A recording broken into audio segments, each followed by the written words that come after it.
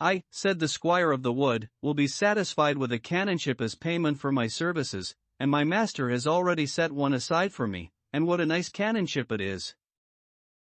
"Your Grace's master," said Sancho, "must be an ecclesiastical kind of knight who can do favors like that for his good squires, but mine is a lay knight, though I do remember when some very wise people, though I think they were malicious, too, advised him to become an archbishop, but he only wanted to be an emperor, and I was trembling at the thought that he'd decide to enter the church, because I didn't think I was qualified to hold any benefices, because I can tell your Grace that even though I look like a man, I'm nothing but an animal when it comes to entering the church." "Well, the truth is your Grace is mistaken," said the squire of the wood, "because not all insular governorships are good. Some are crooked, some are poor, and some are gloomy, and even the proudest and best of them bring a heavy burden of cares and troubles that has to be borne on the shoulders of the unlucky man who happens to be governor.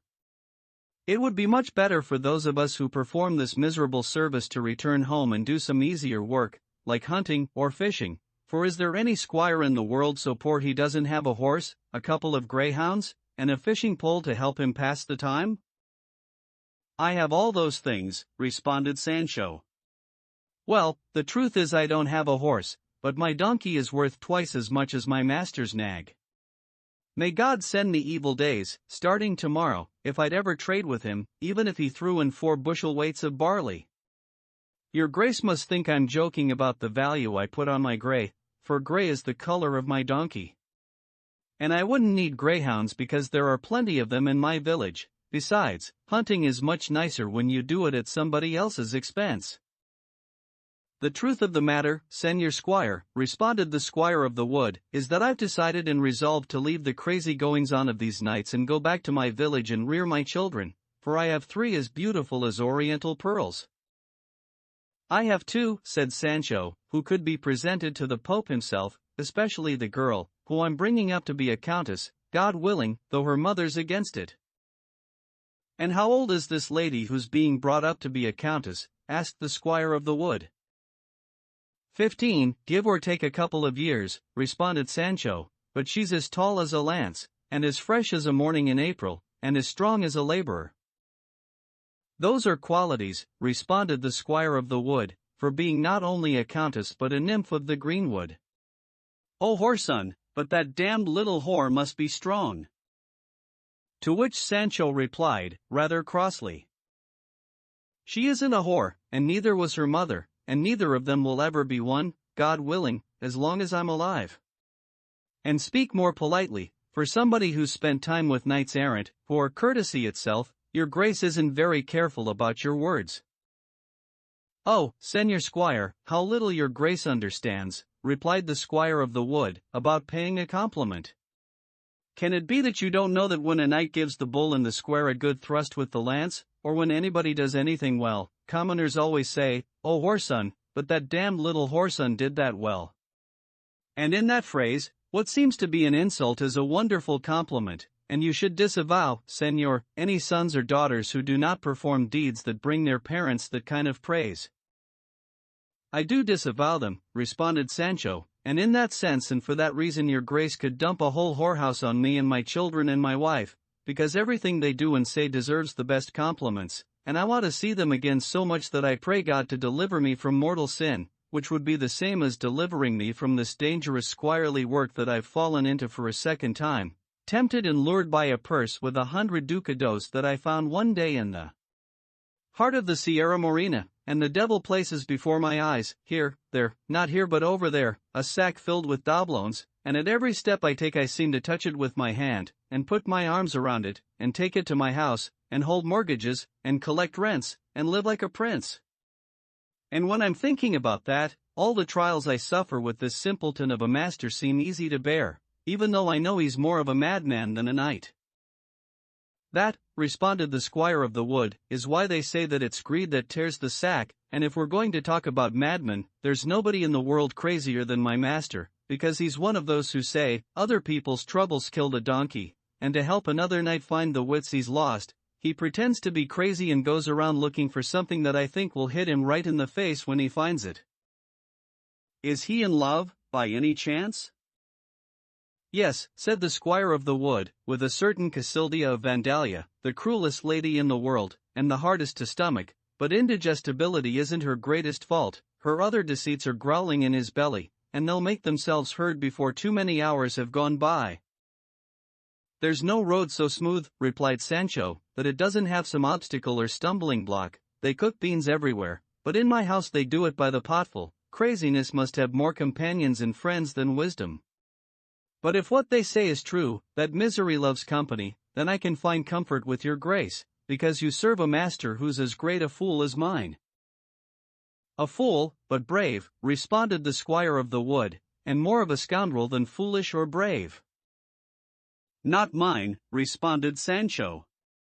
I mean, there's nothing of the scoundrel in him, mine's as innocent as a baby, he doesn't know how to harm anybody, he can only do good to everybody, and there's no malice in him. A child could convince him it's night in the middle of the day, and because he's simple I love him with all my heart and couldn't leave him no matter how many crazy things he does. Even so, senor, said the squire of the wood, if the blind man leads the blind man, they're both in danger of falling into the ditch. Brother, we'd better leave soon and go back where we came from. People who look for adventures don't always find good ones. Sancho had been spitting often, it seems, a certain kind of sticky, dry saliva, and the charitable woodish squire, seeing and noting this, said, I think we've talked so much our tongues are sticking to the roofs of our mouths, but I have an unsticker hanging from my saddlebow, and it's a pretty good one. And he stood up and came back in a little while carrying a large wineskin and a meat pie half a meter long, and this is not an exaggeration, because it held a white rabbit so large that Sancho, when he touched it, thought it was a goat, and not a kid, either, and when Sancho saw this, he said, Señor, did you bring this with you? Well, what did you think, responded the other man. Am I by any chance a run-of-the-mill squire? I carry better provisions on my horse's rump than a general does when he goes marching. Sancho ate without having to be asked twice, and in the dark he wolfed down mouthfuls the size of the knots that hobble a horse. And he said, Your grace is a faithful and true, right and proper, magnificent and great squire, as this feast shows, and if you haven't come here by the arts of enchantment, at least it seems that way to me. But I'm so poor and unlucky that all I have in my saddlebags is a little cheese, so hard you could break a giant's skull with it, and to keep it company some 4 dozen carob beans and the same number of hazelnuts and other kinds of nuts, thanks to the poverty of my master and the idea he has in the rule he keeps that knights-errant should not live and survive on anything but dried fruits and the plants of the field. By my faith, brother, replied the squire of the wood, my stomach isn't made for thistles or wild pears or forest roots. Let our masters have their nightly opinions and rules and eat what their laws command. I have my baskets of food, and this wineskin hanging from the saddlebow, just in case, and I'm so devoted to it and love it so much that I can't let too much time pass without giving it 1,000 kisses and 1,000 embraces. And saying this, he placed the wineskin in Sancho's hands, who tilted it back and put it to his mouth and looked at the stars for a quarter of an hour, and when he had finished drinking, he leaned his head to one side, heaved a great sigh, and said, Oh whoreson, you damned rascal, but that's good. Do you see, said the squire of the wood when he heard Sancho's whoreson? You complimented the wine by calling it whoreson. And I say, responded Sancho, that I confess to knowing it's no dishonor to call anybody a whoreson when your intention is to compliment him.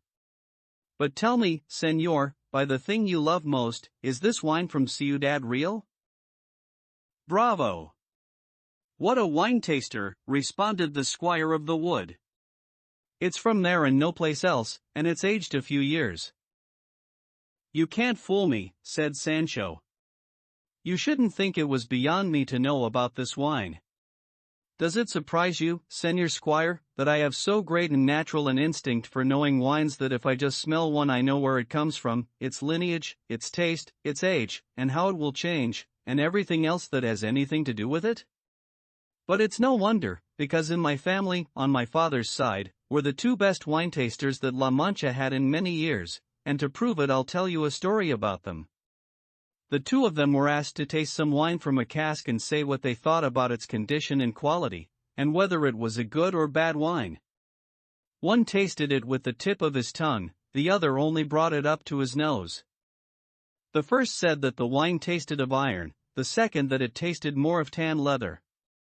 The owner said the cask was clean and the wine had not been fortified in a way that could have given it the taste of iron or leather. Even so, the two famous wine tasters insisted that what they said was true. Time passed, the wine was sold, and when the cask was cleaned, inside it they found a small key on a leather strap.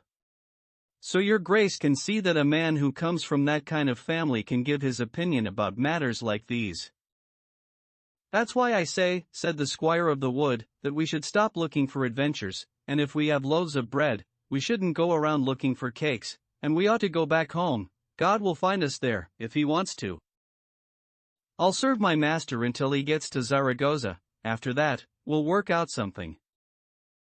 In short, the two good squires spoke so much and drank so much that only sleep could stop their tongues and allay their thirst, for it would have been impossible to take it away altogether, and so, with both of them holding on to the almost empty wineskin, and with mouthfuls of food half chewed in their mouths, they fell asleep, which is where we shall leave them now in order to recount what befell the Knight of the Wood and the Knight of the Sorrowful Face. Chapter 14, in which the adventure of the Knight of the Wood continues. Among the many words that passed between Don Quixote and the Knight of the Forest, the history says that the Knight of the Wood said to Don Quixote, "Finally, Señor Knight, I want you to know that my destiny, or, I should say, my own free choice, led me to fall in love with the peerless Cassilda of Vandalia. I call her without peer because she has none, in the greatness of her stature or in the loftiness of her rank and beauty. This Cassilda, then, whom I am describing to you, repaid my virtuous thoughts and courteous desires by having me, as his stepmother did with Hercules, engage in many different kinds of dangers, promising me at the end of each one that at the end of the next my hopes would be realized, but my labors have been linked together for so long that I have lost count, nor do I know which will be the final one that initiates the satisfaction of my virtuous desires. On one occasion she ordered me to challenge that famous giantess of Seville called La Giralda, one who was as valiant and strong as if she were made of bronze and, without moving from one spot, is the most changeable and fickle woman in the world. I came, I saw, I conquered her, and I made her keep still and to the point, because for more than a week only north winds blew. Another time she ordered me to weigh the ancient stones of the corpulent bulls of Guisando, to an undertaking better suited to laborers than to knights.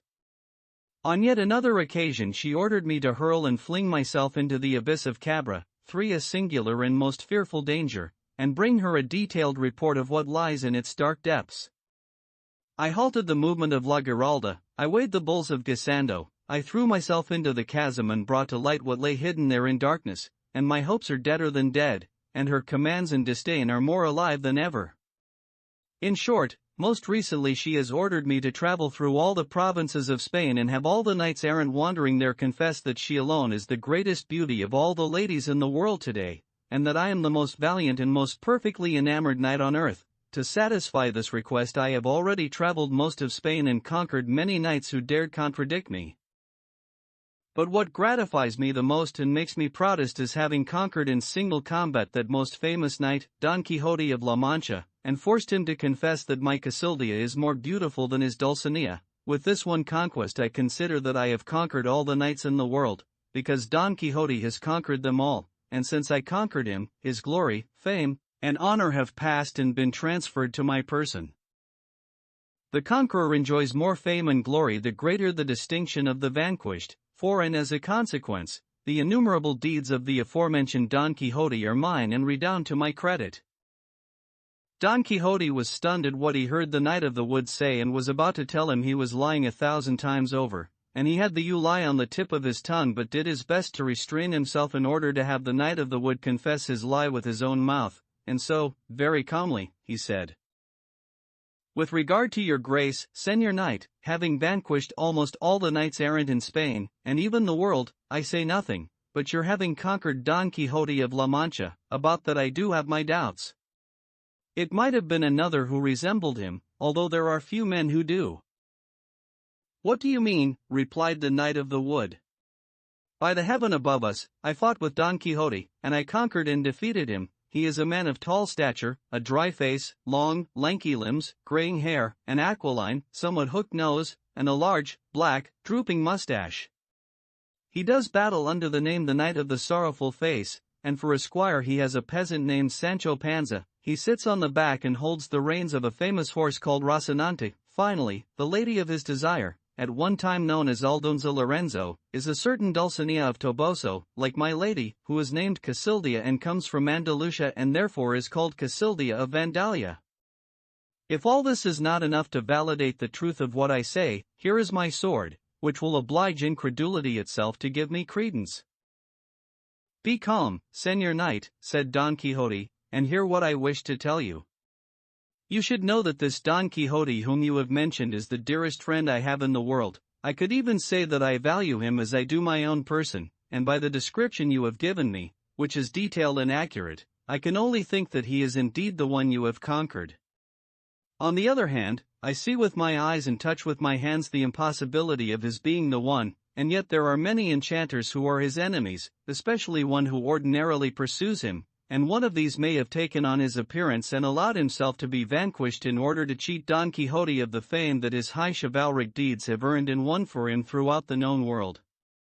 And as confirmation of this, I also want you to know that these enchanters, his adversaries, only 2 days ago transformed the figure and person of the beauteous Dulcinea of Toboso into a foul, low-born peasant girl, and in the same fashion they must have transformed Don Quixote. If this is not enough to persuade you of the truth of what I say, here is Don Quixote himself, who will sustain it with arms, on foot or on horseback, or in whatever manner pleases you. And saying this, he rose to his feet and grasped his sword, waiting to see what decision would be made by the Knight of the Wood, who responded in the same tranquil voice, saying, The man who pays his debts does not mind guarantees. The man, Señor Don Quixote, who could vanquish you transformed can certainly hope to defeat you in your own person. But since it is not right for knights to engage in feats of arms in the dark, like robbers and thieves, let us wait for day so that the sun may see our deeds. And a condition of our combat must be that the vanquished submits to the will of the victor and does everything he desires as long as his commands respect a knight's virtue. I am more than happy with this condition and agreement, responded Don Quixote. And, having said this, they went to the place where their squires were and found them snoring, in the same positions they were in when sleep overcame them. The knights woke them and ordered them to ready the horses, because as soon as the sun rose, the two of them would have to engage in bloody, single, and unequaled combat. At this news, Sancho was surprised and stunned and fearful for the health of his master because of the brave deeds the squire of the wood had attributed to his knight, but, without saying a word, the squires went to find their animals, for by this time all 3 horses and the donkey had smelled one another and were standing close together. On the way, the squire of the wood said to Sancho, You should know, brother, that it's the custom among fighting men in Andalusia, when they are seconds in any dispute, not to stand idly by with their hands folded while the challengers do battle. I say this so you'll know that while our masters are fighting, we have to fight, too, and smash each other to pieces. That custom, Señor Squire, responded Sancho, may be accepted and allowed by the ruffians and fighting men you've mentioned, but for the squires of knights-errant it doesn't apply at all. At least, I haven't heard my master mention that custom, and he knows all the rules of knight-errantry by heart. No matter how much I'd like it to be true that there's a specific rule that squires have to fight when their masters fight, still, I wouldn't obey it, and I'd pay whatever fine they make peaceable squires pay, and I bet it wouldn't be more than 2 pounds of wax 5, and I'd be happy to pay those pounds, because I know they'll cost me less than the bandages I'll need to heal my head. I already counted as split and broken in 2. And there's something else, it's impossible for me to fight because I don't have a sword, and I've never worn one in my whole life. I know a good remedy for that, said the squire of the wood. I have 2 burlap sacks here, and they're both the same size. You'll take one and I'll take the other, and we'll hit each other with the sacks, and our weapons will be equal. Well then, let's do it that way, responded Sancho, because that kind of fight will dust us off more than it'll hurt us. No, it won't be like that, replied the other man, because we have to put half a dozen nice smooth stones, all of them the same weight, inside the sacks so they don't blow away, and then we can hit each other and not do any harm or damage."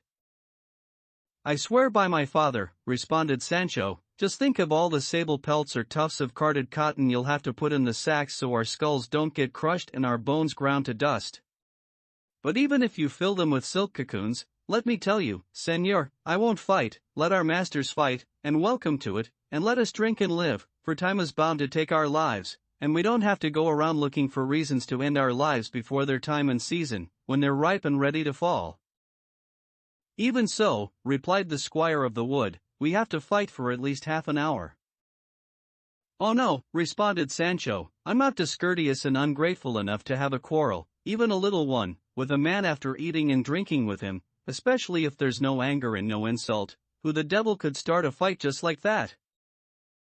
"For that," said the Squire of the Wood, "I have just the remedy. Before we begin the fight, I'll just come up to your grace and give you 3 or 4 slaps in the face that will knock you down, and that'll be enough to wake up your anger even if it's sleeping like a baby." "Well, I know another move just as good to match that," responded Sancho. "I'll just pick up a stick, and before your grace comes over to wake up my anger, with a few whacks I'll put yours into a sleep that'll last into the next world, where they know I'm not a man to let anybody lay hands on my face. Let each man look out for himself, though the best thing would be to let everybody's anger stay asleep. Nobody knows another man's heart, and many who come for will go home clipped and shorn, and God blessed peace and cursed fights, because if a cat that's hunted and locked up and treated badly turns into a lion, then since I'm a man, God knows what I could turn into, and so from now on I'm letting your grace know, Señor Squire, that all the harm and damage that result from our quarrel will be on your head." "That's all right," replied the Squire of the Wood. "God's day will dawn and we'll be fine." By this time 1,000 different kinds of brightly colored birds began to warble in the trees, and with their varied and joyous songs they seemed to welcome and greet the new dawn, who, through the doors and balconies of the Orient, was revealing the beauty of her face and shaking from her hair an infinite number of liquid pearls whose gentle liquor bathed the plants that seemed, in turn, to send forth buds and rain down tiny white seed pearls. The willows dripped their sweet-tasting manna.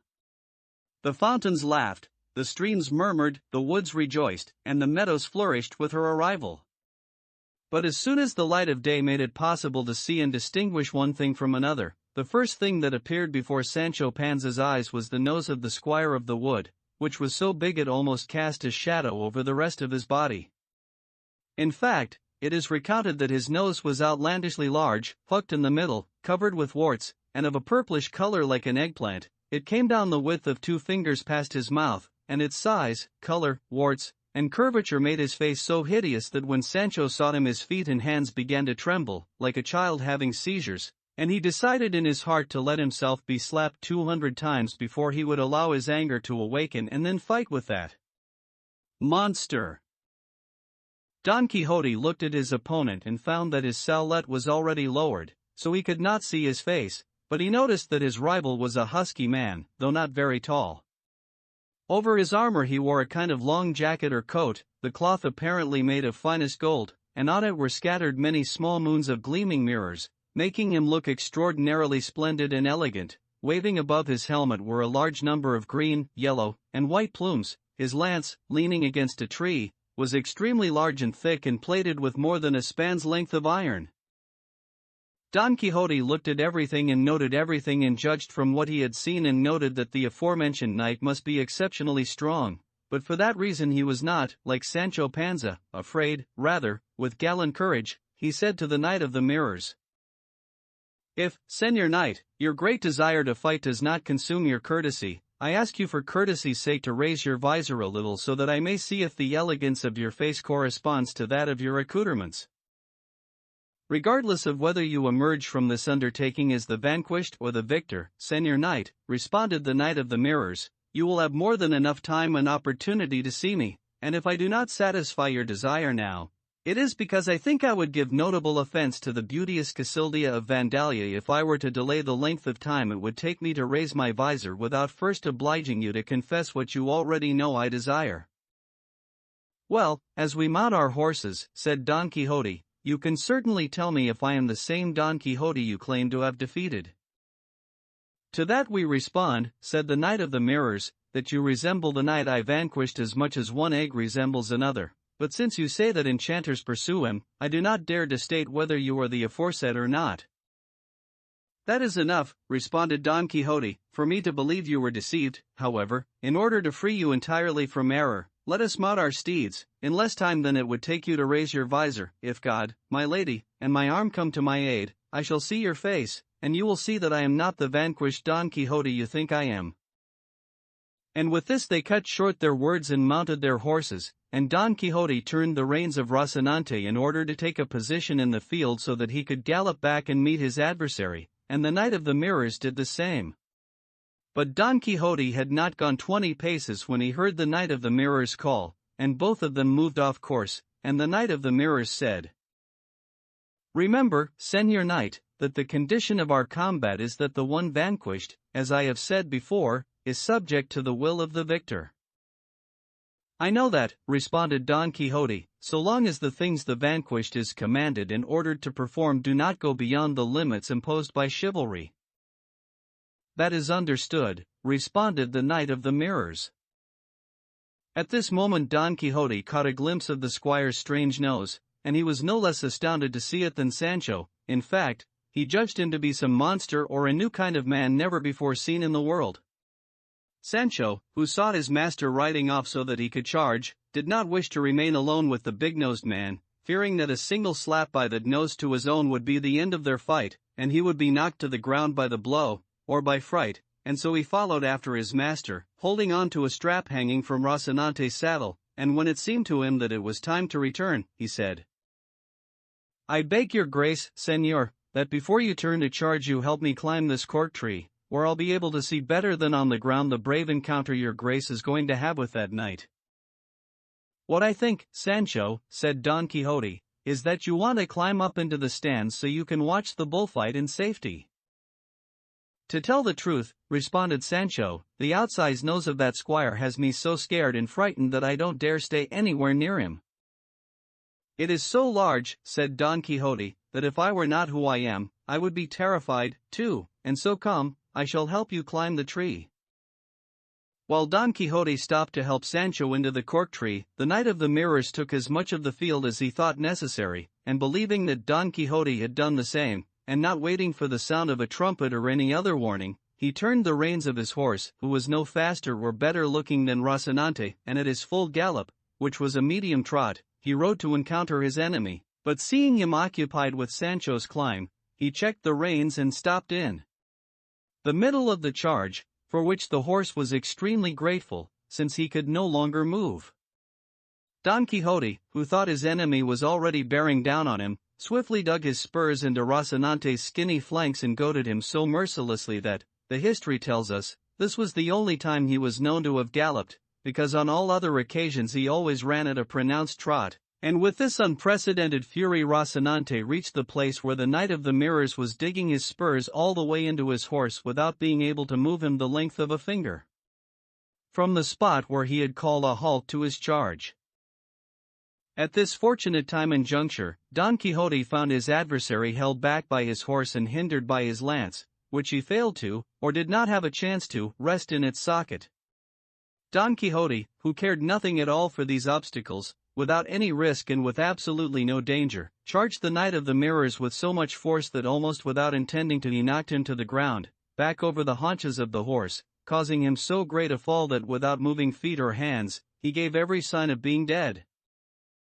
As soon as Sancho saw him fall, he slid down from the cork tree and ran as fast as he could to his master, who, dismounting Rocinante, approached the Knight of the Mirrors and, unlacing his helmet to see if he was dead and, if he were alive, to give him some air, saw, who can say what he saw without causing amazement, wonder, and fear in his listeners?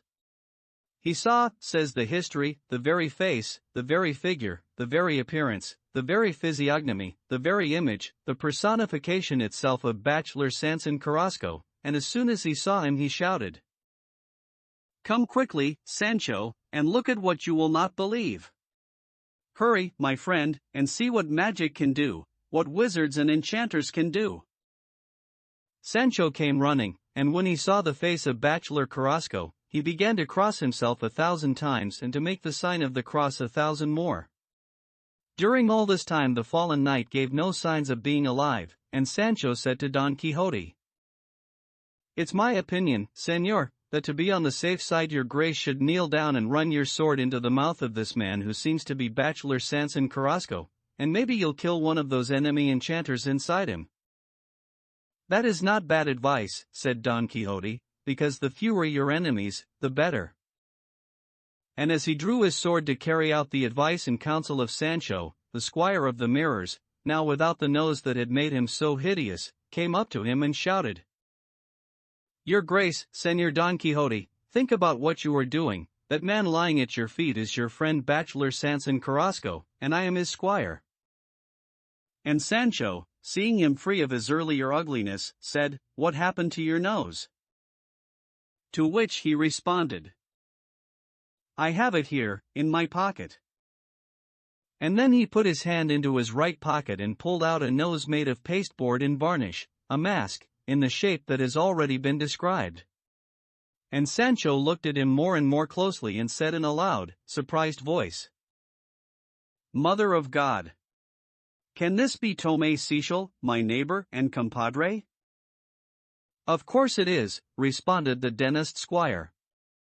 "I'm Tomé Cecil, Sancho Panza, my friend and compadre, and I'll tell you later about the secrets and lies and tricks that brought me here. In the meantime, ask and beg your master not to touch, mistreat, wound, or kill the knight of the mirrors who is lying at his feet, because beyond any doubt he's the bold but badly advised Bachelor Samson Carrasco, our neighbor." At this point the knight of the mirrors regained consciousness. Don Quixote, seeing this, held the naked tip of his sword over his face and said, "Knight, thou art dead if thou dost not confess that the peerless Dulcinea of Toboso was more beauteous than thy Casilda of Vandalia. What is more, if thou wisheth to survive this contest in defeat, thou needs must promise to go to the city of Toboso and appear before her on my behalf, so that she may do with thee whatever she willeth, and if she giveth thee leave to go, thou must come back and find me, and the trail of my great deeds will serve thee as a guide that will bring thee to me, and thou must tell me all that transpired with her. These conditions, as we agreed before our combat, do not go beyond the bounds of knight-errantry." "I confess," said the fallen knight, "that the torn and dirty shoe of Señora Dulcinea of Toboso is worth more than the unkempt but clean beard of Casilda, and I promise to go and return from her presence to yours, and to give you a complete and detailed account of whatever you ask."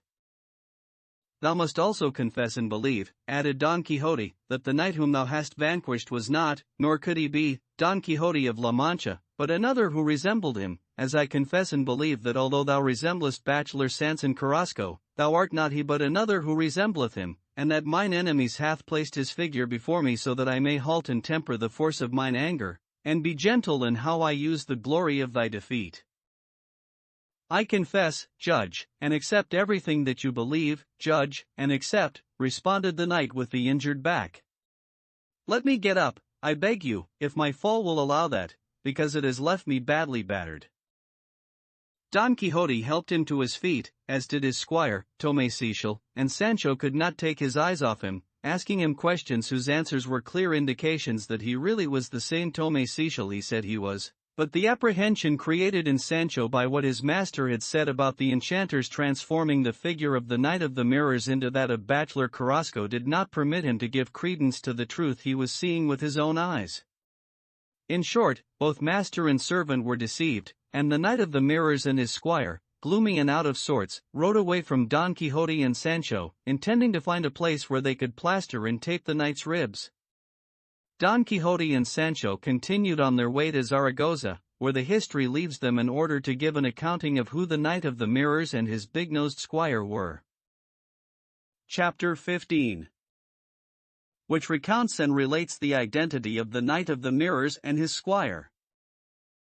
Don Quixote was filled with contentment, pride, and vainglory at having achieved victory over so valiant a knight as he imagined the Knight of the Mirrors to be, and from his chivalric promise he hoped to learn if the enchantment of his lady was still in effect, since it was necessary for the conquered knight to return, under pain of no longer being a knight, to tell him what had transpired with her.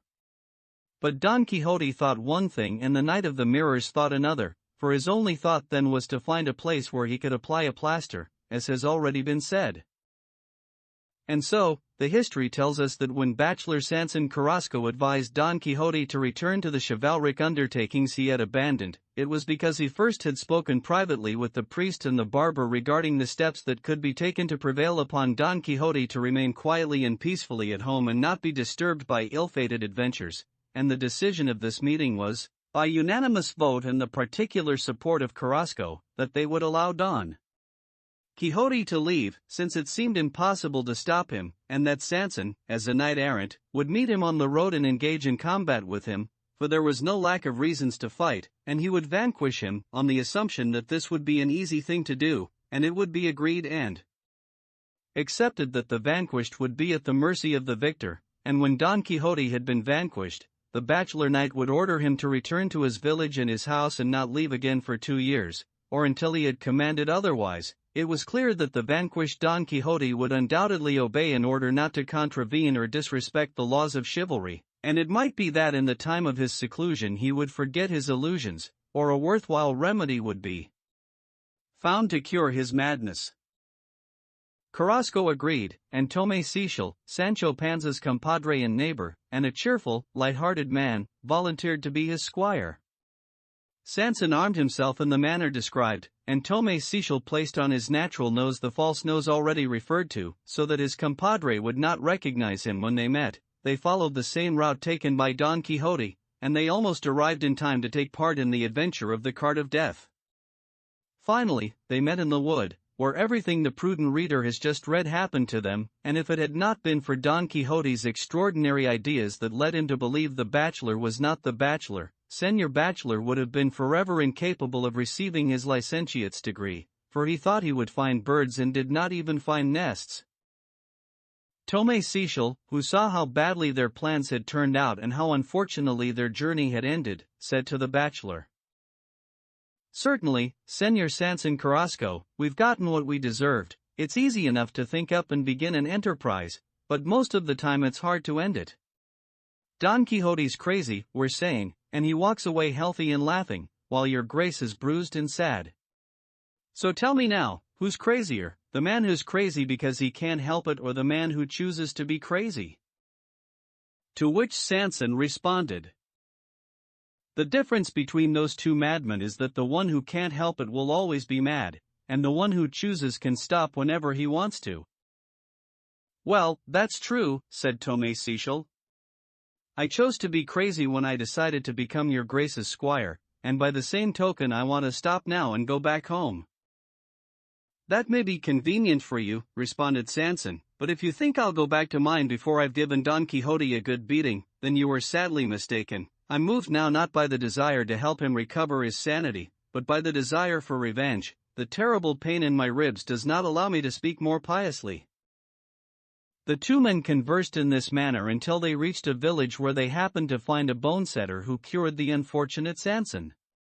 Tomé Cecil turned back and left him, and Sanson remained behind to imagine his revenge, and the history speaks of him again at the proper time, but it joyfully returns now to Don Quixote. Chapter 16. Regarding what befell Don Quixote with a prudent knight of La Mancha. With the joy, contentment, and pride that have already been mentioned, Don Quixote continued his journey, imagining, because of his recent victory, that he was the world's most valiant knight-errant of the age. He considered any adventures that might befall him from that time on as already completed and brought to a happy conclusion. He held enchantments and enchanters in contempt. He did not recall the countless beatings he had received in the course of his chivalric exploits, or the stones that had knocked out half his teeth, or the ingratitude of the galley slaves, or the Yangessan's audacious rainstorm of staffs. In short, he said to himself that if he could find the art, means, or manner to disenchant his lady Dulcinea, he would not envy the greatest good fortune that ever was achieved or could be achieved by the most fortunate knight-errant of past times. He was completely lost in these thoughts when Sancho said, "Isn't it funny, Señor, that I still can see the awful outsized nose of my compadre Tomé Cecil? Do you still believe, Sancho, that the Knight of the Mirrors was Bachelor Carrasco, and your compadre Tomé Cecil was his squire?" "I don't know what to say about that," responded Sancho. All I know is that he was the only one who could have told me what he did about my house, my wife, and my children, and except for the nose, his face was the face of Tomé Cecil, just as I have seen it so often in my village and in his house that shares a wall with mine, and the sound of his voice was the same. Let us reason about this, Sancho, replied Don Quixote. Come, does it make sense that bachelor Samson Carrasco should appear as a knight-errant, armed with offensive and defensive weapons, to do battle with me? Have I, by chance, been his enemy? Have I ever given him reason to bear me ill will? Am I his rival, or does he profess arms, that he would be envious of the fame I have won through their exercise? But what do we say, Señor, responded Sancho, about that knight, whoever he was, looking so much like bachelor Carrasco, and his squire looking like my compadre Tomé Cecil? If it's enchantment, like your grace says, weren't there any other men in the world they could have looked like? Everything is artifice and mere appearance, responded Don Quixote, devised by the evil magicians who pursue me. Foreseeing that I would emerge victorious from the battle, they arranged for the defeated knight to show the face of my friend the bachelor, so that the friendship I have for him would be placed between the edges of my sword, and stay the severity of my arm, and temper the righteous anger of my heart, and in this manner the one who was attempting to take my life through trickery and falsehood would save his own.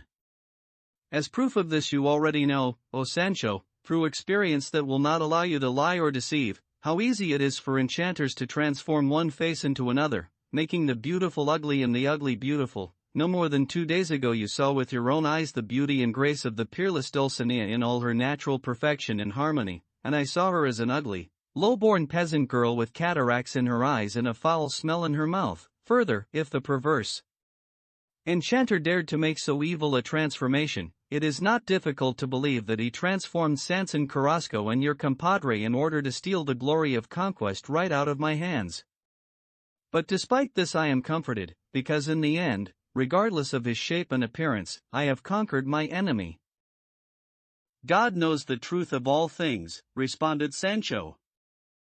And since he knew that the transformation of Dulcinea had been his own trickery and deception, the chimerical ideas of his master did not satisfy him, but he did not wish to respond so as not to say anything that might reveal his lie.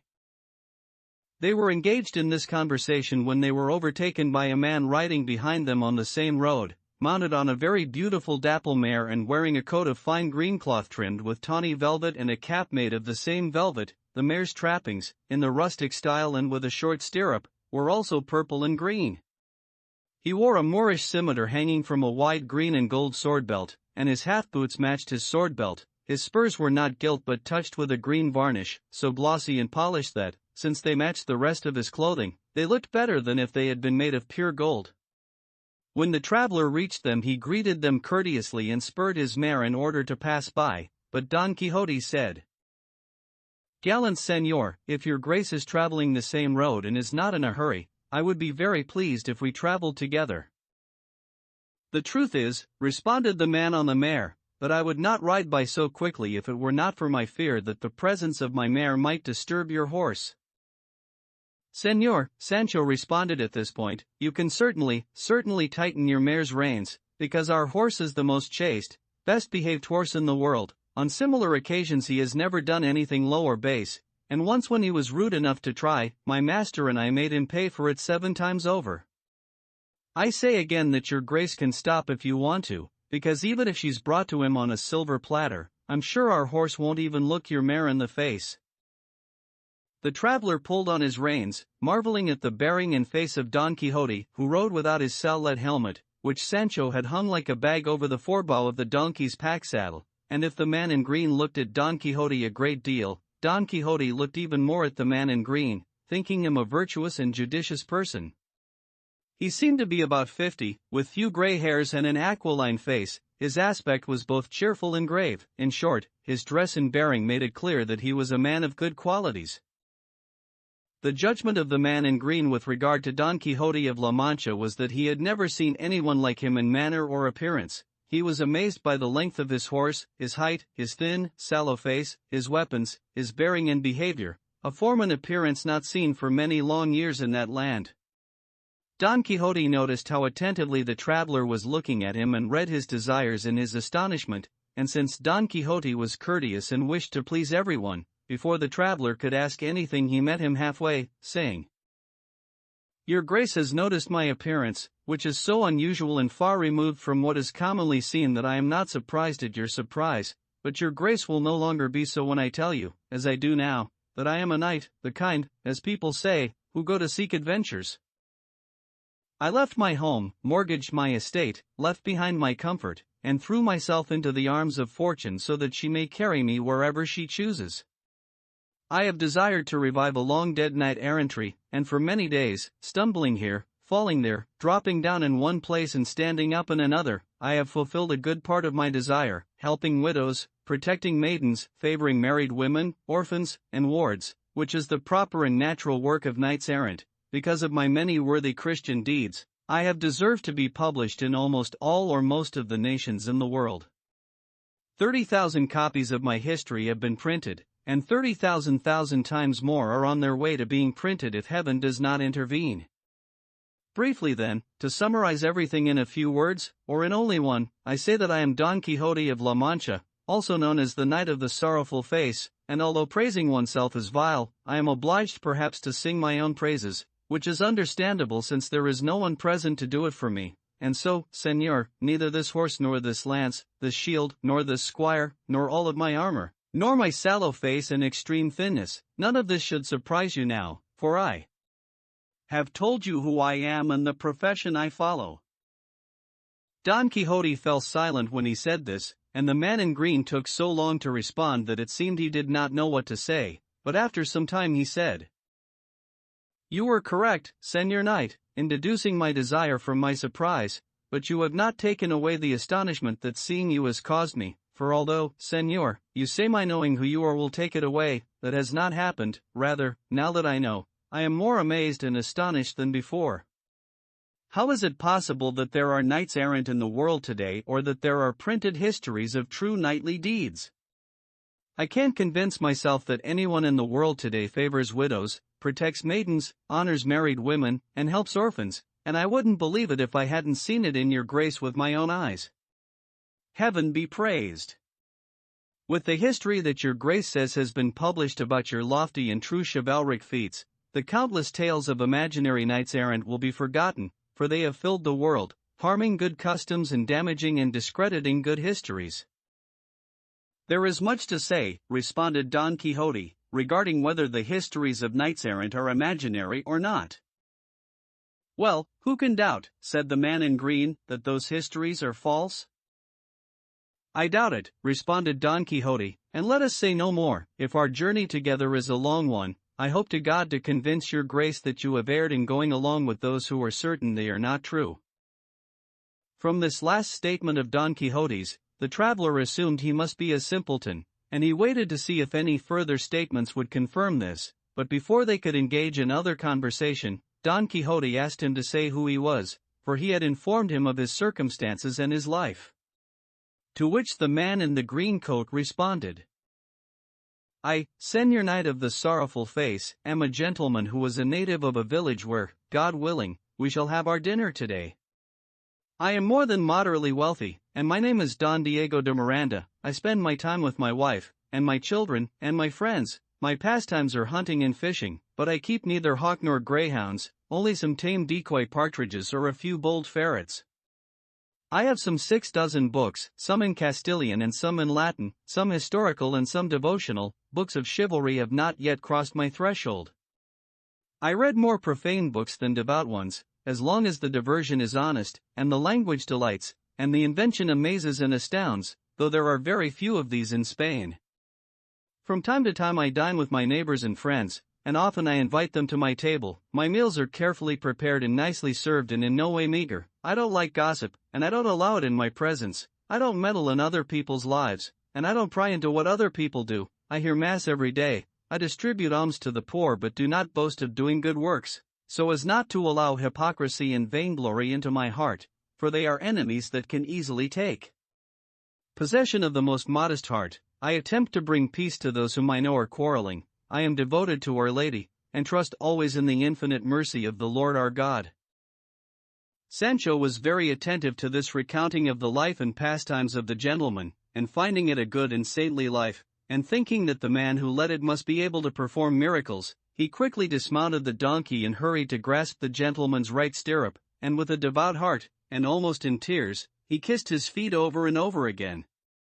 Seeing this, the gentleman asked, "What are you doing, brother? What is the reason for these kisses?" "Let me give them to you," responded Sancho, "because I think your grace is the first saint with short stirrups that I've ever seen in my life."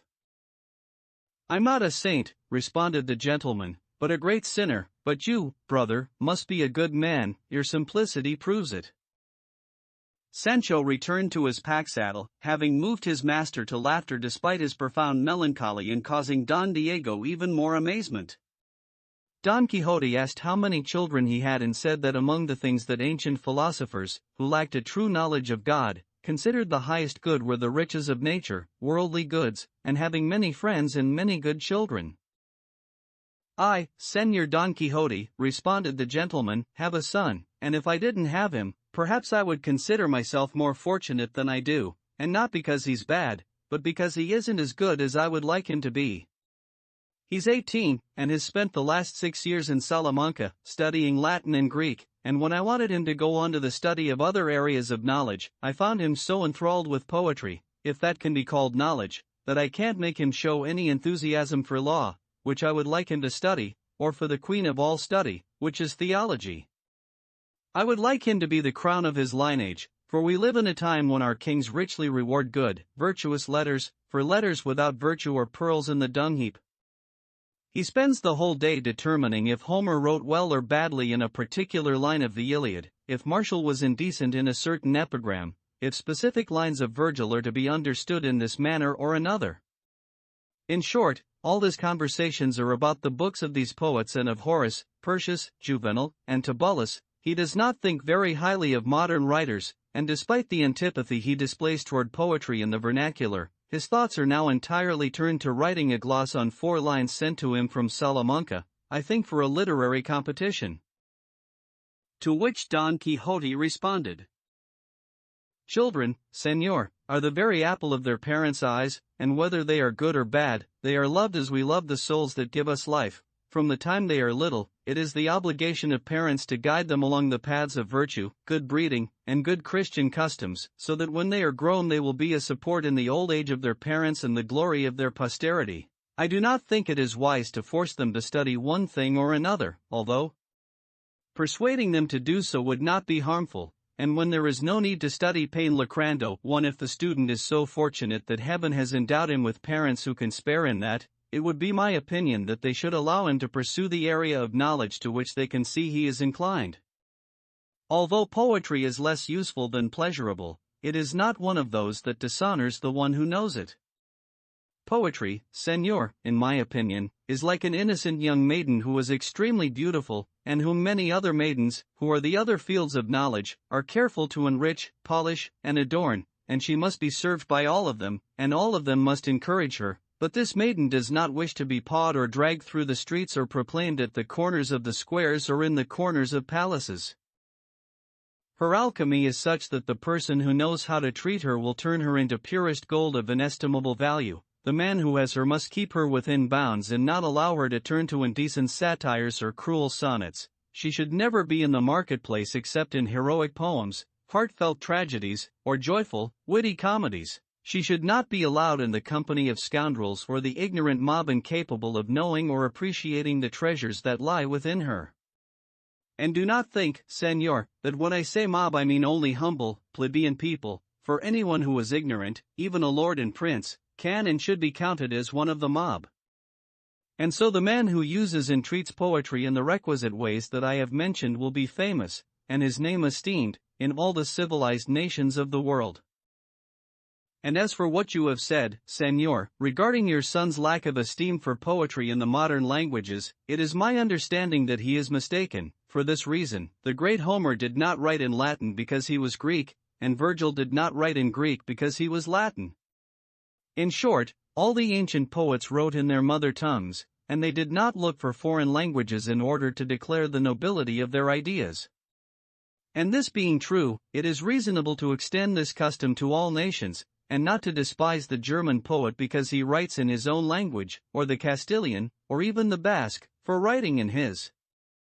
But I imagine, Senor, that your son does not condemn vernacular poetry but poets who are merely vernacular and do not know other languages or other fields of knowledge, which adorn and awaken and assist their natural impulse. Even in this he may be mistaken, because, according to reliable opinion, a poet is born, that is to say, the natural poet is a poet when he comes from his mother's womb, and with that inclination granted to him by heaven, with no further study or artifice he composes things that prove the truthfulness of the man who said, Est Deus in nobis. 2. I also say that the natural poet who makes use of art will be a much better and more accomplished poet than the one who knows only the art and wishes to be a poet. The reason is that art does not surpass nature but perfects it, therefore. When nature is mixed with art, and art with nature, the result is a perfect poet. Let me conclude by saying, Senor, that you should allow your son to walk the path to which his star calls him, if he is the good student he should be, and if he has already successfully climbed the first essential step, which is languages, with them he will, on his own, mount to the summit of human letters, which are so admirable in a gentleman with his cape and sword, and adorn, honor, and ennoble him, as mitres do bishops, or robes the learned jurists. Your grace should reprimand your son if he writes satires that damage other people's honor. You should punish him and tear up the poems. But if he composes admonitory sermons in the manner of Horace 3 in which vices in general are elegantly reproved, then praise him, because it is licit for the poet to write against envy, and to criticize the envious in his verses, and to do the same with the other vices, as long as he does not point out a specific person. But there are poets who, for the sake of saying something malicious, would run the risk of being exiled to the islands of Pontus. 4. If the poet is chaste in his habits, he will be chaste in his verses as well. The pen is the tongue of the soul. His writings will be like the concepts engendered there, when kings and princes see the miraculous art of poetry in prudent, virtuous, and serious subjects. They honor, esteem, and enrich them, and even crown them with the leaves of the tree that lightning never strikes. 5 is a sign that those whose temples are honored and adorned by such crowns are not to be assaulted by anyone.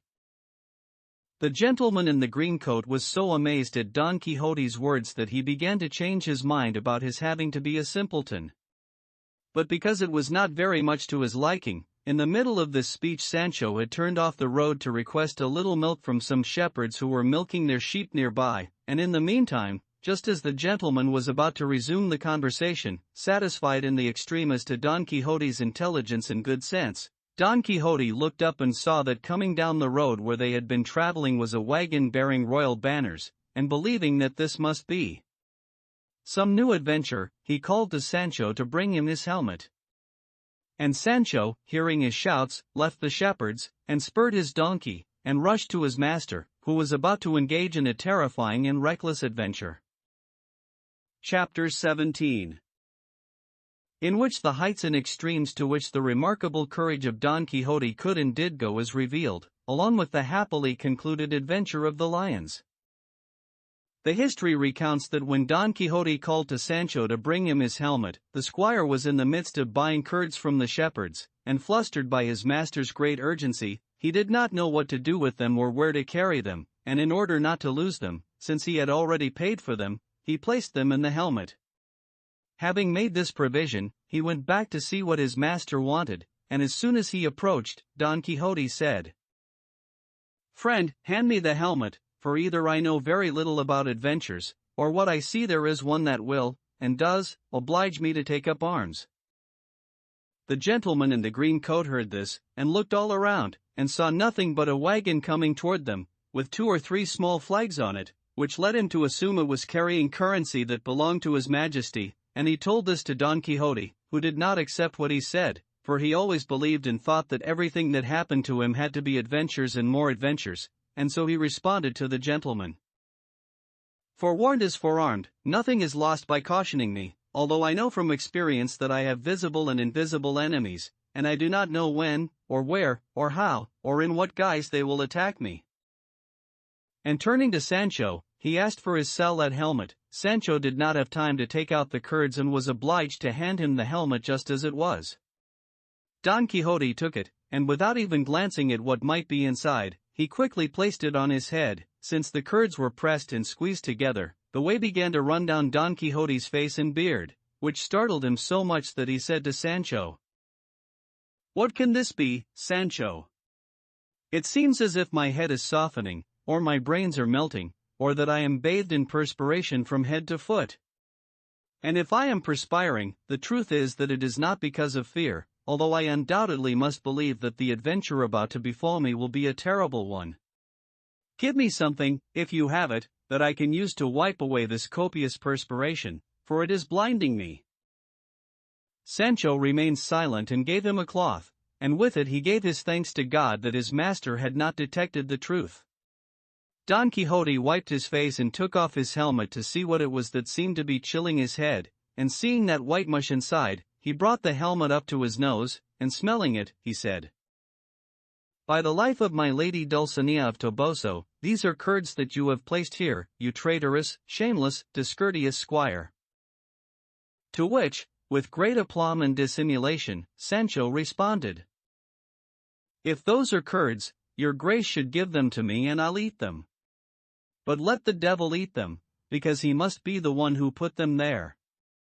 Would I ever dare to dirty your grace's helmet? You must know who the scoundrel is. By my faith, Señor, and the brains God gave me, I must also have enchanters who pursue me, since I'm your grace's servant and one of your members, and they must have put that filth there to turn your patience to anger and move you to beat me around my ribs, as you so often do. But the truth is that this time they're far off the mark, for I trust in the good sense of my master, who will consider that I don't have any curds, or milk, or anything else along those lines, and if I did, I'd put them in my stomach and not in your sallet helmet." "All things are possible," said Don Quixote. And the gentleman observed all of this, and all of it amazed him, especially when Don Quixote, after carefully cleaning his head, face, beard, and sallet, steadied his feet in the stirrups, called for his sword, grasped his lance, and said, "Now come what may, for here I am, ready to do battle with Satan himself." At this moment the wagon with the flags reached them, and the only people on it were the driver, leading the mules, and a man sitting at the front. Don Quixote stopped in front of the wagon and said, "Where are you going, brothers? What wagon is this, and what are you carrying in it, and what flags are these?" To which the driver responded, "The wagon is mine, inside are 2 fierce lions in cages that the General of Oran is sending to court as a present for his majesty. The flags belong to our master, the king, as a sign that what's inside is his." "And are the lions big?" asked Don Quixote. "So big," responded the man riding at the door of the wagon, "that no lions bigger, or even as big, have ever been brought over from Africa to Spain. I'm the lion keeper, and I've brought over other lions, but none like these. They're male and female, the males in this first cage and the females in the one behind, and they're hungry now because they haven't eaten today, and so, your grace, move out of the way because we have to hurry to the place where we can feed them." To which Don Quixote, smiling slightly, said, "You talk of lions to me? To me you speak of these little lions, and at this hour? Well, by God, those gentlemen who sent them here will see if I am a man who is frightened by lions.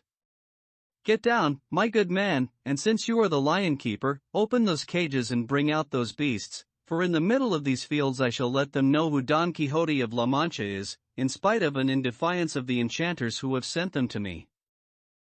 "Well, that proves it," said the gentleman to himself. "Our good knight has shown exactly who he is. The curds, no doubt, have softened his head and ripened his brains." At this moment Sancho came up to him and said, "Señor, for the love of God, your grace, do something to stop my master, Don Quixote, from doing battle with these lions. If he fights them, they'll tear us all to pieces." "Well, is your master so crazy," responded the gentleman, "that you fear and believe he'll fight with such savage animals?" "He isn't crazy," responded Sancho, "he's just reckless." "I'll do what I can to keep him from daring too much," replied the gentleman. And going up to Don Quixote, who was urging the lion keeper to open the cages, he said, Señor Knight, knights errant ought to undertake adventures that promise some hope of success, not those that are completely devoid of hope, for the valor that crosses over into temerity has more to do with madness than courage, particularly because these lions are not attacking your grace, or even dreaming of doing so. They are gifts to His Majesty, and it would not be wise to stop them or interfere with their journey. Señor, responded Don Quixote, your grace should go and see to your tame decoy partridge and your bold ferret, and let each man do his work. This is mine, and I know whether or not these noble lions are attacking me. And turning to the lion keeper, he said, I swear, Don Scoundrel, that if you do not open the cages immediately, I shall pin you to the wagon with this lance. The driver, who saw the determination of that armed apparition, said, Señor, if it please your grace, I beg you, let me unyoke the mules and take them somewhere safe before the lions show themselves, because if they kill them, I'll be ruined for life. The only thing I own is this wagon and these mules. O man of little faith, responded Don Quixote. Get down, and unyoke them, and do whatever you wish, for soon you will see that you labored in vain and could have spared yourself the effort. The driver climbed down and quickly unyoked the mules, and the lion keeper cried out, Let all those here present bear witness that I have been forced against my will to open the cages and set free the lions, and that I declare to this gentleman that he is answerable and accountable for all the harm and damage these beasts may do, as well as for my salaries and fees. Your graces should take cover before I let them out, though I'm sure they won't hurt me. Once again the gentleman tried to persuade him not to commit an act of such madness, for to engage in something so foolish was to tempt God. To which Don Quixote responded that he knew what he was doing. The gentleman responded that he should be careful, for he knew that Don Quixote was deceived. Now, Señor, replied Don Quixote, if your grace does not wish to be a witness to what you believe is going to be a tragedy, use your spurs on the dapple and hurry to safety. Hearing this, Sancho, with tears in his eyes, begged his master to desist from such an undertaking, compared to which the adventure of the windmills, and that of the water wheels, and, in short, all the feats he had performed in the entire course of his life had been nothing but child's play. Look, Señor, said Sancho, there's no enchantment here or anything like it. I've seen through the gratings and cracks in the cage the claw of a real lion, and I think the lion that claw belongs to must be bigger than a mountain. Your fear, at the very least, responded Don Quixote, will make it seem bigger to you than half the world. Withdraw, Sancho, and leave me. If I die here, you know our old agreement, you will present yourself to Dulcinea, and I shall say no more to you. To these words he added others with which he took away all hope that he might not pursue his mad intention. The gentleman in the green coat would have liked to stop him, but he was not as well armed, and he did not think it prudent to fight with a madman, for by now he thought Don Quixote was completely out of his mind. The knight again began to press the lion keeper and to repeat his threats, which gave the gentleman the opportunity to spur his mare, and Sancho to urge on his donkey, and the driver to hurry his mules, all of them attempting to get as far away from the wagon as they could before the lions were freed. Sancho wept for the death of his master. This time he believed there was no doubt he would fall into the clutches of the lions. He cursed his luck and called it an evil hour when it had occurred to him to serve his master again, but his weeping and lamentations did not prevent him from kicking the donkey to hurry him away from the wagon. Then the lion keeper, seeing that those who were fleeing had reached safety, pleaded with and warned Don Quixote, using the same pleas and warnings he had used before, and Don Quixote responded that he had heard what he had to say, and he should not trouble himself with more warnings and pleas, for they would be to no avail, and what he should do was hurry. In the time it took the lion keeper to unlock the first cage, Don Quixote was considering if it would be better to do battle on foot or on horseback, and, finally, he decided to do battle on foot, fearing that Rocinante would become frightened at the sight of the lions. For this reason he leaped from his horse, tossed away his lance, took up his shield, unsheathed his sword, and at a deliberate pace, with marvelous courage and a valiant heart, he went to stand before the wagon, commending himself with all his heart first to God and then to his lady Dulcinea. And it is worth noting that when he reached this point, the author of this true history exclaimed, "O most valiant and supremely courageous Don Quixote of La Mancha, paragon of all the brave men in the world, a second in new Don Manuel de Leon won the glory and honor of Spanish knights.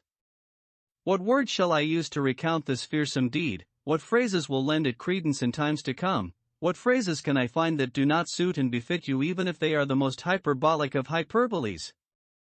You on foot, you alone, you intrepid and of a noble mind, armed only with a sword, and not one of those with a dog on the blade too, and with a shield not made of bright and shining steel, you stand waiting and anticipating the two most savage lions ever born in the African jungle. May your own deeds sing your praises, most valiant Manchegan. I shall leave them here in all their perfection, for I do not have the words with which to extol them. The aforementioned exclamation of the author ended here, and he moved on, picking up the thread of the history and saying that when the lion keeper saw that Don Quixote was in position, and that he himself could not avoid freeing the male lion without falling into disfavor with the wrathful and audacious knight, he opened wide the first cage, which held, as has been said, the male lion, who appeared to be of extraordinary size and fearsome and hideous aspect.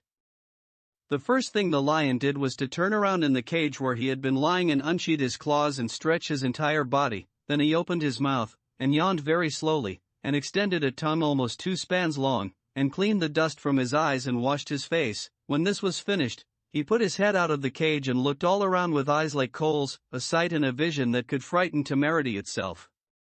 Only Don Quixote looked at him attentively, wanting him to leap from the wagon and come within reach of his hands, for he intended to tear him to pieces. These are the extremes to which Don Quixote's unprecedented madness took him.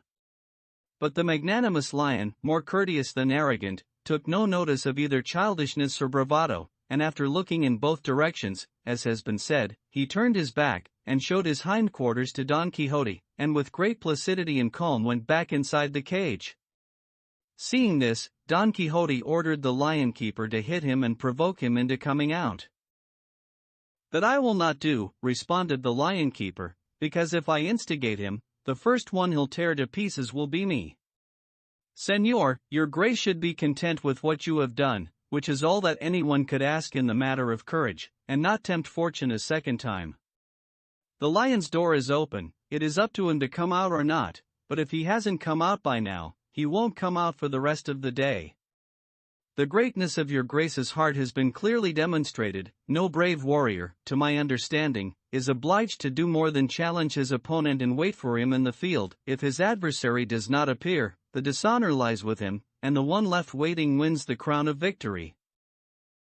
"That is true," responded Don Quixote, "and so, friend, close the door and give me the best statement you can regarding what you have seen me do, which is to say, you opened the lion's cage, I waited for him, he did not come out, still I waited for him, and still he did not come out but lay down again. I need do no more, and so away with enchantments, and may God protect justice and true chivalry. Close the door, as I have said, while I signal to those who have fled and run away so that they may hear of this great deed from your own lips." The lion keeper did so, and Don Quixote, attaching to the end of his lance the cloth he had used to wipe away the downpour of curds on his face, began to call those who had not stopped fleeing or looking back at every step, all of them in a mad rush, with the gentleman at their head. But Sancho saw the signal with the white cloth, and he said, "Strike me dead if my master hasn't defeated the savage beasts, for he's calling us." Everyone stopped and realized that the one signaling was Don Quixote, and losing some part of their fear, they gradually approached until they could clearly hear Don Quixote calling to them. Finally, they returned to the wagon, and when they arrived Don Quixote said to the driver, "Yoke your mules again, my friend, and continue on your way, and you, Sancho, give him 2 gold escudos, one for him and one for the lion keeper, in recompense for the delay I have caused them." "I'll do that gladly," responded Sancho, "but what happened to the lions? Are they dead or alive?" Then the lion keeper, in great detail and with many pauses, recounted the outcome of the contest, exaggerating to the best of his ability and skill the valor of Don Quixote, the sight of whom made a coward of the lion, who refused and did not dare to leave his cage, although he had kept the door open for some time, and only because he had told the knight that it was tempting God to provoke the lion and force him to come out, which is what he wanted him to do, and despite the knight's wishes and against his will, he had allowed the door to be closed again. "What do you think of that, Sancho?" said Don Quixote. "Are there any enchantments that can prevail against true courage?" "Enchanters may deprive me of good fortune, but of spirit and courage, never." Sancho gave the men the escudos, the driver yoked his team, the lion-keeper kissed Don Quixote's hands for the favor received and promised to recount that valiant feat to the king himself when he arrived in court. "If, by chance, his majesty asks who performed the deed, tell him it was the Knight of the Lions. From this day forth, I want the name I have had until now, the Knight of the Sorrowful Face, to be changed, altered, turned, and transformed into this, and in doing so, I follow the ancient usage of knights errant, who changed their names whenever they wished, or whenever it seemed appropriate." The wagon went on its way, and Don Quixote, Sancho, and the gentleman of the green coat continued on theirs. In all this time Don Diego de Miranda had not said a word but was careful to observe and note the actions and words of Don Quixote, who seemed to him a sane man gone mad and a madman edging towards sanity. He had not yet heard anything about the first part of Don Quixote's history. If he had read it, he would no longer have been astonished by his actions and words, for he would have known the nature of his madness, but since he did not, he sometimes thought him sane and sometimes mad, because his speech was coherent, elegant, and eloquent and his actions nonsensical, reckless, and foolish. And he said to himself, "What greater madness can there be than putting on a helmet full of curds and believing that enchanters had softened one's head? And what greater temerity and foolishness than to attempt to do battle with lions?" Don Quixote drew him away from these thoughts and this soliloquy by saying, "Who can doubt, Señor Don Diego de Miranda, that in the opinion of your grace I am a foolish and witless man?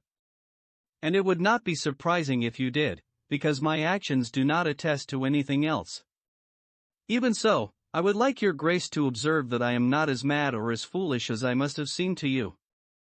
A gallant knight is pleasing in the eyes of his king when, in the middle of a great plaza, he successfully thrusts his lance into a fierce bull. A knight is pleasing when, dressed in shining armor, he enters the field and contends in lively justs before the ladies, and all those knights who engage in military exercises, or seem to, entertain and enliven and, if one may say so, honor the courts of their princes. But above and beyond all these, the best seems to be the knight-errant, who travels wastelands and desolate places, crossroads and forests and mountains, seeking dangerous adventures and attempting to bring them to a happy and fortunate conclusion, his sole purpose being to achieve glorious and lasting fame. The knight-errant who helps a widow in some deserted spot, seems better, I say, than a courtier knight flattering a damsel in the city. All knights have their own endeavors. Let the courtier serve the ladies, and lend majesty to the court of his king with livery. Let him sustain poor knights with the splendors of his table, arrange justs, support tourneys, and show himself to be great, liberal, magnanimous, and, above all, a good Christian, and in this manner he will meet his precise obligations. But let the knight-errant search all the corners of the world, let him enter into the most intricate labyrinths, attempt the impossible at each step he takes, resist in empty wastelands the burning rays of the sun in summer, and in winter the harsh rigors of freezing winds. Let him not be dismayed by lions, or frightened by monsters, or terrified by dragons. Searching for these and attacking those and vanquishing them all are his principal and true endeavors.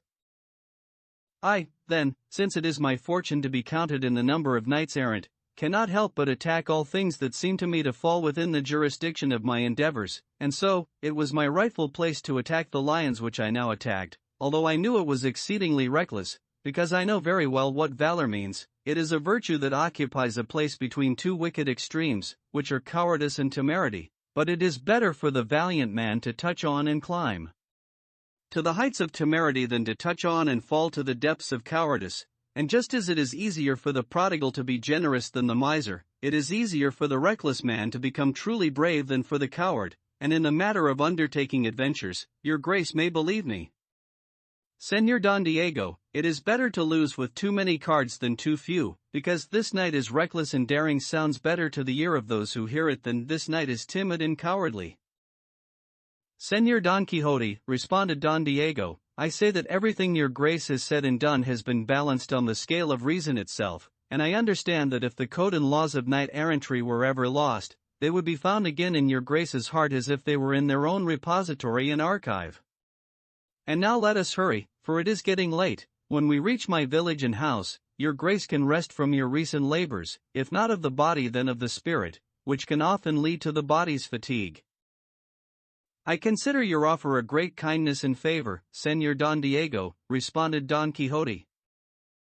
And spurring their mounts more than they had up until then, at about 2 o'clock they reached the village and house of Don Diego, whom Don Quixote called the Knight of the Green Coat. Chapter 18. Regarding what befell Don Quixote in the castle or house of the Knight of the Green Coat, along with other bizarre matters.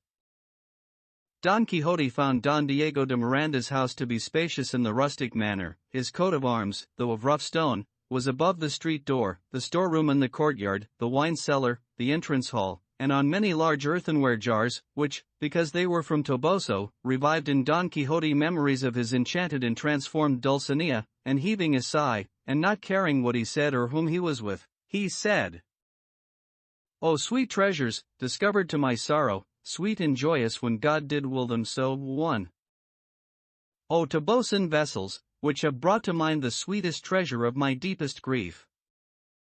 He was heard to say this by the student poet, Don Diego's son, who had come out with his mother to receive him, and both mother and son marveled to see the strange figure of Don Quixote, who, dismounting Rocinante, very courteously went up to her and asked to kiss her hands, and Don Diego said, "Señora, welcome with your customary amiability Señor Don Quixote of La Mancha, whom you have here before you, the most valiant and intelligent knight-errant in the world."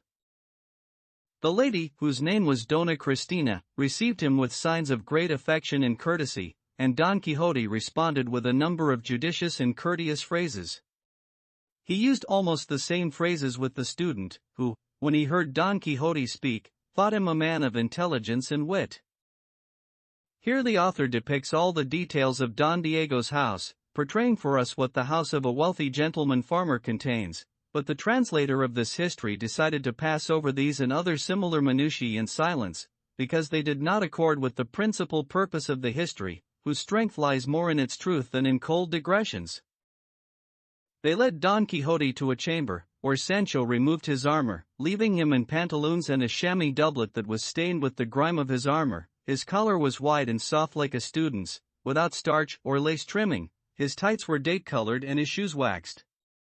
He girded on his trusty sword, which hung from a sword belt made of sealskin, for it is believed that for many years he suffered from a kidney ailment. Over this he wore a short cape of good dark cloth, but first of all, with 5 pots, or perhaps 6 pots of water, there being some difference of opinion regarding the number, he washed his head and face, and still the water was the color of whey, thanks to Sancho's gluttony and his purchase of the black hard curds that turned his master so white. With these adornments, and genteel grace and gallantry, Don Quixote went to another room, where the student was waiting to entertain him while the tables were being laid, for with the arrival of so noble a guest, Señora Dona Cristina wished to show that she knew how and was able to lavish attention on those who visited her house. While Don Quixote was removing his armor, Don Lorenzo, which was the name of Don Diego's son, had the opportunity to say to his father, "Señor, who can this knight be whom you have brought to our house? His name and appearance, and his saying that he is a knight-errant, have baffled my mother and me." "Son, I don't know what to tell you," responded Don Diego. "I can say only that I have seen him do things worthy of the greatest madman in the world, and heard him say things so intelligent that they wipe out and undo his mad acts. Speak to him, and explore what he knows, and since you are clever, you'll make a reasonable judgment regarding his cleverness or foolishness, though to tell you the truth, I think he's more mad than sane." Then Don Lorenzo went in to entertain Don Quixote, as has been said, and among other exchanges that passed between them, Don Quixote said to Don Lorenzo, "Your Grace's father, Señor Don Diego de Miranda, has informed me of the rare ability and subtle ingenuity which your Grace possesses, and, in particular, that your Grace is a great poet." "A poet, perhaps," responded Don Lorenzo, "but by no means great. The truth is, I have a predilection for poetry and for reading good poets, but that does not justify calling me great, as my father has done." "This humility does not seem a bad thing to me," responded Don Quixote, because there is no poet who is not arrogant and does not think himself the greatest poet in the world. Every rule has its exception, responded Don Lorenzo, and there must be some who are great and do not think so. Very few, responded Don Quixote. But tell me, your grace, what verses are you at work on now? Your father has told me that they have made you somewhat restive and thoughtful. If it is a gloss, I know something about the subject and would like very much to hear it. If the verses are for a literary competition, your grace should try to win second place. First is always won through favor or because of the high estate of the person, second is won because of pure justice, and by this calculation third becomes second, and first becomes third, in the manner of the degrees offered by universities. But, even so, being called first carries with it great celebrity. So far, said Don Lorenzo to himself, I can't call you crazy, let's move on. And to Don Quixote he said, It seems to me that your grace has spent time in school. What sciences have you studied? The science of knight-errantry, responded Don Quixote, which is as good as poetry, and perhaps even a little better. I don't know that science, replied Don Lorenzo. I haven't heard of it until now. It is a science, replied Don Quixote, that contains all or most of the sciences in the world, because the man who professes it must be a jurist and know the laws of distributive and commutative justice so that he may give to each person what is his and what he ought to have. He must be a theologian so that he may know how to explain the Christian law he professes, clearly and distinctly, no matter where he is asked to do so. He must be a physician, and principally an herbalist, so that he may know, in the midst of wastelands and deserts, the herbs that have the virtue to heal wounds, for the knight-errant cannot always go looking for someone to heal him. He must be an astrologer, so that he can tell by the stars how many hours of the night have passed, and in what part and climate of the world he finds himself. He must know mathematics, because at every step he will have need of them, and leaving aside the fact that he must be adorned with all the theological and cardinal virtues, and descending to the small details, I say that he must know how to swim as well as they say the fishman Nicholas, or Nicolaou too could swim. He must know how to shoe a horse and repair a saddle and bridle. And returning to what was said before, he must keep his faith in God and in his lady. He must be chaste in his thoughts, honest in his words, liberal in his actions, valiant in his deeds, long-suffering in his afflictions, charitable with those in need, and, finally, an upholder of the truth, even if it costs him his life to defend it. Of all these great and trivial parts a good knight-errant is composed, and so your grace may judge, Señor Don Lorenzo, if the science learned by the knight who studies and professes it is a shallow one, and if it can be compared to the noblest that are taught in colleges and schools. If this is true, replied Don Lorenzo, I say that this science surpasses all of them. What do you mean, if this is true, responded Don Quixote. What I mean to say, said Don Lorenzo, is that I doubt there have ever been knights-errant, or that there are any now, who are adorned with so many virtues. I have often said what I repeat now, responded Don Quixote.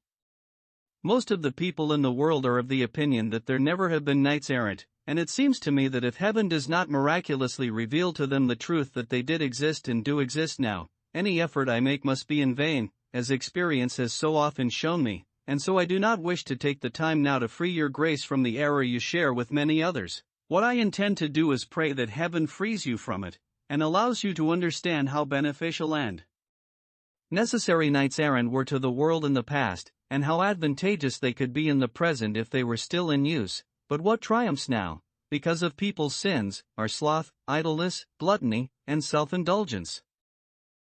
Our guest has gotten away from us, said Don Lorenzo to himself, but even so, he is a gallant madman, and I would be a weak-minded fool if I didn't think so. Here their conversation came to an end because they were called to the table. Don Diego asked his son what he had deduced regarding their guest's wits, to which he responded. Not all the physicians and notaries in the world could make a final accounting of his madness. He is a combination madman who has many lucid intervals. They went in to eat, and the meal was just the kind that Don Diego had declared on the road that he usually provided for his guests, pure, abundant, and delicious. But what pleased Don Quixote the most was the marvelous silence that reigned throughout the house, which seemed like a Carthusian monastery.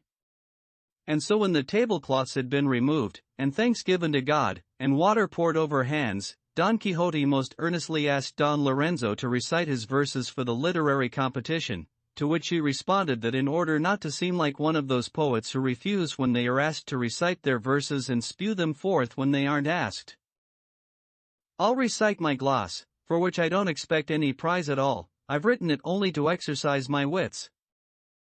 A wise friend of mine, responded Don Quixote, was of the opinion that nobody ought to tire of glossing verses, and the reason, he said, was that the gloss never could approach the text, and that many or most times the gloss strayed from the intention and purpose of what the text proposed. Moreover, the laws of the gloss were too strict, for they did not allow questions, or he said or I shall say, or the making of verbs into nouns, or changing the significance, along with other restrictions and regulations that set limits for those who write glosses, as your grace must know. "Truly, Señor Don Quixote," said Don Lorenzo, "I would like to catch your grace in some foolish mistake, and I can't, because you slip out of my hands like an eel." "I do not understand," responded Don Quixote, "what your grace says or means to say about my slipping away." "I'll explain later," responded Don Lorenzo, "but for now your grace should listen to the glossed verses and to the gloss, which read like this: If my was would be and is, not waiting for a will be, or if at last the time would come when later is now and here. Gloss. At last, since all things pass, the good that fortune gave me passed too, though once o'erflowing, and never to me returned, neither scant nor in abundance. Not for centuries, O fortune, have you seen me at your feet. Make me contented once more, my great good fortune will be if my was would be and is. I wish no joy or glory, neither honor nor victory, no other triumph or conquest, but to return to the joy that's nothing but grief and memory. If you can return me there, O fortune, this fiery torment will ease. Do it now, I pray, not waiting for a will be. What I ask is the impossible, for there is no force on earth that has the power to turn back time that has passed us by, to bring back what once was ours. Time races, it flies, it charges past, and will never return, and only a fool would beg a halt, or if the time would pass, or if at last the time would come. I live a life of perplexity, torn between hoping and fear. This is a death in life for me, much better to end my sorrow and die the death of the tomb. And though my wish is to end my life, my reason tells me no, and hands me back my gloomy life in terror of that after time when later is now and here. When Don Lorenzo finished reciting his gloss, Don Quixote rose to his feet, and in a loud voice that was almost a shout, and grasping Don Lorenzo's right hand in his own, he said, Praise be to heaven on high, magnanimous youth, for you are the best poet on earth, and you deserve to be crowned with a laurel wreath, not by Cyprus or Gaeta, as a poet once said, may God forgive him, but by the academies of Athens, if they still existed today, and by those that do in Paris, Bologna, and Salamanca. May it please heaven that the judges who would deprive you of first place be pierced by the arrows of Phoebus, and may the muses never cross the thresholds of their houses. If you please, Senor, tell me some verses in a long line, for I wish to explore your admirable talent thoroughly. Is it surprising to anyone that Don Lorenzo was extremely happy to be praised by Don Quixote, even though he considered him mad? Oh flattery, how powerful you are, how far you extend, how widespread the boundaries of your pleasant domain. Don Lorenzo gave credence to this truth by acceding to the request and desire of Don Quixote, and reciting this sonnet on the tale or history of Pyramus and Thisbe. Sonnet. The wall is breached by the beauteous maid who pierced the gallant bosom of Pyramus. Love flies from Cyprus, faster than an arrow, to see the rift, so prodigious and so narrow.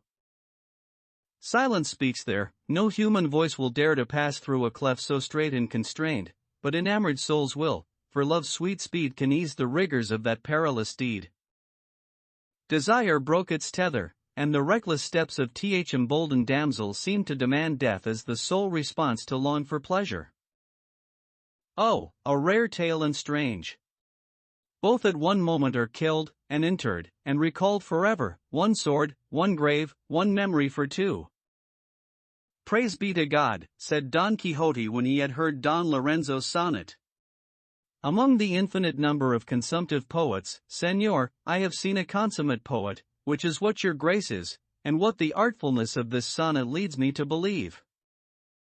For 4 days Don Quixote was wonderfully regaled in the house of Don Diego, and at the end of this time he asked permission to leave, telling his host that he was grateful for the kind and generous treatment he had received in his house, but because it did not seem right for knights-errant to devote too many hours to idleness and leisure, he wished to fulfill his obligations and go in search of adventures, for he had heard that this land abounded in them, and this was where he hoped to pass the time until the day of the justs in Zaragoza, when he would vanquish all adversaries. But first he had to enter the cave of Montesinos, about which so many marvelous things were recounted in that district, and he would also look into and inquire about the origin and true source of the 7 lakes of Ruidera, as they were commonly called.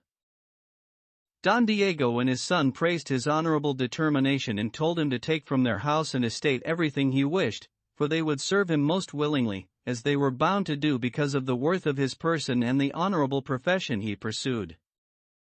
At last the day of his departure arrived, as joyful for Don Quixote as it was sad and mournful for Sancho Panza, who was quite content with the abundance in Don Diego's house and opposed this return to the hunger that was customary in forests and wastelands and in the meagerness of his badly provisioned saddlebags.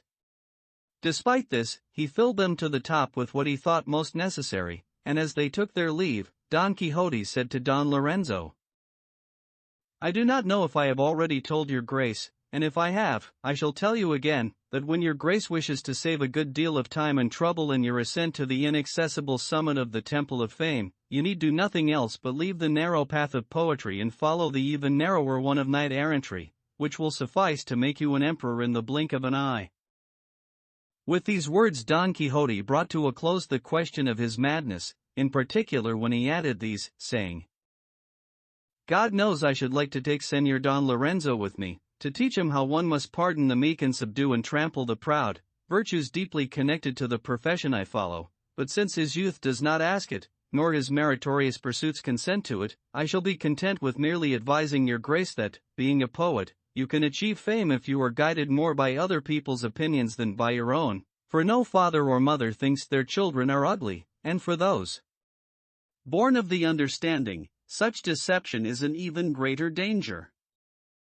Once again the father and son were astonished by the mixed speech of Don Quixote, sometimes intelligent and sometimes utterly foolish, and by the persistence and perseverance of his complete devotion to the search for his misadventurous adventures, which were the object and goal of all his desires. The compliments and courtesies were repeated, and with the kind permission of the lady of the castle, Don Quixote and Sancho, mounted on Rocinante and the donkey, took their leave. Chapter 19, which recounts the adventure of the enamored shepherd, and other truly pleasing matters. Don Quixote had not gone very far from Don Diego's house when he encountered 2 men who seemed to be clerics or students, 1 and 2 peasants, each riding a donkeyish mount. One of the students carried as a kind of portmanteau a piece of green buckram, and wrapped in it there were, apparently, a piece of fine scarlet cloth and 2 pairs of ribbed serge hose. The other carried only 2 new black fencing foils, with leather tips on the points. The peasants carried other things, which were a sign and indication that they were returning from some large city where they had bought them and were carrying them back to their village. Both students and peasants experienced the same astonishment felt by all who saw Don Quixote for the first time, and they longed to know who this man might be who was so different from other men. Don Quixote greeted them, and after he learned the road they were taking, which was the same one he was following, he offered them his company and asked them to slow their pace because their donkeys walked faster than his horse, and to oblige them, in a few brief words he told them who he was, and his calling and profession, which was to be a knight-errant who went seeking adventures everywhere in the world. He told them that his proper name was Don Quixote of La Mancha and that his title was the Knight of the Lions.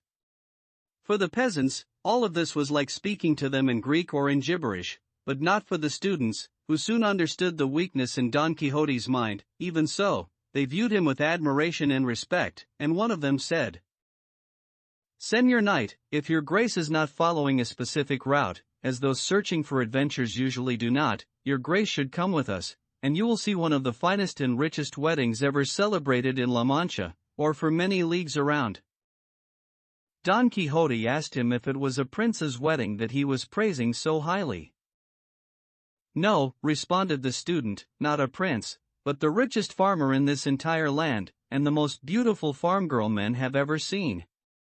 The preparations for the wedding celebration are extraordinary and remarkable, because it will be held in a meadow near the bride's village. She is always called Fair Quiteria, and the groom is called Rich Camacho. She is 18 and he is 22. They are equals, though certain inquisitive people who have the lineages of the entire world memorized claim that Fair Quiteria's is superior to Camacho's, but nobody thinks about that nowadays. Wealth has the power to mend a good many cracks. In fact, Camacho is extremely generous, and he has taken a notion to weave branches into a bower to cover the entire meadow, so that the sun will have great difficulty if it wants to come in to visit the green grass covering the ground. He also has arranged for dances, with swords and with bells, for there are in his village people who are excellent at ringing and shaking them, and I won't say anything about the heel tappers, for the general opinion is that he has a good number of them ready, but none of the things I've mentioned, or the many others that I've omitted, are what will make this wedding memorable, but rather the things I imagine a desperate Basilio will do. This Basilio was a shepherd from the same village as Quiteria, and his house shared a wall with the house of Quiteria's parents, allowing love the opportunity to renew in the world the long-forgotten loves of Pyramus and Thisbe, because Basilio loved Quiteria from his earliest, tenderest youth, and she responded to his desire with 1,000 honest favors, so that in the village the love of the two children, Basilio and Quiteria, was recounted with amusement. As they grew older, Quiteria's father decided to deny Basilio the access to his house that he once had enjoyed, and to spare himself mistrust and endless suspicions, he arranged for his daughter to marry rich Camacho, for it did not seem a good idea to marry her to Basilio, who was better endowed by nature than by fortune. If the truth be told, without envy, he is the most agile youth we know, a great hurler of the bar, an excellent wrestler, a fine pelota player. He runs like a deer, leaps like a goat, and plays bowls as if he were enchanted. He sings like a lark, plays the guitar so well he makes it speak, and, most of all, he can fence with the best of them. For that one accomplishment, said Don Quixote, the youth deserved not only to marry fair Quiteria but Queen Guinevere herself, if she were alive today, in spite of Lancelot and all the others who might wish to prevent it. Try telling that to my wife, said Sancho Panza, who so far had been listening in silence. The only thing she wants is for everybody to marry their equal, following the proverb that says like goes to like. What I'd like is for this good Basilio, and I'm growing very fond of him, to marry Señora Quiteria. People who keep people who love each other from marrying should rest in peace, world without end, and I was going to say the opposite. If all people who love each other were to marry, said Don Quixote, it would deprive parents of the right and privilege to marry their children to the person and at the time they ought to marry. If daughters were entitled to choose their own husbands, one would choose her father's servant, and another a man she saw walking on the street, who seemed to her proud and gallant, although he might be a debauchee and a braggart. For love and affection easily blind the eyes of the understanding, which are so necessary for choosing one's estate, and the estate of matrimony is at particular risk of error, and great caution is required, and the particular favor of heaven, in order to choose correctly. If a person wishes to make a long journey, and if he is prudent, before setting out he will find reliable and peaceful companionship for his travels, then why would he not do the same for the journey that takes a lifetime, until it reaches the resting place of death, and especially if his companion will be with him in bed, at the table, everywhere, which is how a wife accompanies her husband. The companionship of one's own wife is not merchandise that, once purchased, can be returned, or exchanged, or altered. It is an irrevocable circumstance that lasts as long as one lives. It is a rope that, if put around one's neck, turns into the Gordian knot, and if the scythe of death does not cut it, there is no way to untie it. I could say much more with regard to this subject, but I am kept from doing so by my desire to know if the distinguished licentiate has more to tell us of the history of Basilio. To which the student bachelor, or licentiate, as Don Quixote called him, responded, There really is no more for me to say except that ever since the moment Basilio learned that fair Quiteria was marrying rich Camacho, he has not been known to laugh, or to speak coherently, and he always goes about pensive and sad, talking to himself, which are clear and certain signs that he has lost his mind. He eats little and sleeps little, and what he does eat is fruit, and if he does sleep it is in the fields, on the hard ground, like a dumb animal. From time to time he looks up at the sky, at other times he fixes his eyes on the ground and is so entranced that he seems to be a dressed statue whose clothes are moved by the breeze. In short, he gives so many indications of having a heart maddened by love that those of us who know him fear that when fair Quiteria takes her marriage vows tomorrow, it will be his death sentence. God will find the cure, said Sancho, for God gives the malady and also the remedy. Nobody knows the future. There's a lot of hours until tomorrow, and in one of them, and even in a moment, the house can fall. I've seen it rain at the same time the sun is shining. A man goes to bed healthy and can't move the next day. And tell me, is there anybody who can boast that he's driven a nail into fortune's wheel? No, of course not, and I wouldn't dare put the point of a pin between a woman's yes and no, because it wouldn't fit. Tell me that Quiteria loves Basilio with all her heart and all her soul, and I'll give him a sack of good fortune, because I've heard that love looks through spectacles that make copper look like gold, poverty like riches, and dried room like pearls. Damn you, Sancho, where will you stop? Said Don Quixote. When you begin to string together proverbs and stories, nobody can endure it but Judas himself, and may Judas himself take you. Tell me, you brute, what do you know of nails, or wheels, or anything else? Oh, well, if none of you understand me, responded Sancho, it's no wonder my sayings are taken for nonsense. But it doesn't matter, I understand what I'm saying, and I know there's not much foolishness in what I said, but your grace is always sentencing what I say, and even what I do. Censuring is what you should say, said Don Quixote, and not sentencing, you corrupter of good language, may God confound you. Your grace shouldn't get angry with me, responded Sancho, because you know I didn't grow up at court or study at Salamanca, so how would I know if I'm adding or taking away letters from my words? God save me. You can't force a Saigon to talk like a Toldan too, and there may be some Toldans who don't talk better than anybody else. That's true, said the licentiate, because those who grew up in Tenerias and in Zocodover cannot speak as well as those who spend almost the entire day strolling in the cloister of the cathedral, and all of them are Toldans. Pure language, appropriate, elegant, and clear, is used by discerning courtiers even if they were born in Majallahonda. 3 I said discerning, because there are many who are not, and discernment is the grammar of good language, which is acquired with use. I, señors, for my sins, have studied canon law at Salamanca and am rather proud of speaking with words that are clear, plain, and meaningful. If you hadn't been prouder of how you move those foils you're carrying than of how you wag your tongue, said the other student, whose name was Corchuelo, maybe you would have placed first for your licentiate instead of last. Look, bachelor, responded the licentiate, you hold the most erroneous opinion in the world about skill with the sword, since you consider it useless.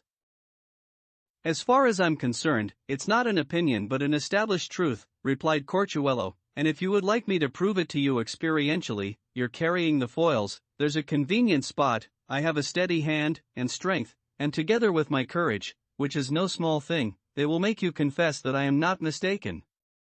Dismount, and use your changes of posture, your circles, your angles, and your science. I expect to make you see stars at midday with my crude, modern skills, and after God I put my trust in them, and there's no man born who will make me turn away, and none in the world whom I can't force to retreat for. I won't get involved in questions of turning or not turning away, replied the master swordsman, though it might be that on the spot where you first set your foot, your grave will open wide, I mean, that you'll be lying dead there on account of the mastery you despise so much. Now we'll see, responded Corchuelo. And he dismounted his donkey with great agility and furiously seized one of the foils that the licentiate was carrying on his animal. It should not be this way, said Don Quixote at that moment, for I wish to be the master of this duel and the judge of this question so frequently left unresolved. And after dismounting Rocinante and grasping his lance, he stood in the middle of the road, at the same time that the licentiate, with spirited grace and measured steps, was advancing on Corchuelo, who came toward him, his eyes, as the saying goes, blazing. The two peasants who had accompanied them did not dismount their donkeys, but served as spectators to the mortal tragedy. The innumerable lunges, slashes, downward thrusts, reverse strokes, and two-handed blows executed by Corchuelo were denser than liver and more minute than hail. He attacked like an angry lion but was met with a blow to the mouth by the tip of the licentiate's foil, which stopped him in the middle of his fury, and which he had to kiss as if it were a relic, though not as devotedly as relics should be kissed, and usually are. Finally, the licentiate's lunges accounted for all the buttons on the short cassock the bachelor was wearing and slashed its skirts into the arms of an octopus. Twice he knocked off his hat, and tired him so much that in fury, anger, and rage the bachelor seized his foil by the hilt and threw it into the air with so much force that one of the peasants, who was a notary, went to retrieve it and subsequently testified that it had flown almost 3/4 of a league, and this testimony serves and is served to demonstrate and prove the truth that force is vanquished by art. Corchuelo sat down, exhausted, and Sancho approached him and said, "By my faith, Señor Bachelor, if your grace will take my advice, from now on you won't challenge anybody to a duel, but to wrestling or hurling the bar, since you're young enough and strong enough for that, because I've heard that the ones they call master swordsmen can put the tip of their sword through the eye of a needle." "I'm happy," responded Corchuelo, "that I fell off my high horse, and that experience has shown me a truth I refuse to acknowledge." And, standing up, he embraced the licentiate, and they were better friends than before, and not wanting to wait for the notary who had gone after the foil because it seemed it would take too long, they resolved to continue on their way in order to reach Quitteria's village early, for that is where all of them were from. For the rest of their journey the licentiate told them about the excellencies of the sword, with so many demonstrations and figures and mathematical proofs that all of them were well informed regarding the virtues of the science, and Corchuelo's obstinacy was overcome. It was dusk, but before they arrived it seemed to everyone that the village sky was filled with innumerable brilliant stars. They also heard the sweet, confused sounds of various instruments, such as flutes, tambours, psalteries, flageolets, tambourines, and timbrels, and when they came close they saw that a bower of trees, erected at the entrance to the village, was filled with lights, which were not disturbed by the wind that was blowing so gently it did not have the strength to move the leaves on the trees. The musicians were the entertainers at the wedding, and in various bands they wandered around that pleasant spot, some of them dancing, others singing, and still others playing the variety of aforementioned instruments. In fact, it seemed that in the meadow joy was dancing and happiness leaping. Many other people were busy raising platforms where, on the following day, plays and dances could be comfortably viewed when they were performed in that place dedicated to solemnizing the marriage of rich Camacho and the funeral rites of Basilio. Don Quixote did not want to enter the village, though both the peasant and the bachelor asked him to, but he gave as an excuse, which seemed more than sufficient to him, that it was the custom of knights-errant to sleep in fields and forests rather than in towns, even under gilded ceilings, and saying this, he went a little way off the road, much against the will of Sancho, who remembered the fine accommodations he had enjoyed in the castle or house of Don Diego. Chapter 20, which recounts the wedding of rich Camacho, as well as what befell poor Basilio. No sooner had fair-complexioned Dawn allowed bright Phoebus, with the ardor of his burning rays, to dry the liquid pearls of her golden tresses, than Don Quixote, shaking idleness from his limbs, rose to his feet and called to his squire, Sancho, who was still snoring, and Don Quixote saw this, and before he woke him he said, "O thou, more fortunate than all those who live on the face of the earth, for thou dost not envy nor art thou envied, and thou sleepest with a tranquil spirit, and thou art not pursued by enchanters, nor art thou alarmed by enchantments. Thou sleepest, I say it again and shall say it 100 times more, without jealousy of thy lady keeping thee continually awake, nor thoughts of how to pay the debts thou owest, nor what thou must do to feed thyself and thy small, anguished family for another day. Ambition doth not disturb thee, nor doth the vain pomp of the world trouble thee, for the limits of thy desires extendeth not beyond caring for thy donkey. Thou hast placed care for thine own person on my shoulders, a weight and a burden that nature and custom hath given to masters. The servant sleepeth, and the master standeth watch, thinking of how he may sustain him, and improve him, and grant him favors. The anguish of seeing the sky turning to bronze and not giving succor to the earth with needed dew doth not afflict the servant but the master, who must sustain in barrenness and hunger the one who served in fertility and plenty. Sancho did not respond to any of this because he was asleep, and he would not have awakened very quickly if Don Quixote, with the blunt end of his lance, had not brought him back to consciousness. He awoke, finally, sleepy and lazy, and turning his head in every direction, he said, "Coming from the direction of that bower, if I'm not mistaken, there's an aroma that smells much more like a roasted side of bacon than reeds in time. By my faith, weddings that begin with smells like this must be plentiful and generous." "Enough, you glutton," said Don Quixote. "Come, we shall go to this ceremony to see what the scorned Basilio will do." "No matter what he does, what he'd like," responded Sancho, "is not to be poor and to marry Quiteria." "He doesn't have a cuarto and he wants to rise up above the clouds?" "By my faith, señor, I think a poor man should be content with whatever he finds and not go asking for the moon. I bet an arm that Camacho can bury Basilio in reals, and if that's true, as it must be, Quiteria would be a fool to give up the fine gifts and jewels that Camacho must have given her already, and still can give her, for the way Basilio hurls the bar in fences. A good throw and some nice swordplay won't get you a half-liter of wine at the tavern. Talents and skills that can't be sold are fine for Count Durlos one, but when those talents fall to somebody who has good money, then that's the life I'd like to have. With a good foundation you can build a good building, and the best foundation and groundwork in the world is money." "For the love of God, Sancho," said Don Quixote, "that's enough of your harangue. I really believe that if you were allowed to go on with the ones you are constantly beginning, you would not have time to eat or sleep, you would spend all of it talking." "If your grace had a good memory," replied Sancho, "you'd remember the provisions of our agreement before we left home this last time. One of them was that you'd have to let me talk all I wanted as long as I didn't say anything against my neighbor or your grace's authority, and so far it seems to me I haven't disobeyed that provision." "I do not remember, Sancho," responded Don Quixote, "any such provision, and since that is so, I want you to be quiet and come along now. The instruments we heard last night again gladden the valleys, and no doubt the wedding will be celebrated in the coolness of the morning, not in the heat of the afternoon." Sancho did as his master commanded and placed the saddle on Rocinante and the pack saddle on the donkey. The two men mounted, and at an unhurried pace, they rode under the bower. The first thing that appeared before Sancho's eyes was an entire steer on a roasting spit made of an entire elm, and in the fire where it was to roast, a fair-sized mountain of wood was burning, and 6 pots that were placed around the fire were not made in the common mold of other pots, because these were 6 huge cauldrons, each one large enough to hold the contents of an entire slaughterhouse. They contained and enclosed entire sheep, which sank out of view as if they were doves, the hares without their skins and the chickens without their feathers that were hanging from the trees, waiting to be buried in the cauldrons, were without number. The various kinds of fowl and game hanging from the trees to cool in the breeze were infinite.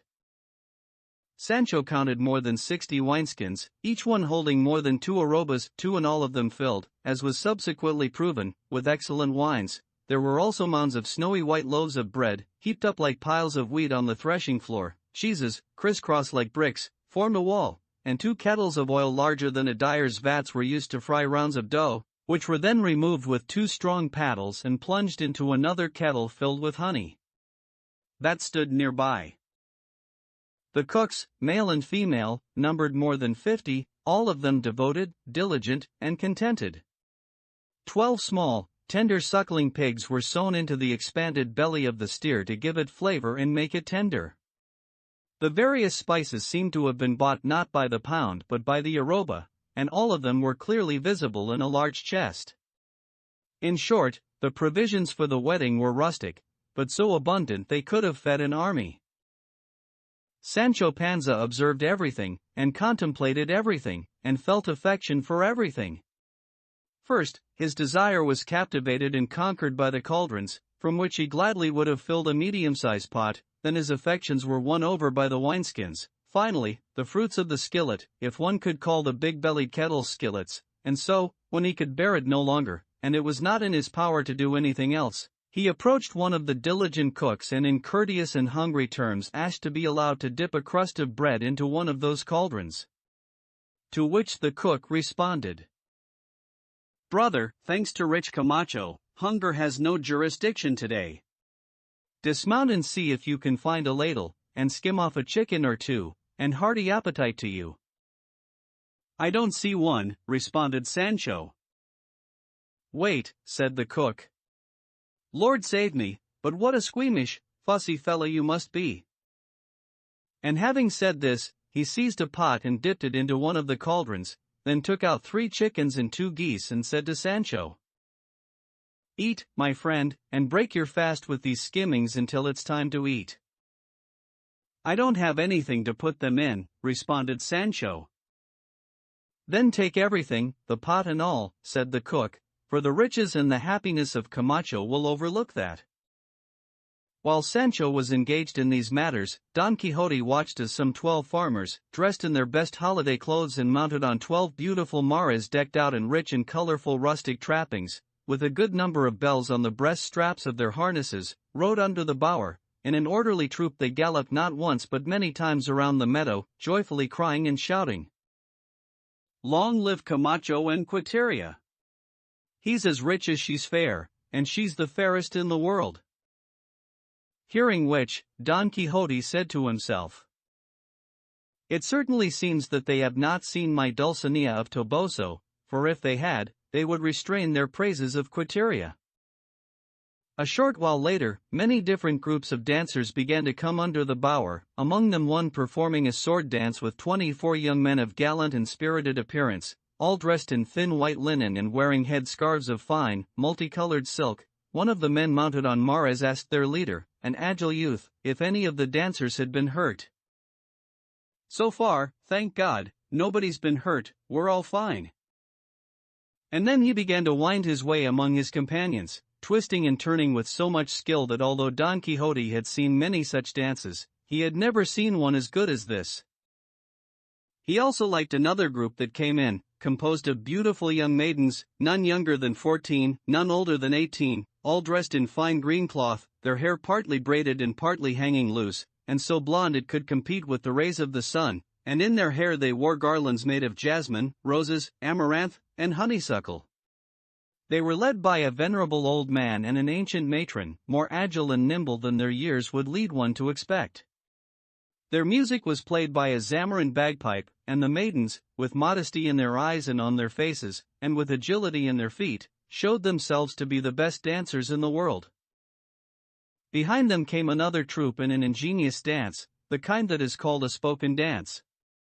It consisted of 8 nymphs, divided into 2 lines. At the head of one line was the god Cupid, and at the head of the other, Interest, the former adorned with wings, a bow, and a quiver of arrows, the latter dressed in richly colored silks and gold.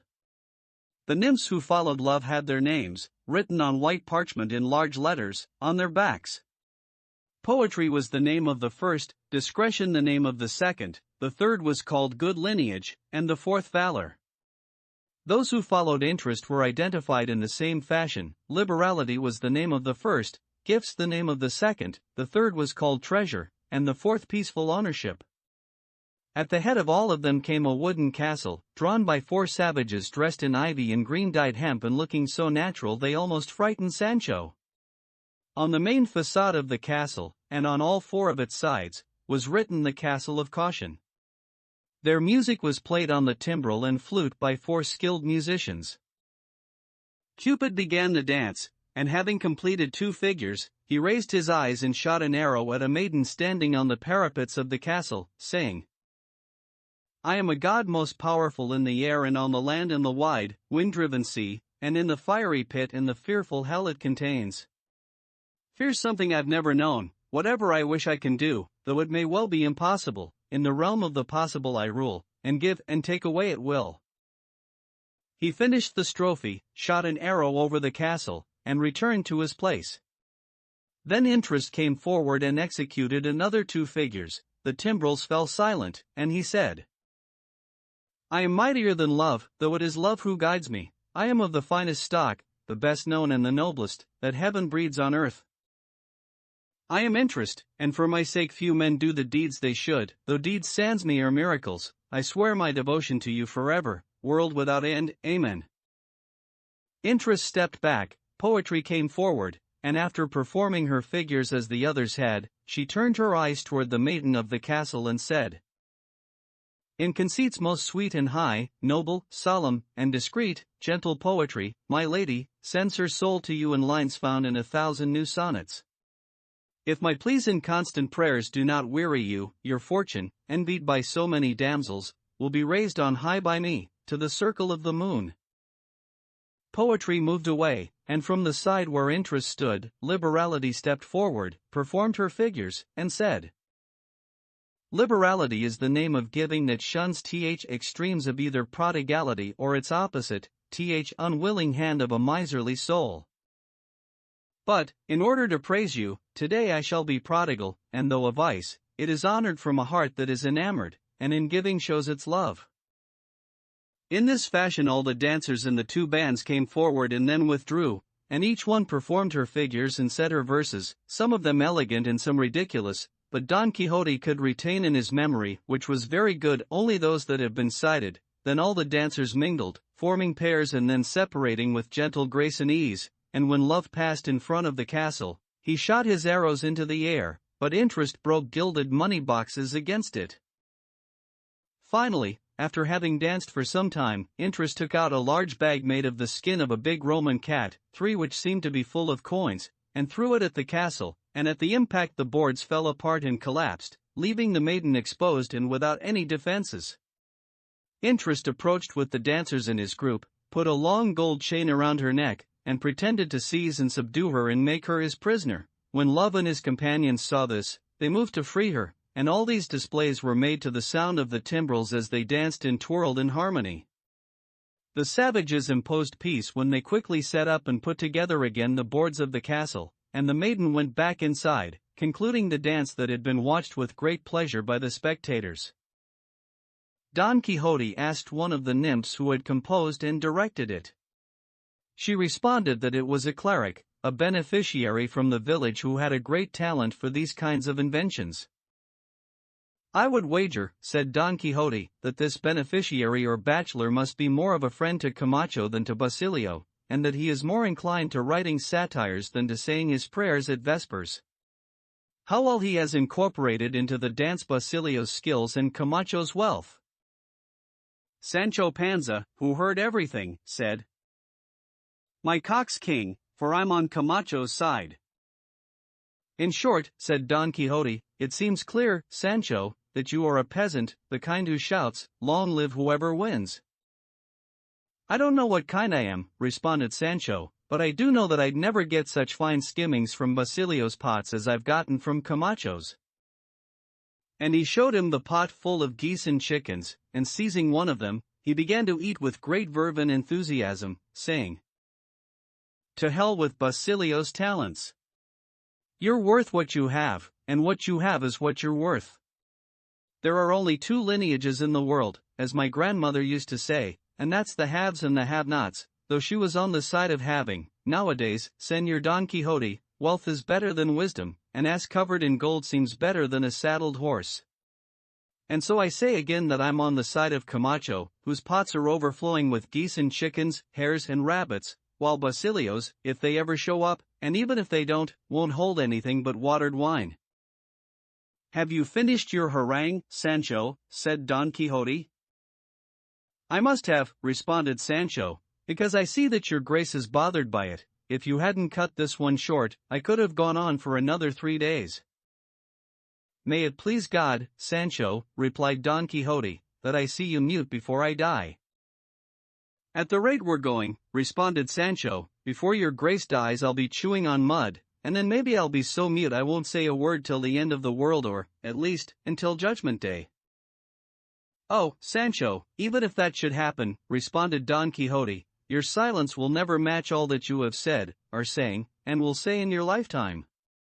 Furthermore, it seems likely in the natural course of events that the day of my death will arrive before yours, and so I think I shall never see you mute, not even when you are drinking, or sleeping, which is what I earnestly desire. By my faith, Señor, responded Sancho, you mustn't trust in the fleshless woman, I mean death, who devours lamb as well as mutton. I've heard our priests say that she tramples the high towers of kings as well as the humble huts of the poor. This lady is more powerful than finicky, nothing disgusts her, she eats everything, and she does everything, and she crams her pack with all kinds and ages and ranks of people. She's not a reaper who takes naps, she reaps constantly and cuts the dry grass along with the green, and she doesn't seem to chew her food but wolfs it down and swallows everything that's put in front of her, because she's as hungry as a dog and is never satisfied, and though she has no belly, it's clear that she has dropsy and is always thirsty and ready to drink down the lives of everyone living, like somebody drinking a pitcher of cold water. Enough, Sancho, said Don Quixote at this point. Stop now before you fall, for the truth is that what you have said about death, in your rustic terms, is what a good preacher might say. I tell you, Sancho, with your natural wit and intelligence, you could mount a pulpit and go around preaching some very nice things. Being a good preacher means living a good life, responded Sancho, and I don't know any other theologies. You do not need them, said Don Quixote, but I cannot understand or comprehend how, since the beginning of wisdom is the fear of God, you, who fear a lizard more than you fear him, can know so much. Señor, your grace should pass judgment on your chivalries, responded Sancho, and not start judging other people's fear or bravery, because I fear God as much as the next man. And your grace should let me eat up these skimmings, all the rest is idle words, and will have to account for those in the next world. And saying this, he resumed the assault on his pot with so much gusto that he awoke the appetite of Don Quixote, who no doubt would have helped him if he had not been hindered by what must be recounted below. Chapter 21, which continues the account of the wedding of Camacho, along with other agreeable events. While Don Quixote and Sancho were engaged in the conversation described in the previous chapter, loud shouts and a great noise were heard from the men on Mares, for with a huge outcry they galloped to receive the bride and groom, who were arriving in the midst of 1,000 different kinds of musical instruments and inventions, accompanied by the priest and their families, and the most distinguished people from the neighboring villages, all of them dressed in their finest clothes. As soon as Sancho saw the bride, he said, "By my faith, she isn't dressed like a peasant girl but like an elegant lady. By God, as far as I can tell, the medallions one she's supposed to be wearing are made of fine coral, and her green cloth from Cuenca is 30 velvet, too, and are the edging strips of linen? I'd swear they're made of satin. And then, just look at her hands adorned with jet rings. Damn me if they're not rings of gold, and really good gold, and set with pearl as white as curds, each one worth an eye at least. And damn me again for a whoreson, but what hair! If it's not a wig, I've never seen hair longer or blonder in my whole life. No, nobody can say anything about her grace and form except to compare her to a swaying palm tree loaded down with dates, which is just what the jewels look like hanging from her hair and throat. I swear she's a fine, rosy-cheeked girl who can pass through the banks of Flanders." 3. Don Quixote laughed at Sancho Panza's rustic praise, though it seemed to him that aside from his lady Dulcinea of Toboso, he had never seen a more beautiful woman. Fair Quiteria seemed somewhat pale, and it must have been because of the sleepless night that brides always experience as they prepare for their wedding on the following day. The wedding party was approaching a stage on one side of the meadow, adorned with carpets and bouquets of flowers, where the marriage would take place and from which they would watch the dances and dramatic inventions, and as they reached the spot, they heard shouts behind them, and one voice cried out, saying, "Wait a little, you who are as thoughtless as you are hasty." At these shouts and words, everyone turned around and saw that the one who had called out was a man dressed, apparently, in a black cassock decorated with fiery red strips of cloth. He was crowned, as they later saw, with a wreath of funereal cypress, and in his hands he held a large staff. As he came closer, everyone recognized the gallant Basilio, and everyone was in suspense, waiting to see the outcome of his shouts and his words and fearing the worst from his appearing at that time. At last he stopped, tired and breathless, before the bride and groom and thrust his staff, which had a steel tip at one end, into the ground. His color changed, he fixed his eyes on Quiteria, and in a hoarse, trembling voice he said, "You know very well, O forgetful Quiteria, that according to the holy laws which we profess, as long as I am alive you cannot take a husband, and you are not unaware that, as I waited for time and my diligence to improve my fortune, I have not failed to maintain the decorum that your honor demanded, but you, turning your back on all the obligations you owe to my honest desires, wish to make another the lord and master of what is mine, for his riches bring him not only good fortune but even greater happiness. And so, to fill his cup of joy to the brim, not because I think he deserves it but because heaven wishes to grant it to him, I, with my own hands, will take down the obstacle or impediment that may hinder him by removing myself from the scene. Long live rich Camacho, and with the thankless Quiteria may he live many long and happy years, and death to poor Basilio, whose poverty cut the wings of his contentment and sent him to the grave. And saying this, he seized the staff that he had thrust into the ground, and leaving half of it in the earth, he showed that it served as a sheath for a medium-sized sword that was hidden inside, and after placing what could be called the hilt in the ground, with swift agility and resolute purpose he threw himself on it, and in a moment the bloody tip emerged from his back, along with half the steel blade, and the unhappy man lay on the ground, bathed in his own blood and run through by his own weapon. His friends hurried over to help him, grief-stricken at his misery and his pitiable misfortune. Leaving Rocinante, Don Quixote hurried to help him, and took him in his arms, and discovered that he had not yet expired. Some wished to remove the sword, but the priest, who was present, thought it should not be withdrawn until he had heard his confession, because as soon as it was removed he would die. But Basilio began to revive, and in a faint, sorrowful voice, he said, "If you should wish, O cruel Quiteria, to give me your hand in marriage in my final dying moment, then I think my temerity might find forgiveness, for with it I achieved the good of being yours." When the priest heard this, he told him to attend to the well-being of his soul rather than to the pleasures of his body and to beg God very sincerely to pardon his sins and his act of despair. To which Basilio replied that under no circumstances would he make his confession until Quiteria gave him her hand in marriage, that joy would strengthen his will and give him the courage to confess. Don Quixote, hearing the request of the wounded man, said in a loud voice that Basilio was asking for something very fair and reasonable and, moreover, very easy to do, and that Señor Camacho would be just as honored receiving Señora Quiteria as the widow of the valiant Basilio as if he had received her from her father's side. Here only one vow will be made, and its only effect will be the saying of it, for the nuptial bed of this marriage will be the grave.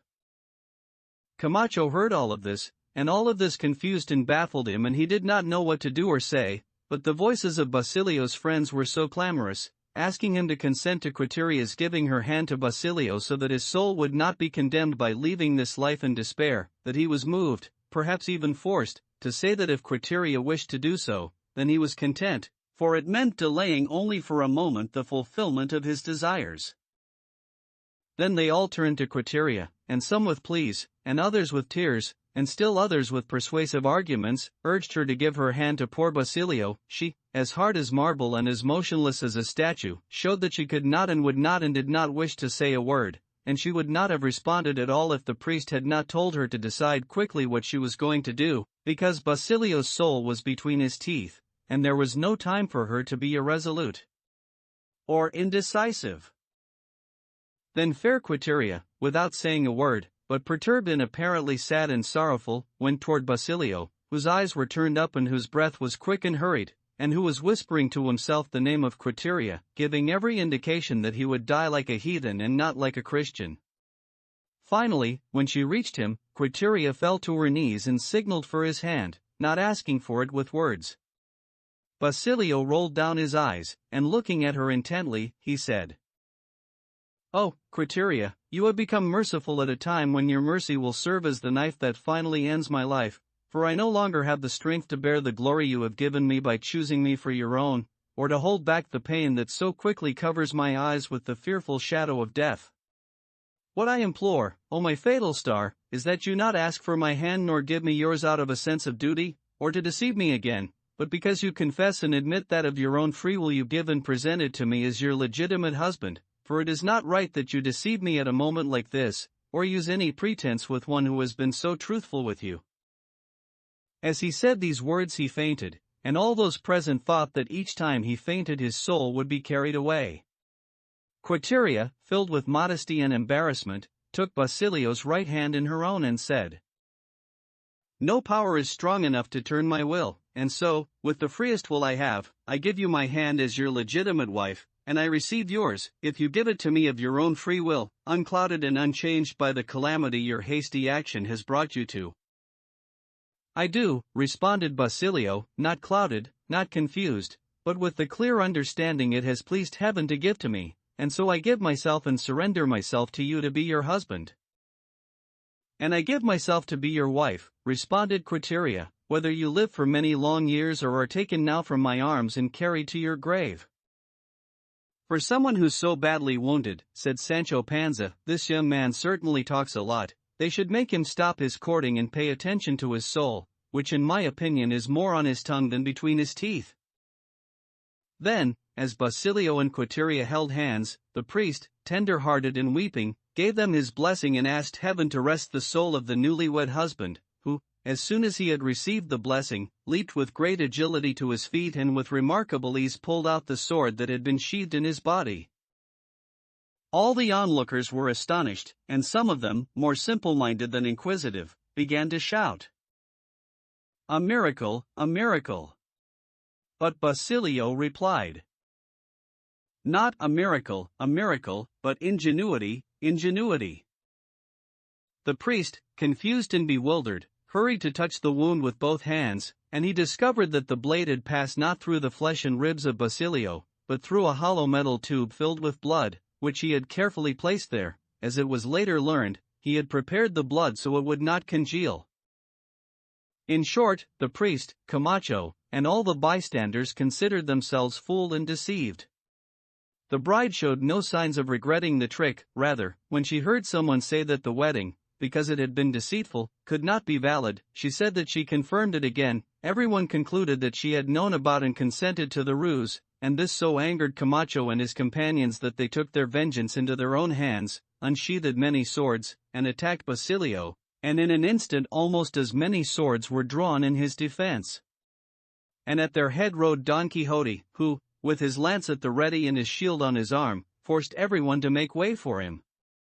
Sancho, who never took pleasure or solace from such exploits, took refuge among the cauldrons where he had made his happy skimmings, for he thought the place was sacred and had to be respected. Don Quixote, in a great voice, shouted, "Hold, señors, hold, for it is not right to take revenge for the offenses that love commits. You should know that love and war are the same, and just as in war it is legitimate and customary to make use of tricks and stratagems to conquer the enemy, so in the contests and rivalries of love the lies and falsehoods used to achieve a desired end are considered fair, as long as they do not discredit or dishonor the beloved." Quiteria belonged to Basilio and Basilio to Quiteria, by the just and favorable disposition of heaven. Camacho is rich, and can buy whenever, and wherever, and whatever he desires. Basilio is only this sheep, and no man, no matter how powerful, can take her from him. Those whom God has joined let no man put asunder, and if any wishes to try, he will first have to pass by the point of this lance. And saying this, he brandished his lance with so much strength and dexterity that he filled all who did not know him with fear. Quiteria's disdain was fixed so firmly in Camacho's imagination that in an instant he erased her from his memory, and so he was persuaded by the arguments of the priest, a prudent, well-intentioned man, and he and his supporters were calmed and appeased, and to indicate this they returned their swords to their sheaths, blaming Quiteria's complaisance more than Basilio's ingenuity, and Camacho reasoned that if Quiteria truly loved Basilio as a maiden, she would also love him as a married woman, and that he ought to give thanks to heaven for taking her away instead of giving her to him.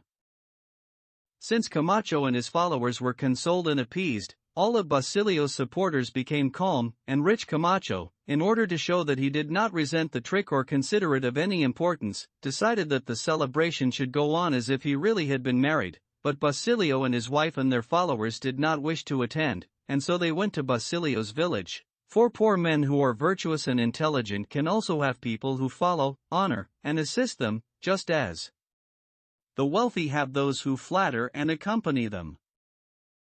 They took Don Quixote with them, deeming him a man of great valor and courage. Only Sancho's soul was full of gloom when he found it impossible to stay for Camacho's splendid food and celebrations, which would go on until nightfall, and so, wretched and sad, he followed his master, who was riding away with Basilio's party, and left behind the cauldrons of Egypt, though he carried them in his heart, and is almost entirely consumed and eaten skimmings, which he carried in the pot, represented for him the glory and abundance of the good he was losing, and so, grieving and pensive, though not hungry, and without dismounting the donkey, he followed in Rocinante's footsteps. Chapter 22, which recounts the great adventure of the cave of Montesinos that lies in the heart of La Mancha, which was successfully concluded by the valiant Don Quixote of La Mancha. Great and many were the gifts presented to Don Quixote by the newlyweds, who were indebted to him for the actions he had taken in defense of their cause. They deemed his intelligence equal to his courage, considering him a Cid in arms and a Cicero in eloquence.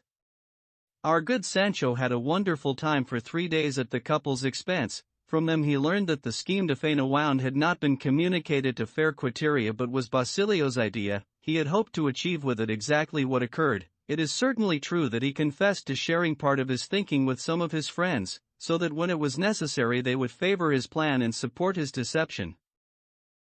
They cannot and should not be called deceptions, said Don Quixote, since their purpose was virtuous.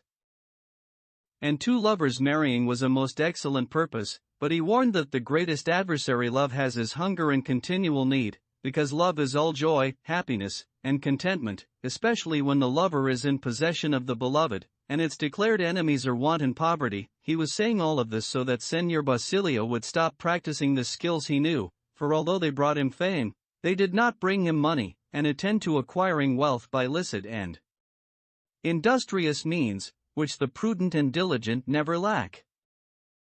The honorable poor man, if a poor man can be honorable, possesses a jewel when he has a beautiful wife, and when that is taken from him, his honor is taken away and destroyed. The beautiful, honorable woman whose husband is poor deserves to be crowned with laurels and palms of victory and triumph. Beauty, in and of itself, attracts the desires of all who look upon it and recognize it, and royal eagles and high-flying birds swoop down for it as if it were savory bait. But if this beauty is joined to need and want, it is also attacked by crows, kites, and other birds of prey, and the woman who stands firm through so many encounters surely deserves to be called her husband's crown. Look, my clever friend Basilio, added Don Quixote, it was believed by some wise man or other that there was only one virtuous woman in the entire world, and he advised each man to think and believe that the one virtuous woman was his wife, and in this way he would live contentedly. I am not married, and so far it has not even crossed my mind to marry, and yet I should dare to counsel any man who asks my advice how to find the woman he wishes to marry. First, I should advise him to consider her reputation more than her wealth, because the virtuous woman does not achieve a good reputation simply by being good, but by appearing to be good. Women's honor is damaged more by public liberties and acts of boldness than by secret iniquities. If you bring a virtuous woman to your house, it will be easy to maintain and even improve that virtue, but if she is immoral, it will be a formidable task to change her, for it is not very likely that she will pass from one extreme to another. I do not say it is impossible, but I consider it extremely difficult. Sancho heard this, and to himself he said, This master of mine, when I talk about things of pith and substance, usually says that I could take a pulpit in hand and go through the world preaching fine sermons, and I say of him that when he begins to string together judgments and to give advice, he could not only take a pulpit in hand but hang two on each finger, and go through the squares and say exactly the right thing. What a devil of a knight-errant you are, and what a lot of things you know. I thought in my heart that he would only know things that had to do with his chivalry, but there's nothing he doesn't pick at or poke his spoon into. Sancho was mumbling this, and his master heard him and asked, What are you mumbling about, Sancho? I'm not saying anything, and I'm not mumbling anything, responded Sancho. I was just saying to myself that I wish I'd heard what your grace said here before I married. Maybe then I'd be saying now, the ox who's free can lick where he pleases. 1. Is your Teresa so bad, Sancho? Said Don Quixote.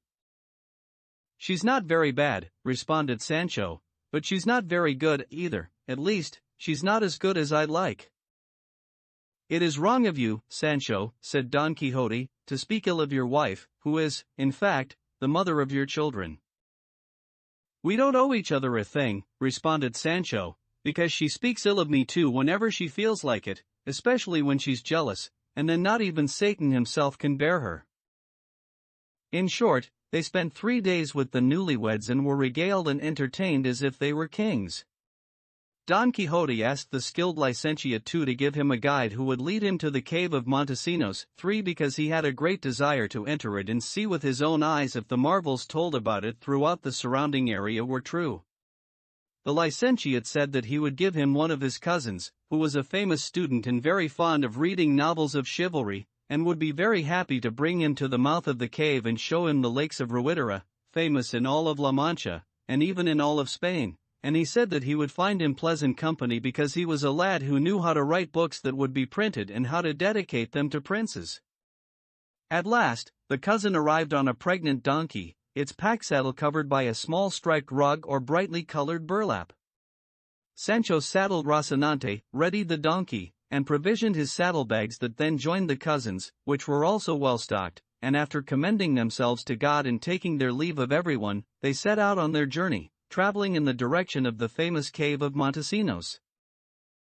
On the road, Don Quixote questioned the cousin regarding the character and nature of his activities, his profession, and his studies, to which he responded that his profession was being a humanist, his activities and studies, composing books for publishing, all of them very beneficial and no less diverting for the nation. One was entitled On Liveries, in which he depicts 703 liveries with their colors, devices, and emblems, from which courtier knights could pick and choose the ones they liked for festivals and celebrations and would not have to go begging them from anybody or overtaxing their brains, as they say, in order to find ones that matched their desires and intentions. "Because I give to the jealous, the disdained, the forgotten, and the absent the liveries that suit them best and fit them perfectly. I also have another book that I intend to call Metamorphoses, or the Spanish Ovid, a new and rare invention, because in it, in a parodic imitation of Ovid, I describe who La Giralda of Sevilla was, and the Angel of the Magdalena 4 and the Vesingera drainpipe in Cordoba 5 who the bulls of Gisando, and the Sierra Morena, and the fountains of Leganitos and Lavapiés, in Madrid, not forgetting the fountains of El Piojo and El Cano Dorado, and the fountain of La Priora, 6 and each has its allegories, metaphors, and transformations that delight, astonish, and instruct, all at the same time. I have another book that I call Supplement to Virgilio Polidoro, 7 which deals with the invention of things and is a work of great erudition and scholarship because the things of substance that Polidoro omitted I investigate and write about in an elegant style. Virgilio forgot to tell us who was the first man in the world to have a cold, and the first who used ointments to cure himself of the French disease. 8 I elucidate everything very precisely, citing more than 25 authors, and so your grace can see that I have done good work and that the book will be very useful to everyone," said Sancho, who had been very attentive during the cousin's narration.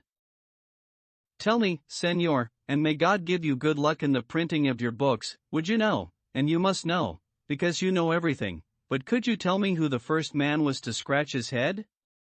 To my mind it must have been our father Adam." "Yes, it must have been," responded the cousin, "because Adam undoubtedly had a head and hair, and this being the case, and Adam being the first man in the world, at some time he must have scratched his head." "I think so, too," responded Sancho, "but now tell me, who was the first acrobat in the world?" "The truth is, my friend," responded the cousin, "that is something I cannot determine until I study it, and I shall study it as soon as I return to my books, and I shall satisfy your curiosity when next we meet, for this cannot be the last time." "Well, look, Señor," replied Sancho, "don't go to any trouble, for I just found the answer to the question I asked. Let me say that the first acrobat in the world was Lucifer, when he was tossed or thrown out of heaven and went tumbling down into the pit." "You're right, my friend," said the cousin. And Don Quixote said, "That question and answer are not yours, Sancho, you heard someone else say them." "Be quiet, Señor," replied Sancho, "for by my faith, if I start asking and answering, I won't finish until tomorrow. As for asking fool questions and giving nonsensical answers, I don't need to go around asking my neighbors for help." You have said more, Sancho, than you realize, said Don Quixote, for there are some who exhaust themselves learning and investigating things that, once learned and investigated, do not matter in the slightest to the understanding or the memory. The day was spent in this agreeable conversation, and others like it, and at night they stayed in a small village which, the cousin told Don Quixote, was no more than 2 leagues from the cave of Montesinos, and if he was determined to go inside, he would need to have ropes so that he could tie them around himself and lower himself into its depths. Don Quixote said that even if the cave went down into the abyss, he had to see where it ended, and so they bought almost 100 fathoms of rope, and the next day, at 2 in the afternoon, they reached the cave, whose mouth is spacious and wide but filled with brambles and boxthorn, wild fig trees and briars, so thick and intertwined that they completely cover and hide it. As soon as they saw it, the cousin, Sancho, and Don Quixote dismounted, and the first 2 tied him very securely with the ropes, and while they were wrapping them around him and tightening them, Sancho said, "Señor, your grace should think about what you're doing. You don't want to be buried alive, or be in a place where you're like a jar that's hung down a well to cool." "Oh yes, it isn't your grace's concern or business to go exploring this place that must be worse than a dungeon." "Tie the rope and be quiet," responded Don Quixote, "for an undertaking like this, Sancho my friend, was intended only for me." 9. And then their guide said, "I beg your grace, Señor Don Quixote, that you observe carefully and scrutinize with 1,000 eyes what you find inside. Perhaps there are things I can put in my book transformations."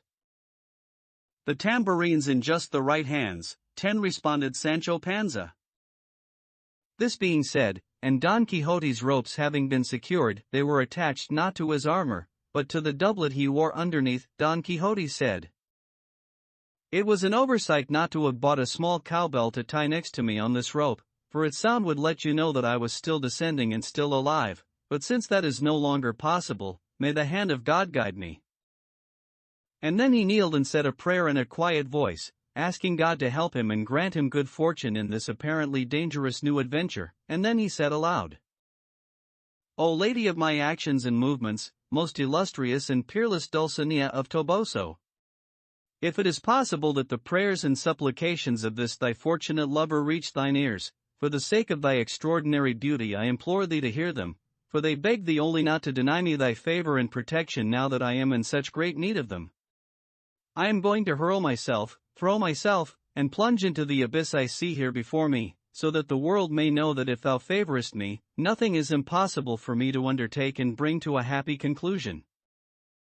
And saying this, he approached the chasm. He saw that it was not possible to lower himself or make his way to the entrance except by the strength of his arm or the thrusts of his blade, and so he put his hand to his sword and began to slash and cut the thicket at the mouth of the cave. With the clamor and din, an infinite number of huge crows and rooks flew out of it, and there were so many flying so quickly that they knocked Don Quixote to the ground. If he were as much of a soothsayer as he was a Catholic Christian, he would have taken this as a bad omen and refused to go down into such a place.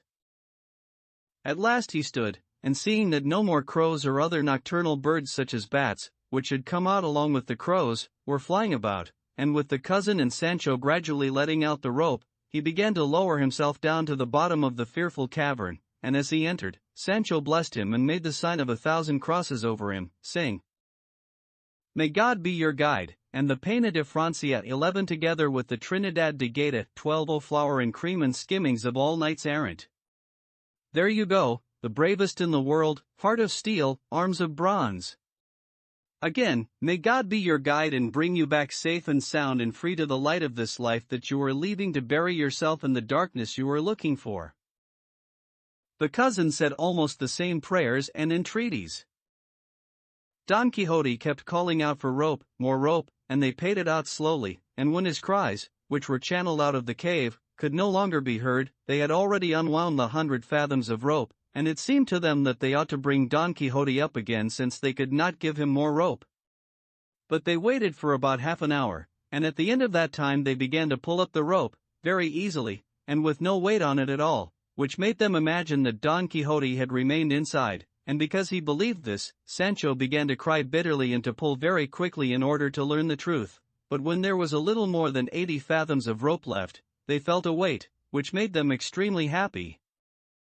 Finally, when there were 10 fathoms remaining, they saw Don Quixote clearly, and Sancho began to shout to him, saying, "A very hearty welcome to your grace, Señor. We thought you were going to stay down there and start a family." But Don Quixote did not say a word, and when they had pulled him all the way out, they saw that his eyes were closed, as if he were sleeping. They laid him on the ground and untied him, and still he did not awaken, but they turned him this way and that, and shook him and moved him so much, that after a fairly long time he regained consciousness, stretching as if he were waking from a deep and profound sleep, and looking around, as if in alarm, he said, "May God forgive you, friends, for you have taken me away from the sweetest life and most pleasant sights that any human being has ever seen or experienced. In truth, now I realize that all the pleasures of this life pass like shadows in dreams, or wither like the flowers in the field. Oh, unfortunate Montesinos! Oh, gravely wounded Durandarte! Oh, luckless Bellerma! O weeping Guadiana, and you unhappy daughters of Ruidera, who show in your waters the number of tears shed by your beautiful eyes." The cousin and Sancho listened to the words of Don Quixote, who spoke them as if he were tearing them with great sorrow from the very depths of his being. They begged him to explain what he was saying and to tell them what he had seen in that hell. "You call it hell," said Don Quixote. "Do not call it that, for it does not deserve the name, as you shall soon see." He asked them to give him something to eat, for he was very hungry. They spread the cousin's burlap on the green grass, had recourse to the provisions in the saddlebags, and the three of them sat in companionable friendship and ate both dinner and supper at the same time. When the burlap had been cleared, Don Quixote of La Mancha said, "Let no one get up, my friends, and listen to me carefully." Chapter 23. Regarding the remarkable things that the great Don Quixote said he saw in the depths of the cave of Montesinos, so impossible and extraordinary that this adventure has been considered apocryphal. It must have been 4 in the afternoon when the sun, hidden by clouds, its light faint and its rays temperate, gave Don Quixote an opportunity free of oppressive heat to recount what he had seen in the cave of Montesinos to his 2 illustrious listeners, and he began in the following manner. In this dungeon, at a depth of approximately 12 or 14 escudos, one on the right-hand side, there is a concavity, a space capable of holding a large wagon with its mules. A small amount of light comes in through openings in the earth's surface. I saw this concavity in space when I was already weary and tired of hanging and being suspended from the rope as I moved through that dark nether region without a fixed and certain route, and so I decided to go into the space and rest a while. I shouted to you, asking that you not let out more rope until I told you to, but you probably did not hear me. I picked up the rope you sent down, made it into a coil or ring, and sat on it, becoming very thoughtful as I considered how I would reach the bottom without anything to support me, and when I was deep in this thought and confusion, suddenly, and without my wishing it, I was overcome by a profound sleep, and when I least expected it, not knowing how or why, I awoke and found myself in the midst of the most beautiful, pleasant, and charming meadow that nature could create or the most discerning human mind imagine. I opened my eyes wide, rubbed them, and saw that I was not sleeping but really was awake. Even so, I felt my head and chest to verify whether it was I myself or some false and counterfeit phantom sitting there, but my sense of touch, my feelings, the reasoned discourse I held with myself, verified for me that, there and then, I was the same person I am here and now. Then there appeared before my eyes a royal and sumptuous palace or castle whose walls and ramparts seemed to be made of clear and transparent crystal. 2 large doors opened, and I saw that through them there emerged and came toward me a venerable ancient dressed in a long hooded cloak of purple baize that trailed after him on the ground. Around his shoulders and chest he wore a scholar's sash and hood of green satin. 2 His head was covered by a black Milanese cap. 3 And a snow-white beard reached down below his waist. He carried no weapons of any kind, but held a rosary in his hand, the smaller beads larger than medium-sized walnuts, and the larger ones the size of medium-sized ostrich eggs. His bearing, pace, gravity, and proud demeanor, each one taken separately and all of them taken together, filled me with wonder and amazement. He came up to me, and the first thing he did was to embrace me closely, and then he said, "For many long years, O valiant knight Don Quixote of La Mancha, we who dwell in this enchanted solitude have waited to see thee, so that thou couldst inform the world of what lies contained and hidden in the deep cave which thou hast entered, called the Cave of Montesinos, a feat reserved only for thy invincible heart and wondrous courage. Come thou with me, illustrious knight, for I wish to show thee the marvels hidden within this transparent castle, of which I am warden and perpetual chief guardian, for I am the same Montesinos after whom the cave is named. When he told me that he was Montesinos, for I asked him if the story told about him and the world up here was true, that with a small dagger he had cut out of his chest the heart of his great friend Durandarte V and carried it to the Lady Bellerma, as his friend had commanded when he was at the point of death. He responded that everything people said was true except for the dagger, because it was not a dagger and it was not small, but a blade striated on 3 sides and sharper than an awl. That blade, said Sancho, must have been made by Ramon de Hox, the Sevillane. I do not know, continued Don Quixote, but it probably was not the work of that knife-maker, since Ramon de Hox lived yesterday, and the battle at Roncesvalles, where this misfortune occurred, happened many years ago. This inquiry is of no importance, for it does not disturb or confound the truth and validity of the history. That is true, responded the cousin. Your grace should continue, Señor Don Quixote, for I am listening to you with the greatest pleasure in the world. With no less pleasure do I recount it, responded Don Quixote. And so I say that the venerable Montesinos led me into the crystalline palace, where, in a downstairs chamber that was exceptionally cool and made all of alabaster, there was a marble sepulchre crafted with great skill, and on it I saw a knight stretched out to his full length, and made not of bronze, or marble, or jasper, as is usual on other sepulchres, but of pure flesh and pure bone. His right hand, which seemed somewhat hairy and sinewy to me, a sign that its owner was very strong, lay over his heart. And before I could ask anything of Montesinos, who saw me looking with wonder at the figure on the sepulchre, he said, This is my friend Durandarte, the flower and model of enamored and valiant knights of his time. Here he lies, enchanted, as I and many others are enchanted, by Merlin, the French enchanter who was, people say, the son of the devil, and what I believe is that he was not the son of the devil but knew, as they say, a point or two more than the devil. How and why he enchanted us no one knows, but that will be revealed with the passage of time, and is not too far off now, I imagine. What astonishes me is that I know, as well as I know that it is day, that Durandarte ended the days of his life in my arms, and that when he was dead I removed his heart with my own hands, and the truth is that it must have weighed 2 pounds, because according to naturalists, the man who has a larger heart has greater courage than the man whose heart is small. If this is the case, and if this knight really died, why does he now moan and sigh from time to time, as if he were alive? When this was said, the wretched Durandarte gave a great shout and said, Oh my cousin Montesinos! The last thing I asked of you was, when I had breathed my last and my soul had flown away, to cut my heart out of my breast with a dagger or a blade, and bear it as an offering to my lady, fair Bellerma a 6. Hearing this, the venerable Montesinos fell to his knees before the doleful knight and, with tears in his eyes, said to him, Oh, Señor Durandarte, my beloved cousin, I did what you commanded on the ill-fated day of our defeat. I removed your heart the best I could, not leaving any fragments behind in your chest. I cleaned it with a lace handkerchief. I took it and hurried away to France, having first placed you in the bosom of the earth, shedding so many tears that they were enough to wash away the blood that covered my hands after I had put them inside your body, and furthermore, my dearest cousin, in the first village I came to after I left Roncesvalles, I sprinkled a little salt on your heart so that it would not smell bad and would be, if not fresh, at least dried and salted, in the presence of the Lady Bellerma, who, along with you, and me, and Guadiana, your squire, and her lady-in-waiting, Ruidera, and her 7 daughters and 2 nieces, and many more of your friends and acquaintances the wise Merlin has kept here, enchanted, for many years, and although more than 500 have passed,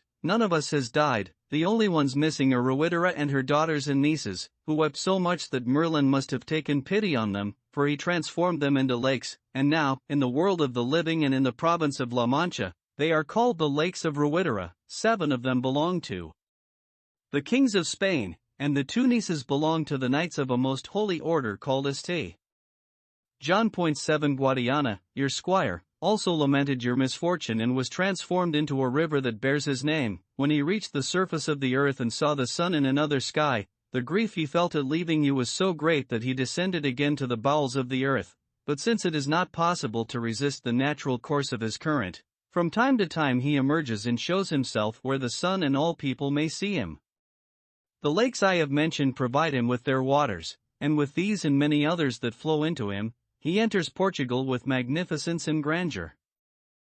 But despite this, wherever he goes he displays his sadness and melancholy, and does not boast of breeding valuable and highly esteemed fish in his waters, but only ones that are coarse and disagreeable, unlike those found in the Golden Taha. And what I am telling you now, my dear cousin, I have told you many times before, and since you do not respond, I imagine that you do not believe me, or do not hear me, and God knows the grief that causes me. Now I wish to give you some news, and if it does not assuage your sorrow, at least it will not increase it in any way. Know that here in your presence, if you open your eyes you will see him. You have that great knight about whom the wise Merlin has made so many prophecies, I mean Don Quixote of La Mancha, who once again, and to greater advantage than in past times, has revived in the present a long-forgotten knight-errantry, and through his mediation and by his favor it may be that the spell over us will be broken, for great deeds are reserved for great men. And if this is not the case, responded the mournful Durand Arte in a low, faint voice, if this is not the case, dear cousin, I say have patience and shuffle the deck. And turning on his side, he resumed his customary silence and did not utter another word. At this point a great weeping and wailing was heard, along with deep moans and anguished sobs. I turned my head and saw through the crystal walls a procession of 2 lines of beautiful maidens passing through another chamber, all of them dressed in mourning and wearing white turbans on their heads, in the Turkish fashion. At the very end and conclusion of the 2 lines came a matron, for her gravity made her seem one, also dressed in black, and wearing a white train so lengthy and long it brushed the ground. Her turban was twice as large as the largest of the others, she was beetle-browed and snub-nosed, her mouth was large, but her lips were red, her teeth, which she may have shown, were few in number and crooked, though as white as peeled almonds. In her hands she carried a delicate cloth, and in it, as far as I could tell, was a heart that had been mummified. It looked so dry and shriveled. Montesinos told me that all the people in the procession were servants of Durand Arte and Bellerma, enchanted along with their master and mistress, and that the last one, who carried the heart in the cloth, was Senora Bellerma herself, who along with her maidens walked in that procession 4 days a week and sang, or rather wept, dirges over the body and wounded heart of his cousin, and if she had seemed rather ugly, and not as beautiful as her fame proclaimed, the cause was the bad night's end. Worse days she had spent in that enchantment, as one could see in the deep circles under her eyes and her sickly color. And her sallow complexion and deep circles arise not from the monthly distress common in women, because for many months, even years, she has not had it nor has it appeared at her portals, but from the sorrow her heart feels for the one she continually holds in her hands, which always renews and brings to mind the affliction of her unfortunate lover. If this were not the case, then the great Dulcinea of Toboso, so celebrated here and in the rest of the world, would barely be her equal in beauty, grace, and charm. Stop right there, Senor Don Montesinos, I said then. Your Grace should recount this history in the proper manner, for you know that all comparisons are odious, and there is no reason to compare anyone to anyone else. The peerless Dulcinea of Toboso is who she is, and Senora Bellerma is who she is, and who she was, and no more should be said about it. To which he responded, Senor Don Quixote, may your Grace forgive me, for I confess that I erred and misspoke when I said that Senora Dulcinea would barely be the equal of Senora Bellerma, for it was enough for me to have realized, by means of I am not certain what conjectures, that your Grace is her knight, and I would rather bite my tongue than compare her to anything but heaven itself. With this satisfaction given to me by the great Montesinos, my heart recovered from the shock I had received at hearing my lady compared to Bellerma. What surprises me, said Sancho, is that your Grace didn't jump on the old man and break every bone in his body and pull out his beard until there wasn't a single hair left. No, Sancho my friend, responded Don Quixote, it would not have been right for me to do that, because we are all obliged to have respect for the old, even if they are not knights, but especially if they are, and are enchanted as well, I know very well that nothing was wanting in the many other questions and answers that passed between us." At this point the cousin said, "I don't know, Señor Don Quixote, how your grace could have seen so many things and spoken so much and responded to so much in the short amount of time that you were down there." "How long ago did I go down?" asked Don Quixote. "A little more than an hour," responded Sancho. "That cannot be," replied Don Quixote, "because night fell and day broke while I was there, and they fell and broke 3 times, and so by my count I have spent 3 days in those remote regions that are hidden from your eyes." "My master must be telling the truth," said Sancho. "Since all the things that have happened to him have been by enchantment, maybe what seems like an hour to us seems like 3 days and nights down there." "That must be so," responded Don Quixote. "And, Señor, has your grace eaten in all this time?" asked the cousin. "Not a mouthful has broken my fast," responded Don Quixote, "nor did the thought of hunger even enter my mind."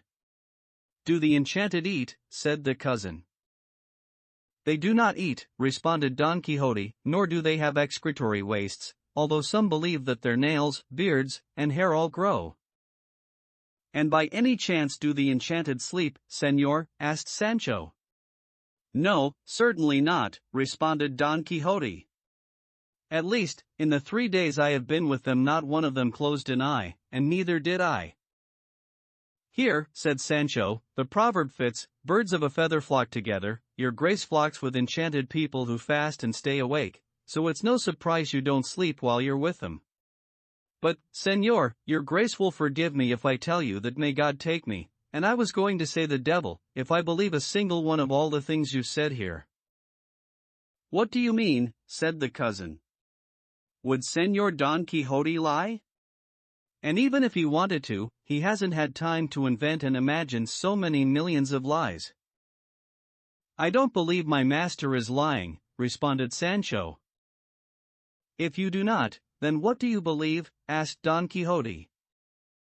"I believe," responded Sancho, "that Merlin, or those enchanters who enchanted that whole crowd your grace says you saw and talked to down there, put into your mind or memory the whole story that you've told us, and the rest that you still have to tell." "That could be true, Sancho," replied Don Quixote, "but it is not, because what I have recounted I saw with my own eyes and touched with my own hands. But what will you say when I tell you now that among the infinite things and wonders that Montesinos showed to me, which I shall tell you in the course of our journey, slowly and at the proper time so that they are not all recounted here, Montesinos showed me 3 peasant girls who were leaping and jumping in those pleasant fields like nanny goats, and as soon as I saw them I recognized one of them as the peerless Dulcinea of Toboso, and the other 2 as those same peasant girls who came with her, the ones we spoke to as we were leaving Toboso. I asked Montesinos if he knew them. He responded that he did not, but he imagined that they must be distinguished ladies who had been enchanted, for they had appeared in those meadows only a few days before, and this should not surprise me because many other ladies from past and present times were there who had been transformed into many strange figures, among whom he recognized Queen Guinevere and her lady-in-waiting, Quintanona, pouring wine for Lancelot when he from Brittany came. 8.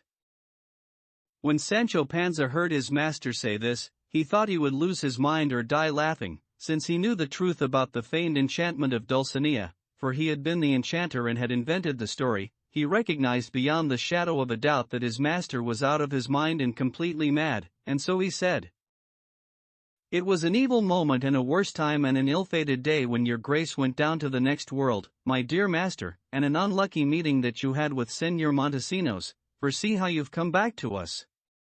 Your grace was better off up here when you had all your wits, just as God had given them to you, always saying wise things and giving advice, not like now, when you're saying the most foolish things that anybody could imagine."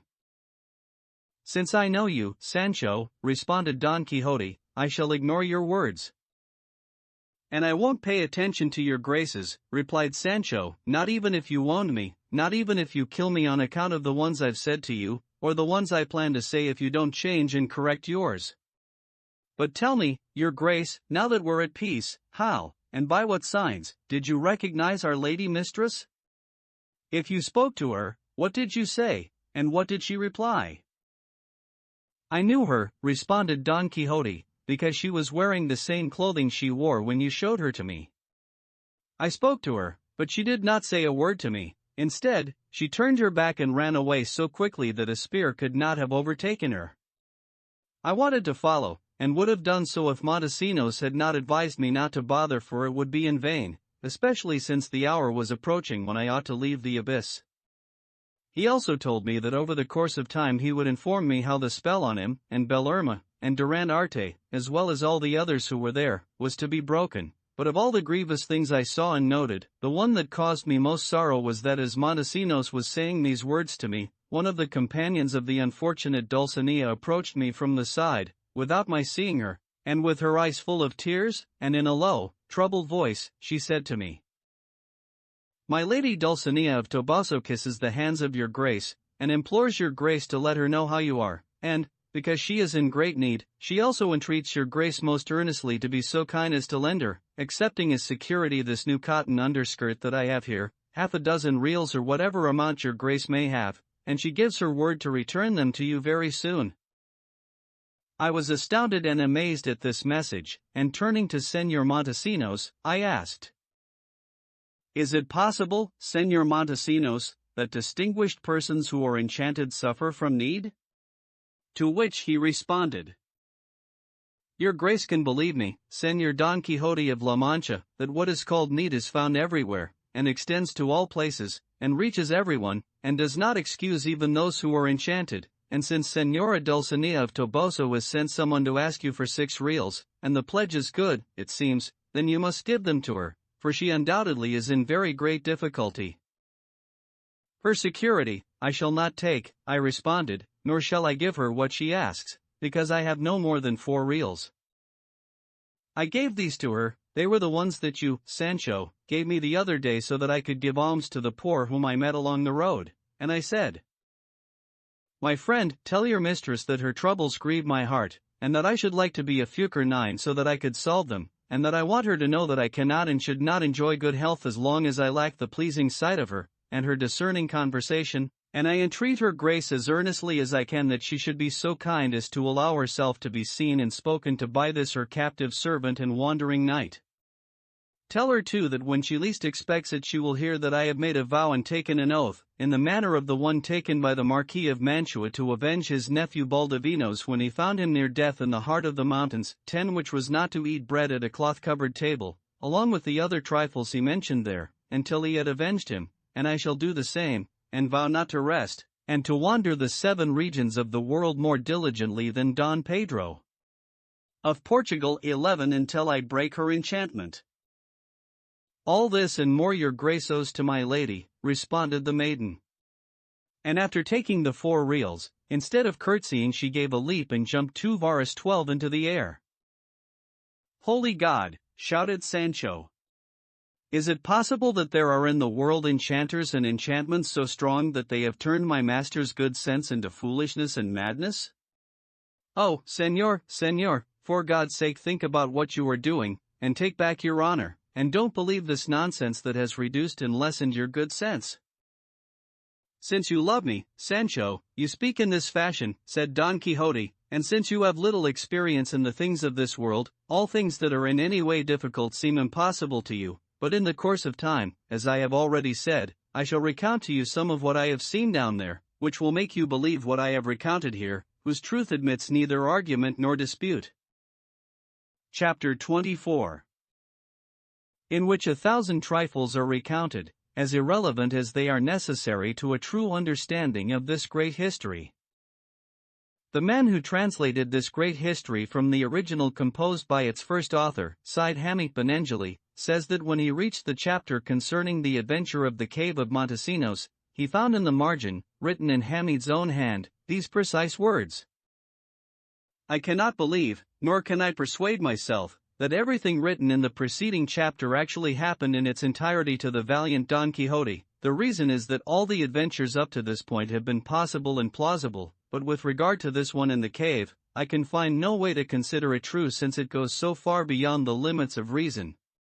But it is not possible for me to think that Don Quixote, the truest and most noble knight of his day, would lie, for he would not tell a lie even if he were shot with arrows, Moreover, he recounted and told it in all its circumstances and details, and in so short a time he could not fabricate so enormous a quantity of nonsense. If this adventure seems apocryphal, the fault is not mine, and so, without affirming either its falsity or its truth, I write it down. You, reader, since you are a discerning person, must judge it according to your own lights, for I must not and cannot do more. Yet it is considered true that at the time of Don Quixote's passing and death, he is said to have retracted it, saying he had invented it because he thought it was consonant and compatible with the adventures he had read in his histories. And then he continues, saying, the cousin was astounded both by Sancho Panza's boldness and his master's patience, and he assumed that his joy at seeing his lady Dulcinea of Toboso, even though she was enchanted, gave rise to the mildness of disposition he displayed then, for otherwise Sancho's words and phrases would have merited a beating. The cousin, who really thought Sancho had been insolent to his master, said, Señor Don Quixote of La Mancha, I consider the journey I have made with your grace very worthwhile, because I have derived 4 things from it. The first, having met your grace, which I consider a great joy. The second, having learned what is inside the cave of Montesinos, along with the mutations of Guadiana and the lakes of Ruidera, which will be of great use to me in the Spanish Ovid that I have in hand.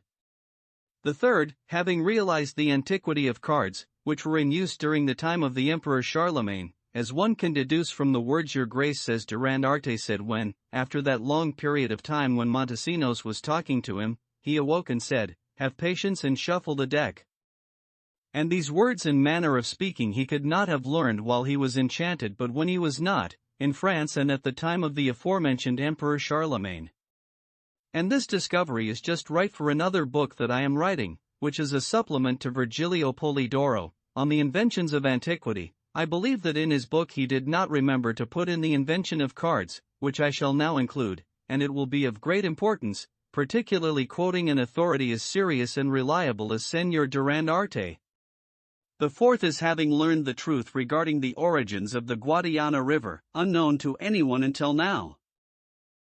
Your grace is correct, said Don Quixote, but I should like to know, if God grants that you receive a license to print your books, which I doubt, to whom you intend to dedicate them.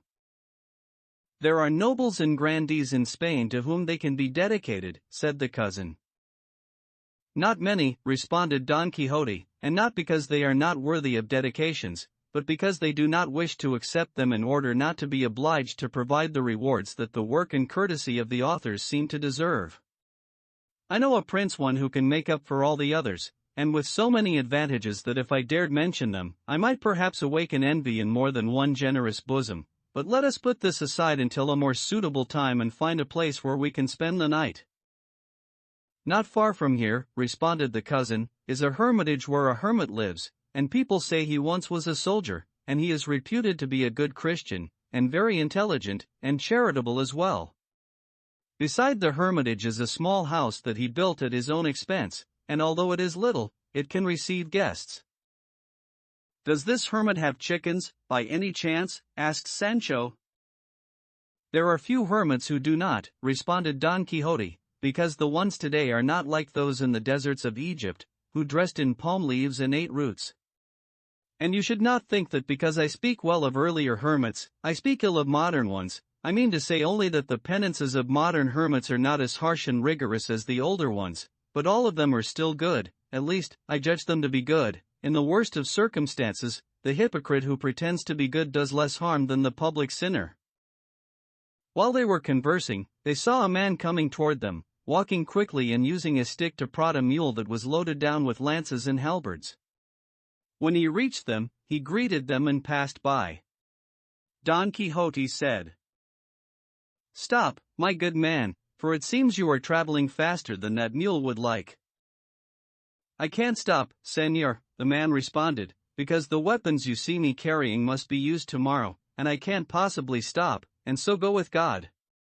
But if you want to know why I'm carrying them, I plan to spend the night at the inn that's past the hermitage, and if you're traveling the same way, you'll find me there, and then I'll tell you some wonderful things. And so again, go with God. And he prodded his mule so much that Don Quixote did not have the opportunity to ask him what wonderful things he planned to tell them, and since he was rather curious and was always filled with the desire to learn new things, he said that they should leave immediately and go to spend the night at the inn, not stopping at the hermitage where the cousin wanted them to stay. And so they mounted their animals and all three followed the road that led directly to the inn, where they arrived shortly before nightfall. On the way, the cousin said to Don Quixote that they should stop at the hermitage for something to drink. As soon as Sancho Panza heard this, he turned his donkey toward the hermitage, and Don Quixote and the cousin did the same, but as Sancho's bad luck would have it, the hermit was not at home, which is what they were told by an assistant hermit whom they found in the hermitage. They asked for some good wine, and he responded that his master did not have any, but if they wanted some cheap water, he would gladly give it to them. "If I had a thirst for water," responded Sancho, "there are wells along the road where I could quench it. O wedding of Camacho, O plenty in the house of Don Diego, I miss you so often." They left the hermitage and spurred their mounts on to the inn, and in a little while they came upon a boy who was walking, not very quickly, in front of them, and they soon overtook him. He was carrying a sword over his shoulder, and on it there was a bundle or pack, apparently of his clothes, which appeared to be breeches or pantaloons, and a short cape, and a shirt or two, because he was wearing a velvet doublet, with some glimmers of satin, and his shirt hanging out, and his hose was of silk, and his shoes square-toed, in the fashion of the court. He must have been 18 or 19 years old, with a joyful face and, it seemed, an agile body. As he walked he sang seguidillas too to relieve the tedium of the road. When they reached him he had just finished singing one that the cousin committed to memory, and it is said that it said, "I'm forced to go to the war because I'm so poor, if I had money, believe me I wouldn't leave." The first to speak to him was Don Quixote, who said, "Your grace travels very lightly, gallant señor. Where are you going? Let us know, if you care to tell us." To which the boy responded, "My traveling so lightly is because of the heat and poverty, and I am going to war." "Why poverty?" asked Don Quixote. "The heat is enough of a reason." "Señor," replied the lad, "in this bundle I'm carrying some velvet pantaloons, companions to this doublet. If I wear them out on the road, I won't be able to honor myself with them in the city, and I don't have the money to buy others. For this reason, and to cool myself, I'll travel this way until I reach the infantry companies that are no more than 12 leagues away, and there I'll enlist, and there will be plenty of wagons that I can ride until we reach the port of embarkation, which they say will be in Cartagena. And I'd rather have the king as my lord and master, and serve him in war, than some fool at court." "And does your grace have a bonus, by any chance?" asked the cousin. "If I had served some grandee of Spain, or some distinguished nobleman," the boy responded, "I'd certainly have one, which is what you get when you serve good masters. You leave the servants' table and become an ensign or a captain, or get a good allowance. But I, sad to say, always served office seekers and upstarts, whose income and revenue were so miserable and sparse that they spent half of it when they paid for the starch and a collar. It would be considered a miracle if a venturesome page were to have any kind of good fortune." "And tell me, friend, on your life," asked Don Quixote, "is it possible that during the years you served you haven't been able to obtain some livery?" "I was given 2 liveries," responded the page, "but like somebody who leaves the church before he takes his vows, and they take away his habit and give him back his clothes, my masters gave me back my own clothes when their business at court was finished, and they went home and took back the liveries they had given just for show." "That is a noteworthy spiler seria, 3 as they say in Italian," said Don Quixote, "but even so, you should consider it good fortune to have left the court with such good intentions, because there is nothing on earth more honorable or beneficial than serving God, first of all, and then your king and natural lord, especially in the practice of arms, by means of which one achieves, if not more wealth, at least more honor than through letters, as I have said so often, although letters have founded more estates than arms. Those who pursue arms have I do not know precisely what kind of advantage over those who pursue letters, but I do know what kind of splendor places them above all others. And what I wish to tell you now you should keep in your memory, for it will be of great benefit and consolation to you in your hardships. You must put out of your mind the adversities that may befall you, for the worst of them is death, and if it is a good death, then dying is the best thing that can happen to you. Julius Caesar, that valiant Roman emperor, was asked what was the best death, and he responded the one that was unexpected, sudden, and unforeseen. And although he responded as a heathen who did not have knowledge of the true God, yet he was correct in view of human feeling. For what does it matter if you are killed in the first battle or skirmish, or are shot by artillery, or blown up by a mine? It is all dying, and the end of the story. And according to Terence, the soldier killed in battle looks better than the one who was safe and sound in flight, and the good soldier achieves as much fame as his obedience to his captains and to those who can command him. And remember, son, that the soldier prefers the smell of gunpowder to the scent of musk, and if old age overtakes you in this honorable profession, even if you are full of wounds, and maimed or crippled, at least when it overtakes you, you will not be without honor, an honor that not even poverty can diminish. Furthermore, laws are now being enacted that will protect and assist old and crippled soldiers, because it is not right that they be treated the way blacks are treated who are emancipated and freed when they are old and can no longer serve, and are thrown out of the house and called free men, making them slaves to hunger from which only death can liberate them. And for now I do not wish to say more, except that you should ride behind me on my horse until we reach the inn, and there you will have supper with me, and in the morning you will continue on your way, and may God make it as smooth for you as your desires deserve. The page did not accept the invitation to ride behind, though he did say yes to eating supper with him in the inn, and at this moment it is said that Sancho said to himself, "Lord, save my master." Is it possible that a man who knows how to say all the many good things that he's said here can say he's seen the impossible foolishness that he says he saw in the cave of Montesinos? Well now, time will tell. At this point they reached the inn just as night was falling, and much to Sancho's delight, he saw that his master judged it to be a real inn and not a castle, as he usually did. As soon as they had entered, Don Quixote asked the innkeeper about the man with the lances and halberds, and he responded that the man was in the stable tending to his mule. The cousin and Sancho did the same for their donkeys, giving Rocinante the best manger and stall in the stable. Chapter 25, in which note is made of the braying adventure and the diverting adventure of the puppet master, along with the memorable divinations of the soothsaying monkey. Don Quixote was on pins and needles, as the saying goes, until he could hear and learn about the marvels promised by the man carrying the weapons. He went to look for him in the place where the innkeeper had said he was, and found him, and said that the man had to tell him now what he would, in any case, tell him later regarding what Don Quixote had asked on the road. To which the man responded, "The recounting of my marvels has to take place more slowly, and not while we're standing. Señor, your grace must allow me to tend to my animal, and then I shall tell you things that will astound you." "Do not let that delay you," responded Don Quixote, "for I shall help you with everything."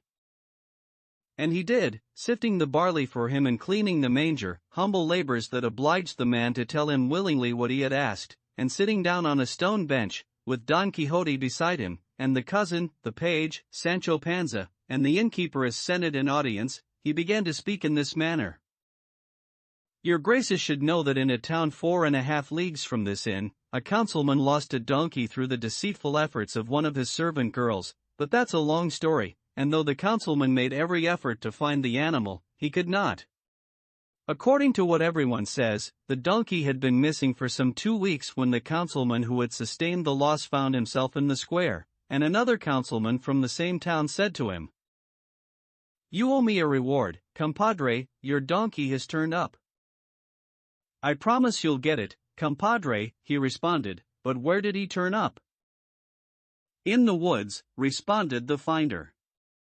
'I saw him this morning, without a pack saddle or any trappings, and so skinny it made me feel bad just to look at him. I tried to catch him and bring him back to you, but he's so wild and untamed now that when I went up to him, he ran off into the deepest part of the woods. If you want both of us to look for him, just let me take my little Jenny home, and I'll be right back.' 'I appreciate that,' said the one who had lost his donkey, 'and I'll try to return the favor.' Everybody who knows the truth of the matter tells the story with the same details, and in the same manner that I'm telling it now. In short, the two councilmen together went on foot into the woods, and they reached the place in the sight where they thought they would find the donkey but did not find him there or anywhere nearby no matter how much they searched. Seeing that he was nowhere to be found, the one who had seen the donkey said to the other councilman, "Look, compadre, I've just had an idea, and there's no doubt that with it we'll be able to find this animal even if he's hiding in the bowels of the earth, let alone the woods. The fact is that I know how to bray wonderfully well, and if you know how even a little, then the matter's settled." "Did you say even a little, compadre?" said the other councilman. "By God, nobody's better than me, not even donkeys." "We'll see," responded the second councilman, "because I've decided that you should go to one part of the woods and I'll go to the other, so that we'll walk all around it, and every few steps you'll bray and I'll bray, and the donkey will have to hear us and respond if he's in the woods at all." To which the owner of the donkey responded, "Compadre, I say it's an excellent plan and worthy of your great intelligence." And separating as they had agreed, it so happened that they both brayed almost at the same time, and each was deceived by the braying of the other and came running, thinking the donkey had returned, and when they saw each other, the one who had lost the donkey said, "Is it possible, compadre, that it wasn't my donkey who brayed?" "No, it was me," responded the other man. "That I say, compadre," said the owner, "that between you and a jackass there's no difference at all as far as braying is concerned, because never in my life have I seen or heard anything more lifelike." "The compliments and flattery," responded the planner, "belong and apply to you more than to me, compadre. By the God who made me, you can give a two-bray advantage to the greatest and most expert brayer in the world, because your sound is loud, your voice sustained, with the correct time and rhythm, your inflections numerous and rapid. In short, I admit defeat, and surrender the palm, and hand you the banner for this rare ability." "Now I say," responded the owner, "that from now on I'll esteem myself more and think better of myself and believe that I know something valuable since I'm graced with this talent. Though I thought I could bray well, I never realized I had reached the heights that you say I have." "I'll also say now," responded the second man, "that there are rare abilities in the world that are lost, and ill-used by those who don't know how to take advantage of them." "Except in cases such as the one we're dealing with now," responded the owner, "ours are of little use to us, and even here, may it please God that they do us some good." Having said this, they separated and returned to their braying, and were constantly being deceived, and came back together again, until they decided on a signal to let them know that they were the ones braying and not the donkey, and it was that they would bray twice, one bray right after the other. In this way, constantly giving two brays in a row, they circled the entire woods, but the lost donkey did not respond, not even with a sign. Yet how could the poor unfortunate respond? For they found him in the deepest part of the woods, devoured by wolves. And when they saw him, his owner said, "I was surprised at his not responding, because if he hadn't been dead, he would have brayed when he heard us, or wouldn't be a donkey, but as long as I was able to hear you bray so beautifully, compadre, I consider the effort of looking for him well worth the trouble, even though I found him dead." "We're a talented pair, compadre," responded the other, "because if the abbot sings well, the altar boy's not far behind."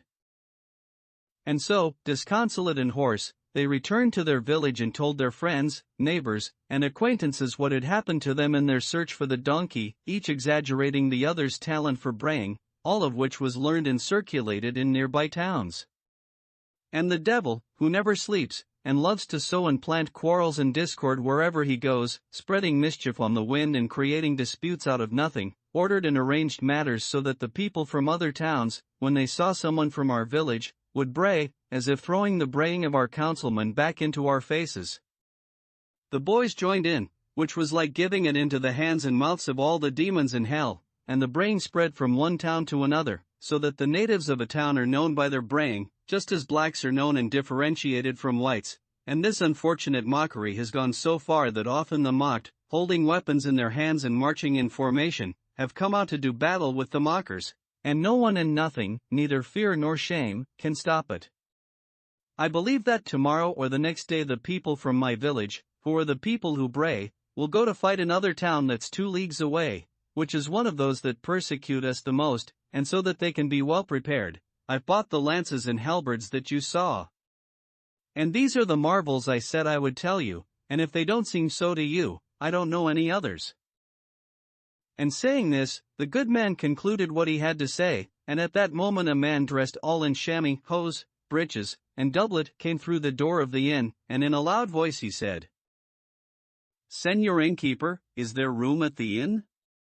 For the soothsaying monkey is coming here, and a puppet show about the freeing of Melisendra." "Good Lord," said the innkeeper. "It's Master Pedro. There's a good night ahead of us." I forgot to say that this Master Pedro had his left eye and almost half his cheek covered with a patch of green taffeta, a sign that all of that side was probably diseased. The innkeeper continued, saying, "Your grace is welcome, Senor Master Pedro." "Where are the monkey and the puppet stage? I don't see them." "They're nearby," responded the man in chamois, "but I came on ahead to find out if there's room." "I'd move out the Duke of Alba himself to make room for Master Pedro," responded the innkeeper. "Bring the monkey and the puppet stage in, because tonight there are people in the inn who will pay to see the show and the monkey's talents." "That's a stroke of luck," responded the man with the patch. "I'll lower the price, and consider myself well paid if I cover my costs. Now I'll go and bring in the cart that's carrying the monkey and the stage." And then he left the inn again. Don Quixote asked the innkeeper about Master Pedro and the puppet show and monkey he was bringing with him. To which the innkeeper responded, "He's a famous puppet master who's been traveling the Aragonese side of La Mancha for some time, showing a puppet play about Melisendra being freed by the famous Don Quixote, which is one of the best and best acted histories seen in this part of the kingdom for many years. He also has with him a monkey with the rarest talent ever seen among monkeys or imagined among men, because if he's asked something, he pays attention to what he's asked, then jumps onto his master's shoulders and goes up to his ear and tells him the answer to the question, and then Master Pedro says what it is. He has much more to say about past things than about future ones, and even though he isn't right all the time, he's not wrong most of the time, so he makes us think he has the devil in his body.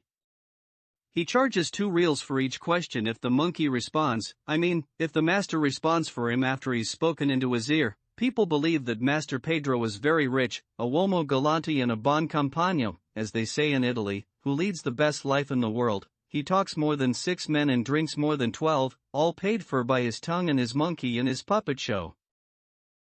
At this point Master Pedro returned, and in a cart came the puppet stage and a large tailless monkey with a rump like felt but a face that was nice looking, and as soon as Don Quixote saw him, he asked, "Senor Soothsayer, can your grace tell me che pesci pigliamo, one what will become of us? And here you can see my 2 reals." And he told Sancho to hand them to Master Pedro, who responded for the monkey, saying, "Senor, this animal does not respond or give information about things to come. About past things he knows a little, and about present ones, a little more." "By God," said Sancho, "I wouldn't pay anything to have somebody tell me what's already happened to me. Who knows that better than me? And it would be foolish to pay anybody to tell me what I already know, but since he knows about present things, here's my 2 reals so his monkeyness can tell me what my wife, Teresa Panza, is doing now, and how she's spending her time."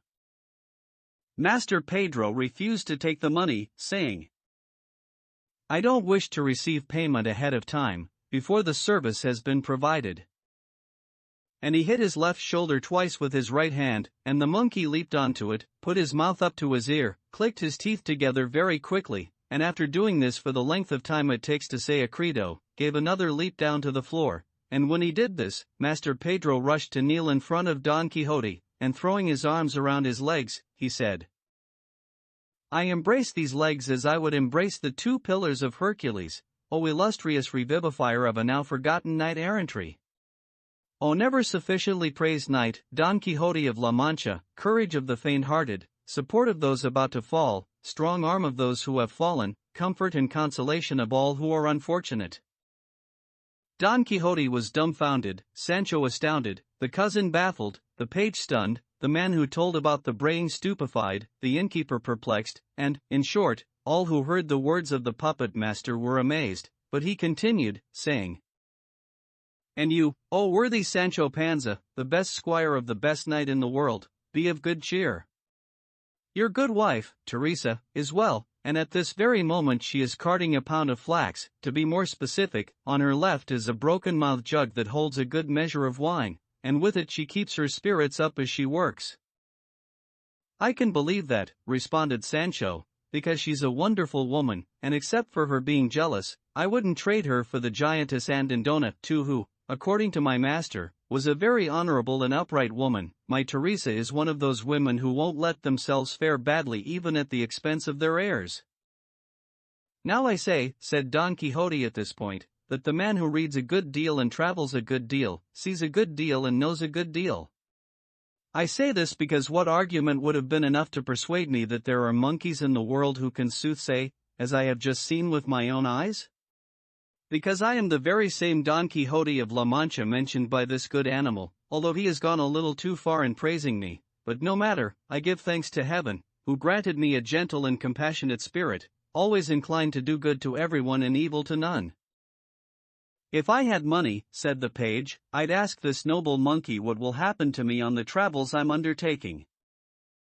To which Master Pedro, who by this time had risen from the feet of Don Quixote, responded, "I've already said that this beast does not speak of the future, but if he did, not having money wouldn't matter, because for the sake of serving Señor Don Quixote, here present, I would give up all the profits in the world. And now, because I owe it to him, and to give him pleasure, I would like to set up my puppet stage and delight everyone in the inn, at no charge whatsoever." When he heard this, the innkeeper, who was overjoyed, indicated the spot where the stage could be placed, and this was done in very short order. Don Quixote was not very pleased with the monkey's soothsaying, for it did not seem right that a monkey could divine things, whether things of the future or of the past, and so while Master Pedro was arranging the stage, Don Quixote withdrew with Sancho to a corner of the stable where no one could hear them, and he said, "Look, Sancho, I have considered very carefully the strange talent of this monkey, and in my opinion this Master Pedro, his owner, must have made a pact, either implicit or explicit, with the devil." "If the pack split and belongs to the devil," said Sancho, "it must be a very dirty pack, no doubt about it, but what good would that do Master Pedro?"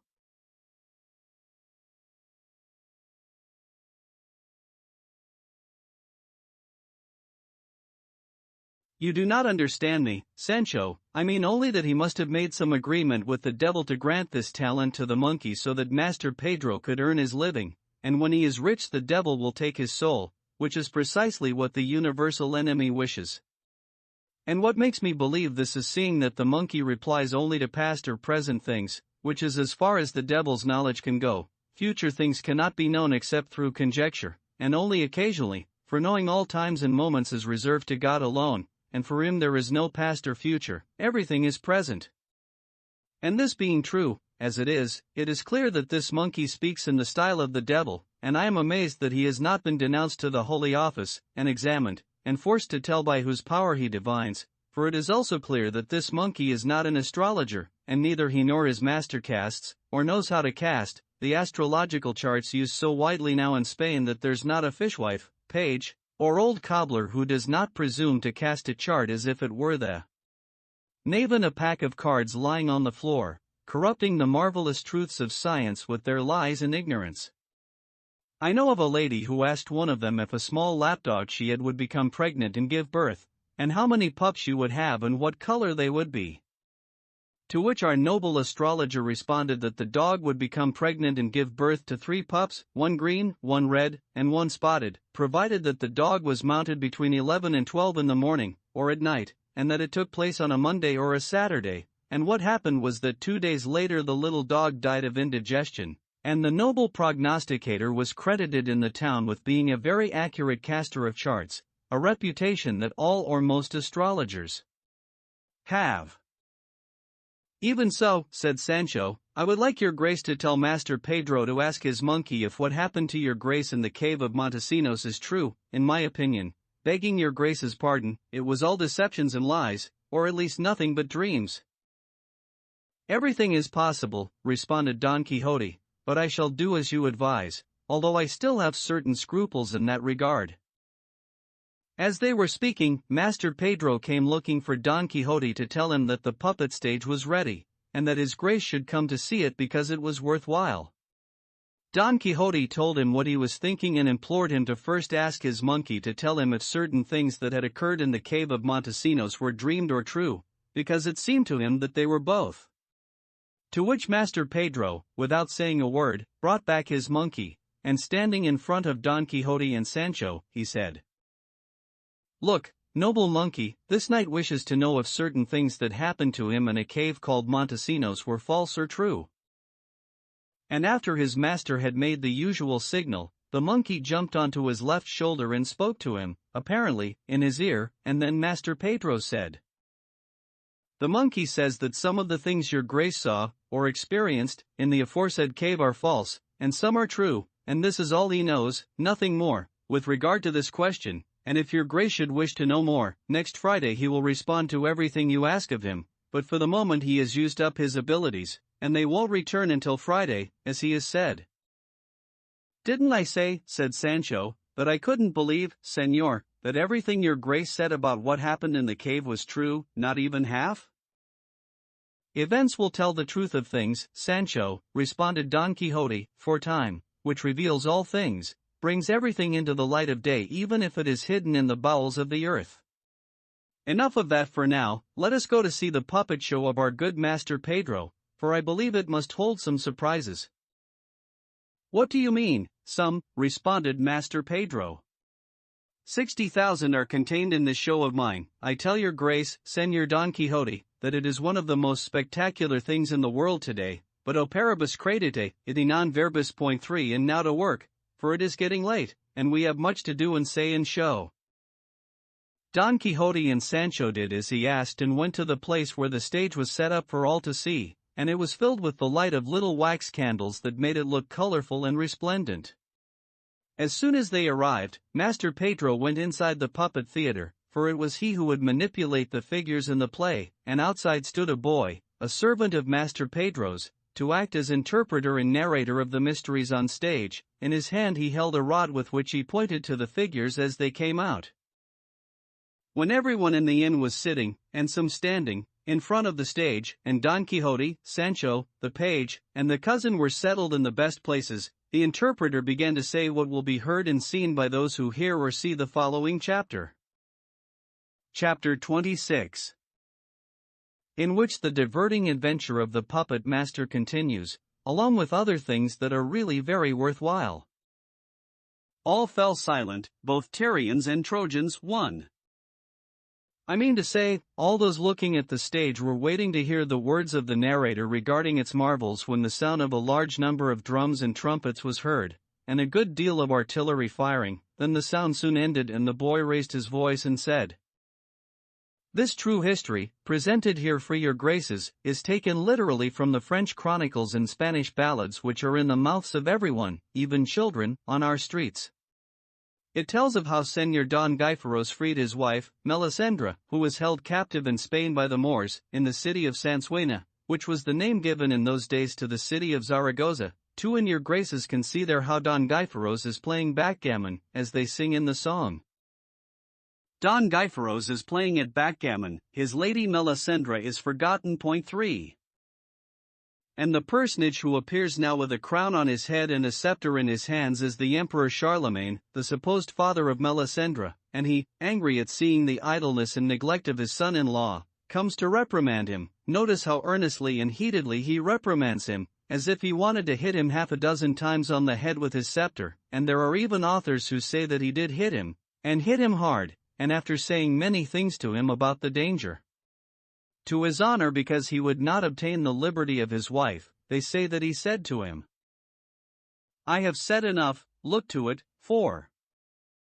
And look, your graces, at how the emperor turns his back and leaves an indignant Don Gaiferos. Now see how he, made impatient by anger, tosses away the backgammon board in pieces and quickly asks for his armor, and asks his cousin Don Roland for the loan of his sword, Durindana, and see how Don Roland does not want to lend it to him, offering instead to accompany him in the difficult enterprise he is undertaking. But the angry and valiant knight does not accept, saying that alone he is enough to rescue his wife, even if she is held at the very center of the earth, and now he goes in to put on his armor so that he can set out immediately.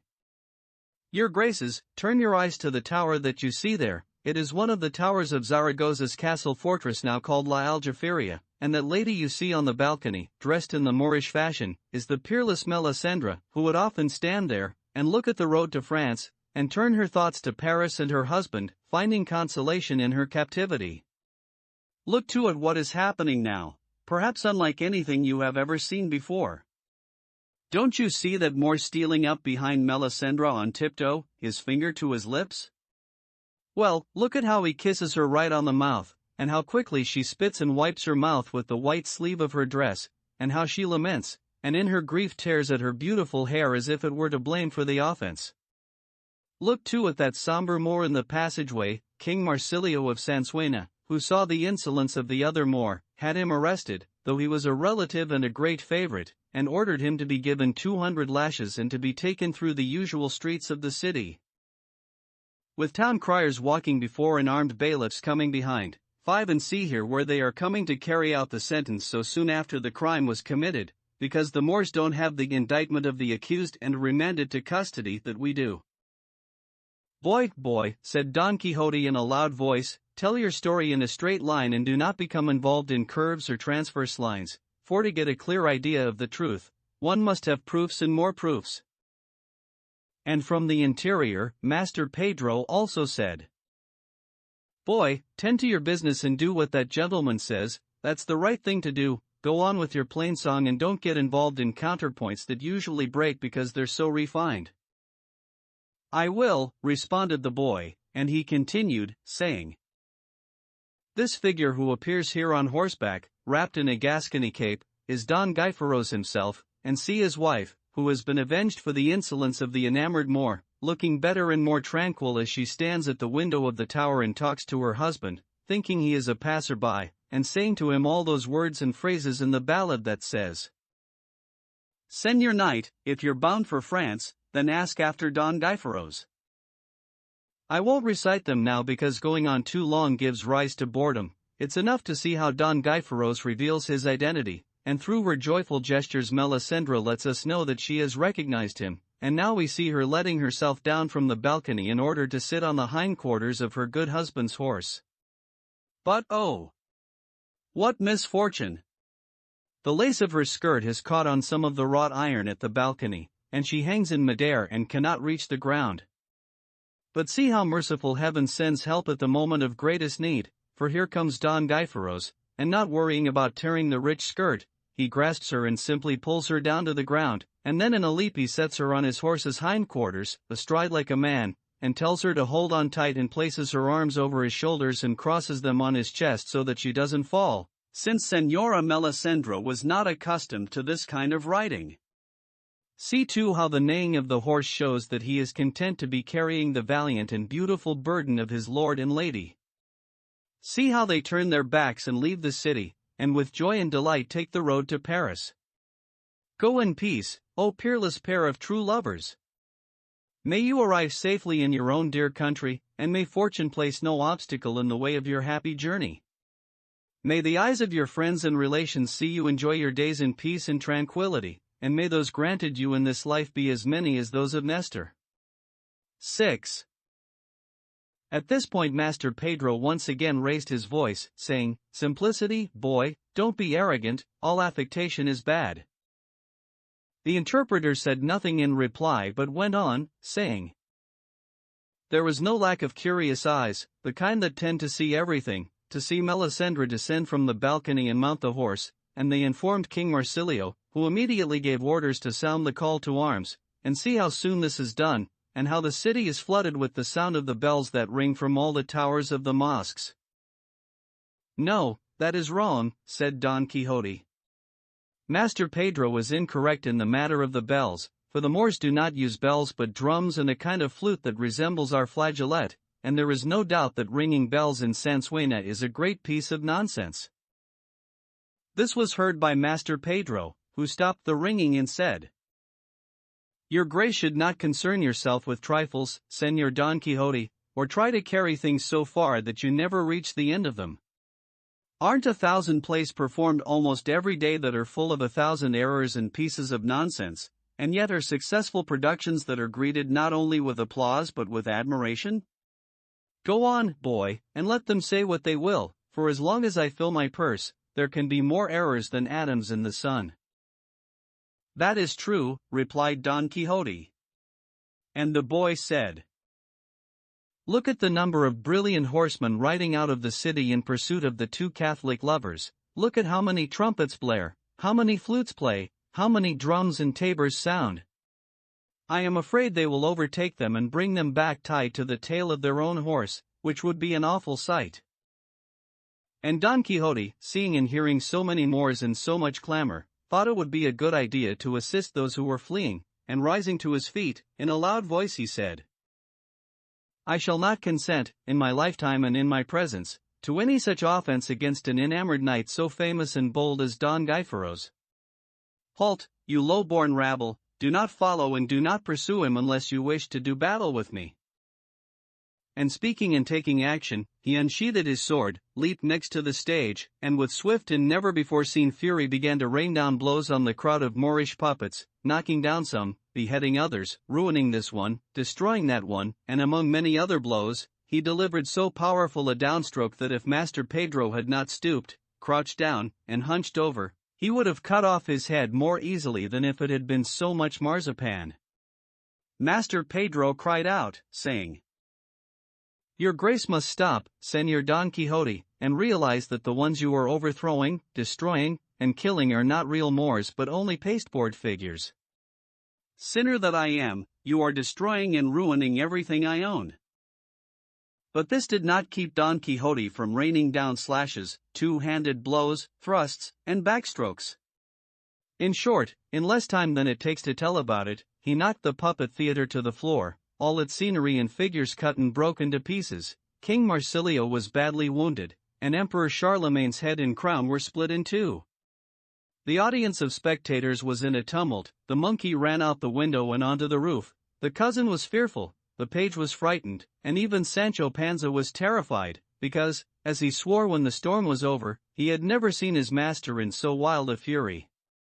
When the general destruction of the puppet theater was complete, Don Quixote calmed down somewhat and said, "At this moment I should like to have here in front of me all those who do not believe, and do not wish to believe, how much good knights errant do in the world. If I had not been here, just think what would have happened to the worthy Don Gaiferos and the beauteous Melisendra. Most certainly, by this time those dogs would have overtaken them and committed some outrage against them.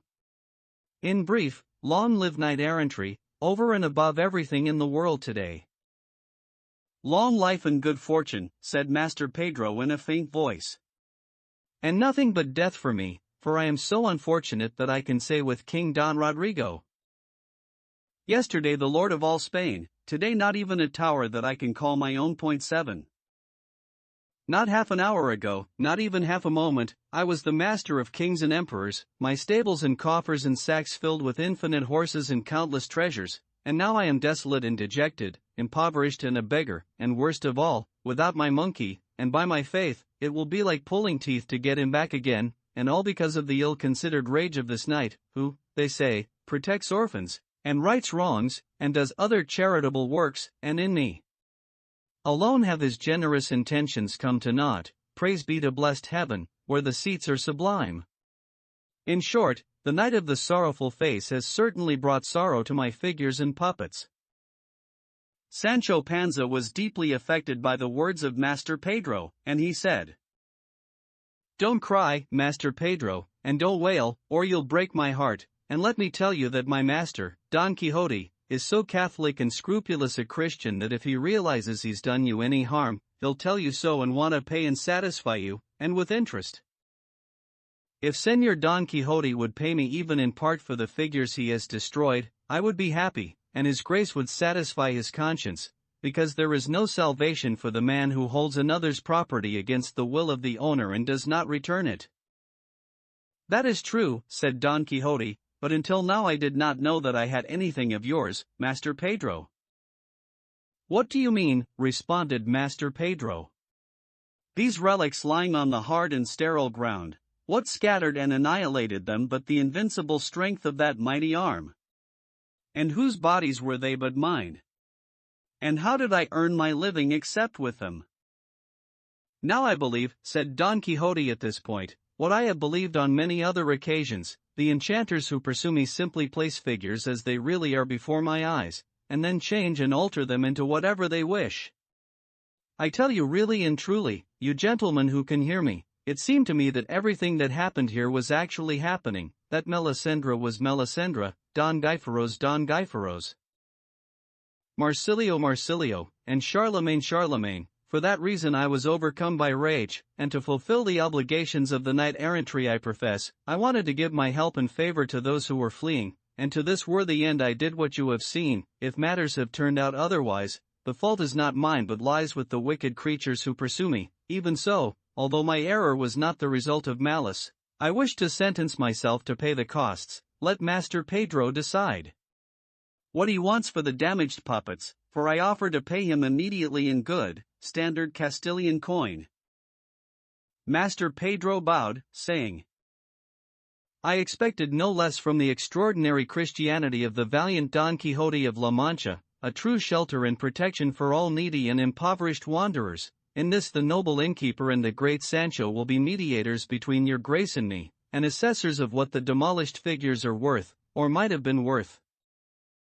The innkeeper and Sancho agreed, and then Master Pedro picked up from the floor King Marsilio of Zaragoza, who was missing his head, and said, "You can see how impossible it is to return this king to his original state, and so, it seems to me, unless you think otherwise, that for his death and termination I should be given 4.5 reals." "Continue," said Don Quixote. "Well, for this slash that goes from top to bottom," continued Master Pedro, picking up the 2 halves of Emperor Charlemagne, "it would not be too much if I asked 5.25 reals." "That's no small amount," said Sancho. "Not a large one, either," replied the innkeeper. "Let's settle at 5 reals. "Give him the entire 5.25, said Don Quixote, "for a quarter more or less will not change this notable misfortune in any way. Finish quickly, Master Pedro, because it is almost time for supper and I am feeling somewhat hungry." "For this figure," said Master Pedro, "the beautiful Melisendra, who is missing a nose and 1 eye, I want, and I think it's fair, 2 reals and 12 maravedis." "It would certainly be the devil's work," said Don Quixote, "if Melisendra and her husband were not already at the French border, at the very least, because the horse they were riding seemed to me to be flying rather than running, and so there is no reason to try to swindle me, showing me a Melisendra without a nose when the other one is at leisure in making merry in France with her husband. May God help each man with his own affairs, Señor Master Pedro, and let all of us proceed in a straightforward way and with honest intentions." "Continue."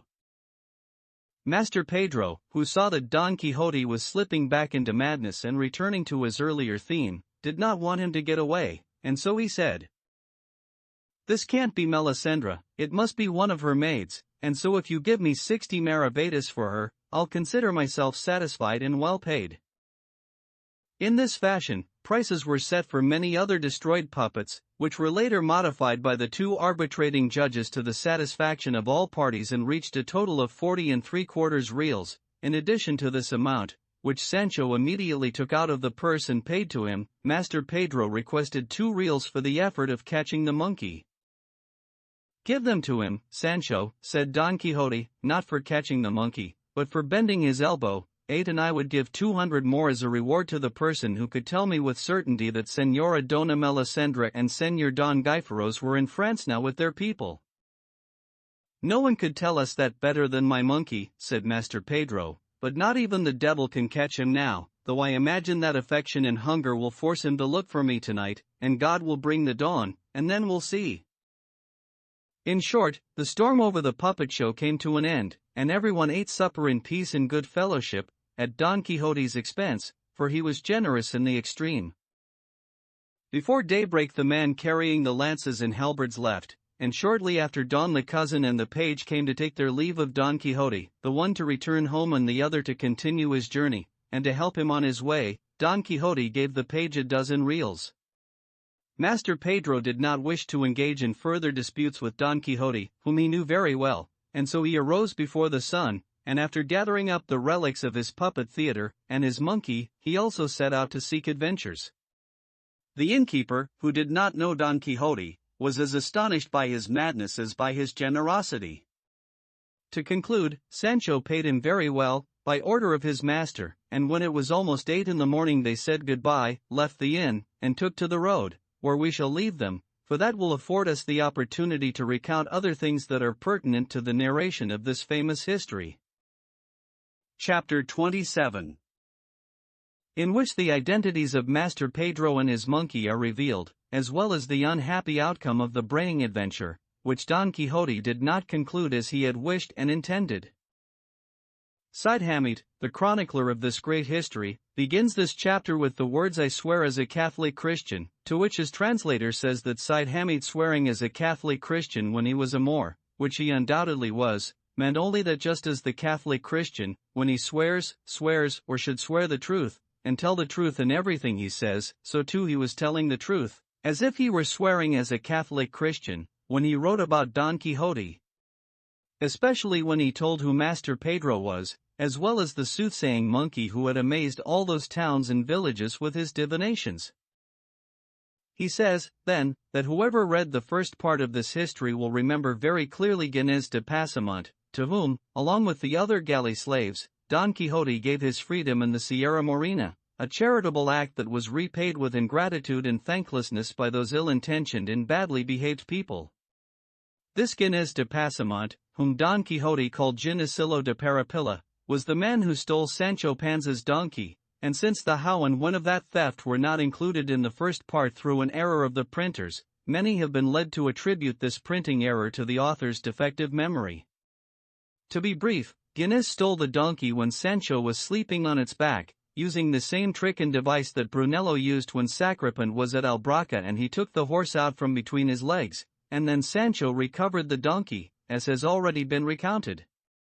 This Gines, fearful of being captured by the officers of the law who were looking for him so that he could be punished for his infinite deceptions and crimes, so numerous and of such a nature that he himself wrote a long book recounting them, decided to cross into the kingdom of Aragon, cover his left eye, and take up the trade of puppet master, for this and sleight of hand were things he knew extremely well.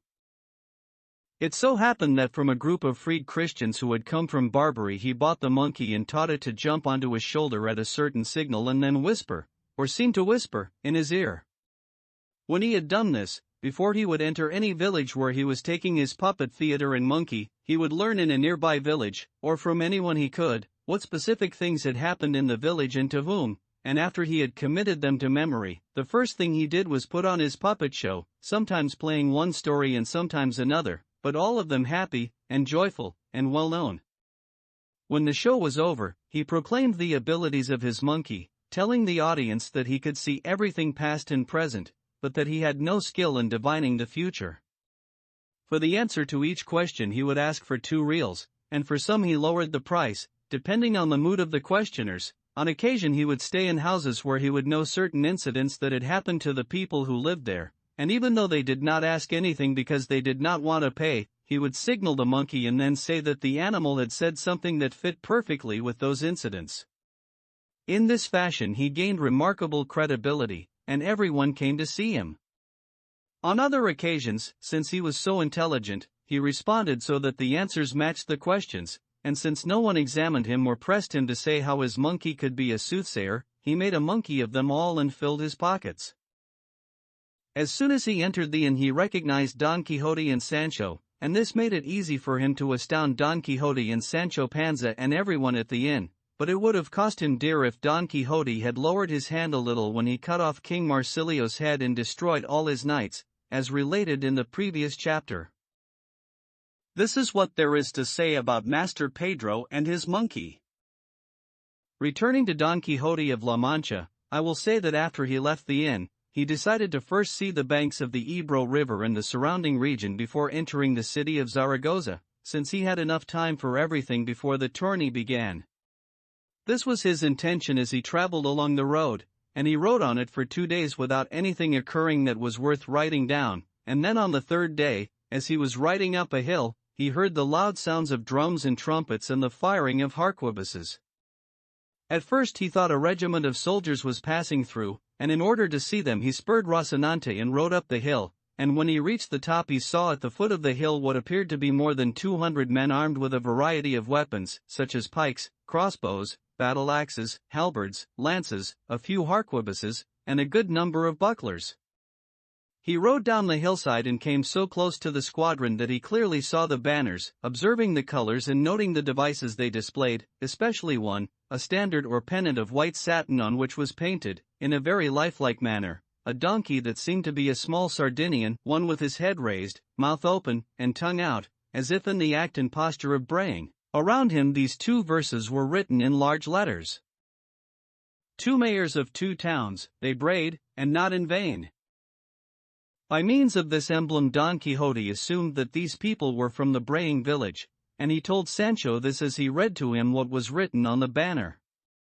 He also said that the man who told them about the matter had erred when he said that it had been 2 councilmen who brayed, because according to the verses on the banner, they had been mayors.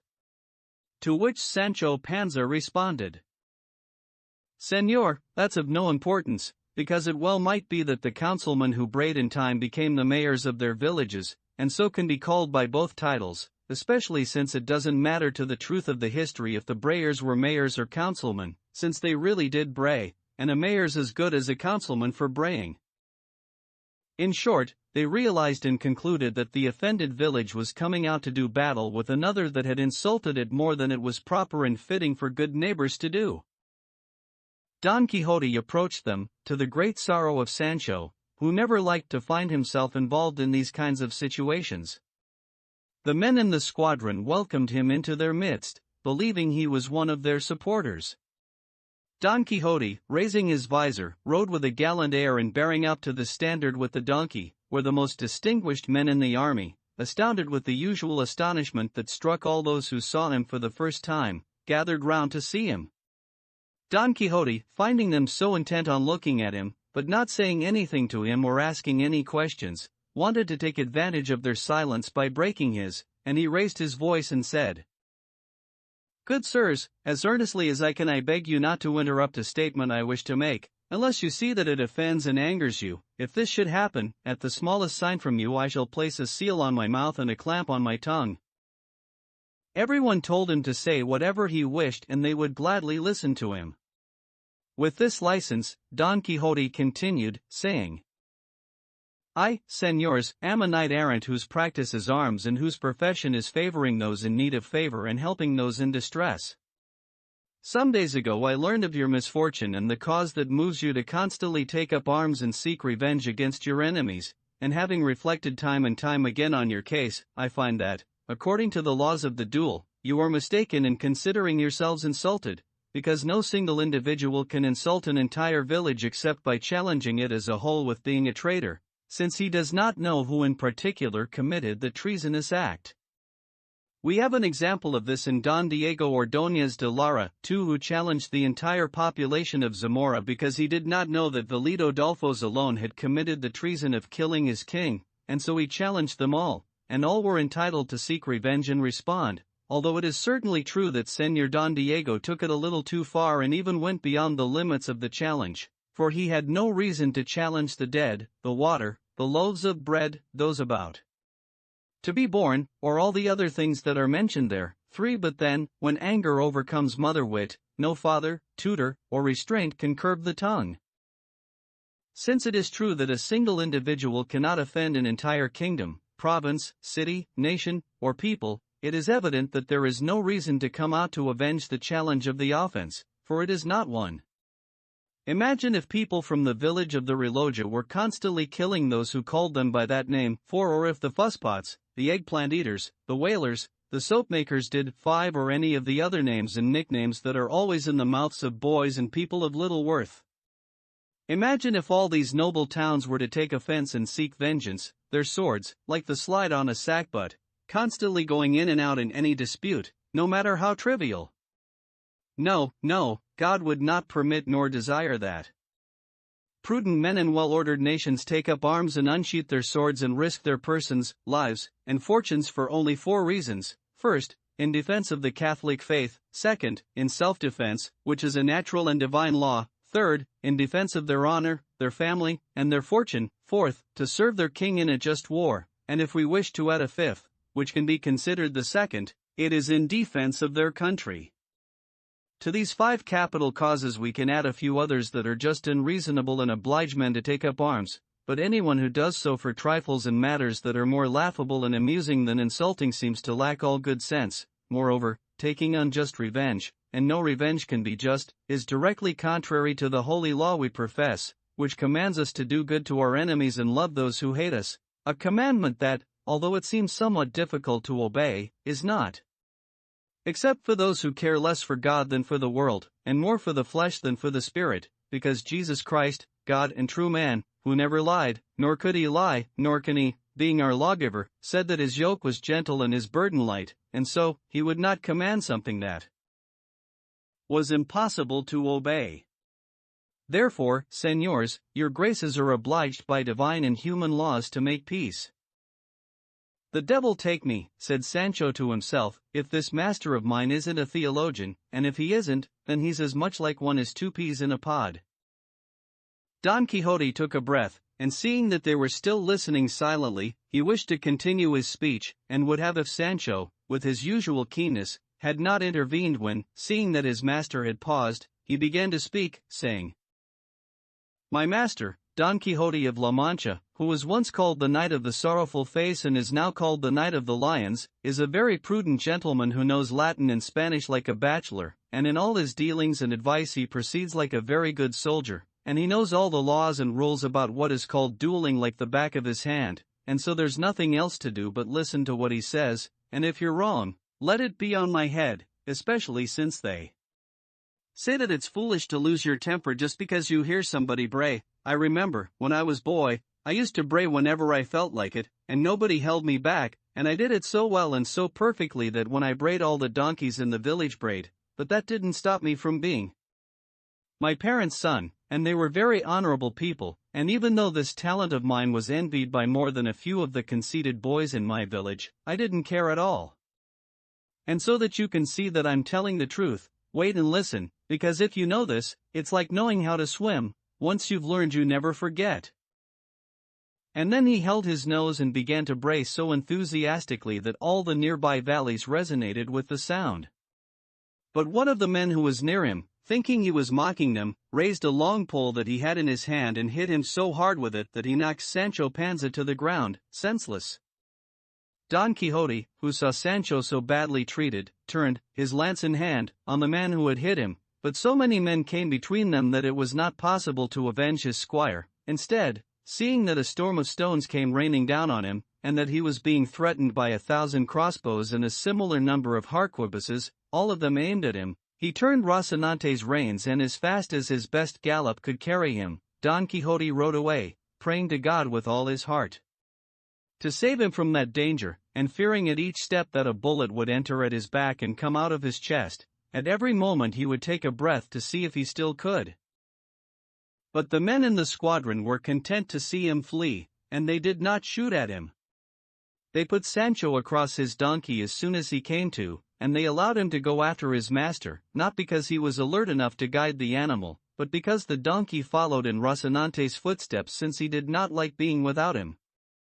When Don Quixote had gone some distance, he turned his head and saw Sancho and waited for him, for he saw that no one was following him. The men in the squadron stayed there until nightfall, and since their adversaries had not come out to do battle, they returned to their village joyfully and happily. If they had known about the ancient custom of the Greeks, on that spot and in that place they would have raised a monument to their victory. Chapter 28. Regarding matters that Benengeli says will be known to the reader if he reads with attention. When the brave man flees, trickery is revealed, and the prudent man waits for a better opportunity. This truth was proved in Don Quixote, who yielded to the fury of the village and the evil intent of the enraged squadron and fled, not thinking of Sancho or the danger in which he left him, and rode the distance he thought sufficient to ensure his safety. Sancho followed, lying across his donkey, as has been related. When he had regained consciousness he overtook Don Quixote, and when he did, Sancho dropped off the donkey at Rocinante's feet, perturbed, bruised, and battered. Don Quixote dismounted to tend to the squire's wounds, but since he found him sound from head to foot, with some anger he said, "It was an evil hour when you learned how to bray, Sancho. And when did you decide it would be a good idea to mention rope in the house of the hanged man? When braying is the music, what counterpoint can there be except a beating? Give thanks to God, Sancho, that even though they made the sign of the cross over you with a stick, they did not cut a per signum crucis 2 on your face." "I'm not about to responded Sancho, because it seems to me I'm talking with my back. Let's mount and leave this place, and I'll silence my braying, but I won't stop saying that knights errant run away and leave their good squires beaten to a pulp or ground up like grain and in the power of their enemies." "Withdrawal is not flight," responded Don Quixote, "because you should know, Sancho, that valor not founded on the base of prudence is called recklessness, and the deeds of the reckless are attributed more to good fortune than to courage. And so I confess that I withdrew, but not that I fled, and in this I have imitated many valiant men who have waited for a better moment. The histories are full of such cases, but since they would not be to your advantage or my taste, I shall not recount them to you now." By now Sancho had mounted his donkey, with the assistance of Don Quixote, who then mounted Rocinante, and slowly they rode toward a stand of poplars that appeared about a quarter of a league distant. From time to time Sancho heaved some very deep sighs and mournful groans, and when Don Quixote asked the cause of such bitter feeling, he responded that from the base of his spine to the back of his neck he was in so much pain that it was driving him mad. "The cause of this pain no doubt must be," said Don Quixote, "that since the staff they used to beat you was long and tall, it hit the length of your back, which is where the parts that pain you were located. If it had hit more of you would be in pain." "By God," said Sancho, "your grace has cleared up a great doubt, and said it so nicely, too. Lord save us! Was the cause of my pain so hidden that you had to tell me I hurt where the staff hit me? If my ankles hurt, there might be a reason to try and guess why, but guessing that I hurt where I was beaten isn't much of a guess. By my faith, Señor Master, other people's troubles don't matter very much, and every day I learn something else about how little I can expect from being in your grace's company, because if you let them beat me this time, then 100 more times we'll be back to the old tossings in a blanket and other tricks like that, and if it was my back now, the next time it'll be my eyes. I'd be much better off, but I'm an idiot and will never do anything right in my life, but I'd be much better off, and I'll say it again, if I went back home to my wife and children and supported her and brought them up with whatever it pleased God to give me, instead of following after your grace on roads that have no destination, and byways and highways that lead nowhere, drinking badly and eating worse. And sleeping. Brother Squire, you can count on 7 feet of ground, and if you want more, take another 7, for it's all up to you, and you can stretch out to your heart's content. All I hope is that I can see the first man who put the finishing touches on knight-errantry burned and ground into dust, or at least the first one who wanted to be squire to the great fools that all knights-errant in the past must have been. I won't say anything about those in the present, since your grace is one of them. I respect them, and I know that your grace knows a point or two more than the devil in all you say and think. I would make a wager with you, Sancho, 3 said Don Quixote. Now that you are speaking and no one is restraining you, you have no pains anywhere in your body. Speak, my friend, and say everything that comes to your mind and your mouth. In exchange for your not having any pains, I shall consider the irritation your impertinence causes me as pleasure. And if you so fervently desire to return to your house and wife and children, God forbid that I do anything to stop you. You have my money. Calculate how long it has been since we left our village this 3rd time, and calculate what you can and should earn each month, and pay yourself a salary. When I served Tomé Carrasco, responded Sancho, the father of bachelor Samson Carrasco, and your grace knows him very well, I earned 2 ducados a month, and food besides. With your grace I don't know what I should earn, though I know that the squire of a knight-errant has more work than a man who serves a farmer. because when we serve farmers, no matter how much we work during the day, and no matter what bad things happen to us, at night we eat stew and sleep in beds, which I haven't done since I started serving your grace. Except for the short time we were in Don Diego de Miranda's house, and the outing I had with the skimmings I took from Camacho's pots, and the way I ate and drank and slept in Basilio's house, all the rest of the time I've slept on the hard ground, outside, exposed to what they call the inclemencies of heaven, eating crumbs of cheese and crusts of bread and drinking water from streams or springs or whatever we find in those out-of-the-way places where we travel. I confess, said Don Quixote, that everything you say, Sancho, is true. In your opinion, how much more should I give you than Tome Carrasco did? In my opinion, said Sancho, if your grace added 2 reals more a month, I think I was well paid. This is the salary for my work, but as far as satisfying your grace's word and promise to make me governor of an insula, it would be fair to add another 6 reals, and that would be a total of 30. Very well, replied Don Quixote, and in accordance with the salary you have indicated, it has been 25 days since we left our village. Calculate, Sancho, the rate times the amount, and see what I owe you, and pay yourself the money, as I have said. Oh, Lord, said Sancho, your grace is very much mistaken in this count, because in the matter of the promise of the insula, you have to count from the day your grace promised it to me until this very moment. Well, Sancho, how long ago did I promise it to you? Said Don Quixote. If I remember correctly, responded Sancho, it must be more than 20 years, give or take 3 days.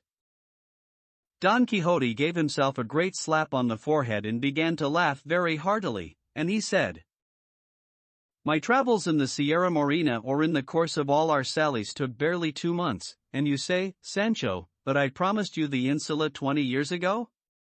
Now I say that you want to use all my money for your salary, and if this is true, and it makes you happy, I shall give it all to you, and may it do you good. In exchange for finding myself without so bad a squire, I shall enjoy being poor and not having a Blanca.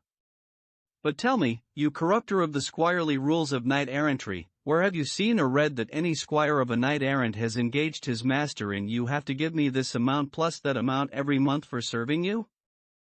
Set sail, scoundrel, coward, monster, for you seem to be all three. Set sail, I say, on the mare magnum 4 of their histories, and if you find that any squire has said, or even thought, what you have said here, I want you to fasten it to my forehead and then you can pinch my face 4 times. Turn the reins or halter of your donkey, and go back to your house, because you will not take another step with me. O bread unthanked! O promises misplaced! O man more animal than human! Now, when I intended to place you in a position where, despite your wife, you would be called Señor, now you take your leave? Now you go, when I had the firm and binding intention of making you lord of the best insula in the world? In short, as you have said on other occasions, there is no honey. 5 You are a jackass, and must be a jackass, and will end your days as a jackass, for in my opinion, your life will run its course before you accept and realize that you are an animal.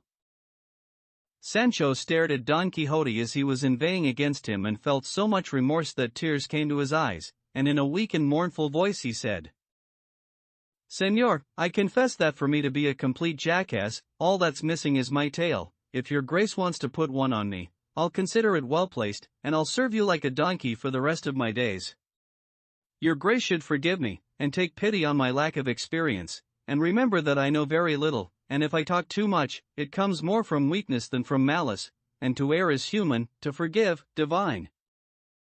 I would be amazed, Sancho, if you did not mix some little proverb into your talk. Well, then, I forgive you as long as you mend your ways and from now on do not show so much interest in your own gain, but attempt to take heart, and have the courage and valor to wait for my promises to be fulfilled, for although it may take some time, it is in no way impossible. Sancho responded that he would, although it would mean finding strength in weakness. Saying this, they entered the stand of trees, and Don Quixote settled down at the foot of an elm, and Sancho at the foot of a beech, for these trees, and others like them, always have feet but not hands. Sancho spent a painful night, because he felt the beating more in the night air, and Don Quixote spent the night in his constant memories. Even so, their eyes closed in sleep, and at daybreak they continued on their way, looking for the banks of the famous Ebro, where something occurred that will be recounted in the following chapter. Chapter 29.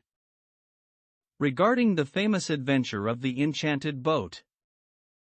At an unhurried and leisurely pace, 2 days after they left the stand of trees, Don Quixote and Sancho came to the Ebro River, and seeing it brought great joy to Don Quixote because he contemplated and observed the pleasantness of its banks, the clarity of its waters, the gentleness of its current, and the abundance of its liquid crystal, and this happy sight revived in his memory 1,000 amorous thoughts. He lingered especially on what he had seen in the cave of Montesinos. Although Master Pedro's monkey had told him that some of those things were true and some a lie, he relied more on the true parts than on the false, unlike Sancho, who considered them all the same lie. As they proceeded in this fashion, there came into view a small boat that lacked oars or any other kind of gear and was pulled up to shore and tied to the trunk of a tree on the river bank. Don Quixote looked all around and saw no one, and then, without warning, he dismounted Rocinante and told Sancho to do the same with his donkey and to tie both animals very carefully to the trunk of a poplar or willow that was growing there. Sancho asked the reason for this sudden dismounting and tethering of their animals. Don Quixote responded, "You must know, Sancho, that this boat clearly and beyond any doubt is calling and inviting me to get in it and sail to assist a knight or some other eminent person in need who must be in grave danger. Because in the books of chivalric histories this is what is done by the enchanters who become involved and act in them, when a knight is placed in extreme difficulty and cannot be freed except by the hand of another knight, though the second knight may be at a distance of 2,000 or 3,000 leagues or even more. Either they carry him off on a cloud or provide him with a boat which he enters, and in the blink of an eye they move him through the air or over the sea, wherever they wish and wherever his help is needed. And so, O Sancho, this boat has been placed here for the very same purpose, and this is as true as the fact that it is now day, and before this day is over, tie the donkey and Rocinante together, and may the hand of God guide us, for I would not fail to embark even if asked not to by discalced friars." "Well, if that's true," responded Sancho, "and your grace at every step insists on finding nonsensical things, or whatever you call them, there's nothing I can do but obey, and bow my head, and follow the proverb that says, 'Do what your master tells you and sit with him at the table.' But just to satisfy my conscience, I want to warn your grace that I don't think this boat is one of the enchanted ones. It seems to me it belongs to some fishermen, because the best shad in the world swim this river." Sancho said this as he was tethering the animals, leaving them, with a grieving heart, in the care and protection of the enchanters. Don Quixote told him not to worry about abandoning the animals, for the enchanter who would take them to such longínquous roads and regions would be sure to care for them. "I don't understand logiquos," said Sancho, "and I don't think I've heard a word like that in all my days." "Longínquous," responded Don Quixote, "means remote, and it is no wonder you do not understand it, for you are not obliged to know Latin, as are those who boast of knowing it but do not." "The animals are tied," replied Sancho. "What do we do now?" "What?" responded Don Quixote. "Cross ourselves and raise anchor, I mean to say, embark and cut the mooring line that holds this boat." And after leaping in, with Sancho following him, he cut the rope, and the boat started to move slowly away from shore. When Sancho found himself some 2 varas onto the river he began to tremble, fearing that he was lost, but nothing caused him more grief than the sound of the donkey braying and the sight of Rocinante struggling to break free, and he said to his master, "The donkey is braying because he is sorry about our absence, and Rocinante is trying to get free so that he can jump in after us. Oh, dearest friends, stay in peace, and let the madness that takes us away from you turn into disappointment and bring us back to you." And saying this, he began to cry so bitterly that Don Quixote, displeased and irascible, said, "What do you fear, coward? Why do you weep, spineless creature? Who is pursuing you, who is hounding you, heart of a mouse, and what do you lack, beggar in the midst of plenty? Are you perhaps walking barefoot through the mountains of the Rif, or are you sitting on a bench like an archduke and sailing the tranquil current of this pleasant river, from which we shall shortly emerge onto a calm sea? But we must have emerged already, and traveled at least 700 or 800 leagues, if I had an astrolabe here and could calculate the height of the pole, I could tell you how far we have traveled, although either I know very little, or we have already passed, or will soon pass, the equinoctial line that divides and separates the opposite poles at an equal distance from each. And when we reach that line your grace has mentioned, asked Sancho, how far will we have traveled? A good distance, replied Don Quixote, because of the 360 degrees of water and earth that the globe contains, according to the computations of Ptolemy, the greatest cosmographer known to man, we shall have traveled half that distance when we reach the line I have mentioned. By God, said Sancho, your grace has brought in a fine witness to testify to what you say, some kind of coast and a raft, and a toll with a meow or something like that. Don Quixote laughed at the interpretation Sancho had given to the name and computations and calculations of the cosmographer Ptolemy, and he said, You should know, Sancho, that the Spaniards and others who embark at Cadiz for the East Indies have a sign to let them know they have passed the equinoctial line, which is that every louse on the ship dies, one and not one is left alive, and you could not find a single one on the vessel even if you were paid its weight in gold, and so, Sancho, you can run your hand along your thigh, and if you run across a living thing, our doubts will be resolved, and if you do not, then we have passed the line. I don't believe any of that, responded Sancho, but even so, I'll do what your grace tells me to, though I don't know why we need to make these tests, since I can see with my own eyes that we haven't gone 5 varas from shore, and we haven't moved 2 varas away from the animals because there's Rocinante and the donkey exactly where we left them, and looking carefully, which is what I'm doing now, I swear that we're not even moving, we're traveling as fast as an ant. Sancho, perform the investigation I have told you to, and do not concern yourself with any other, for you know nothing about the colures, lines, parallels, zodiacs, ellipticals, poles, solstices, equinoxes, planets, signs, points, and measurements that compose the celestial and terrestrial spheres. If you knew all these things, or even some of them, you would see clearly which parallels we have cut, how many zodiacal signs we have seen, and how many we have already left behind and are leaving behind now. And I tell you again to probe and go hunting, for in my opinion you are cleaner than a sheet of smooth white paper. Sancho began to probe, and after extending his hand carefully and cautiously behind his left knee, he raised his head, looked at his master, and said, Either the test is false, or we haven't gone as far as your grace says, not by many leagues. What is it? Asked Don Quixote. Have you come across something? More like somethings, responded Sancho. And shaking his fingers, he washed his entire hand in the river as the boat glided gently along in midstream, moved not by any secret intelligence or hidden enchanter, but by the current of the water itself, which was calm and tranquil then. At this point they saw 2 large watermills in the middle of the river, and as soon as Don Quixote saw them, he said in a loud voice to Sancho, Do you see? There, my friend, you can see the city, castle, or fortress where some knight is being held captive, or some queen, princess, or noblewoman ill-treated, and I have been brought here to deliver them. What the devil kind of city, fortress, or castle is your grace talking about, senor? Said Sancho. Can't you see that those are watermills in the river, where they grind wheat? Be quiet, Sancho, said Don Quixote, for although they seem to be watermills, they are not. I have already told you that enchantments change and alter all things from their natural state. I do not mean to say that they are really altered from one state to another, but that they seem to be, as experience has shown in the transformation of Dulcinea, sole refuge of my hopes.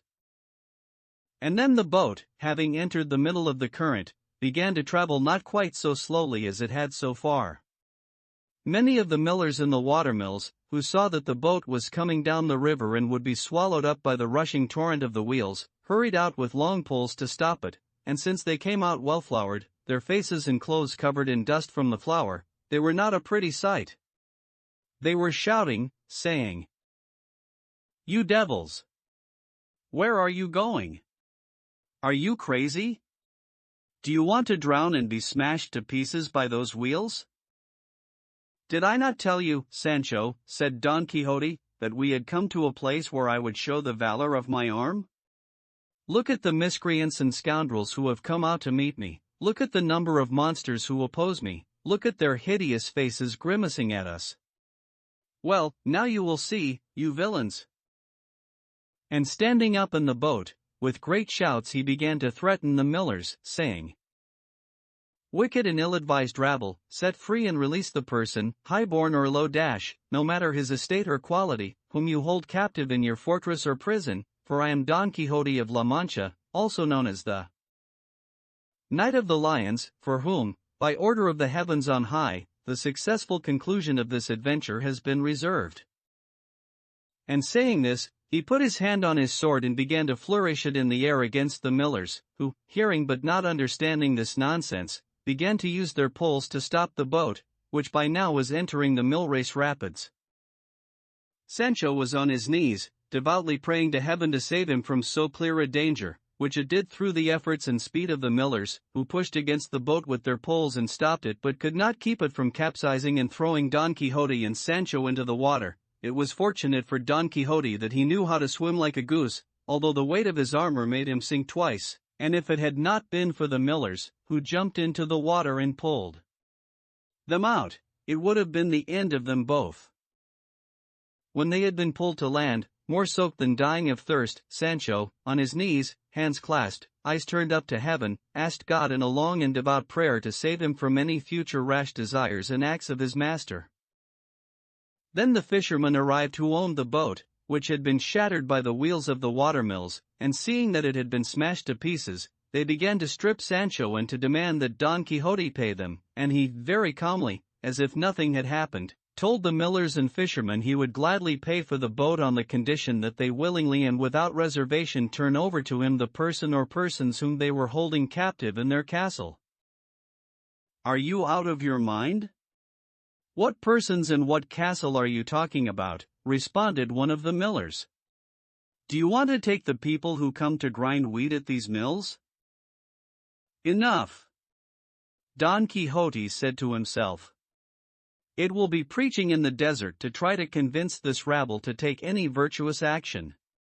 In this adventure two valiant enchanters must have had an encounter, and one hinders what the other attempts, one provided me with the boat, and the other threw me out of it. God help us, for the entire world is nothing but tricks and deceptions opposing one another. I can do no more. And raising his voice and looking at the watermills, he said, Friends, whoever you may be, who are captive in this prison, forgive me, to my misfortune, and yours, I cannot free you from your travail. This adventure must be reserved and destined for another night. Having said this, he came to an agreement with the fishermen and paid 50 reals for the boat, which Sancho gave to them very unwillingly, saying, 2 more boat trips like this one and everything we own will be at the bottom of the river. The fishermen and the millers were astonished as they looked at those two figures, apparently so different from other men, and they could not understand the meaning of Don Quixote's words and questions to them, and considering them mad, they left them, the millers returning to their mills and the fishermen to their huts. Don Quixote and Sancho went back to their animals, and to being as foolish as jackasses too, and so ended the adventure of the enchanted boat. Chapter 30. Regarding what befell Don Quixote with a beautiful huntress.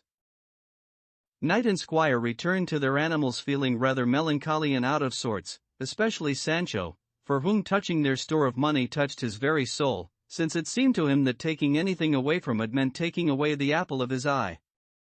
Finally, without saying a word, they mounted and rode away from the famous river, Don Quixote sunk deep in thoughts of love, and Sancho in those of his increased revenues, which at the moment he seemed very far from obtaining. Although he was a fool, he understood very well that all or most of his master's actions were mad, and he was looking for an opportunity to tear himself away and go home without engaging his master in explanations or leave-takings, but fortune ordained that matters should take a turn contrary to his fears. It so happened, then, that the next day, as the sun was setting and they were riding out of a wood, Don Quixote cast his eye upon a green meadow, and at the far end he saw people, and as he drew near he realized that they were falconers' point when he came closer, and among them he saw a graceful lady on a snow-white palfrey or pony adorned with a green harness and a silver side-saddle. The lady was also dressed in green, so elegantly and richly that she seemed the very embodiment of elegance. On her left hand she carried a goshawk, which indicated to Don Quixote that she was a great lady and probably the mistress of all the other hunters, which was true, and so he said to Sancho, "Run, Sancho my friend, and tell the lady with the goshawk, who is on the palfrey, that I, the Knight of the Lions, kissed the hands of her great beauty, and if her highness gives me permission to do so, I shall kiss her hands myself and serve her to the best of my ability and to the extent her highness commands. And be careful, Sancho, how you speak, and be careful not to inject any of your proverbs into the message." "You take me for an injector," responded Sancho. "You say that to me." "This isn't the first time in my life, you know, that I've carried messages to high and mighty ladies." "Except for the one you carried to the lady Dulcinea," replied Don Quixote, "I do not know that you have ever carried another, at least not in my service." "That is true," responded Sancho, "but if you pay your debts, you don't worry about guarantees, and in a prosperous house suppers soon on the stove, I mean that nobody has to tell me things or give me any advice. I'm prepared for anything, and I know something about everything." "I believe you, Sancho," said Don Quixote. "Go, then, and may God go with you."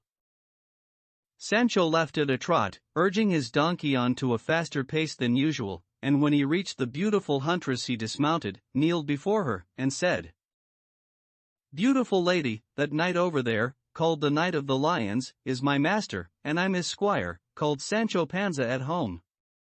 This Knight of the Lions, who not long ago was called the Knight of the Sorrowful Face, has sent me to ask your highness to have the goodness to give permission for him, with your agreement, approval, and consent, to put his desire into effect, which is, as he says and I believe, none other than to serve your lofty highness and beauty, and by giving it, your ladyship will do something that redounds to your benefit, and from it he'll receive a most notable favor and happiness."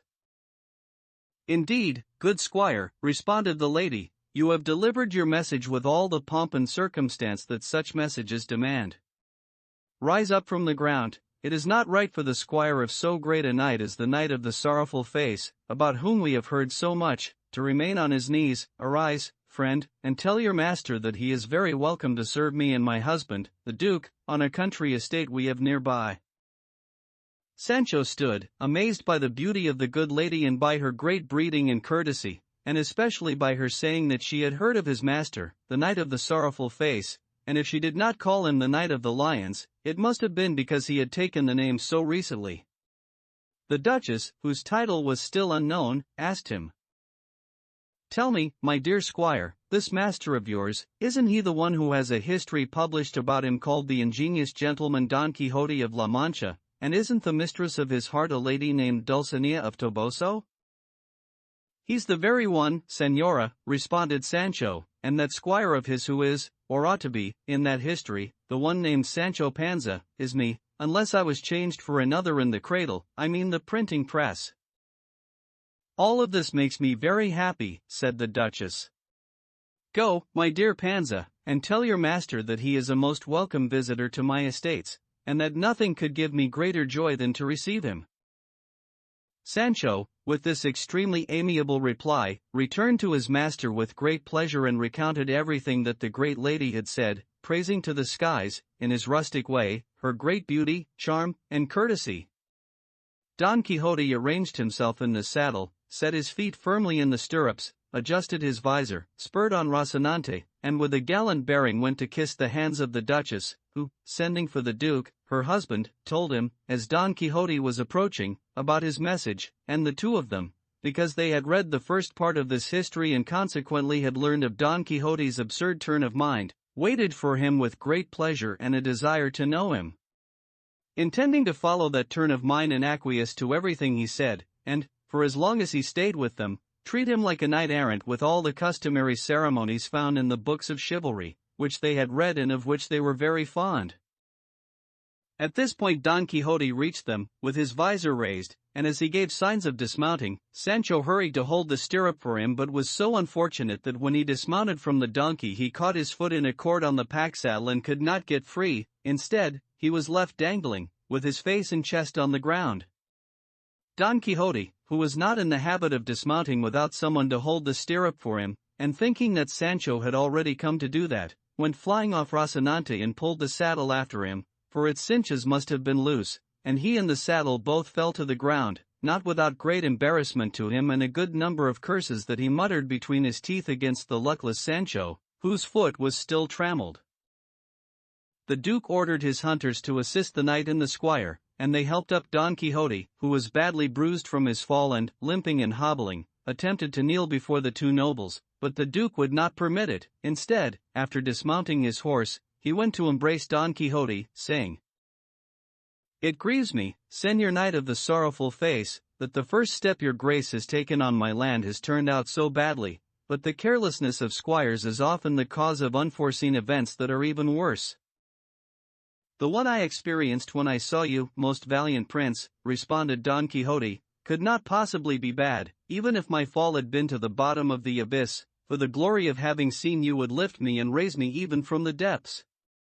My squire, may God curse him, loosens his tongue to speak mischief better than he fastens the cinches to secure a saddle, but however I may be, fallen or upright, on foot or mounted, I shall always be in your service and in that of my lady the Duchess, your most esteemed consort, and most worthy mistress of beauty, and universal princess of courtesy." "Softly, Señor Don Quixote of La Mancha," said the Duke, "for when Señora Dona Dulcinea of Toboso was present, no other beauty should be praised." By this time Sancho Panza was free of his bonds, and finding himself close by, before his master could respond he said, "It can't be denied but must be affirmed that my lady Dulcinea of Toboso is very beautiful, but the hair leaps up when you least expect it. Too, I've heard that this thing they call nature is like a potter who makes clay bowls, and if he makes a beautiful bowl, he can also make 2, or 3, or 100. I say this because, by my faith, my lady the Duchess is as good looking as my mistress the lady Dulcinea of Toboso." Don Quixote turned to the Duchess and said, "Your Highness can imagine that no knight-errant in the world ever had a squire more talkative or comical than the one I have, and he will prove me truthful if your magnificence should wish to have me serve you for a few days." To which the Duchess responded, "That our good Sancho is comical is something I esteem greatly, because it is a sign of his cleverness, for wit and humor, Señor Don Quixote, as your grace well knows, do not reside in slow minds, and since our good Sancho is comical and witty, from this moment on I declare him a clever man." "And a talkative one," added Don Quixote. "So much the better," said the Duke, "for there are many witticisms that cannot be said in only a few words. And in order not to waste time in merely speaking them, let the great knight of the Sorrowful Face come." "Of the lions is what your Highness should say," said Sancho, "because there's no more sorrowful face, or figure, let it be of the lions, 3. The Duke continued, "I say that Señor Knight of the Lions should come to a castle of mine that is nearby, and there he will receive the welcome that so distinguished a personage deserves, the kind that the Duchess and I are accustomed to offering to all the knights-errant who come there." By this time, Sancho had adjusted Rocinante's saddle and carefully fastened the cinches. Don Quixote mounted, and the Duke mounted his beautiful horse, and they rode with the Duchess between them and set out for the castle. The Duchess told Sancho to ride near her because she took infinite pleasure in hearing the clever things he said. Sancho did not have to be asked twice, and he wove his way in among the 3 of them and made a fourth in the conversation, to the delight of the Duchess and the Duke, who considered it their great good fortune to welcome to their castle such a knight-errant and so erring a squire. Chapter 31, which deals with many great things. Sancho's joy was great at finding himself, as it seemed to him, so favored by the Duchess, because he imagined he would find in her castle what he had found in the house of Don Diego and in the house of Basilio, for he was always very fond of the good life and missed no opportunity to indulge himself whenever one was presented to him. The history recounts, then, that before they reached the country estate or castle, the Duke rode ahead and gave orders to all his servants concerning how they were to treat Don Quixote. As soon as the knight arrived at the gates of the castle with the Duchess, 2 lackeys or grooms immediately came out, dressed in the kind of long, ankle-length gowns that are called at home robes and were made of very fine crimson satin, and rapidly putting their arms around Don Quixote and taking him down from his horse, almost before he heard or saw them, they said to him, "Go, your Highness, and help my lady the Duchess dismount." Don Quixote did so, and there were extremely courteous exchanges between them regarding this matter, but, in the end, the persistence of the Duchess triumphed, and she refused to descend or dismount the palfrey except in the arms of the Duke, saying that she did not consider herself worthy of imposing so useless a burden on so great a knight. Finally, the Duke came out to help her dismount, and when they had entered a spacious courtyard, two beautiful maidens approached and placed around Don Quixote's shoulders a great mantle of the finest scarlet, and in an instant all the passageways of the courtyard were crowded with the servants, male and female, of those nobles, and the servants were shouting, "Welcome to the flower of chivalry, the greatest of all knights-errant." And all, or most of them, sprinkled flagons of perfumed water on Don Quixote and on the Duke and Duchess, all of which astounded Don Quixote, and this was the first day he really knew and believed he was a true knight-errant and not a fantastic one, for he saw himself treated in the same manner in which, he had read, knights were treated in past ages. Sancho, forsaking his donkey, attached himself to the Duchess and entered the castle, and feeling some remorse at leaving the donkey alone, he went up to a reverend duenna, one who had come out with other ladies to receive the Duchess, and in a quiet voice he said to her, "Señora González, or whatever your grace's name may be." "Dona Rodriguez de Grijalba is my name," responded the duenna. "How can I help you, brother?" To which Sancho responded, "I would like your grace to please go out of the castle gate, where you'll find a donkey of mine, and if your grace would be so kind, have him taken, or take him yourself, to the stable, because the poor thing is a little fearful and doesn't like to be left alone under any circumstances." "If the master is as clever as his servant," responded the duenna, "then we're certainly sitting pretty. Go on, brother, and may bad luck follow you and whoever brought you here, and take care of your jackass yourself. The duennas in this house are not accustomed to duties of that nature." "Well, the truth is," responded Sancho, "that I've heard my master, and he knows all about histories, telling the one about Lancelot, when he from Brittany came, ladies tended to him, and duennas cared for his steed, and in the case of my donkey, I wouldn't trade him for the steed of Señor Lancelot." "Brother, if you're a jester," replied the duenna, "then keep your jokes for people who like them and pay you for them. You won't get anything but a figure two from me."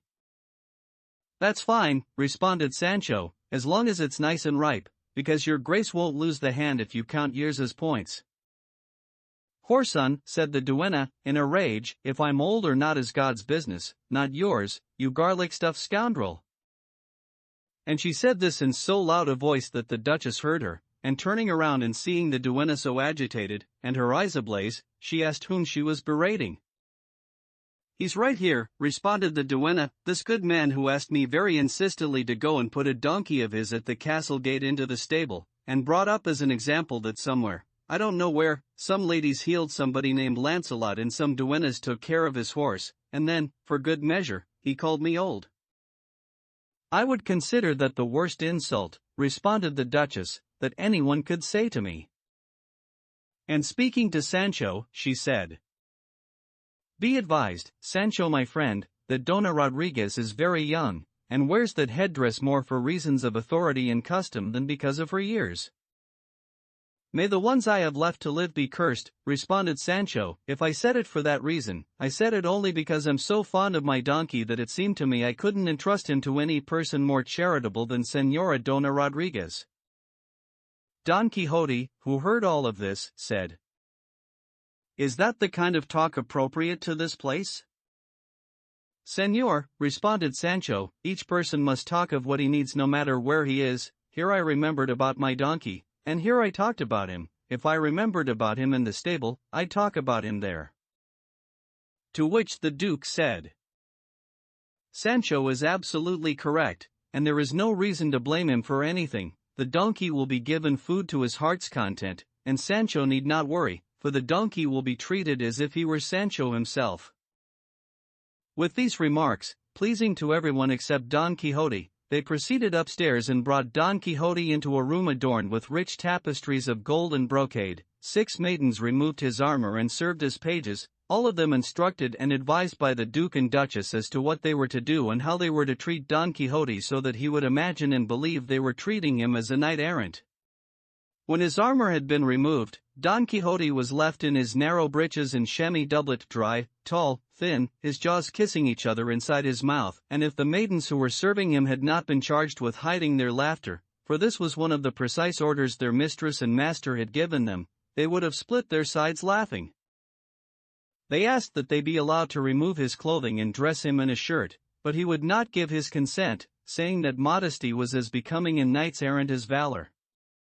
Even so, he said they should give the shirt to Sancho, and after going with his squire into an inner chamber that had a luxurious bed, he stripped and put on the shirt, and finding himself alone with Sancho, he said, "Tell me, you recent jester and long-time nuisance, does it seem right to you to dishonor and insult a duenna as venerable and worthy of respect as she? Was that the time to remember about your donkey, or would these nobles mistreat animals when they treat their owners so elegantly? For the love of God, Sancho, restrain yourself, and do not reveal your true colors lest they realize that the cloth you are made of is coarse and rustic. Look, sinner that you are, the master is more highly esteemed the more honorable and well-born his servants are, and one of the greatest advantages princes have over other men is that they are served by men as good as they are. Do you not realize, limited as you are, and unfortunate as I am, that if they see that you are a crude peasant or a comical fool, they will think that I am an impostor or a fraudulent knight? No, no, Sancho my friend, flee these perils, for the man who stumbles into being a talkative fool, at the first obstacle plunges into being an unfortunate buffoon.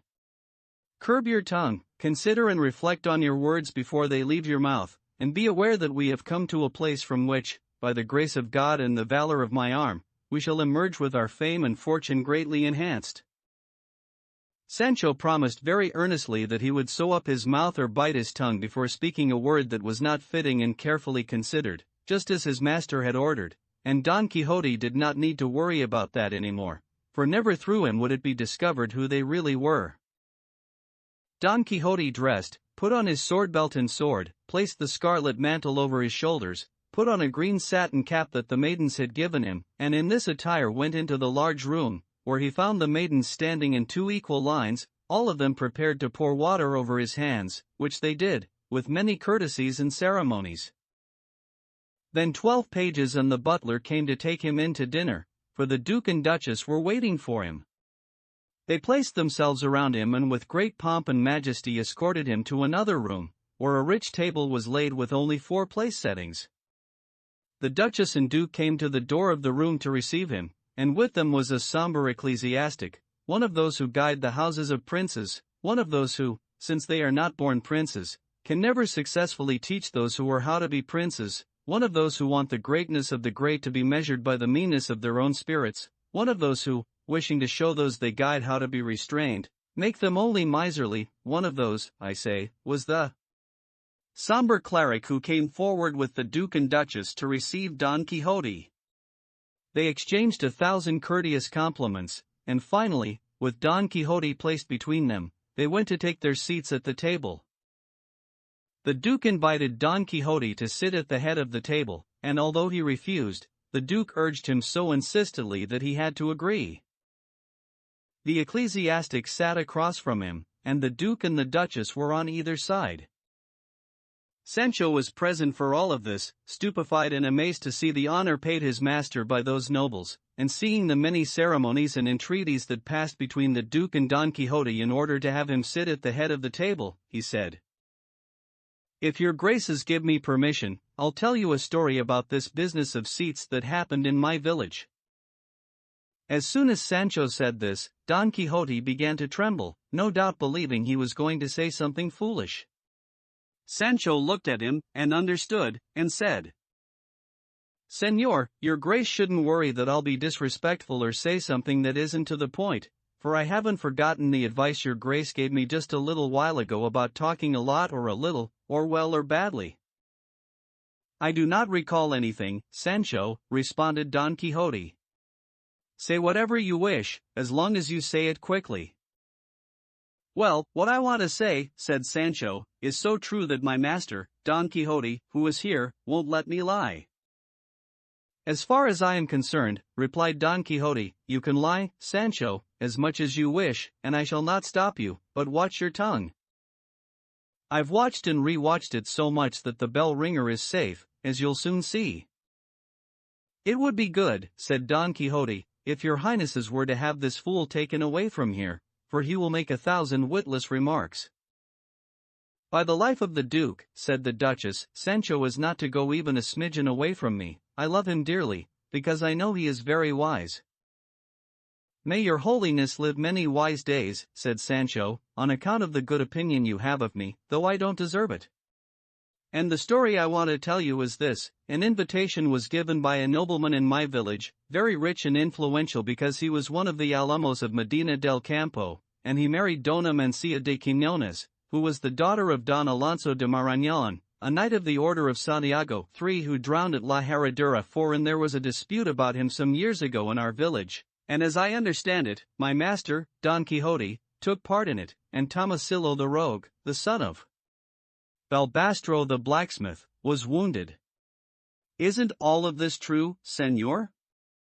Say it is, on your life, so that these noble folk won't take me for a lying babbler."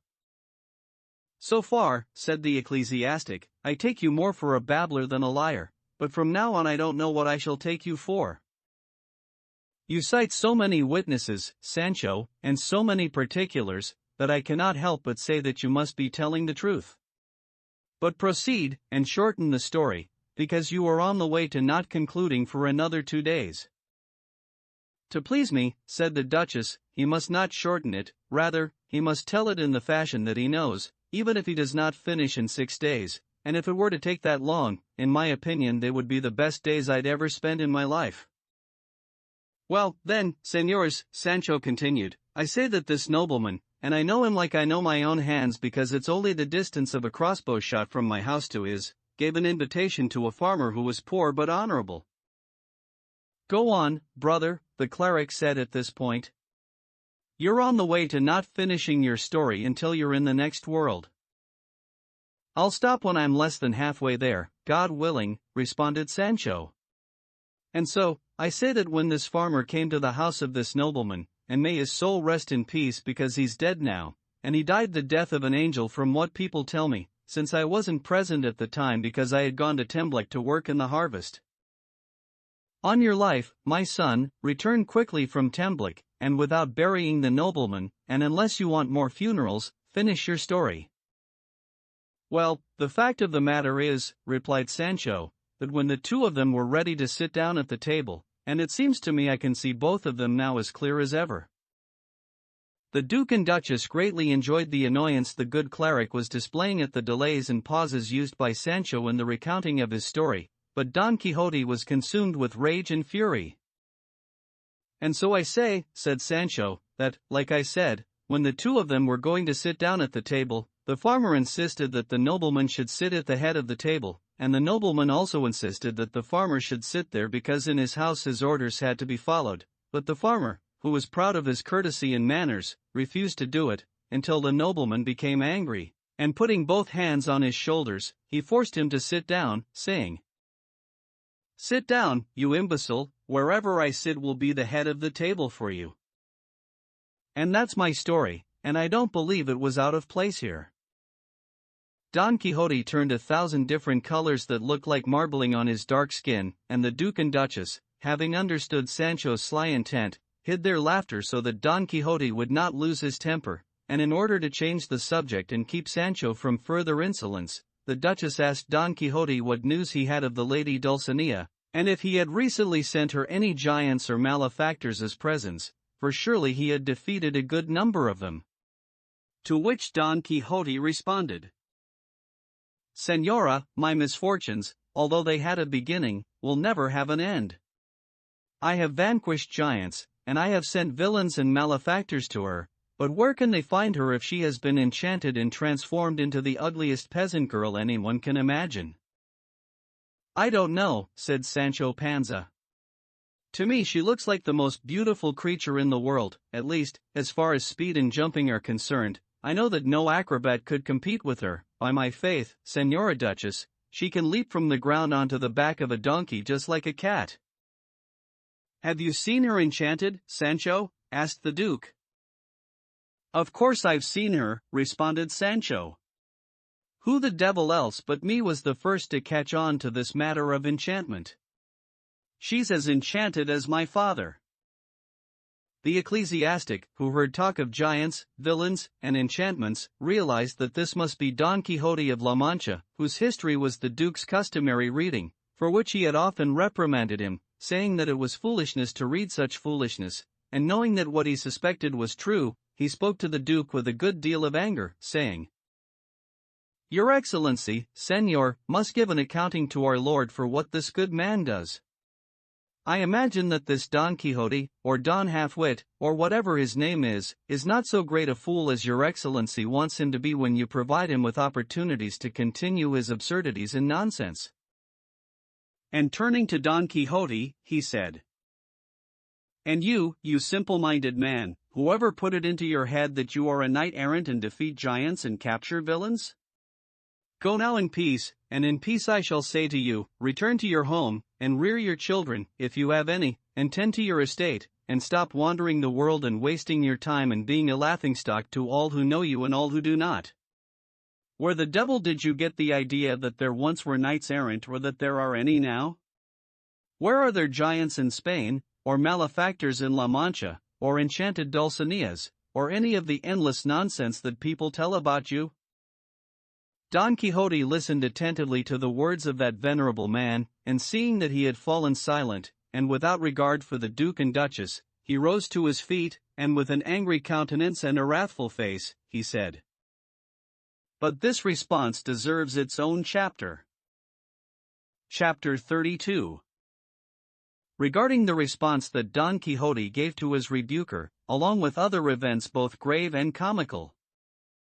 Don Quixote, then, rose to his feet, and trembling from head to toe like quicksilver, he spoke quickly and with great agitation, saying, "The place where I am now, and the presence in which I find myself, and the respect I always have had, and have now, for the vocation your grace professes, bind and restrain the censure of my righteous anger, and for the reasons I have said, and because I know that everyone knows that the weapons of men in cassocks are the same as those of women, which is to say, their tongues, I shall with mine enter into equal combat with your grace, from whom one ought to have expected good counsel rather than base vituperation. Holy and well-intentioned rebukes require different circumstances and demand different occasions. At least, your having rebuked me in public, and so harshly, has gone beyond all the bounds of legitimate reproof, which is based more on gentleness than on asperity, nor is it just, having no knowledge of the sin that is being rebuked, so thoughtlessly to call the sinner a simpleton and a fool.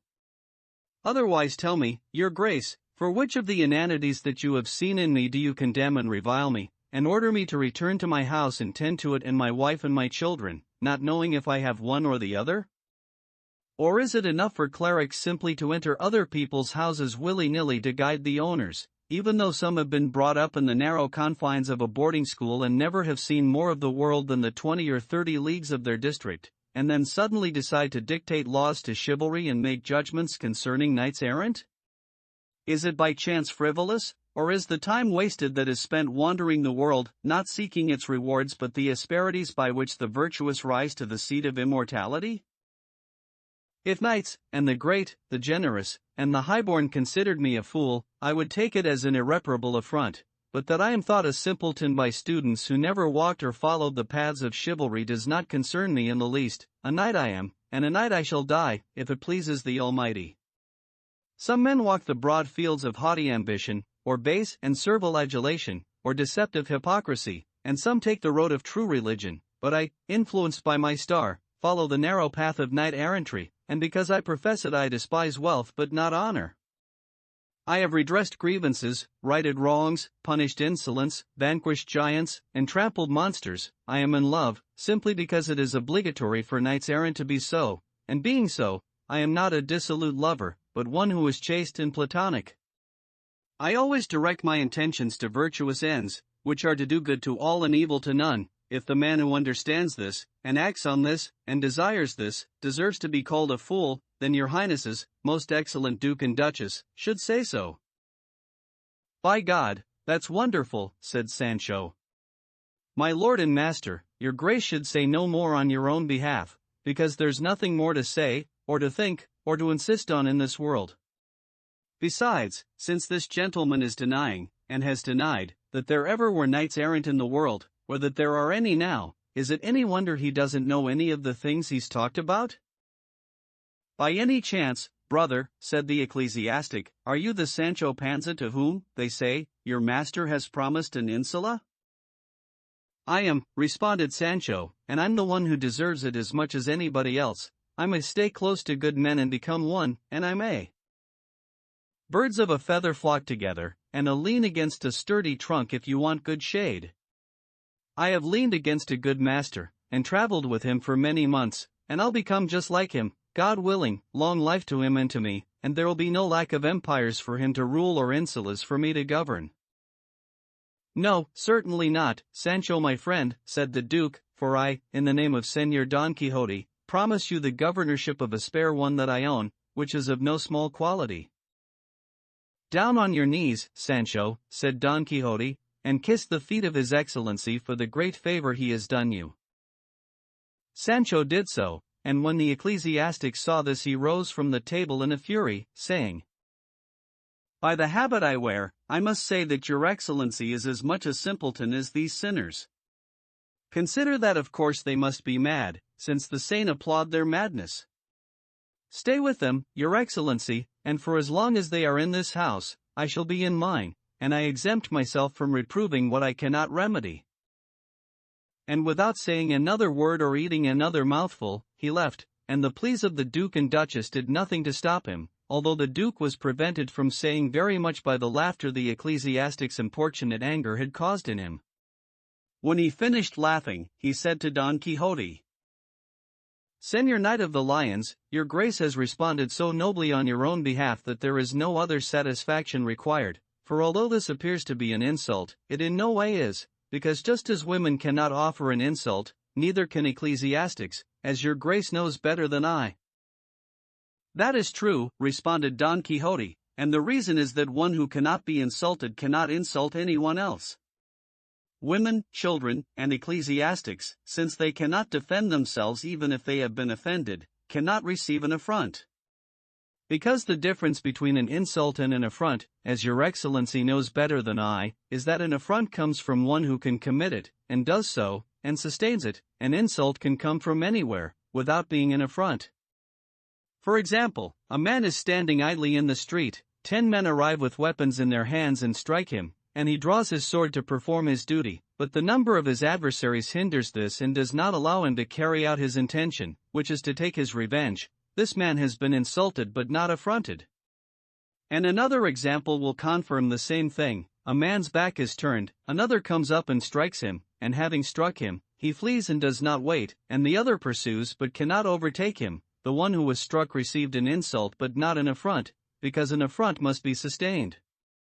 If the one who struck him, even if he did so surreptitiously, had drawn his sword and stood firm, facing his enemy, the man who was struck would be both insulted and affronted. Insulted, because he was struck covertly; affronted, because the one who struck him sustained what he had done, not turning his back and standing firm.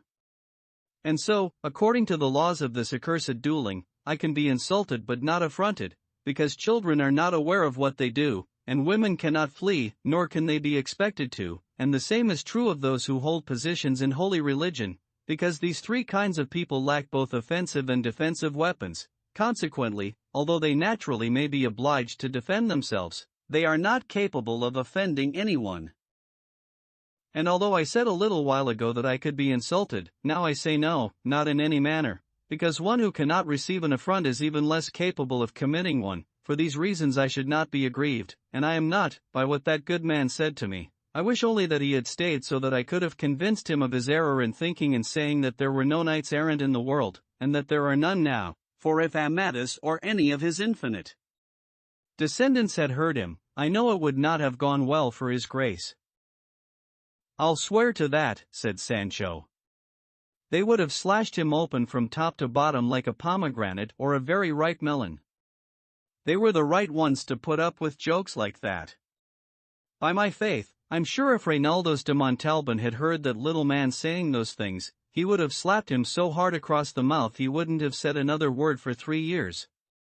He should have tried it with them and seen if they'd let him get away. The Duchess was weak with laughter when she heard Sancho speak, and in her opinion he was more amusing and even crazier than his master, an opinion held by many at the time. Don Quixote at last became calm, and the meal was concluded, and as the table was being cleared, 4 maidens came in, the first bearing a silver basin, the second a pitcher, also of silver, the third carrying 2 very white, very thick towels on her shoulder, and the fourth, with her forearms bared, holding in her white hands, for they undoubtedly were white, a round cake of Neapolitan soap. The one with the basin approached and with charming grace and assurance placed the basin beneath Don Quixote's beard, and he, not saying a word, marveled at such a ceremony but believed that in this land it must be the custom to wash one's beard rather than one's hands, and so he extended his as much as he could, and at that moment the pitcher began to pour, and the maiden with the soap began to rub his beard very quickly, raising flakes of snow no less white than the lather, not only on his beard but all over the face and eyes of the obedient knight, who was obliged to close them. The Duke and Duchess, who knew nothing about this, waited to see how so extraordinary a washing would end. The beard-washing maiden, when she had covered him with lather to the depth of a span, pretended there was no more water, and she told the one with the pitcher to go for some because Señor Don Quixote would be waiting. She did so, and Don Quixote was left there, the strangest and most laughable figure that anyone could imagine. All those present, and there were many, were watching him, and when they saw that he had a neck half a vera long, and a complexion more than moderately dark, and closed eyes, and a beard full of soap, it was truly astonishing and a sign of great astuteness that they could hide their laughter. The trickster maidens kept their eyes lowered, not daring to look at their master and mistress, who were torn between anger and laughter and did not know how to respond, to punish the girls for their boldness or reward them for the pleasure they had received at seeing Don Quixote in that condition. Finally the maiden with the pitcher returned, and they finished washing Don Quixote, and then the girl with the towels very calmly wiped and dried him, then all 4 of them curtsied, and made obeisance to him at the same time, and attempted to leave, but the Duke, to keep Don Quixote from realizing it was a joke, called to the maiden with the basin, saying, "Come and wash me, and be careful you don't run out of water." The girl, who was shrewd and diligent, approached and placed the basin beneath the Duke's beard as she had with Don Quixote, and they quickly washed and soaked him thoroughly, and having wiped and dried him, they curtsied and left. Later it was learned that the Duke had sworn that if they did not wash him as they had Don Quixote, he would punish their daring, but they cleverly changed his mind by soaping him so well. Sancho paid careful attention to the ceremonies of the washing and said to himself, "God save me! Can it be the custom in this land to wash the beards of squires as well as knights? Because by my soul I could use it, and even if they shaved me with a razor, I'd think it was a good thing." "What are you saying, Sancho?" asked the Duchess. "I'm saying, Señora," he responded, "that in the courts of other princes I've always heard that when the tables are cleared they pour water over your hands, but not lather on your beard, and that's why it's good to live a long time, because then you see a lot, though they also say that if you have a long life, you go through a lot of bad times, though going through one of these washings is more pleasure than trouble." "Don't worry, Sancho my friend," said the Duchess. "I'll have my maidens wash you, and even put you in the tub, if necessary." "Just my beard will satisfy me," responded Sancho, "at least for now. Later on, God's will be done." "Butler," said the Duchess, "see to whatever our good Sancho wants, and obey his wishes to the letter."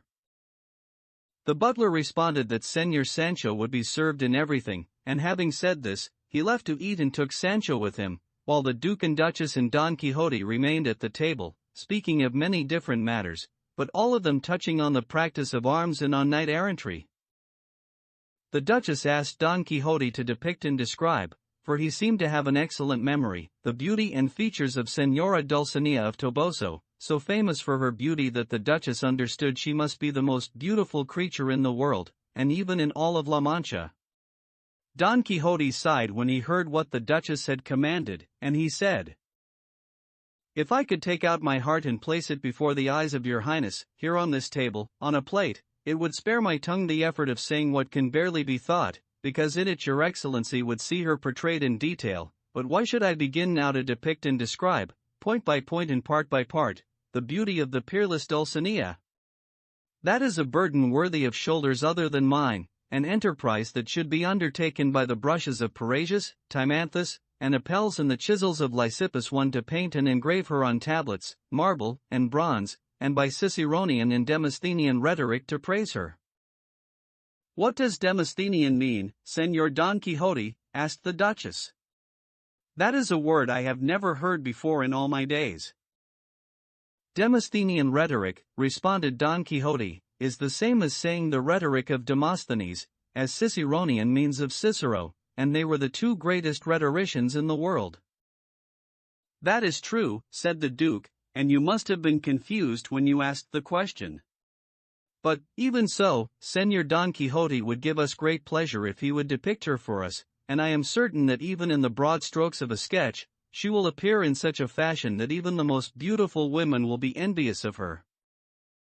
I would do so, most certainly, responded Don Quixote, if my image of her had not been blurred by the misfortune that befell her recently, one so great that I am better prepared to weep for her than to describe her, because your highnesses must know that not long ago, when I was going to kiss her hands and receive her blessing, approval, and permission for this third sally, I found a person different from the one I was seeking. I found her enchanted, transformed from a princess into a peasant. From beautiful to ugly, from an angel into a devil, from fragrant into foul-smelling, from well-spoken into a rustic, from serene into skittish, from light into darkness, and, finally, from Dulcinea of Toboso into a low-born farm girl from Sayago. Lord save me, the Duke exclaimed in a loud voice.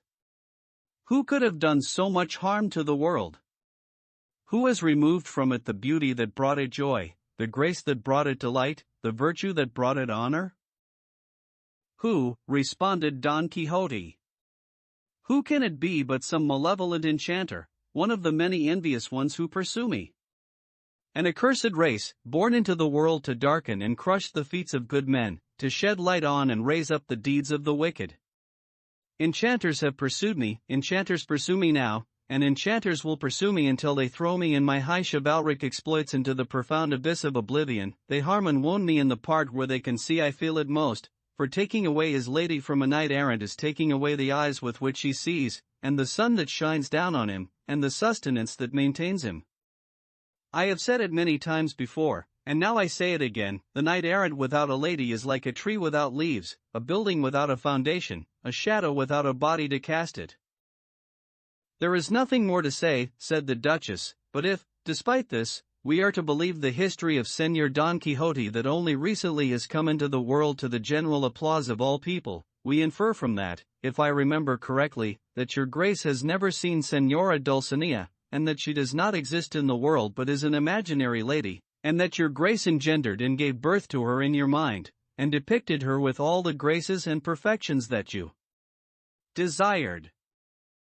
There is much to say about that, responded Don Quixote. God knows if Dulcinea exists in the world or not, or if she is imaginary or not imaginary. These are not the kinds of things whose verification can be carried through to the end.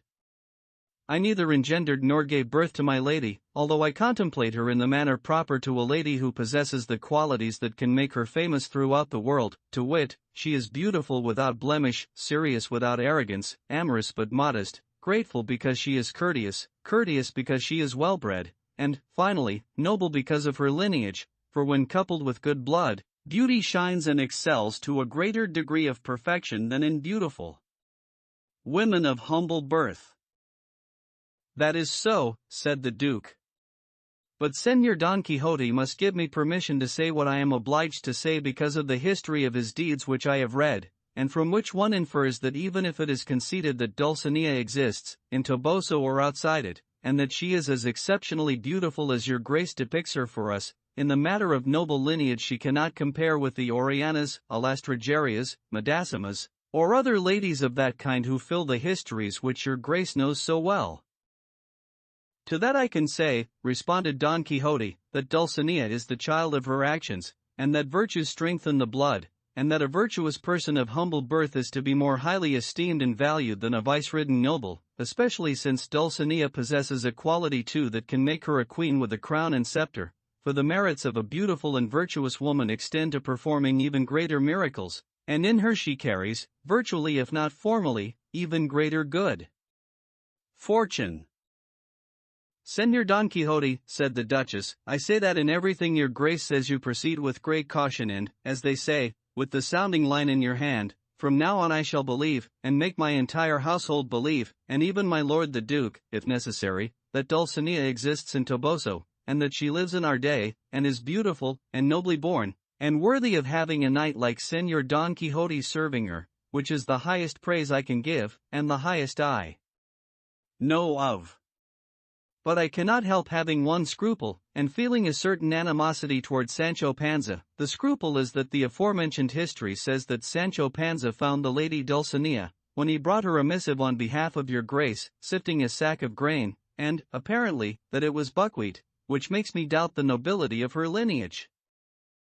To which Don Quixote responded, Señora, your highness must know that all or almost all the things that befall me go beyond the ordinary scope of things that happen to other knights-errant, whether they are directed by the inscrutable will of fate or by the malevolence of some envious enchanter, and since it is well known about all or almost all the famous knights-errant that one has the ability never to be enchanted, and another has impenetrable flesh and cannot be wounded, such as the famous Roland, one of the 12 peers of France, of whom it is said that he could not be wounded except on the sole of his left foot, and only with the point of a large pin and not with any other kind of weapon, and so, when Bernardo del Carpio killed him at Roncesvalles, seeing that he could not wound him with his blade, he lifted him off the ground and strangled him, for he had recalled how Hercules killed Antaeus, the fierce giant they say was the child of earth.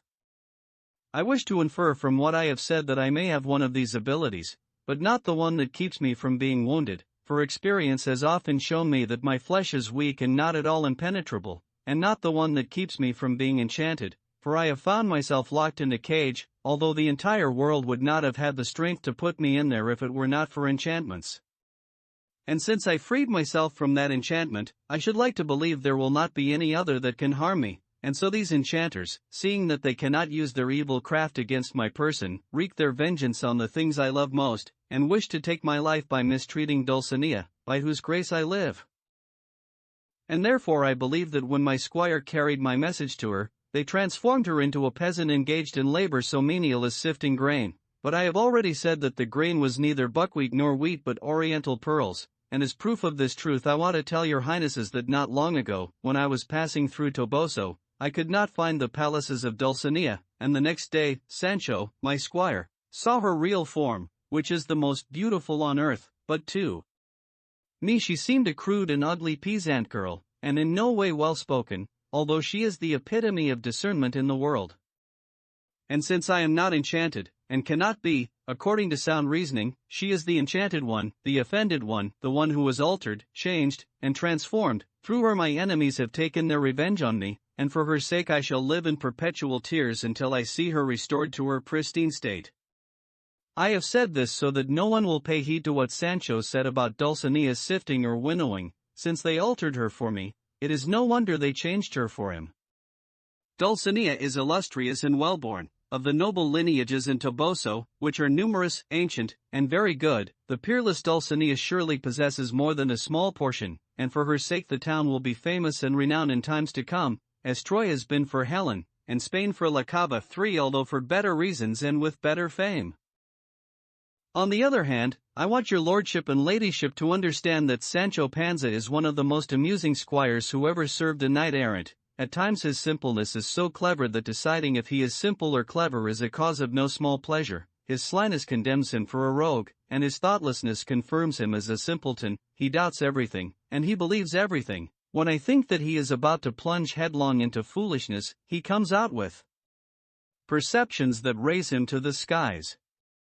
In short, I would not trade him for any other squire even if I were given a city to do so. Consequently, I have some doubt regarding whether sending him to the governorship with which your highness has favored him is the right thing to do, although I see in him a certain aptitude for governing. With just a little refinement of his understanding, he would be as successful with any governorship as the king is with his duties and taxes. Moreover, by dint of long experience, we know that neither great ability nor great learning is needed to be a governor, for there are in the world at least 100 who barely know how to read, and who govern in a grand manner. The essential point is that they have good intentions and the desire always to do the right thing, for they will never lack someone to guide and counsel them in what they must do, like those knightly, unlettered governors who pass judgments with an adviser at their side.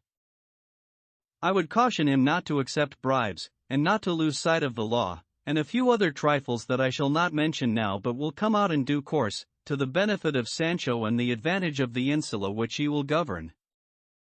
The Duke, the Duchess, and Don Quixote had reached this point in their conversation when they heard many voices and a clamor of people in the palace, and suddenly a frightened Sancho burst into the room wearing a piece of coarse burlap as a bib, and behind him came a number of young men, that is to say scullery boys and other menials, and one was carrying a tub of water whose color and lack of cleanliness indicated that it was dishwater, and the boy with the tub was following and pursuing Sancho and attempting with all solicitude to place it and put it under his beard, which another rogue showed signs of wanting to wash.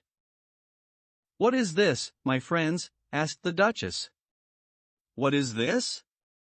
What do you want from this good man? Haven't you considered that he has been selected governor?" To which the roguish barber responded, "This gentleman won't let himself be washed, though that's the custom, in the way the Duke my lord was washed, and his own master." "I will let myself," responded Sancho in a fury, "but I want it to be with cleaner towels, and clearer water, and hands that aren't so dirty, for there's not so much difference between me and my master that they should wash him with angel water and me with the devil's bleach.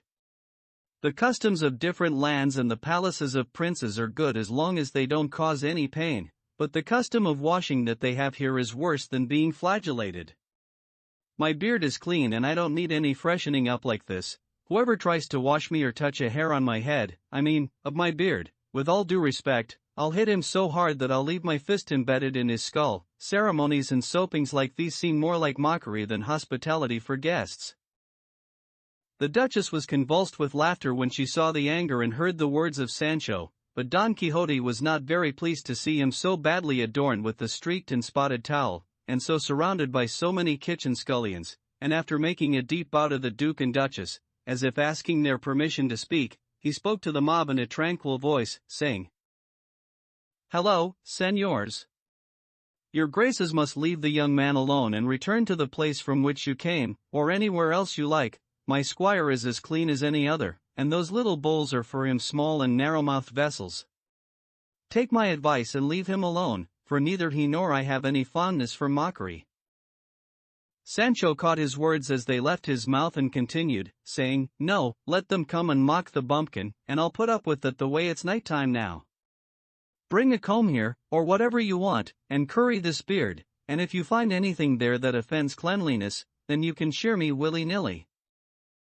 At this point, the Duchess, who was still laughing, said, "Sancho Panza is correct in everything he has said, and everything he will say. He is clean and, as he says, he has no need of washing. If our custom does not please him, that should be the end of it, especially since you, ministers of cleanliness, have been far too remiss and negligent, and perhaps I should say insolent, in bringing to such a person and such a beard, not basins and pitchers of pure gold and damask towels, but wooden bowls and pans and cleaning rags. But, after all, you are wicked and base and, like the scoundrels you are, cannot help showing the ill will you bear toward the squires of knights-errant." The roguish ministrants, and even the butler who had come in with them, believed that the Duchess was speaking seriously, and so they removed the burlap from Sancho's chest, and disconcerted, and almost embarrassed, they went away and left him alone, and he, seeing himself free of what had seemed to him an extreme danger, went to kneel before the Duchess and said, "From great ladies, great favors are expected. The one your grace has granted me today cannot be repaid unless it is with my desire to see myself dubbed a knight-errant so that I can spend all the days of my life serving so high a lady. I am a peasant, my name is Sancho Panza, I am married, I have children, and I serve as a squire. If with any of these things I can be of service to your highness, I will take less time to obey than your ladyship will to command." "It certainly seems, Sancho," responded the Duchess, "that you have learned to be courteous in the school of courtesy itself. It certainly seems, that you have been nurtured in the bosom of Señor Don Quixote, who must be the cream of courtesy and the flower of ceremonies, or ceremonies, as you call them. Good fortune to such a master and such a servant, the one for being the pole star of knight-errantry, the other for being the star of squirely fidelity. Arise, Sancho my friend, and I shall repay your courtesies by having the Duke my lord, as quickly as he can, fulfill the promised favor of a governorship for you." With this their conversation ended, and Don Quixote went to take his siesta, and the Duchess requested that if Sancho had no great desire to sleep, he should come and spend the afternoon with her and her maidens in a room that was cool and pleasant. Sancho replied that although it was true that he was in the habit of taking 4 or 5 hour siestas in the summer, to respond to her great kindness he would attempt with all his might not to sleep even one that day and would obey her command, and then he left. The Duke issued new orders that Don Quixote was to be treated as a knight-errant, without deviating in the slightest from the manner in which it has been recounted that knights of old were treated. Chapter 33. Regarding the delightful conversation that the Duchess and her ladies had with Sancho Panza, one that is worthy of being read and remembered. Well, the history recounts that Sancho did not sleep that day's siesta but kept his word and came as requested to see the Duchess, who derived so much pleasure from listening to him that she had him sit next to her on a low seat, although Sancho, being well-bred, did not wish to sit, but the Duchess told him to sit as a governor and speak as a squire, since for both he deserved the ivory seat of El Cid Ruy Diaz Campeador. 1. Sancho shrugged, obeyed, and sat down, and all the maidens and duennas of the Duchess gathered round attentively, in great silence, to hear what he would say, but the Duchess was the one who spoke first, saying, "Now that we are alone, where no one can hear us, I should like you, Señor Governor, to resolve certain doubts I have, which have their origin in the history of the great Don Quixote that has already been published. One of these doubts is that, since our good Sancho never saw Dulcinea, Señora Dulcinea of Toboso, and did not bring her the letter from Señor Don Quixote because it was left in the notebook in the Sierra Morena, how did he dare invent her response and say that he found her winnowing grain? This was nothing but a deception and a lie, so harmful to the good name of the peerless Dulcinea, and so inappropriate to the character and fidelity of good squires." At these words, without saying a single one in response, Sancho got up from the seat, and with silent steps, his body bent, his finger to his lips, he walked around the room lifting all the hangings, and then, when he had done this, he sat down again and said, "Now that I have seen, Señora, that nobody is hiding and listening to us, except for those present, without fear or sudden fright I'll answer what you have asked me, and anything else you may ask me, and the first thing I'll say is that I believe my master, Don Quixote, is completely crazy, even though sometimes he says things that in my opinion, and in the opinion of everybody who hears him, are so intelligent and well-reasoned that Satan himself couldn't say them better, but even so, truly, and without any scruples, it's clear to me that he's a fool. And because I have this idea in mind, I can dare to make him believe anything, even if it makes no sense, like that reply to his letter, or something that happened 6 or 8 days ago that isn't in the history yet, the enchantment of Señora Dona Dulcinea, because I've made him think she's enchanted, and that's as true as a fairy tale."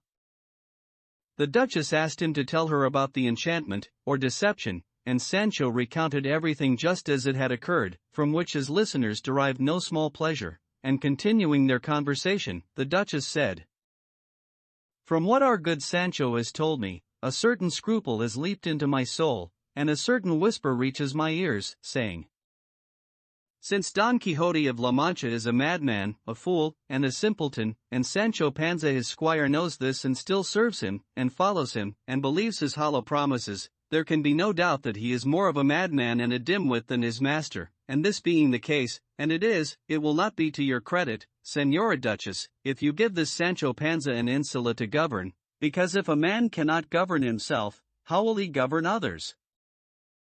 "By God, Señora," said Sancho, "that scruple of yours is just what I expected, but your grace should tell it to speak clearly, or however it wants to, because I know it's telling the truth. If I were a clever man, I would have left my master days ago. But this is my fate and this is my misfortune, I can't help it, I have to follow him. We're from the same village, I've eaten his bread, I love him dearly, he's a grateful man, he gave me his donkeys, and more than anything else, I'm faithful, and so it's impossible for anything to separate us except the man with the pick and shovel. 2 And if your highness doesn't want me to have the governorship I've been promised, God made me without it, and maybe not giving it to me will be for the good of my conscience. I may be a fool, but I understand the proverb that says, "It did him harm when the ant grew wings," and it might even be that Sancho the squire will enter heaven more easily than Sancho the governor. The bread they bake here is as good as in France, and at night every cat is grey, and the person who hasn't eaten by 2 in the afternoon has more than enough misfortune, and no stomach's so much bigger than any other that it can't be filled, as they say, with straw and hay. 3 And the little birds of the field have God to protect and provide for them, and 4 varas of flannel from Cuenca will warm you more than 4 of Lemiste 4 from Segovia, and when we leave this world and go into the ground. The path of the prince is as narrow as the laborers, and the pope's body doesn't need more room underground than the sacristan's, even if one is higher than the other, because when we're in the grave we all have to adjust and shrink, or they make us adjust and shrink, whether we want to or not, and that's the end of it. And I say again that if your ladyship doesn't want to give me the insula because I'm a fool, I'll be smart enough not to care at all. I've heard that the devil hides behind the cross, and that all that glitters isn't gold, and that from his oxen, plows, and yokes they took the peasant Wamba to be king of Spain. 5 And from his brocades, entertainments, and riches they took Rodrigo to be eaten by snakes, if the lines from the old ballads don't lie. Of course they don't lie, said Dona Rodriguez the duenna, who was among those listening. There's a ballad that says they put King Rodrigo alive and kicking into a tomb filled with toads and snakes and lizards, and 2 days later, from inside the tomb, the king said in a low and mournful voice, they're eating me in the place where I sinned most, and so this gentleman is very correct when he says he'd rather be a peasant than a king if vermin are going to eat him." The Duchess could not control her laughter when she heard her duenna's simple-mindedness, nor could she help but marvel at Sancho's words and proverbs, and she said to him, "Our good Sancho already knows that what a knight has promised he attempts to fulfill, even if it costs him his life. The Duke, my lord and husband, though not a knight-errant, is still a knight, and so he will keep his word regarding the promised insula, despite the world's envy and malice. Sancho should be of good heart, for when he least expects it he will find himself seated on the throne of his insula and of his estate, and he will hold his governorship in his hand and not trade it for another of 3 pile brocade. 6 My charge to him is that he attend to how he governs his vassals, knowing that all of them are loyal and well-born." "As for governing them well," responded Sancho, "there's no need to charge me with it, because I'm charitable by nature and have compassion for the poor, and if he needs and bakes, you can't steal his cakes. By my faith, they won't throw me any crooked dice. I'm an old dog and understand every hair, boy at 7, and I know how to wake up at the right time, and I don't allow cobwebs in front of my eyes, because I know if the shoe fits. I say this because with me good men will have my hand and a place. In my house 8 and bad men won't get a foot or permission to enter. And it seems to me that in this business of governorships it's all a matter of starting, and it may be that after 2 weeks of being a governor I'll be licking my lips over the work and know more about it than working in the fields, which is what I've grown up doing." "You're right, Sancho," said the Duchess, "because nobody is born knowing, and bishops are made from men, not stones. But returning to the conversation we had a little while ago about the enchantment of Señora Dulcinea, I consider it true and verified beyond any doubt that the idea Sancho had of tricking his master and leading him to believe that the peasant was Dulcinea, and if his master did not know her, it had to be because she was enchanted, was all an invention of one of the enchanters who pursue Señor Don Quixote, because really and truly, I know from a reliable source that the peasant girl who leaped onto the donkey was and is Dulcinea of Toboso, and that our good Sancho, think ing he was the deceiver, is the deceived. There is no reason to doubt this truth any more than we doubt other things we have never seen, and Señor Sancho Panza should know that we too have enchanters here, and they love us dearly. And tell us what is going on in the world, purely and simply and without plots or complications. Let Sancho believe me when I say that the leaping peasant girl was and is Dulcinea of Toboso, who is as enchanted as the mother who bore her, and when we least expect it we shall see her in her true form, and then Sancho will be free of the self-deception in which he lives." "That may be true," said Sancho Panza, "and now I want to believe what my master says he saw in the cave of Montesinos, where he says he saw Señora Dulcinea of Toboso in the same dress and garb that I said I had seen her wearing when I enchanted her for my own pleasure. It must all be the reverse, Señora, just like your grace says, Because one can't and shouldn't think that in only an instant my poor wits could make up so clever a lie, and I don't believe either that my master is so crazy that, with powers of persuasion as weak and thin as mine, he would believe something so unbelievable. But, Senora, it wouldn't be right for your highness to consider me a villain because of it, for a dolt like me isn't obliged to fathom the thoughts and evil intentions of wicked enchanters. I made it up to avoid a scolding from my master, Don Quixote, not to offend him, and if it's turned out wrong, God's in heaven and judges men's hearts.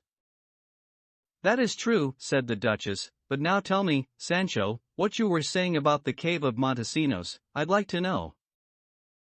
Then Sancho Panza recounted point by point what has already been said about that adventure, and when the Duchess heard it, she said, from this incident we can infer that since the great Don Quixote says he saw there the same peasant girl Sancho saw on the way out of Toboso, she no doubt is Dulcinea, and very clever and meddlesome enchanters are wandering around here. That's what I say, said Sancho Panza. If my lady Dulcinea of Toboso is enchanted, so much the worse for her, but I don't have to take on my master's enemies, and there must be a lot, all of them very wicked.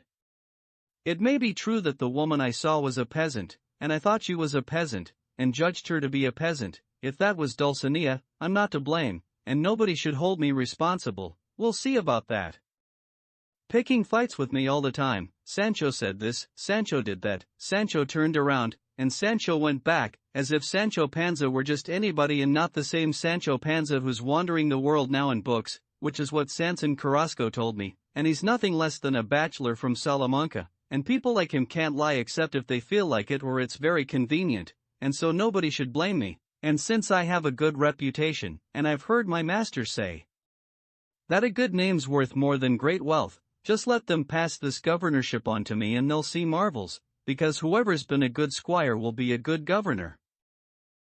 Everything said here by our good Sancho, said the Duchess, are Catonian sentences, or, at least, taken from the very heart of Michael Verino himself. Florentibus occidit annis. 9 Well, to say it in his fashion, under a poor cloak you can find a good drinker.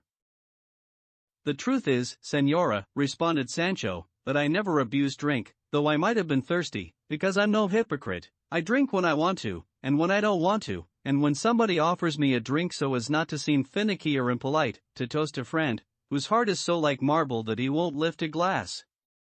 But even if I do, I never dirty it, since the squires of knights-errant almost always drink water, because they're always traveling through woods, forests, and meadows, mountains and cliffs, without finding a charitable drop of wine even if they'd give an eye for it. I believe that, responded the Duchess. And for now, Sancho should go and rest, and we will speak at length later, and give the order to quickly pass this governorship, as he says, on to him. Sancho again kissed the hands of the Duchess and implored her to be so kind as to take good care of his grey, because he was the light of his eyes. What grey is that? Asked the Duchess. My jackass, responded Sancho, and so as not to call him by that name, I usually call him the Grey, and when I entered this castle I asked this Señora Duenna to take care of him, and she got as angry as if I had called her ugly or old, since it must be more fitting and natural for duennas to give a thought to donkeys than to claim authority in castle halls. Oh, and Lord save me, what a dislike a nobleman from my village had for these ladies. He must have been some peasant, said Dona Rodriguez the duenna, because if he were noble and well-born, he would have praised them to the skies.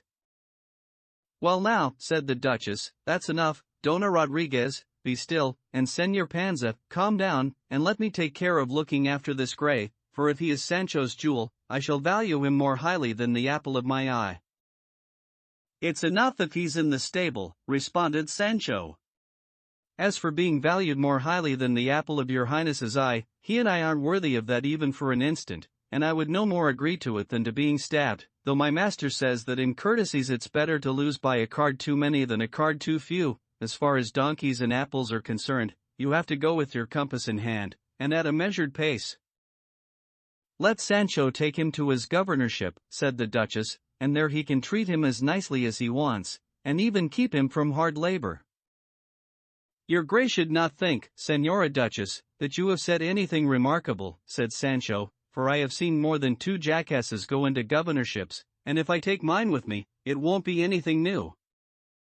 Sancho's words renewed the Duchess's laughter and delight, and after sending him to rest, she went to recount to the Duke her conversation with Sancho, and between the two of them, they arranged and planned to play tricks on Don Quixote that would be remarkable and consonant with the chivalric style, and they devised so many, and one so appropriate and clever, that they are some of the best adventures contained in this great history. Chapter 34, which recounts the information that was received regarding how the peerless Dulcinea of Toboso was to be disenchanted, which is one of the most famous adventures in this book. The Duke and the Duchess received great pleasure from Don Quixote's conversation and that of Sancho Panza. They confirmed their intention of playing some tricks that would have the appearance and semblance of adventures, basing their plan on what Don Quixote had already told them about the cave of Montesinos in order to create for him an adventure that would be famous, though what most astonished the Duchess was Sancho's simple-mindedness, so great that he had come to believe as an infallible truth that Dulcinea of Toboso was enchanted when he himself had been the enchanter and deceiver in that affair, and so, having given orders to their servants regarding everything they had to do, 6 days later they took Don Quixote hunting for big game, with so many hunters and trackers that it might have been the party of a crowned king. They gave Don Quixote a hunting outfit, and Sancho another of fine green cloth, but Don Quixote refused to put his on, saying that the next day he would have to return to the harsh profession of arms and could not carry wardrobes and furnishings with him. Sancho, however, accepted what they gave him, intending to sell it at the earliest opportunity. When the long-awaited day arrived, Don Quixote put on his armor, Sancho donned his outfit, and, riding his donkey, for he did not wish to leave him behind even though they had provided him with a horse, he joined the troop of hunters.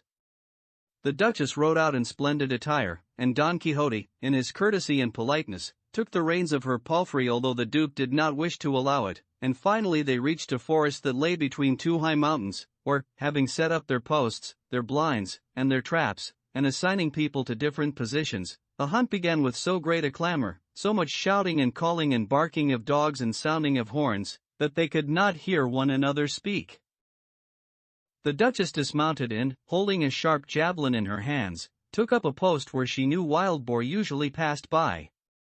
The Duke and Don Quixote also dismounted and stationed themselves on either side of her. Sancho, who was behind them all, did not dismount the donkey, for he did not dare abandon him in the event some mishap befell him. And as soon as they and a good number of other servants had taken their places, then, pursued by the dogs and followed by the trackers, they saw a huge wild boar rushing toward them, grinding its teeth and tusks and foaming at the mouth. When he saw it, Don Quixote grasped his shield and drew his sword and stepped forward to meet it. The Duke did the same with his javelin, but the Duchess would have gone ahead of all of them if the Duke had not stopped her. Only Sancho, when he saw the valiant beast, abandoned his donkey, and began to run as fast as he could, and attempted to climb to the top of a tall oak but failed. Instead, when he was halfway up the tree, holding on to a branch as he struggled to reach the top, his luck was so bad and he was so unfortunate that the branch broke, and when it fell to the ground he was still in the air, caught on the stump of a branch and unable to reach the ground. And seeing himself in this situation, and his green tunic tearing, and thinking that if the wild animal ran past it could reach him, he began to give so many shouts and to call for help with so much urgency that everyone who heard him and did not see him believed he was in the jaws of a savage beast. Finally, the tusked boar was run through by the sharp points of the many javelins it encountered. Don Quixote, turning his head in the direction of Sancho's shouting, for he had realized that the shouts were his, saw him hanging upside down from the oak, his donkey beside him, for the Grey did not abandon him in his calamity, and Cide Hamete says he rarely saw Sancho Panza without his donkey, or the donkey without Sancho. Such was the friendship and good faith that existed between the two of them. Don Quixote approached and unhooked Sancho, who, finding himself free and on the ground, looked at how badly torn the hunting tunic was, and it pained him deeply, for he had thought of his outfit as an inheritance. In the meantime, the powerful boar was lain across a mule, covered with sprigs of rosemary and sprays of myrtle, and taken, as a sign of the spoils of victory, to some large field tents that had been pitched in the middle of the wood. There they found the tables prepared and the meal ready, a banquet so sumptuous and large that one could easily see in it the greatness and magnificence of the person who offered it.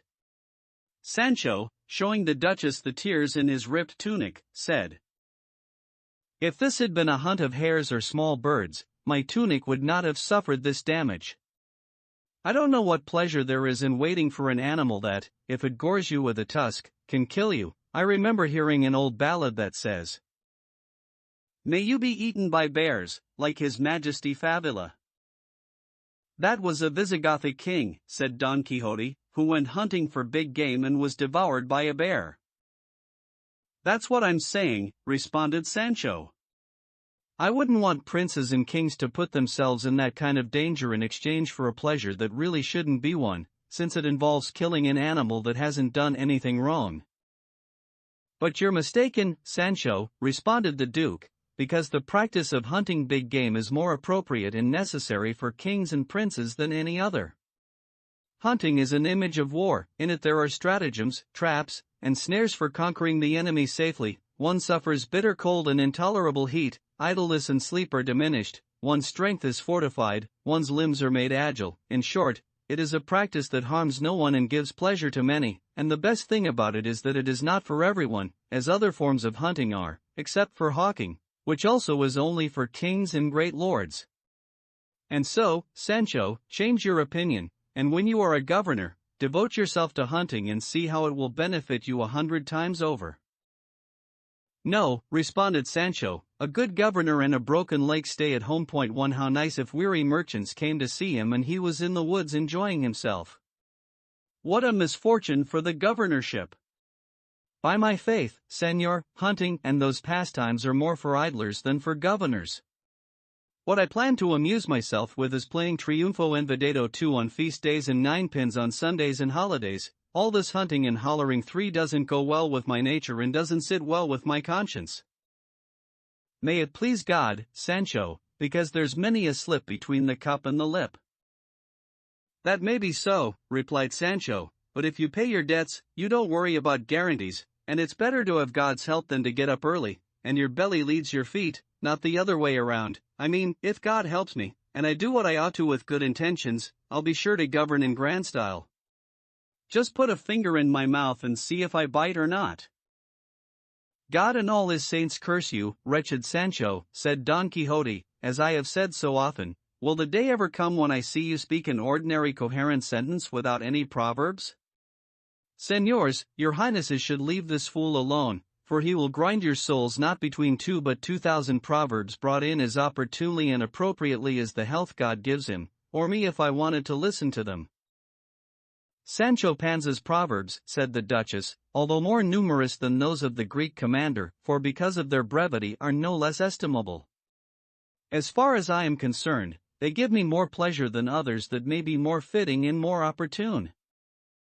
Engaged in this and other amiable conversations, they walked out of the tent and into the forest, and in the collecting of some traps the day passed quickly and night fell, not as clear or as tranquil as it usually was at that time of year, which was the middle of summer, but it did bring a certain chiaroscuro that furthered the plans of the Duke and Duchess, for as dusk began to turn into night, it suddenly seemed that the entire forest on all 4 sides was ablaze, and then here and there, this way and that, an infinite number of cornets and other warlike instruments were heard, as if troops of cavalry were riding through the woods. The light of the fires and the sound of martial instruments almost blinded and deafened the eyes and ears of those nearby and even those who were elsewhere in the forest. Then they heard the sound of infinite lullies, in the manner of a Moorish battle cry, trumpets and bugles blared, drums sounded, fifes played almost all at the same time, and so continually and so rapidly that one could lose one's senses in the confused din of so many instruments. The Duke was stunned, the Duchess was astounded, Don Quixote was astonished, Sancho Panza trembled, and even those who knew the cause were frightened. In their fear they fell silent, and a postillion dressed as a demon passed in front of them, and instead of a cornet he was playing a huge, hollow animal horn that emitted a harsh and terrifying sound. "Hello there, courier," said the Duke.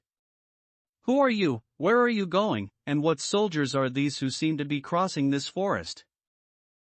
To which the courier, in a dreadful, brash voice, responded, "I am the devil, I am looking for Don Quixote of La Mancha. The people coming through here are 6 troops of enchanters who bear the peerless Dulcinea of Toboso on a triumphal carriage.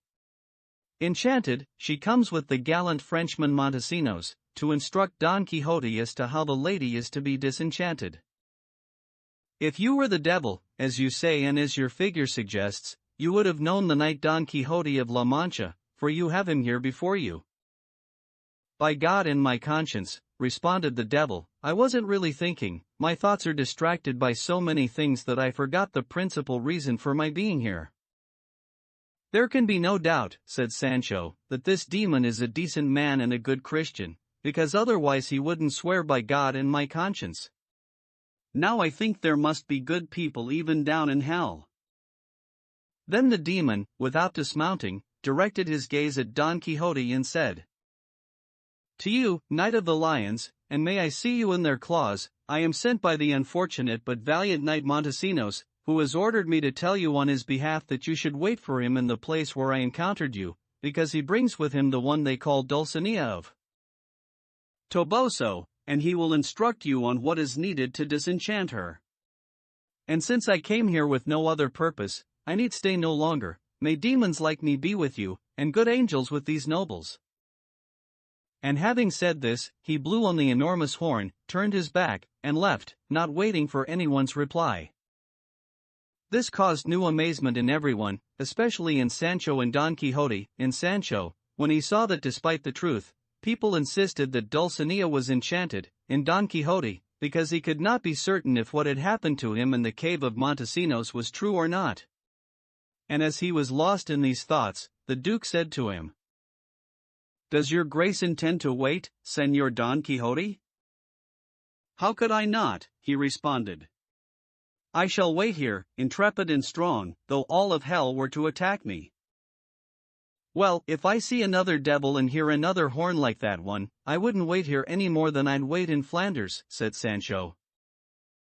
By now the night had grown even darker, and a good number of lights began to move through the forest, just as the dry exhalations of the earth move across the sky and to our eyes seem like shooting stars. At the same time a terrifying noise was heard, something like the one made by the solid wheels usually found on ox carts, from whose harsh and constant screeching, they say, wolves and bears flee if there are any nearby when they pass. To this was added more tumult, another clamor that heightened all the others, which was that it really seemed that in the 4 corners of the forest 4 encounters or battles were taking place at the same time, because here the hard thunder of terrifying artillery sounded, their infinite muskets were being fired, the voices of the combatants cried out close by, the Muslim lullies were repeated in the distance. Finally, the cornets, the animal horns, the hunting horns, the bugles, the trumpets, the drums, the artillery, the harquebuses, and above all, the awful noise of the carts together formed a sound so confused and horrible that Don Quixote had to summon all his valor to endure it, but Sancho's courage plummeted and sent him, swooning, to the skirts of the Duchess, who received him there and quickly ordered that water be thrown in his face. It was, and he regained consciousness just as a cart with screeching wheels arrived at the place where they stood. It was pulled by 4 slow oxen draped in black, a great blazing wax torch was tied to each of their horns, and on the cart was a high seat on which a venerable old man was sitting, his beard whiter than the snow, and so long it fell below his waist. He wore a long robe of black buckram, for since the cart was filled with infinite lights, one could clearly see and discern everything it carried. It was driven by 2 hideous demons dressed in the same buckram, with faces so ugly that Sancho, having seen them once, closed his eyes so as not to see them again. And so the cart reached them, and the venerable old man got up from his high seat, and as he stood there he gave a great shout, saying, I am the wise Lord Gandio, 5. And the cart drove on, and he did not say another word. Behind this one came another cart of the same kind, carrying another old man enthroned, and he, stopping the cart, in a voice no less grave than the others, said, I am the wise Alquife, the great friend of Urganda the Unknown. And the cart passed on. Then, in the same manner, another cart arrived, but the one seated on the throne was not an ancient like the others, but a strong, robust, evil-looking man, and as he arrived he rose to his feet, just like the others, and said in a voice that was hoarser and more fiendish, I am the enchanter Archelaus, the mortal enemy of Amadis of Gaul and all his kin. And he moved on. Not far away from there the three carts halted, and the maddening sound of their wheels stopped, and then something else was heard, not a noise, but the sound made by soft and harmonious music, which made Sancho very happy, and which he took as a good omen, and so, he said to the Duchess, from whose side he had moved not one iota. Señora, where there is music, there can be nothing bad. Nor where there are lights and brightness, responded the Duchess. To which Sancho replied, A flame gives light, and bonfires give brightness, and if we go near them they can burn us, but music is always a sign of cheer and rejoicing. We shall see, said Don Quixote, who had heard everything. And he was correct, as the following chapter shows. Chapter 35. In which the information that Don Quixote received regarding the disenchantment of Dulcinea continues, along with other remarkable events. To the rhythm of the pleasant music, they saw coming toward them the kind of cart that is called triumphal, pulled by 6 grey mules caparisoned in white linen. On each of them rode a penitent of light, one also dressed in white and holding a large burning wax torch in his hand. The cart was 2 or even 3 times larger than the previous ones, and the sides and front were occupied by 12 other penitents as white as snow, all with their burning torches, a sight that caused both wonder and terror. On a raised throne sat a nymph draped in 1,000 veils of silver cloth, and on all of them infinite numbers of gold sequins were sparkling, making her seem if not richly, then at least colorfully dressed. Her face was covered by transparent and delicate sandal, too, so that despite its folds the very beautiful face of a maiden was revealed, and the many lights made it possible to discern her beauty and her age, which appeared to be no more than 20 and no less than 17. Next to her came a figure dressed in the kind of long robe that is called flowing, with a black veil covering the head. As soon as the cart came face to face with the Duke and Duchess and Don Quixote, the music of the flageolets stopped, followed by the music of the harps and lutes that were playing in the cart. The figure in the robe stood and, pulling the robe open and removing the veil, revealed the fleshless, hideous figure of death itself, causing grief in Don Quixote and dismay in Sancho Panza, while the Duke and Duchess adopted a semblance of fear. This living death stood and, in a drowsy voice and with a tongue not fully awake, said, I am Merlin, who, the histories say, was sired and fathered by the devil himself, a lie made true by the mere passage of time. I am the prince of magic, king and fount of Zoroastrian science and lore, an enemy to those ages and times that attempt to conceal the gallant deeds of the brave and courageous errant knights whom I so dearly loved, and still do love. Although the disposition of enchanters, of mages and magicians always is flint-hearted, harsh, and ruthless, mine alone is tender, soft, and loving, wanting no more than always to do good to everyone.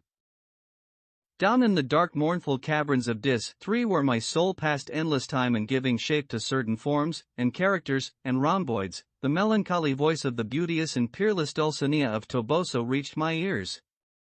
I learned of her enchantment, her misfortune, her transformation from highborn lady into a peasant girl. My heart was moved, and I encased my spirit in the shell of this fierce and fearsome skeleton, and poured over 100,000 books of my diabolic and vicious lore, and come now with the remedy to cure so grievous a sorrow, so great an ill.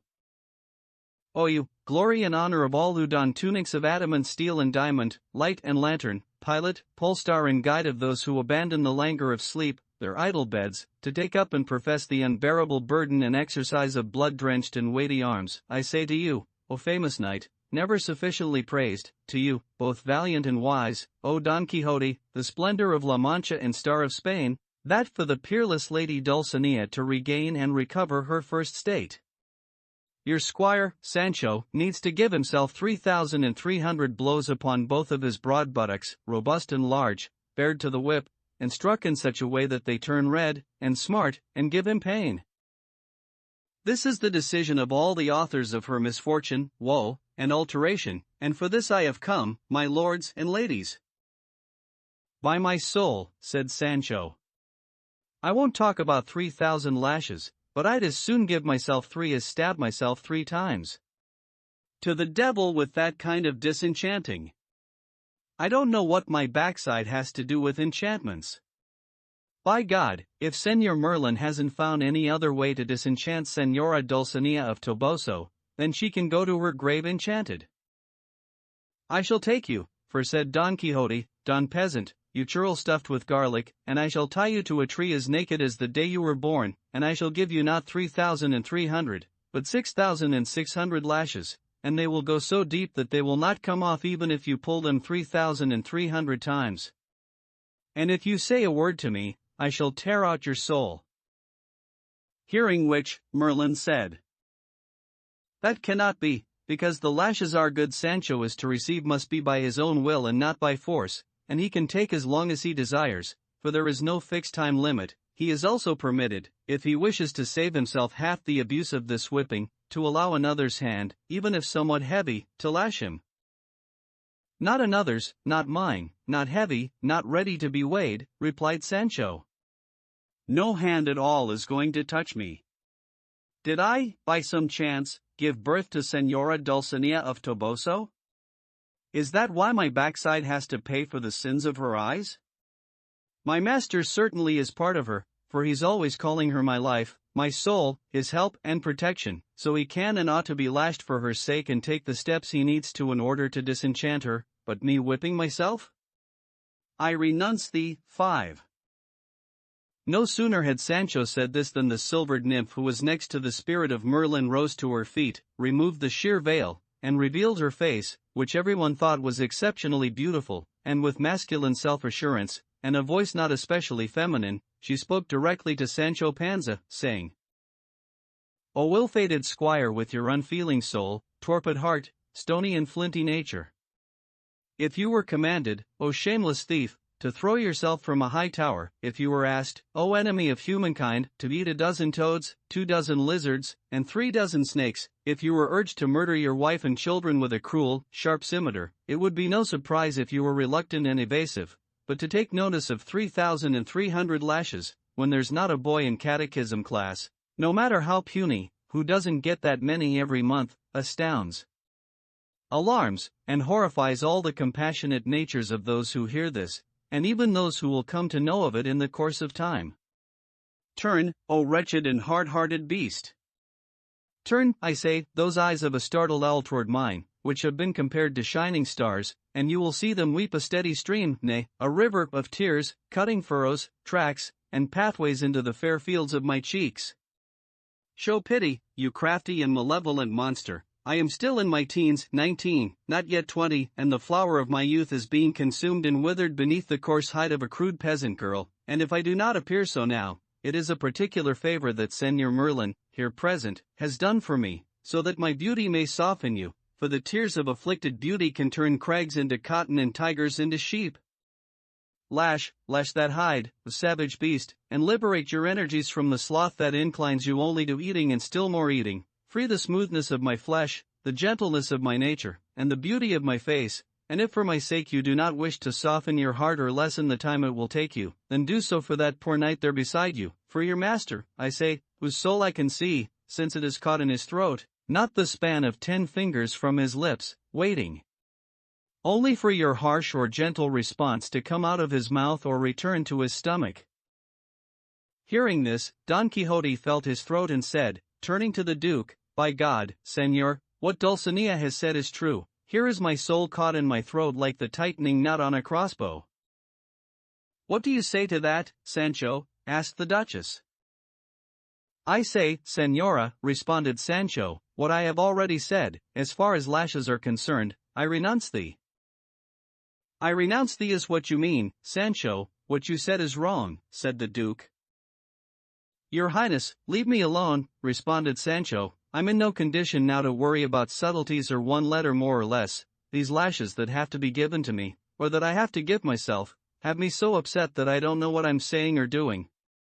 But I'd like to hear from the lady Señora Dulcinea of Toboso where it was that she learned how to ask for things. She comes to ask me to open my flesh with lashes, and she calls me unfeeling soul and savage beast and a whole string of names so bad only the devil could put up with them.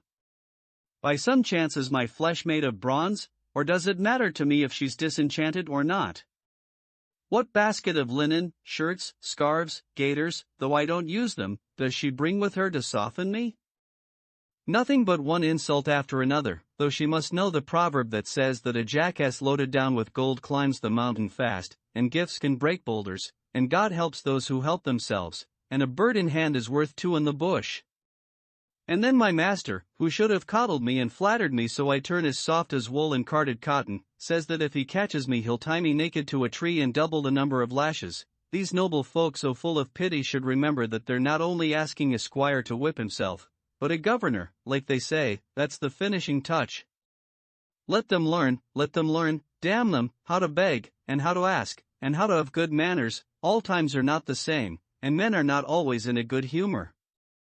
Here I am, bursting with grief because my green tunic is torn, and they come to ask me to give myself lashes of my own free will, when it's as unwilling to do that as to become an Indian chief. Well, the truth is, Sancho my friend, said the Duke, that if you don't become softer than a ripe fig, you won't lay hands on the governorship.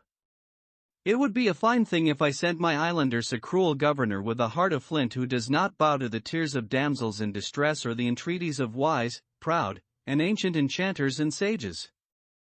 In short, Sancho, either you lash yourself, or let someone else lash you, or you won't be governor.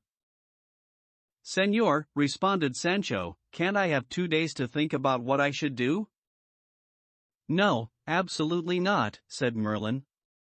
Here, in this instant and in this place, the matter must be settled. Either Dulcinea will return to the cave of Montesinos and to her earlier condition as a peasant, or now, in her present state, she will be transported to the Elysian fields, where she will wait until the number of lashes is completed. Come now, my good Sancho, said the Duchess, take heart and be grateful to Don Quixote for the bread you have eaten. We all must serve and please him for his virtuous nature and his high acts of chivalry. Say yes, my friend, to this flogging, and let the devil go to the devil and fear to the coward, for a brave heart breaks bad luck, as you know very well. To this Sancho responded with some foolishness, and speaking to Merlin, he asked, Tell me, your grace, Señor Merlin, the devil courier came here and gave my master a message from Señor Montesinos, telling him to wait here because he was going to give him instructions on how to disenchant Señora Dona Dulcinea of Toboso, and so far we haven't seen Montesinos or anybody like him. To which Merlin responded, The devil, Sancho my friend, is ignorant and a great scoundrel. I sent him to look for your master, with a message not from Montesinos but from me, because Montesinos is in his cave, thinking about or, I should say, hoping for his disenchantment, because he still has a long way to go. If he owes you something, or if you have any business to do with him, I'll bring him to you, to whatever place you like. For now, just say yes to this whipping, and believe me when I say that it will be a benefit to your soul and your body, your soul, because of the charity you bring to it, and your body, because I know you have a sanguine temperament, and it won't do you much harm to lose a little blood. What a lot of doctors there are in the world, even enchanters are doctors, replied Sancho. Well, since everybody's telling me to do it, though I can't see it, I say that I'll be happy to give myself 3,300 lashes on the condition that I can give them whenever I like, without anybody trying to set the number of days or length of time, and I'll try to wipe out the dead as fast as I can so the world can enjoy the beauty of Señora Dona Dulcinea of Toboso, because though I didn't think so before, it seems she really is beautiful. Another condition has to be that I'm not obliged to draw blood with the whipping, and if some lashes are like the flick of an animal's tail brushing away flies, they still have to be counted. Also, if I make a mistake in the number, Señor Merlin, since he knows everything, has to be responsible for keeping count and letting me know if I have too few or too many. No one has to let you know if you have too many, responded Merlin, because when you reach the correct number, Señora Dulcinea will suddenly be disenchanted and will come, gratefully, to her good Sancho to thank him and even reward him for his good deed. So there is no reason to have any doubt about too many or too few, and heaven forbid that I deceive anybody, even by so much as a hair. Well, then it's in God's hands, said Sancho. I consent to my bad fortune. I say that I accept the penance, with the conditions that have been stated. As soon as Sancho said these words, the music of the flageolets began to sound again, and an infinite number of harquebuses were fired, and Don Quixote threw his arms around Sancho's neck and gave him 1,000 kisses on his forehead and cheeks. The Duchess and the Duke and all those present gave signs of great contentment and joy, and the cart began to move, and as the beautiful Dulcinea passed by, she bowed her head to the Duke and Duchess and made a deep curtsy to Sancho. And now a joyful and smiling dawn quickly approached, the flowers of the fields raised their heads and stood erect, and the liquid crystal of the streams, murmuring over smooth white and grey pebbles, hurried to pay tribute to the rivers that awaited them. The joyful earth, the bright sky, the clear air, the serene light, together and separately gave clear indications that the day that came treading on the skirts of the dawn would be calm and bright. And the Duke and Duchess, satisfied with their hunt and with having achieved their ends so cleverly and successfully, returned to their castle, intending to continue with their deceptions, because for them, there really was nothing that gave them greater pleasure. Chapter 36, which recounts the strange and unimaginable adventure of the dolorous duenna, also known as the Countess Trifaldi, as well as a letter that Sancho Panza wrote to his wife, Teresa Panza. The Duke had a steward, a man with a comic and inventive turn of mind, who had acted the part of Merlin, prepared all the devices of the previous adventure, composed the verses, and arranged for a page to play Dulcinea. Then, with the intervention of his master and mistress, he devised another adventure, with the most diverting and strangest contrivances anyone could imagine. The following day, the Duchess asked Sancho if he had begun the task of the penance he was obliged to perform in order to disenchant Dulcinea. He said yes, that very night he had given himself 5 lashes. The Duchess asked what implement he had used to administer them. He responded that he had used his hand. That, replied the Duchess, is more like slapping than flogging. It seems to me that the wise Merlin will not be satisfied with so much gentleness, and that it will be necessary for our good Sancho to use a whip with metal points or a cat o' nine tails, something he can feel, because a good teacher never spares the rod, and the freedom of so great a lady as Dulcinea cannot be gotten cheaply and at so little cost, and be advised, Sancho, that works of charity performed in a lukewarm and half-hearted way have no merit and are worth nothing. 1. To which Sancho responded, Your ladyship, give me the right kind of whip or braided rope, and I'll hit myself with it as long as it doesn't hurt too much, because your grace should know that even though I'm a peasant, my flesh is more like cotton than esparto grass, and it wouldn't be right if I did myself harm for somebody else's benefit. Let it be all for the best, responded the Duchess. Tomorrow I'll give you a whip that will be perfect for you and suit the tenderness of your flesh as if the two were sisters. To which Sancho said, Señora of my soul, your highness should know that I've written a letter to my wife, Teresa Panza, telling her everything that's happened to me since I left her side. It's here in my shirt, and all that's missing is the address. I'd like your intelligence to read it, because it seems to me it suits a governor, the way governors ought to write. Who dictated it? Asked the Duchess. Who else would dictate it but me, sinner that I am, responded Sancho. And did you write it? Said the Duchess. I couldn't do that, responded Sancho, because I don't know how to read or write, though I can sign my name. Let's see it, said the Duchess. I'm sure that in it you display the nature and quality of your wit.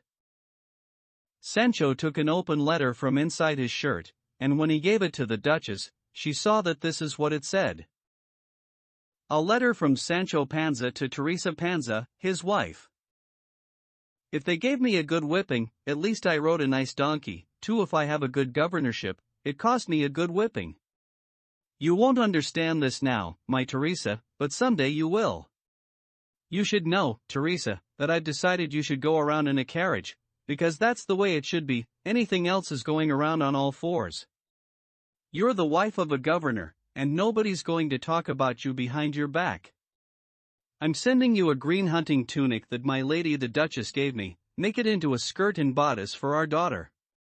I've heard in this land that Don Quixote, my master, is a sane madman and an amusing fool, and that I'm just as good as he is.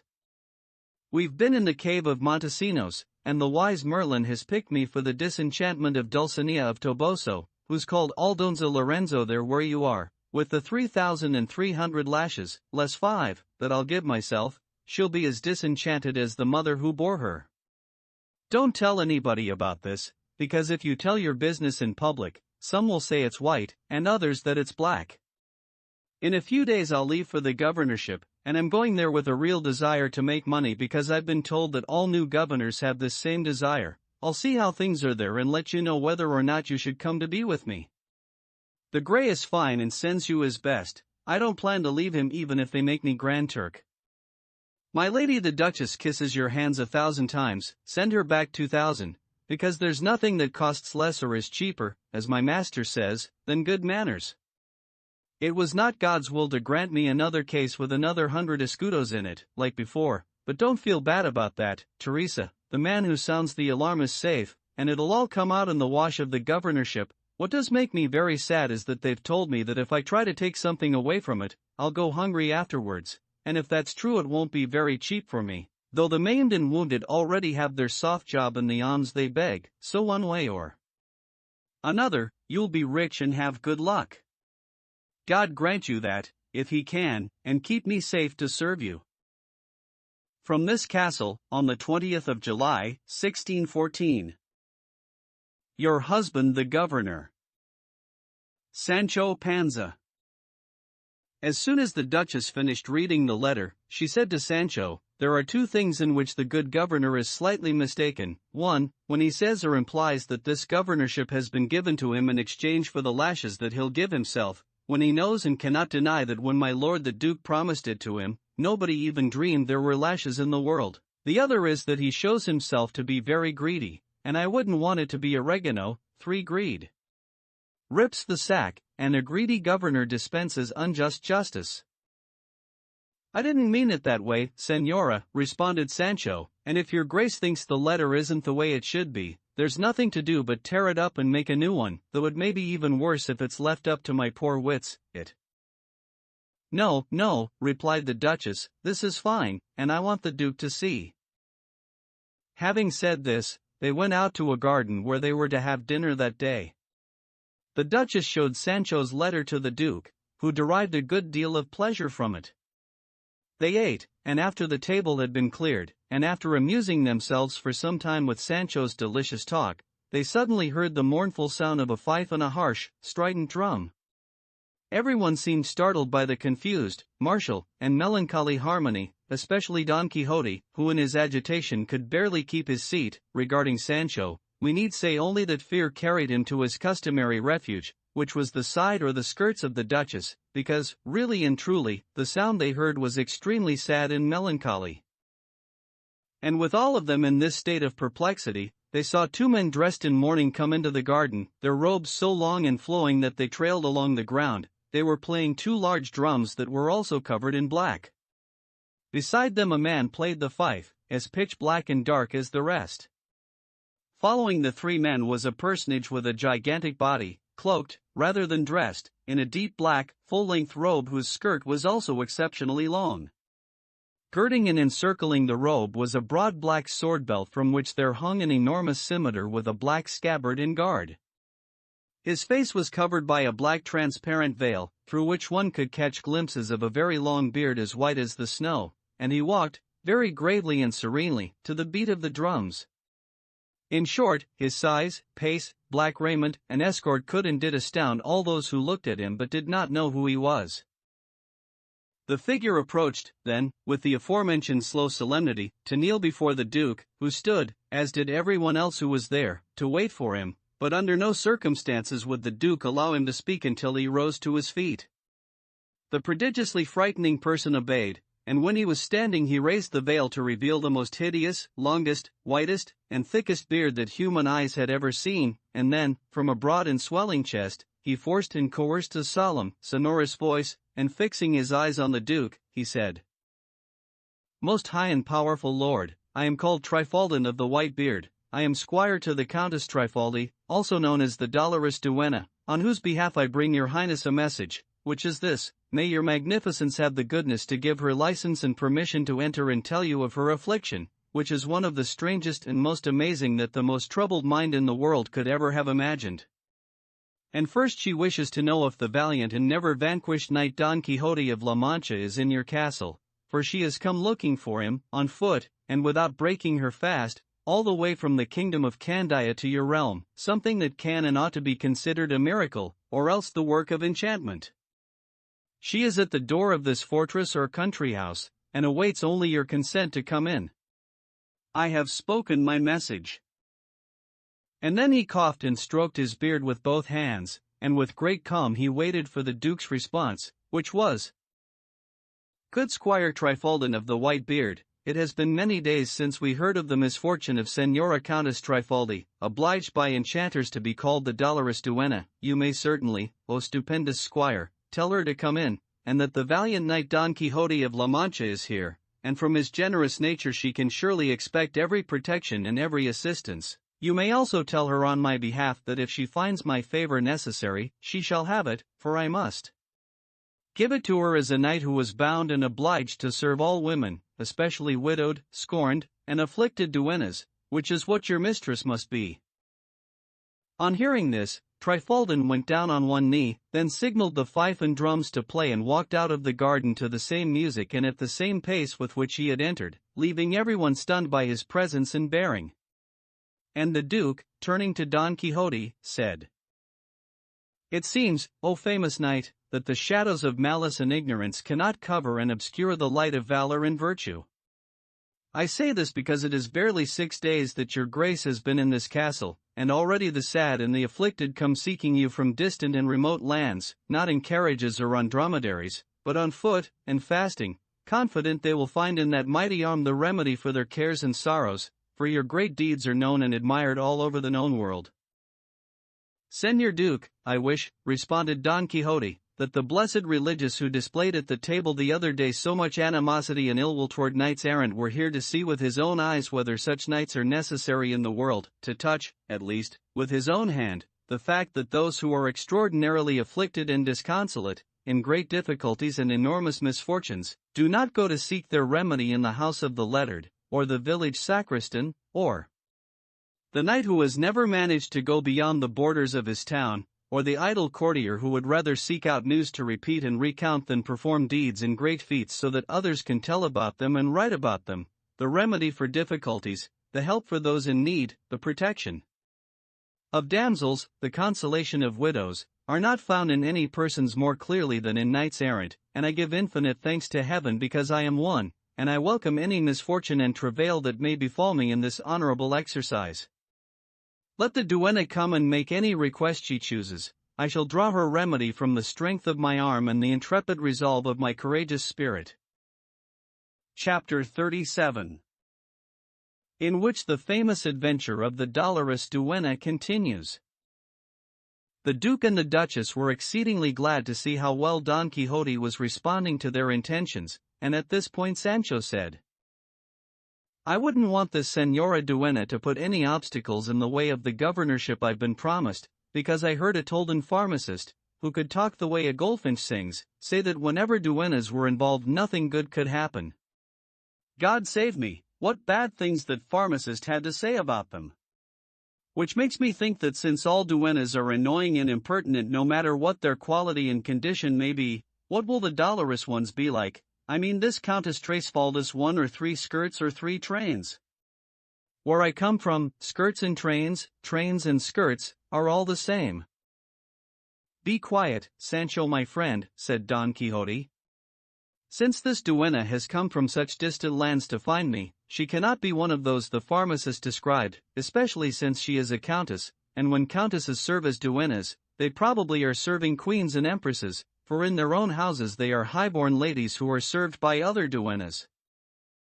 To which Dona Rodriguez, who was present, responded, "My lady the Duchess has duennas in her service who could be countesses if fortune so desired, but laws go where kings command. Let no one speak ill of duennas, in particular those who are old and maidens, for although I am not one of those, I clearly understand and grasp the advantage a maiden duenna has over one who is widowed, and the person who cut us down to size still has the scissors in his hand."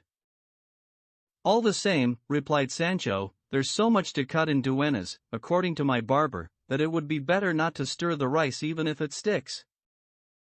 "Squires," responded Dona Rodriguez, "are always our enemies, since they haunt the antechambers and always see us, the times they're not praying, which is most of the time, they spend gossiping about us, digging up our defects and burying our good names.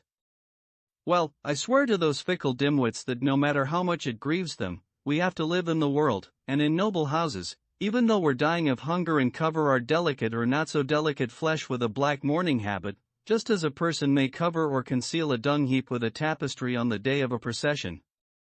By my faith, if I were permitted to, and if the time were right, I'd make people understand, not just those here but everyone in the world, how there is no virtue that cannot be found in a duenna. I believe, said the Duchess, that my good Dona Rodriguez is correct, absolutely correct, but she must wait for a more suitable time to defend herself and all other duennas, and so confound the poor opinion of that wicked pharmacist, and tear it out by the roots from the heart of the great Sancho Panza. To which Sancho responded, Ever since I've felt the pride of being a governor I've lost the foolish ideas of a squire, and I don't care a fig for all the duennas in the world. They would have gone on with the duenna-esque conversation if they had not heard the fife and drums begin to play again, leading them to assume that the dolorous duenna was coming in. The Duchess asked the Duke if it would be a good idea to go to receive her, since she was a countess and a distinguished person. For the part of her that's a countess, responded Sancho before the Duke could respond, I think it's right for your highnesses to go out to receive her, but for the part that's a duenna, it's my opinion that you shouldn't take a step. Who involved you in this, Sancho? Said Don Quixote. Who, señor? Responded Sancho. I involved myself, and I can involve myself as a squire who has learned the terms of courtesy in the school of your grace, the most courteous and polite knight in all of courtliness. In these things, as I have heard your grace say, you can lose as much for a card too many as for a card too few, and a word to the wise is sufficient. What Sancho says is true, said the Duke. Let us see the countess's appearance, and then we can consider the courtesy that is owed her. Then the drums and fife entered, as they had done earlier.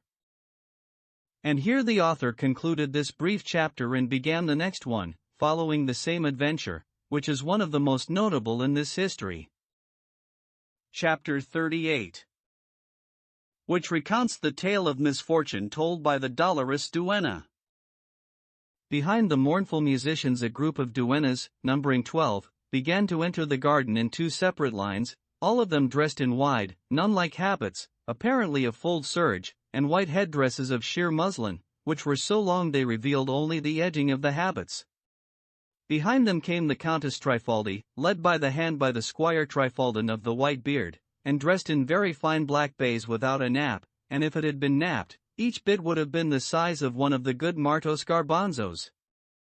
Her train, or skirt, or whatever it is called, ended in 3 points, which were held up by the hands of 3 pages, also dressed in mourning, making an attractive mathematical figure with the 3 acute angles formed by the 3 points, leading everyone who saw the acutely pointed skirt to conclude that this was why she was called the Countess Trifaldi, as if we had said the Countess of the 3 skirts, and this, says Benengeli, was true, for her real name was the Countess Labuna, because there were many wolves in her county, and if there had been foxes instead of wolves, she would have been called the Countess Zoruna, because it was the custom in those parts for nobles to take their titles from the thing or things that are most abundant on their lands, but this countess, to favor the novelty of her skirt, abandoned Labuna and adopted Trifaldi. The 12 duennas and their mistress walked at the pace of a procession, their faces covered with black veils, not transparent like Trifaldin's but so heavy that nothing could be seen through them. As soon as the duenna-esque squadron appeared, the Duke, the Duchess, and Don Quixote rose to their feet, as did everyone who was watching their slow progress. The 12 duennas stopped and opened a path along which the dolorous one moved forward, still holding Trifaldin's hand. When they saw this, the Duke, the Duchess, and Don Quixote moved forward some 12 paces to receive her. She fell to her knees and, in a voice more rough and hoarse than subtle and delicate, said, "May it please your highnesses, you should not show so much courtesy to this your serving man, I mean to say serving woman, because, as I am dolorous, I will not be able to respond as I should since my strange and never before seen misfortune has taken away my wits, and I do not know where. It must be a very distant place, because the more I look for them, the less I find them. The man would be lacking them, responded the Duke, Senora Countess, who did not discover your worth in your person, and your worth, without any need to see more, deserves all the cream of courtesy and all the flower of polite ceremonies. And taking her hand, he raised her to her feet and led her to a seat next to the Duchess, who also received her with great courtesy. Don Quixote was silent, and Sancho longed to see the faces of the Countess Trifaldi and some of her many duennas, but that would not be possible until they, of their own free will and desire, uncovered them. Everyone was quiet and still, waiting to see who would break the silence, and it was the dolorous duenna, with these words: "I am confident, most powerful lord, most beautiful lady, most discerning company, that my most grievous affliction will find in your most valiant bosoms a refuge no less serene than generous and pitying, for it is such that it would be enough to soften marble, and dulcify diamonds, and bend the steel of the hardest hearts in the world. But before I bring it to your hearing, so as not to say ears, I would be most happy if you would tell me if in this group, circle, and company there is to be found that most unblemished knight Don Quixote of La Manchissima, and his most squirish Panza." "Panza," said Sancho before anyone else could respond, "is here, and Don Quixotissimo as well, and so, most dolorous duenissima, you can say whatever you wishissima, for we're all ready and most prepared to be your most servantish servantissimos." At this point Don Quixote rose to his feet, and directing his words to the dolorous one, he said: "If your travails, anguished lady, promise some hope of relief through the valor or strength of a knight-errant, then here are mine, which, although weak and frail, will be used entirely in your service. I am Don Quixote of La Mancha, whose profession it is to succor all manner of people in need, and this being the case, as it is, it will not be necessary for you, Senora, to win over our benevolence or search for a preamble, but simply and plainly to state your woes, for ears will listen to you that will know, if not how to remedy your troubles, then at least how to feel sorrow for them." Hearing this, the dolorous duenna showed signs of wanting to throw herself at the feet of Don Quixote, which in fact she did, and struggling to embrace them, she said: "Before these feet and legs I throw myself, O unvanquished knight, for they are the bases and columns of knight-errantry. I want to kiss these feet on whose steps all the remedy of my misfortune relies and depends. O courageous errant, whose true deeds leave behind and obscure the extraordinary exploits of Amadis, Esplandian, and Belianis." And leaving Don Quixote, she turned to Sancho Panza, and taking his hands, she said: "O you, the most loyal squire who ever served a knight-errant in present or past ages, whose goodness is greater than the beard of Trifaldin, my attendant here present. Well may you boast that by serving the great Don Quixote, you somehow served the entire troop of knights who have wielded arms in the world. I implore you, for the sake of what you owe your most faithful goodness, to intercede for me with your master so that he may favor this most humble and most unfortunate countess." To which Sancho responded: "That my goodness, Senora, is as long and great as the beard of your squire isn't very important to me. Just let my soul have a beard and mustache when it leaves this life, which is what matters, too. I don't worry very much, or at all, about the beards in this world, but without any tricks or entreaties, I'll ask my master, for I know he loves me dearly, especially now when he needs me for a certain piece of business, to favor and help your grace in every way he can. Your grace should unburden yourself, tell us your troubles, and let us take care of it, and we'll all understand one another." The Duke and Duchess were bursting with laughter, as were those who realized the nature of this adventure, and to themselves they praised the astute dissembling of Trifaldi, who, taking her seat again, said: "The famous kingdom of Candia, which lies between Great Trapobana and the southern sea, 2 leagues beyond Cape Comorin, 3 was ruled by Queen Dona Maguncia, widow of King Archipela, her lord and husband, and in this marriage they conceived and gave birth to Princess Antonomasia for heir to the kingdom. This Princess Antonomasia was brought up and reared under my teaching and tutelage, for I was her mother's oldest and most distinguished duenna. And so the days came and went, and the girl Antonomasia reached the age of 14, with a beauty so perfect that nature could do nothing to improve it. And her intelligence was in no way insignificant. She was as intelligent as she was beautiful, and she was the most beautiful girl in the world, and still as if an envious destiny and a hard-hearted fate have not already cut the thread of her life. But they can't have, for heaven would not permit so much evil to be done on earth, to pick prematurely a cluster of grapes from the most beautiful vine on the land. Her beauty, which can never be adequately praised by my clumsy tongue, caused an infinite number of princes, both native and foreign, to fall in love with her, and among them an impoverished knight at court dared to lift his thoughts to the heaven of so much beauty, confident of his youth and gallantry, his many talents and abilities, and the ease and liveliness of his wits, because your highnesses should know, if you don't find it too tiresome, that he played the guitar so well he could make it speak, and was a poet besides, and a fine dancer, and could fashion birdcages so beautiful that in case of necessity he could have earned his living making them. All of these talents and graces are enough to conquer a mountain, not to mention a delicate maiden. But all his gallantry and charm, and all his talents and gifts, would have done little or nothing to defeat my girl's fortress if the brazen thief had not resorted to defeating me first. First the wicked and heartless scoundrel tried to win me over and influence my mind so that I, a poor warden, would hand him the keys to the fortress I was guarding. In short, he flattered my understanding and overcame my will with all kinds of trinkets and pendants, but what overpowered me and threw me to the ground were some verses I heard him sing one night at one of the latticed windows that faced a lane where he was standing, and if I remember correctly, they said: "From my enemy sweet and dear comes the ill that wounds my soul, a greater torment is her hope that I suffer with silent tears." 5. The song seemed like pearls to me, and his voice like honey, and after that, I mean from that time on, seeing the harm that came to me because of these and other verses like them, I have believed that from virtuous and harmonious republics poets must be banished, as Plato advised, at least the lascivious ones, because they write verses that are not like those of the Marquis of Mantua, which entertain children and women and make them weep, but are sharp, like tender thorns that pierce your soul, and, like bolts of lightning, wound you there without tearing your clothes. And another time he sang: "Come, death, so secret, so still I do not hear your approach, so that the pleasure of dying does not bring me back to life." 6. And other little verses and couplets of this kind that charm when they are sung and enthrall when they are read. And when they humbled themselves to compose a kind of verse that was popular in Candia at the time, which is called seguidillas, it meant that souls were leaping, laughter bubbling, bodies restless, and finally, all the senses turned to quicksilver.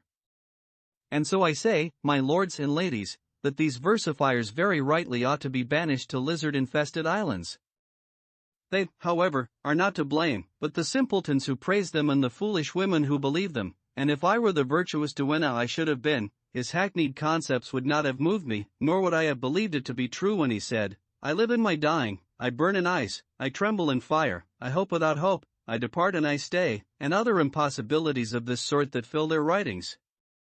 And when they promised the phoenix of Arabia, the crown of Ari Diana, 7 the horses of the sun, the pearls of the south, the gold of Tibar, and the balm of Panchaia, 8 here is where they most exaggerate with their pens, since it costs them little to promise what they never can nor intend to fulfill. But I digress. Oh, woe is me, unfortunate woman! What madness or foolishness moves me to recount other people's faults, when I have so much to tell about mine? Oh, woe is me, again, luckless creature! Verses did not defeat me but my own simple-mindedness, music did not soften me, but my own flightiness, my great ignorance and small foresight opened the way and cleared the path for the footsteps of Don Clavijo, for that is the name of the aforementioned knight, and so, I acted as intermediary, and he found himself, not once but often, in the chamber of Antonomasia, who was deceived by me, not him, for he claimed to be her true husband, although I am a sinner, without a promise of marriage I would not have consented to his touching the welt on the soles of her slippers. No, no, not that. Matrimony must be the principal thing in any affair of this kind that I am involved in. There was only one difficulty, and that was inequality, Don Clavijo being an impoverished knight and Princess Antonomasia the heiress, as I have said, to the kingdom. For some days this tangle was concealed and hidden by my wise precautions, until it seemed to me that it would soon be revealed by a certain swelling in the belly of Antonomasia, whose fear made the three of us confer, and the result was that before this unhappy matter came to light, Don Clavijo would ask for Antonimasia's hand in marriage before the vicar on the basis of a document that the princess had written promising to be his wife, which I had dictated and made so strong that not even the strength of Samson could have broken it. Preparations were made, the vicar saw the document, the same vicar heard the lady's confession, her confession was plain, he ordered her placed in the house of a very honorable bailiff of the court. At this point Sancho said, "So in Candaya there are also bailiffs of the court, poets, and seguidillas, which makes me swear that I imagine the whole world's the same. But, Señora Trifaldi, your grace should hurry, it's late, and I'm dying to know how this very long history ends." "I will," responded the Countess. Chapter 39, in which the Countess Trifaldi continues her stupendous and memorable history. Every word that Sancho said pleased the Duchess as much as it caused despair in Don Quixote, and ordering him to be quiet, the dolorous one continued, saying, "Finally, after many questions and answers, and because the princess never wavered and did not depart from or vary her original statement, the vicar judged in favor of Don Clavijo and gave her to him as his legitimate wife, which so troubled Queen Dona Maguncia, Princess Antonimasia's mother, that in 3 days' time we buried her." "No doubt she must have died," said Sancho. "Of course," responded Trifaldin. "In Candaya we don't bury the living, only the dead." "It has been known to happen, Señor Squire," replied Sancho, "that someone in a faint has been buried because people thought he was dead, and it seemed to me that Queen Maguncia ought to have fainted, not died. If you're alive, many things can be remedied, and the princess's recklessness wasn't so great that she had to die over it. If the lady had married one of her pages, or another servant in her house, as many others have done, or so I've heard, there would have been no remedy for the damage, but marrying a knight who was so much the gentleman and so clever, like the one who's been described here, really and truly, even though it was foolish, it wasn't as bad as all that, because according to the rules of my master, who is present and will not let me lie, just as they turn lettered men into bishops, they can turn knights, especially if they're errant, into kings and emperors." "You are correct, Sancho," said Don Quixote, "because a knight errant, if he has even an iota of luck, is very close to being the greatest lord in the world. But let the dolorous one continue, for it is clear to me that she still has to recount the bitter part of this history, which so far has been sweet." "Oh yes, the bitterness is still to come," responded the Countess. "And it is so bitter that in comparison bitter cucumbers are sweet and oleander is delectable. The queen, then, being dead and not in a faint, was buried, and as soon as we had covered her with earth and set our final veil, one then Castali afando tempiretta lacrimis? 2 over the grave of the queen, seated on a wooden horse, there appeared the giant Malambruno, Maguncia's first cousin, who was both cruel and an enchanter, and with his arts, to avenge the death of his cousin and punish the audacity of Don Clavijo and castigate the excesses of Antonomasia, he left them all enchanted there on the grave. She was turned into a bronze monkey and he into a fearsome crocodile of an unknown metal, and between the two of them stands an inscribed pillar, also of metal. And on it are written some letters in the Syrian language, which, having been translated into Candian, and now into Castilian, read as follows: "These two daring lovers will not recover their original form until the valiant Manchegan comes to do battle with me in single combat, for his great valor alone.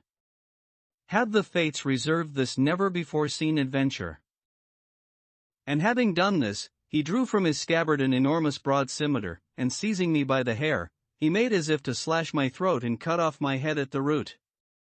I became distraught, my voice caught in my throat, I was utterly dejected, but, even so, I made the greatest effort I could, and in a trembling and doleful voice I told him a number of different things that made him suspend the execution of so harsh a punishment. Finally, he had all the duennas in the palace brought before him, the same duennas here present, and after having exaggerated our faults and censured the character of duennas, their wicked schemes and even worse intrigues, and laying on them all the blame that I alone deserved, he said that he did not want to inflict capital punishment on us but would impose other more protracted penalties that would cause us an ongoing civil death, and at the very moment and instant that he said this, we all felt the pores on our faces opening, and all over our faces it felt as if we were being punctured by needles. We brought our hands to our faces, and found ourselves in the condition you will see now. And then the dolorous one and all the other duennas lifted the veils that concealed them and revealed their faces, which were covered by beards, some blonde, some black, some white, some variegated, at the sight of which it was evident that the Duke and Duchess were amazed, Don Quixote and Sancho stupefied, and all those present astonished. And the Countess Trifaldi continued. In this fashion did the evil and ill-intentioned Malambruno punish us, covering the softness and smoothness of our faces with the harshness of these bristles. If only it had been the will of heaven that he cut off our heads with his huge scimitar rather than darken the light of our faces with this fleece that covers us, because if we consider the matter, my lords and ladies, and what I am going to say now I would like to say with my eyes streaming tears, but thoughts of our misfortune, and the oceans of tears that have poured from them so far, have deprived my eyes of their aqueous humor and made them dry as chaff, and so I'll say it without tears. Then, I say, where can a bearded duenna go? What father or mother will take pity on her? Who will help her? For even when her skin is smooth and her face martyrized by 1,000 different kinds of potions and cosmetics, she can scarcely find anyone to love her, and so what will she do when she reveals a forest on her face? O duennas, my companions, we were born at an unlucky time, in an evil hour did our parents engender us. And saying this, she showed signs of falling into a swoon. Chapter 40. Regarding matters that concern and pertain to this adventure and this memorable history. Really and truly, all those who enjoy histories like this one ought to show their gratitude to Cide Hamete, its first author, for his care in telling us its smallest details and clearly bringing everything, no matter how trivial, to light. He depicts thoughts, reveals imaginations, responds to tacit questions, clarifies doubts, resolves arguments, in short, he expresses the smallest points that curiosity might ever desire to know. O celebrated author! O fortunate Don Quixote! O famous Dulcinea! O comical Sancho Panza! Together and separately may you live an infinite number of years, bringing pleasure and widespread diversion to the living. The history, then, says that as soon as Sancho saw the dolorous one in a faint, he said, I swear by my faith as an honest man, and by the lives of all my Panza forebears, that I have never heard or seen, nor has my master ever told me or even thought about, an adventure like this one. May 1,000 Satans keep you, because I wouldn't want to curse you for the enchanter and giant that you are, Malambruno. Couldn't you find any other punishment for these sinners except bearding them? Wouldn't it have been better, and more to the point, to take away half their noses from the middle on up, even if they talked with a twang, instead of putting beards on them? I'll wager they don't have enough money to pay for somebody to shave them. That is true, senor, responded one of the 12, we don't have the money for a trim, and so some of us, as a frugal measure, are using sticky patches and plasters and applying them to our faces, then pulling them off very quickly, leaving us as smooth and sleek as the bottom of a stone mortar, for although there are women in Candia who go from house to house to remove body hair, and tweeze eyebrows, and prepare lotions and cosmetics for women, we, the duennas of my lady, never wanted to admit them because most of them smell of being go-betweens since they're no longer in their prime. One, if Don Quixote cannot bring us relief, we'll go to our graves with beards. I would pluck mine out, said Don Quixote, in a Moorish land if I could not relieve you of yours. At this point, Countess Trifaldi regained consciousness and said, The resonance of that promise, O valiant knight, reached my ears in the midst of my swoon and is the reason I have recovered and returned to all my senses, and so once again I implore you, illustrious knight-errant and indomitable lord, to convert your gracious promise into action. There will be no delay because of me, responded Don Quixote. Tell me, then, senora, what it is that I must do, for my spirit is ready to serve you. The fact is, responded the dolorous one, that from here to the kingdom of Candia it is 5,000 leagues, give or take a few, if one goes by land, but if one goes by air in a straight line, it is 3,227 leagues. You also should know that Melambruno told me that when fate furnished me with a knight to be our liberator, he would send him a mount infinitely better and less perverse than any hired ones, for it is the same wooden horse on which the valiant Pierres carried off and abducted the fair Magalona too, and this horse is controlled by a peg on his forehead, which acts as a harness, and he flies through the air so quickly that he seems to be carried by the devils themselves. This horse, according to an ancient tradition, was built by the wise Merlin, who lent him to Pierres, who was his friend, and with him he made great journeys and abducted, as we have said, the fair Magalona, carrying her off through the air as she sat on the horse's hindquarters, and astounding everyone who was watching them from the ground. Merlin would lend him only to those he loved dearly or who paid him well, and from the time of the great Pierres until now, we don't know if anyone else has mounted him. Malambruno obtained him through his arts, and has him in his power, and uses him on the journeys that he takes from time to different parts of the world. Today he is here, and tomorrow in France, and the next day in Potosi, and the good thing is that this horse doesn't eat or sleep or need shoes, and he trots through the air without wings, and his gait is so smooth and even that whoever rides him can hold a cup full of water in his hand without spilling a drop, and for this reason the fair Magalona enjoyed riding him so much. To which Sancho said, "My gray's the one for a smooth and even gait, though he doesn't go through the air, but on land I'd put him up against all the trotters in the world." Everyone laughed, and the dolorous one continued, "And this horse, if in fact Malambruno wants to end our misfortune, will be in our presence before the night is half an hour old, because he indicated to me that the sign he would give to let me know I had found the knight I was looking for would be to send me the horse, conveniently and speedily, wherever the knight might be." "And how many can fit on this horse?" asked Sancho. The dolorous one responded, "2 people, one in the saddle and the other on the hindquarters, and for the most part these 2 people are knight and squire, when there is no abducted maiden." "I'd like to know, Señora Dolorous," said Sancho, "what the horse's name is." "His name," responded the dolorous one, "is not that of Bellerophon's horse, named Pegasus, or that of Alexander the Great, called Bucephalus, or that of the furious Orlando, dubbed Brillador, much less Bayarte, who belonged to Reynaldos de Montalban, or Frontino, who was Ruggiero's steed, or Bootes or Pirithous, which, they say, were the names of the horses of the sun, and his name is not Aurelia, like the horse on which the unfortunate Rodrigo, last king of the Visigoths, entered the battle in which he lost his life and his kingdom." "I'll wager," said Sancho, "that since they didn't give him any of those famous names of well-known horses, they didn't give him the name of my master's, Rocinante, which would suit him better than all those others you've mentioned." "That is true," responded the bearded countess, "but the name he has fits him, because he is called Clavellino the Fleet. 3 a good name for him because it shows that he's made of wood, and has a peg on his forehead, and moves very quickly. And so, as far as his name is concerned, he can certainly compete with the famous Rocinante." "I don't dislike the name," replied Sancho, "but what kind of halter or bridle do you use to control him?" "I've already told you," responded Countess Trifaldi, "that it's done with the peg, and by turning it one way or the other, the rider can make him go wherever he wants, either through the air, or else skimming and almost sweeping along the ground, or following the middle course, which is what one hopes for and must have in all well-regulated actions."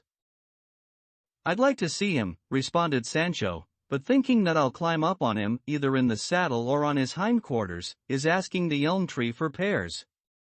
I can barely stay on my donkey, and that's on a pack saddle softer than silk, and now they want me to sit on hindquarters made of wood, without even a pillow or cushion. By God, I don't plan to bruise myself for the sake of removing anybody's beard. Let each person find a way to be shaved, for I don't intend to go with my master on such a long journey. Besides, I don't have anything to do with shaving these beards the way I have something to do with disenchanting Señora Dulcinea." "Yes, you do, my friend," responded Countess Trifaldi, "so much so that without your presence I understand we won't do anything." "That's not the king's justice," said Sancho. "What do squires have to do with the adventures of their masters? Don't they get the fame when they're successful while we get all the work? Good God! If the histories only said, such and such a knight concluded such and such an adventure, but with the help of so-and-so his squire, and without him it would have been impossible. But all they write is, Don Paralipamenon of the 3 stars concluded the adventure of the 6 monsters, and they never mention his squire, who was present for everything, just as if he weren't in the world at all. And so, my lords and ladies, I say again that my master can go alone, and good luck to him. I'll stay here, in the company of my lady the Duchess, and it might be that when he gets back he'll find the cause of Senora Dulcinea much improved, because in my idle and empty moments I plan to give myself a whole series of lashes, and with a good deal of energy. Even so, you'll have to accompany him if it's necessary, my good Sancho, because good people have asked you to. The faces of these ladies should not be left so heavily covered simply because of your foolish fear, for that would certainly be a sad affair. That's not the king's justice again, replied Sancho. If this act of charity was for some shy maidens, or for girls learning their catechism, a man might risk any undertaking, but to suffer this just to take the beards off duennas, not me, not ever. I'd rather see all of them with beards, from the oldest to the youngest, from the most pretentious to the most affected. You have bad feelings toward duennas, Sancho my friend, said the Duchess, and you certainly follow the opinion of the Tolden pharmacist. But, by my faith, you are wrong. There are duennas in my own house who could serve as models for all duennas. Here is my Dona Rodriguez, who will not allow me to say another thing. Say what you wish, Your Excellency, said Dona Rodriguez, for God knows the truth of everything, and whether or not we duennas are good or bad, bearded or hairless, our mothers bore us just like all other women, and since God put us into the world, He knows the reason, and I rely on His mercy and not on anybody's beard. Well now, Senora Rodriguez, said Don Quixote, and Senora Trifaldi and company, I trust that heaven will look with kindly eyes upon your afflictions. Sancho will do what I tell him to do, whether Clavelino comes or whether I find myself in combat with Malambruno, for I know there is no razor that could shave your graces more easily than my sword could shave Malambruno's head from his shoulders. God endures the wicked, but not forever. Oh, said the dolorous one. May all the stars of the celestial regions look with benevolent eyes upon your greatness, O valiant knight, and infuse your spirit with good fortune and courage to be the shield and protection of the abused and despised duenna-esque race, hated by pharmacists, slandered by squires, and deceived by pages. Too bad for the wretched girl who in the flower of her youth did not choose to be a nun instead of a duenna.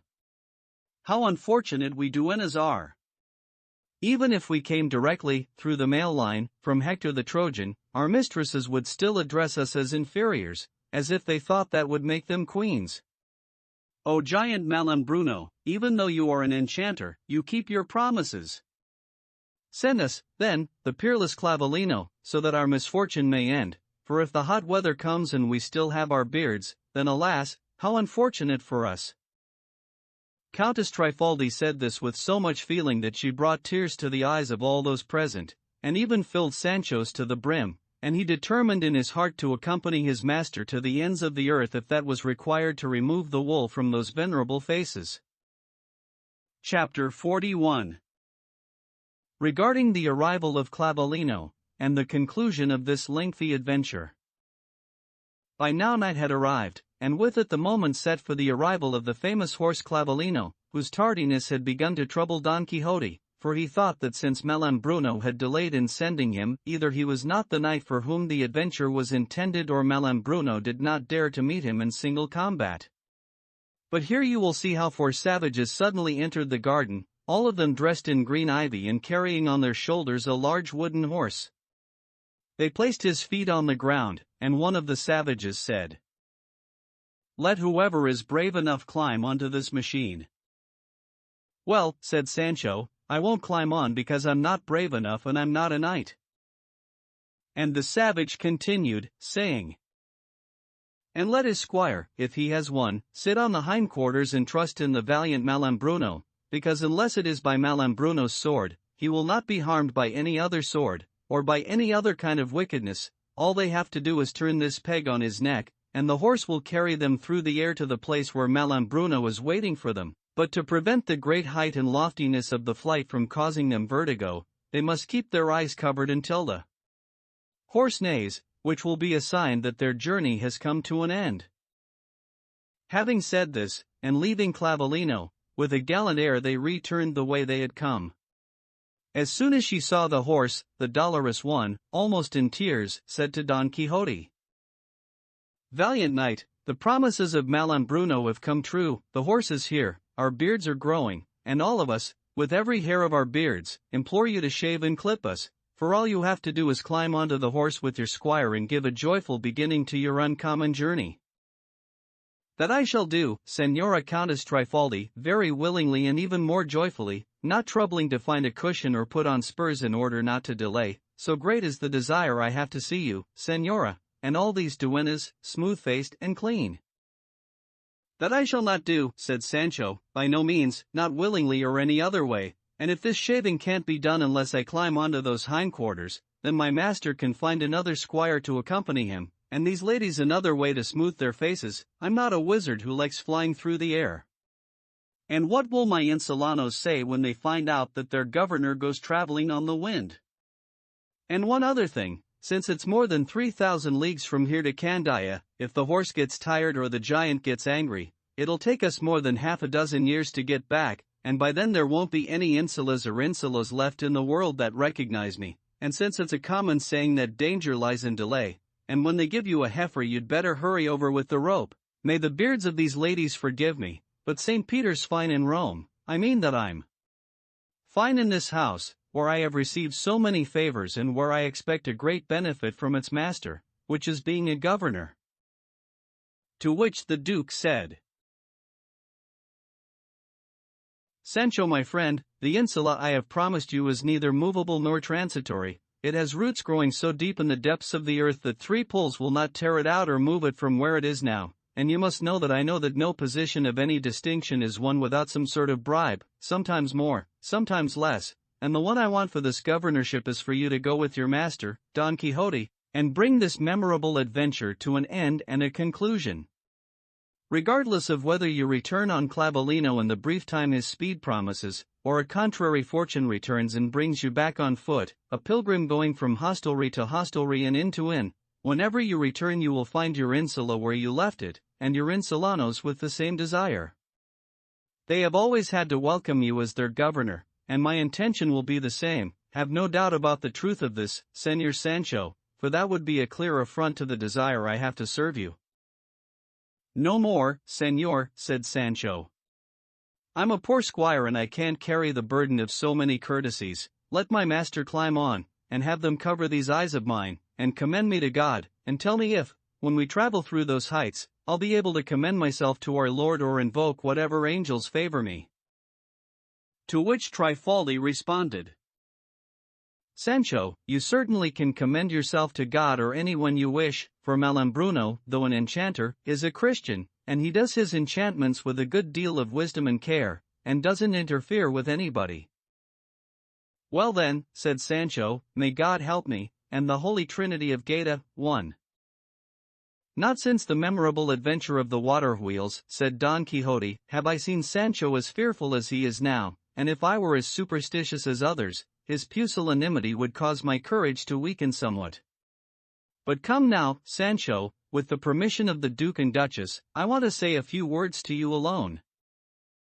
And leading Sancho to some trees in the garden, and grasping both his hands, he said, "You see now, friend Sancho, the long journey that awaits us. Only God knows when we shall return or what facility and opportunity this business will afford us. Therefore, I should like you to withdraw now to your room, as if you were going to find something you needed for the journey, and as quickly as you can give yourself a good measure, perhaps even 500, of the 3,300 lashes you were obliged to receive, and once given you will have them, for well begun is half done."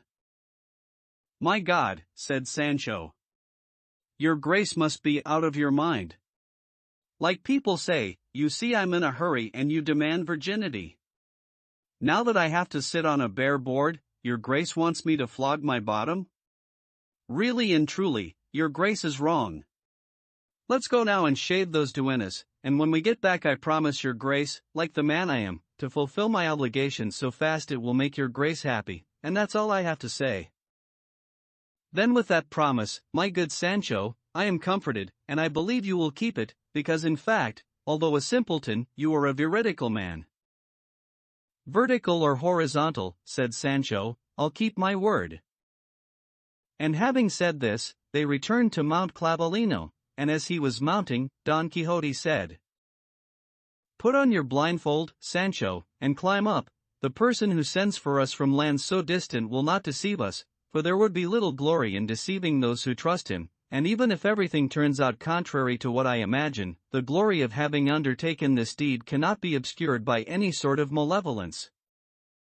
Let's go, Señor, said Sancho, for the beards and tears of these ladies have pierced my heart, and nothing I eat will taste good to me until I see them smooth again. Your grace should mount and put on your blindfold first, because if I have to sit on the hindquarters, the first one to mount has to be the man in the saddle. That is true, replied Don Quixote.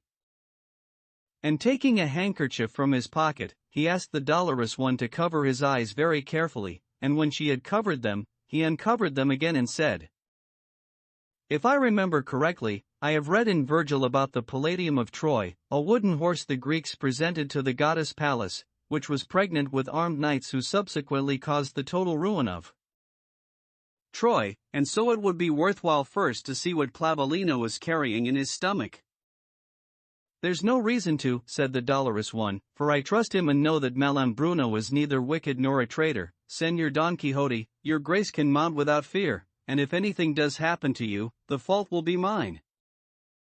It seemed to Don Quixote that any reply he might give with regard to his safety would be to the detriment of his valor, and so with no further argument he mounted Clavelino and touched the peg, which turned easily, since he had no stirrups, and his legs hung straight down. He looked exactly like a painted or woven figure in a Flemish tapestry of a Roman triumph. Unwillingly, and very slowly, Sancho finally mounted, and settling himself the best he could on the hindquarters, he found them rather hard and not at all soft, and he asked the Duke if it was possible to give him a pillow or cushion, whether from the drawing-room couch of his lady the Duchess or from the bed of some page, because the hindquarters of that horse seemed more like marble than wood. To this the Countess Trifaldi said that Clavelino would not tolerate any manner or kind of embellishment on his back, but what Sancho could do was sit side-saddle, and then he would not feel the hardness quite as much. Sancho did so, and saying, God help me, he allowed his eyes to be covered, and after they had been covered he uncovered them again, and looking at everyone in the garden tenderly, and with tears in his eyes, he said that they should each help him in his hour of need with some Our Fathers and Hail Marys so that God would provide someone to say them on their behalf when they found themselves in similar danger.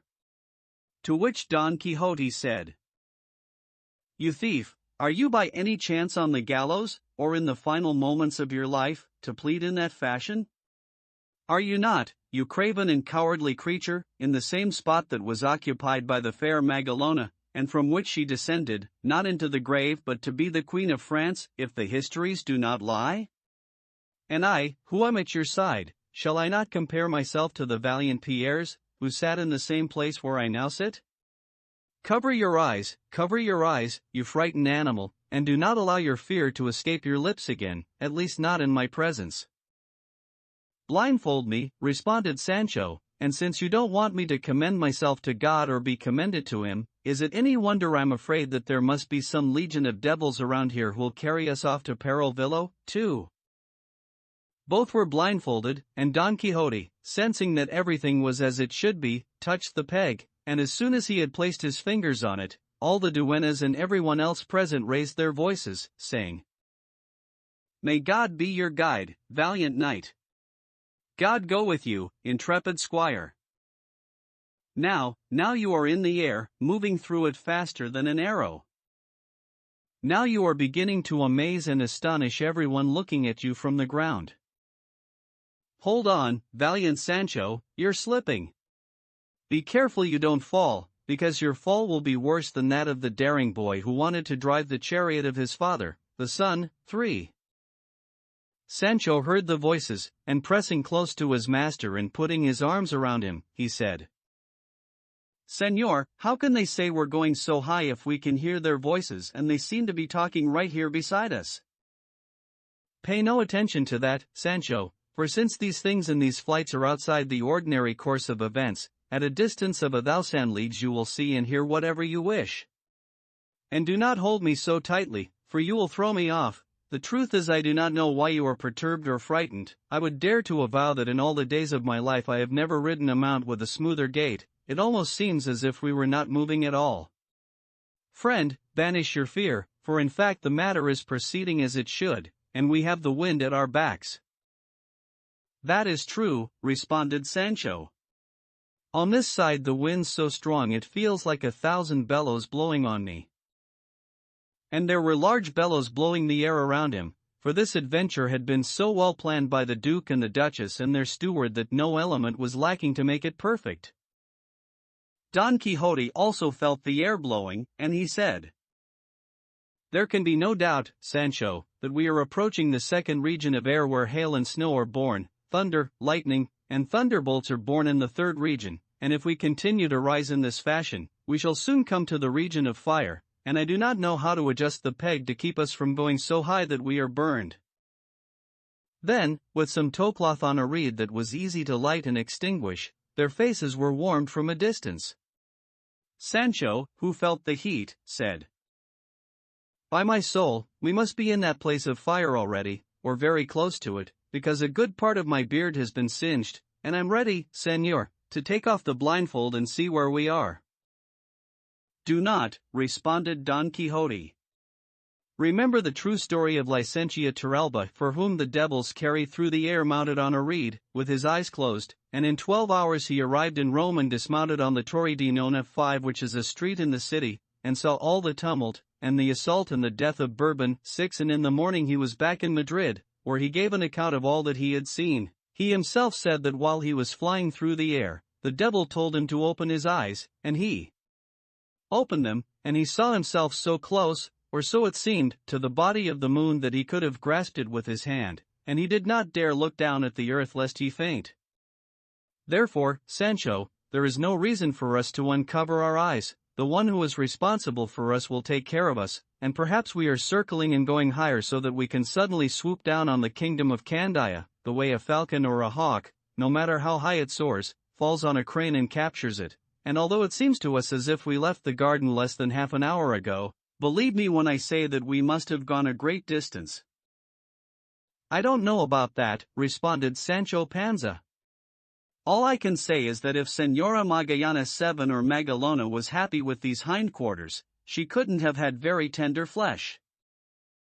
All these exchanges between the two valiant men were heard by the Duke and the Duchess and those in the garden and gave them extraordinary pleasure, and desiring to conclude the strange and carefully made adventure, they set fire to Clavelino's tail with some tow-cloths, and since the horse was full of fireworks, it suddenly flew into the air with a fearsome noise and threw Don Quixote and Sancho Panza to the ground, half scorched. In the meantime, the entire bearded squadron of duennas had disappeared from the garden, including the Countess Trifaldi, and those who were left in the garden lay on the ground as if in a faint. Don Quixote and Sancho, badly bruised, rose to their feet, and looking all around them, they were astonished to find themselves in the same garden from which they had departed and to see such a large number of people lying on the ground, and their stupefaction was even greater when, on one side of the garden, they saw a huge lance driven into the ground and hanging from it by 2 cords of green silk a smooth white parchment, on which, in large gold letters, the following was written. The illustrious knight Don Quixote of La Mancha has finished and concluded the adventure of the Countess Trifaldi, also called the Dolorous Duenna, and company, by simply attempting it. Malambruno considers himself completely satisfied and entirely content. The chins of the duennas are now smooth and clean, and the sovereigns Don Clavijo and Antonomasia are in their pristine state.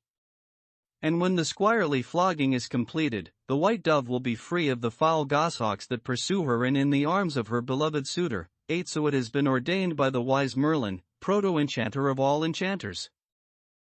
When Don Quixote had read the letters on the parchment, he clearly understood that they spoke of the disenchantment of Dulcinea, and giving many thanks to heaven for his having concluded so great an exploit with so little danger, and for returning to their earlier state the faces of the venerable duennas, who were no longer present, he went to where the Duke and Duchess still lay in a swoon, and grasping the hand of the Duke, he said, "Ah, my good lord, take heart, for it is all nothing. The adventure is concluded, with no harm to anyone, as the writing on that document clearly demonstrates.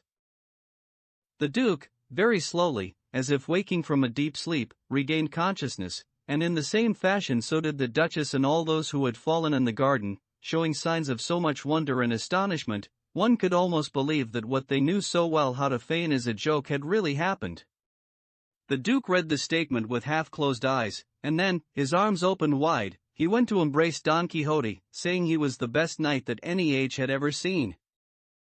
Sancho kept looking for the dolorous one to see what kind of face she had without a beard, and if she was as beautiful without one as her gallant disposition promised, but they told him that as soon as Clavileno descended in flames through the air and landed on the ground, the entire squadron of duennas, including Countess Trifaldi, had disappeared, by which time they were already hairless and free of stubble. The Duchess asked Sancho how things had gone for him on his long journey, to which Sancho responded, "Señora, I felt that we were flying, like my master said, through the region of fire, and I wanted to uncover my eyes a little, but my master, who I asked for permission to uncover my eyes, did not agree, but since I have some dab of curiosity in me and want to know what people try to stop me and keep me from knowing, very carefully, without anybody seeing me, right at my nose, I pushed aside just a little bit of the handkerchief that was covering my eyes, and I looked down at the earth, and it seemed to me that it was no larger than a mustard seed, and the men walking on it not much bigger than hazelnuts, so you can see how high we must have been flying then." To this the Duchess said, "Sancho, my friend, think about what you were saying. It seems you did not see the earth but only the men walking on it, for it is clear that if the earth looked to you like a mustard seed and each man like a hazelnut, only one man would have covered the entire earth." "That's true," responded Sancho, "but even so, I lifted up the blindfold just a little on one side, and I saw all of it." "Look, Sancho," said the Duchess, "from just one side you can't see all of whatever you may be looking at." "I don't know about those lookings," replied Sancho. "All I know is that it would be nice if your ladyship would understand that since we were flying by enchantment I could see all the earth and all the men no matter how I looked at them, and if you don't believe me, your grace also won't believe me when I say that moving the blindfold near my eyebrows, I saw myself so close to the sky that there was less than a span and a half between it and me, and I can swear, Señora, that it's also very big. And as it happened, we were passing by the 7 nanny goats, 9, and by God in my immortal soul, since I was a goatherd when I was a boy at home, as soon as I saw them I wanted to spend a little time with them. And if I couldn't, I thought I would die. So, quick as you please, what do I do? Without saying anything to anybody, not even my master, very quietly and gently I got down from Clavileno, and I played with the nanny goats, and they're as sweet as gilly flowers, for almost 3/4 of an hour, and Clavileno didn't move from the spot or move forward." And while our good Sancho was amusing himself with the goats, asked the Duke, what was Señor Don Quixote doing? To which Don Quixote responded, "Since all these things and all these occurrences lie outside the natural order, it is no surprise that Sancho says what he says. As for myself, I can say that I did not lift the blindfold at the top or the bottom, nor did I see the sky, the earth, the sea, or the sands. It is certainly true that I felt as if I had passed through the region of air, and even touched the region of fire, but I cannot believe we passed beyond that, for since the region of fire lies between the sphere of the moon and the final region of air, we could not reach the sphere of the 7 nanny goats that Sancho has mentioned without being burned, and since we are not burned, either Sancho is lying, or Sancho is dreaming."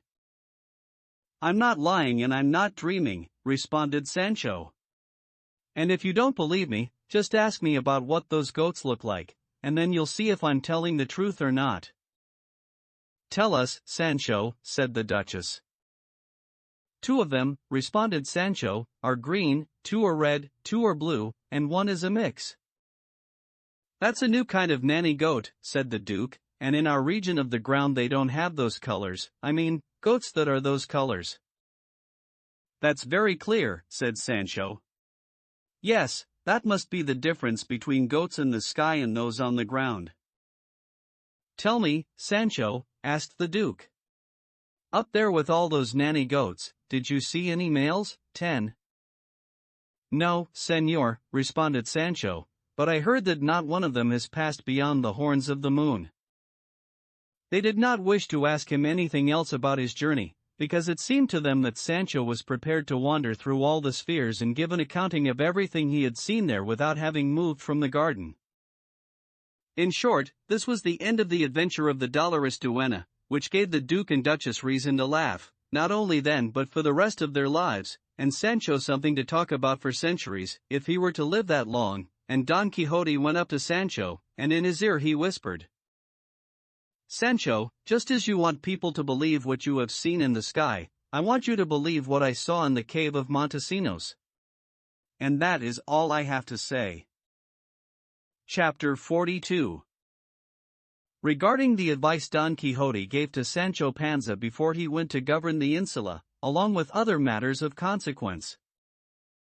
The successful and amusing conclusion of the adventure of the dolorous one so pleased the Duke and Duchess that they decided to move forward with their deceptions, seeing that they had a very accommodating individual who would accept them as true, and so, having devised their scheme and instructed their servants and vassals as to how they ought to behave towards Sancho in his governorship of the promised insula, the next day, which was the one following the flight of Clavileno, the Duke told Sancho to prepare and ready himself to leave and be a governor, since his insulanos were waiting for him as if for the showers of May.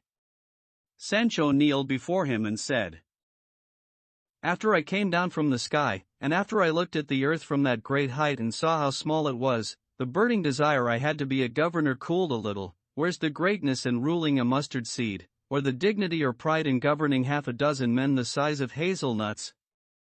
It seemed to me that this was all there was on the whole earth.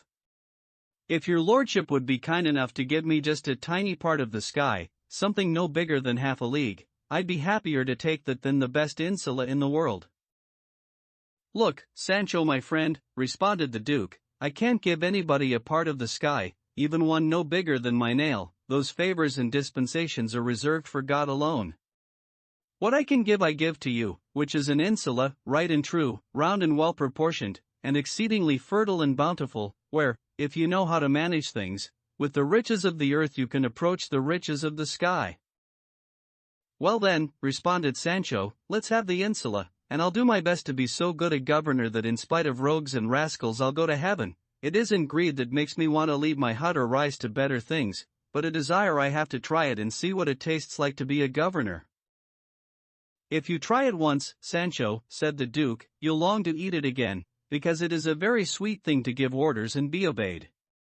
I'm certain that when your master becomes an emperor, as he undoubtedly will, considering how things are going for him, nobody will be able to tear that away from him, and the time he spent not being one will grieve and sadden him in the very center of his soul." "Señor," replied Sancho, "I imagine that it's good to command, even if it's only a herd of cattle."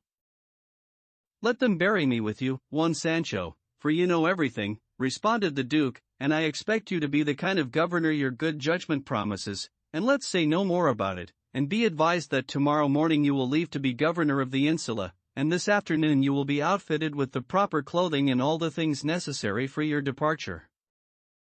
"They can dress me," said Sancho, "however they want. No matter what clothes I wear I'll still be Sancho Panza." "That is true," said the Duke, "but clothes must suit the position or profession that one follows, for it would not be correct for a jurist to dress like a soldier, or a soldier like a priest. You, Sancho, will be dressed partly as a lettered man and partly as a captain, because on the insula I'm giving you, arms are as necessary as letters and letters as necessary as arms." "I don't have many letters," responded Sancho, "because I still don't know the ABCs, but it's enough for me to have the Christus too in my memory to be a good governor. As for arms, I'll handle the ones I'm given, with God to lead me." "With so good a memory," said the Duke, "Sancho cannot err in any way." Just then Don Quixote came in, and learning what had happened and how quickly Sancho was to leave for his governorship, with the permission of the Duke he took Sancho by the hand and went with him to his room, intending to advise him on how he was to behave as governor. When they had entered his bedchamber, Don Quixote closed the door behind him and almost forced Sancho to sit down beside him, and in a tranquil voice he said, "I give infinite thanks to heaven, Sancho my friend, that before and prior to my having found good luck, fortune has come out to welcome and receive you. I, who had set aside a portion of my success as payment for your services, find myself at the very beginning of my advancement, and you, before it is time and contrary to the law of reasonable discourse, find yourself rewarded with all your desires.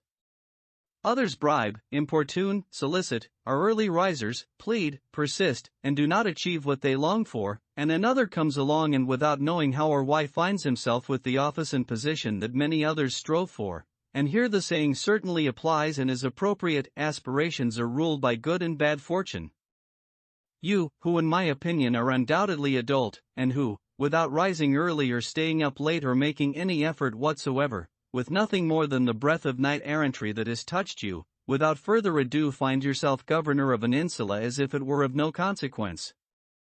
I say all this, O Sancho, so that you do not attribute the kindness you have received to your own merits, but give thanks first to heaven for disposing matters so sweetly, and then to the greatness that lies in the profession of knight-errantry.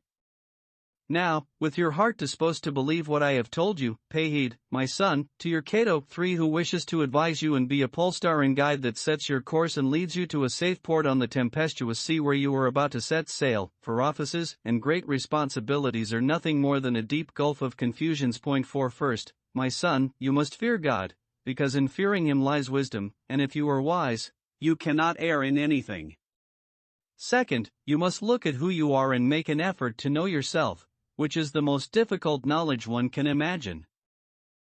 When you know yourself, you will not puff yourself up like the frog who wanted to be the equal of the ox. 5. And if you can do this, the fact that you kept pigs at home will be like the ugly feet beneath the peacock's tail of your foolishness. It's true, responded Sancho, but that's when I was a boy. Later, when I was a little older, it was geese that I kept, not pigs. But this seems beside the point. Not everybody who governs comes from the lineage of kings. That is true, replied Don Quixote, and for that reason those who are not of noble origin should bring to the gravity of the position they hold a gentle mildness which, guided by prudence, may save them from the malicious gossip that no station in life can escape. Take pride in the humbleness of your lineage, and do not disdain to say that you come from peasants, for seeing that you are not ashamed of it, no one will attempt to shame you. Take more pride in being a humble virtuous man than in being a noble sinner. Innumerable men born of low family have risen to the highest pontifical and imperial dignity, and I could cite so many examples of this truth to you that you would grow weary. Consider, Sancho, if you take virtue as your means, and pride in performing virtuous deeds, there is no reason to envy the means of princes and lords, because blood is inherited, and virtue is acquired, and virtue in and of itself has a value that blood does not. This being so, as it is, if one of your relatives comes to see you while you are on your insula, do not scorn or insult him. On the contrary, you should welcome, receive, and entertain him. In this way you will satisfy heaven, which does not wish anyone to scorn what it has created, and you will respond as you should to a well-ordered nature. If you bring your wife with you, because it is not a good idea for those who attend to governing for a long time to be without their own spouses, teach her, instruct her, and smooth away her natural roughness, because everything a wise governor acquires can be lost and wasted by a crude and foolish wife. If by chance you are widowed, which is something that can happen, and with your position you wish a better wife, do not take one to serve as your lure and fishing rod, and the hood for your I don't want it. 6. Because it is true when I tell you that for everything received by the judge's wife her husband will be accountable at the universal reckoning, when he will pay 4 times over in death for the ledger entries he ignored in life. Never be guided by arbitrariness in law, which tends to have a good deal of influence on ignorant men who take pride in being clever. Let the tears of the poor find in you more compassion, but not more justice, than the briefs of the wealthy. Try to discover the truth in all the promises and gifts of the rich man, as well as in the poor man's sobs and entreaties. When there can and should be a place for impartiality, do not bring the entire rigor of the law to bear on the offender, for the reputation of the harsh judge is not better than that of the compassionate one. If you happen to bend the staff of justice, let it be with the weight not of a gift, but of mercy. If you judge the case of one of your enemies, put your injury out of your mind and turn your thoughts to the truth of the question. Do not be blinded by your own passion in another's trial, for most of the time the mistakes you make cannot be remedied, and if they can, it will be to the detriment of your good name and even your fortune. If a beautiful woman comes to you to plead for justice, turn your eyes from her tears and your ears from her sobs, and consider without haste the substance of what she is asking if you do not want your reason to be drowned in her weeping and your goodness in her sighs. If you must punish a man with deeds, do not abuse him with words, for the pain of punishment is enough for the unfortunate man without the addition of malicious speech. Consider the culprit who falls under your jurisdiction as a fallen man subject to the conditions of our depraved nature, and to the extent that you can, without doing injury to the opposing party, show him compassion and clemency, because although all the attributes of God are equal, in our view mercy is more brilliant and splendid than justice. If you follow these precepts and rules, Sancho, your days will be long, your fame eternal, your rewards overflowing, your joy indescribable, you will marry your children as you wish, they and your grandchildren will have titles, you will live in peace and harmony with all people, and in the final moments of your life, in a gentle and ripe old age, the moment of your death will come and the tender, delicate hands of your great-great-grandchildren will close your eyes. What I have said to you so far are the teachings that will adorn your soul. Now listen to the ones that will serve to adorn your body. Chapter 43. Regarding the second set of precepts that Don Quixote gave to Sancho Panza. Who could have heard this past speech of Don Quixote and not taken him for a very wise and well-intentioned person? But, as has been said so often in the course of this great history, he spoke nonsense only with regard to chivalry, and in other conversations he demonstrated a clear and confident understanding, so that his actions constantly belied his judgment, and his judgment belied his actions. But in this matter of the additional advice he gave to Sancho, he showed that he possessed great cleverness and revealed to a very high degree both his intelligence and his madness. Sancho listened to him very attentively and attempted to commit his advice to memory, like a man who intended to follow it and use it to bring the gestation of his governorship to a successful delivery. And so Don Quixote continued, and he said, with regard to how you should govern your person and house, Sancho, the first thing I recommend is that you keep clean, and that you trim your nails and not allow them to grow, as some men do whose ignorance has led them to believe that long nails beautify their hands, as if those superfluous growths that they refuse to cut were nails, when they are actually the claws of a lizard-eating kestrel, a filthy and extraordinary abuse. Do not go around, Sancho, unbelted and negligent. Slovenly clothing is an indication of a listless spirit, unless slovenliness and negligence are actually a sign of shrewdness, as was judged to be the case with Julius Caesar. Determine with intelligence the worth of your position, and if it allows you to give your servants livery, let it be modest and useful rather than showy and splendid, and divide it between your servants and the poor. I mean that if you are going to dress 6 pages, dress 3 of them and 3 poor men, and in this way you will have pages both in heaven and on the ground. This unusual manner of giving livery cannot be understood by the vainglorious. Do not eat garlic or onions lest their smell reveal your peasant origins. Walk slowly, speak calmly, but not in a way that makes it seem you are listening to yourself, for all affectation is wrong. Eat sparingly at midday and even less for supper, for the health of the entire body is forged in the workshop of the stomach. Be temperate in your drinking, remembering that too much wine cannot keep either a secret or a promise. Be careful, Sancho, not to chew with your mouth full or to eructate in front of anyone. I don't understand eructate, said Sancho. And Don Quixote said, eructate, Sancho, means to belch, which is one of the crudest words in the Castilian language, although it is very expressive, and so educated people have had recourse to Latin, and instead of belch they say eructate, and instead of belches, eructations, and if some do not understand these terms, it matters very little, for in time their use will be introduced into the language and they will easily be understood. This enriches the language, over which the common people and usage have control. Truly, Señor, said Sancho, one of the pieces of advice and counsel that I plan to carry in my memory will be not to belch, because I tend to do that very often. Eructate, Sancho, not belch, said Don Quixote. I'll say eructate from now on, responded Sancho, and by my faith, I won't forget. Sancho, you also should not mix into your speech the host of proverbs that you customarily use, for although proverbs are short maxims, the ones you bring in are often so far-fetched that they seem more like nonsense than like maxims." "God can remedy that," responded Sancho, "because I know more proverbs than a book, and so many of them come into my mouth at one time when I talk that they fight with one another to get out, but my tongue tosses out the first ones it finds, even if they're not to the point. But I'll be careful from now on to say the ones that suit the gravity of my position, because in a well-stocked house, supper is soon cooked, and if you cut the cards, you don't deal, and the man who sounds the alarm is safe, and for giving and keeping, you need some sense." "Go on, Sancho," said Don Quixote. "Force the proverbs in, string them together one after another on a thread. No one will stop you. My mother punishes me and I deceive her. I tell you to avoid proverbs, and in an instant you have come out with a litany of them that have as much to do with what we are discussing as the hills of Ubeda. Look, Sancho, I am not saying that an appropriate proverb is wrong, but loading and stringing together proverbs any which way makes your conversation lifeless and lowborn.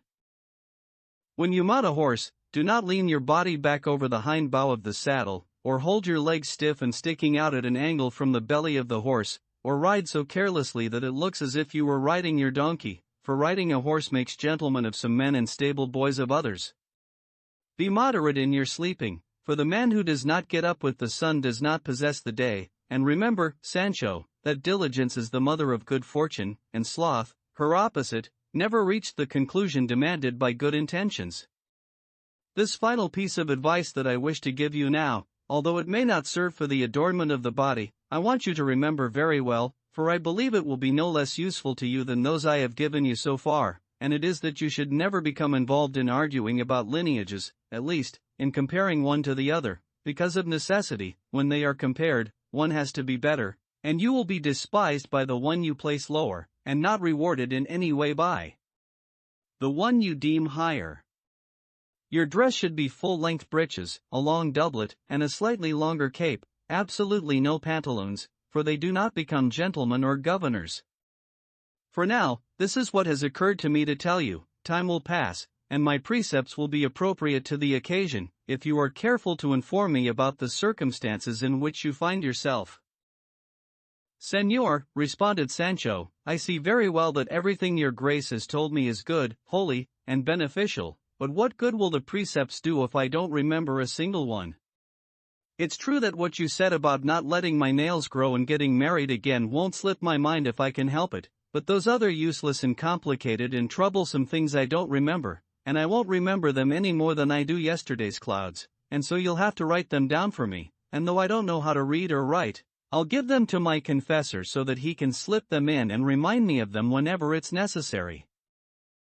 "Oh, sinner that I am," responded Don Quixote. "How bad it seems in governors not to be able to read or write.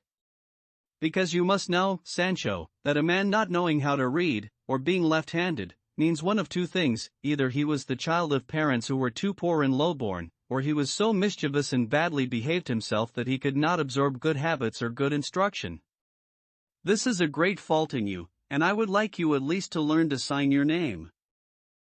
"I know how to sign my name very well," responded Sancho, "because when I was steward of a brotherhood in my village, I learned to make some letters like the marks on bundles, and they told me that they said my name. Better yet, I'll pretend that my right hand has been hurt, and I'll have somebody else sign for me. There's a remedy for everything except death, and since I'll be in charge of everything, I can do whatever I want. Then, too, when your father's the magistrate, one in being a governor, which is more than being a magistrate, just let them come and they'll see what happens.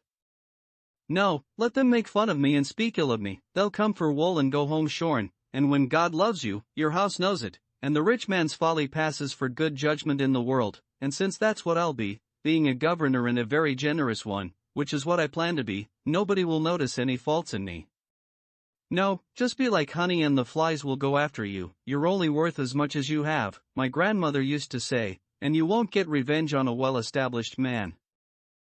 "Oh, may you be accursed, Sancho," said Don Quixote at this point. "May 60,000 devils take you and your proverbs. For the past hour you have been stringing them together and with each one giving me a cruel taste of torment. I assure you that one day these proverbs will lead you to the gallows, because of them your vassals will take the governorship away from you, or rise up against you. Tell me, where do you find them, you ignorant man, and how do you apply them, you fool, when to say only one that is really applicable, I have to perspire and labor like a ditch digger. By God, my lord and master, replied Sancho, your grace complains about very small things. Why the devil does it trouble you when I make use of my fortune, when I have no other, and no other wealth except proverbs and more proverbs? And right now 4 have come to mind that are a perfect fit, like pears in a wicker basket, but I won't say them, because golden silence is what they call Sancho. That Sancho is not you, said Don Quixote, because not only are you not golden silence, you are foolish speech and stubborn persistence, but even so I should like to know which 4 proverbs came to mind just now that were so to the point, because I have been searching my mind, and I have a good one, and I cannot think of a single proverb. Which ones could be better, said Sancho, than never put your thumbs between 2 wisdom teeth, and there's no answer to get out of my house, and what do you want with my wife, and whether the pitcher hits the stone or the stone hits the pitcher, it's bad luck for the pitcher. They're all just fine. Because nobody should take on his governor or the person in authority because he'll come out of it hurt, like the man who puts his finger between 2 wisdom teeth, and if they're not wisdom teeth but just plain molars, it doesn't matter, and there's no reply to what the governor says, like the leave my house and what do you want with my wife? As for the stone and the pitcher, even a blind man can see that. So whoever sees the mote in somebody else's eye has to see the beam in his own, so that nobody can say about him, the dead woman was frightened by the one with her throat cut. And your grace knows very well that the fool knows more in his own house than the wise man does in somebody else's. That is not so, Sancho, responded Don Quixote, for the fool knows nothing whether in his own house or in another's, because on a foundation of foolishness no reasonable building can be erected. Enough of this now, Sancho, for if you govern badly, the fault will be yours and mine the shame. But it consoles me that I did what I had to do and advised you with all the truth and wisdom of which I am capable. Now I am relieved of my obligation and my promise. May God guide you, Sancho, and govern you in your governorship, and free me of the misgivings I still have that you will turn the entire insula upside down, something I could avoid by revealing to the Duke who you are, and telling him that this plump little body of yours is nothing but a sack filled with proverbs and guile.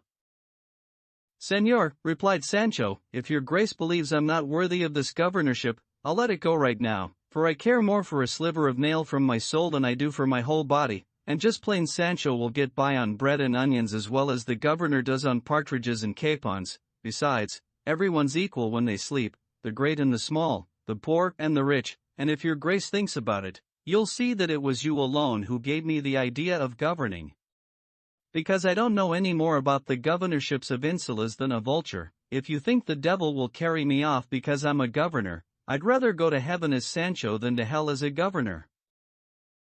By God, Sancho, said Don Quixote, simply because of the last words that you have said I judge you worthy of being the governor of 1,000 insulas, you have a good nature, and without that no learning is worthwhile, commend yourself to God and try not to wander from your first purpose. I mean that you should always have the firm and steady intention of doing the right thing in everything that happens to you, because heaven always favors virtuous desires. And now let us go to dinner, for I believe the Duke and Duchess are waiting for us. Chapter 44. How Sancho Panza was taken to his governorship, and the strange adventure that befell Don Quixote in the castle. They say that in the actual original of this history, one reads that when Cide Hamete came to write this chapter, his interpreter did not translate what he had written, which was a kind of complaint that the more had concerning himself for becoming involved in a history as dry and limited as this one, for it seemed to him he always had to talk of Don Quixote and Sancho, not daring to wander into other digressions and episodes that were more serious and more entertaining, and he said that to have his mind, his hand, and his pen always fixed on writing about a single subject and speaking through the mouths of so few persons was an insupportable hardship whose outcome did not redound to the benefit of the author. In order to circumvent this difficulty, in the first part he had used the device of some novels, such as The Man Who Was Recklessly Curious and The Captive Captain, which are, in a sense, separate from the history, although the other matters recounted there are events that occurred to Don Quixote himself, which he could not fail to write down. He also thought, as he says, that many readers, carried away by the attention demanded by the deeds of Don Quixote, would pay none at all to the novels, and pass them over entirely or read them with haste or with annoyance, not realizing the elegance and invention they contain, which would be readily apparent if they came to light on their own, not depending on the madness of Don Quixote or the foolishness of Sancho. And so in this second part he did not wish to introduce any novels, whether detached or attached, but only some episodes born of the very events offered by truth, and even these in a very limited way and using only the words needed to recount them, and so, contained and enclosed within the narrow confines of the narration even though he possesses the ability, competence, and understanding to deal with the entire universe, he asks that his work not be scorned but praised, not for what he has written but for what he has omitted from his writing. And then the history goes on to say that when Don Quixote had finished dinner on the day he gave advice to Sancho, he also wrote down the precepts so that Sancho could find someone to read them to him, but as soon as Don Quixote gave them to his squire they came and fell into the hands of the Duke, who communicated them to the Duchess, and the two of them were astonished once more at the madness and intelligence of Don Quixote, and so, going forward with their deceptions, that afternoon they sent Sancho with a large retinue to the village that for him would be an insula. It so happened that the man in charge was one of the Duke's stewards, who was very intelligent and very humorous, for there can be no humor where there is no intelligence, and had played the part of Countess Trifaldi with the wit that has already been described. This, and the instructions he had received from the Duke and Duchess regarding how he was to behave with Sancho, meant that he achieved his purposes wonderfully well. I say, then, that as soon as Sancho saw the steward, he imagined that his face was the same as Countess Trifaldi's, and turning to his master, he said, "Señor, either the devil will carry me away from where I stand, suddenly and without warning, or your grace has to confess that the face of the Duke's steward, here present, is the same as the dolorous one's."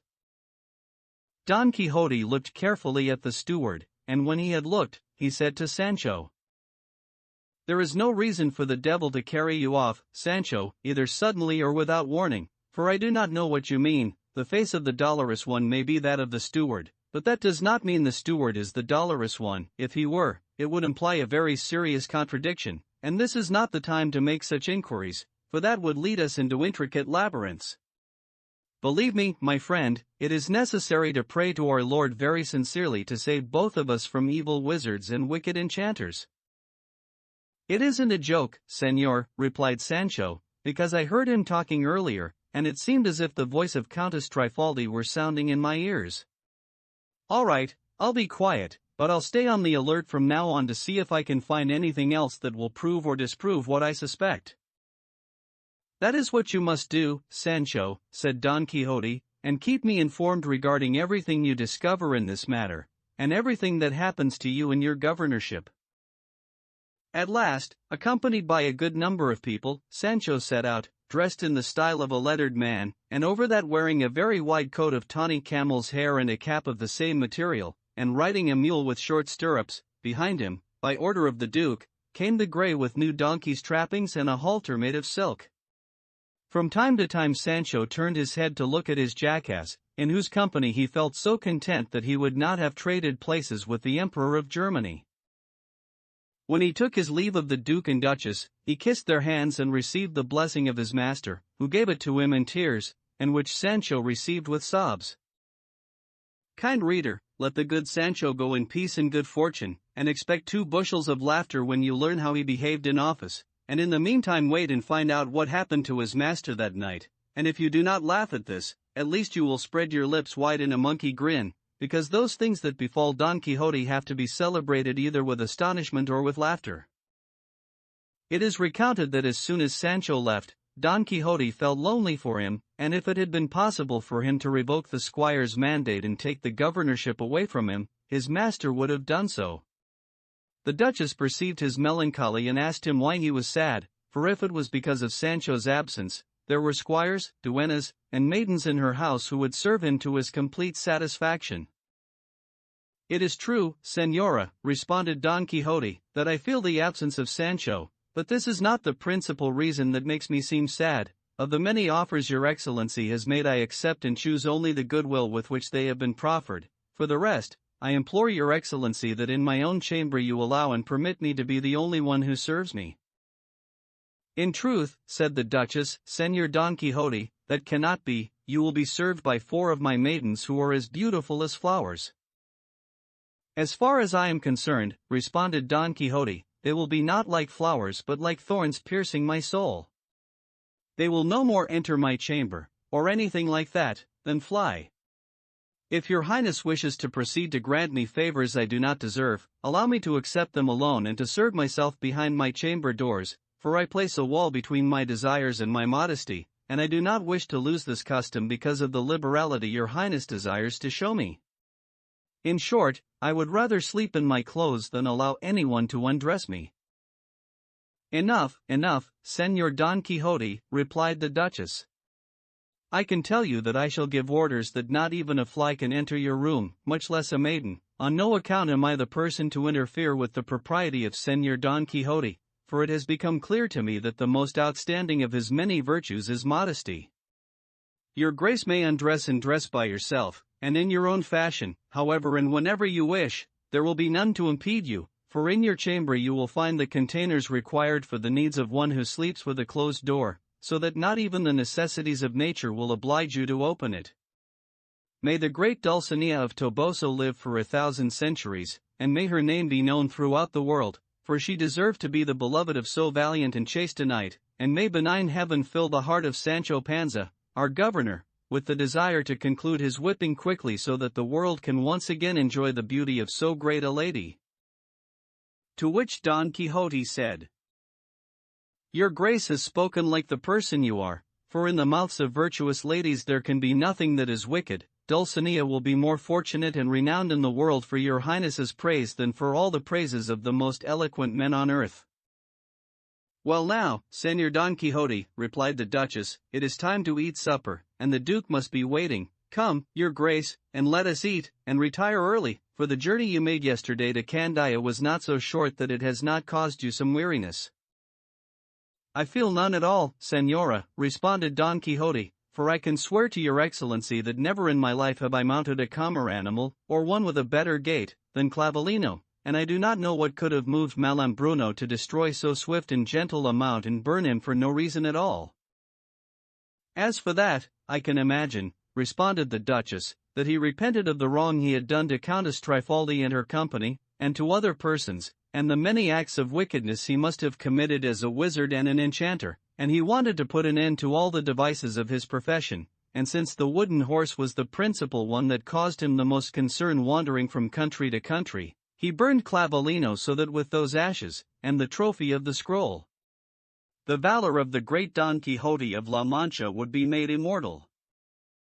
Once again Don Quixote thanked the Duchess, and when they had eaten supper he withdrew to his chamber alone, not permitting anyone to come in to serve him, so fearful was he of facing situations that would move him or oblige him to lose the decorous modesty that he preserved for his lady Dulcinea, always keeping present in his imagination the virtue of Amadis, flower and model of all knights errant. He closed the door after him, and in the light of 2 wax candles he undressed, and as he removed his shoes, O misfortune so unworthy of such a person, there was an eruption, not of sighs or anything else that would discredit the purity of his courtesy, but of some 24 stitches in a stocking that now looked like lattice-work. The good gentleman was distraught, and he would have given an ounce of silver for just a small amount of green silk thread. I say green silk because his stockings were green. Here Benengeli interjected this exclamation, saying, "O poverty, poverty! I do not know why the great poet of Cordoba one was moved to call you holy and unwelcome gift."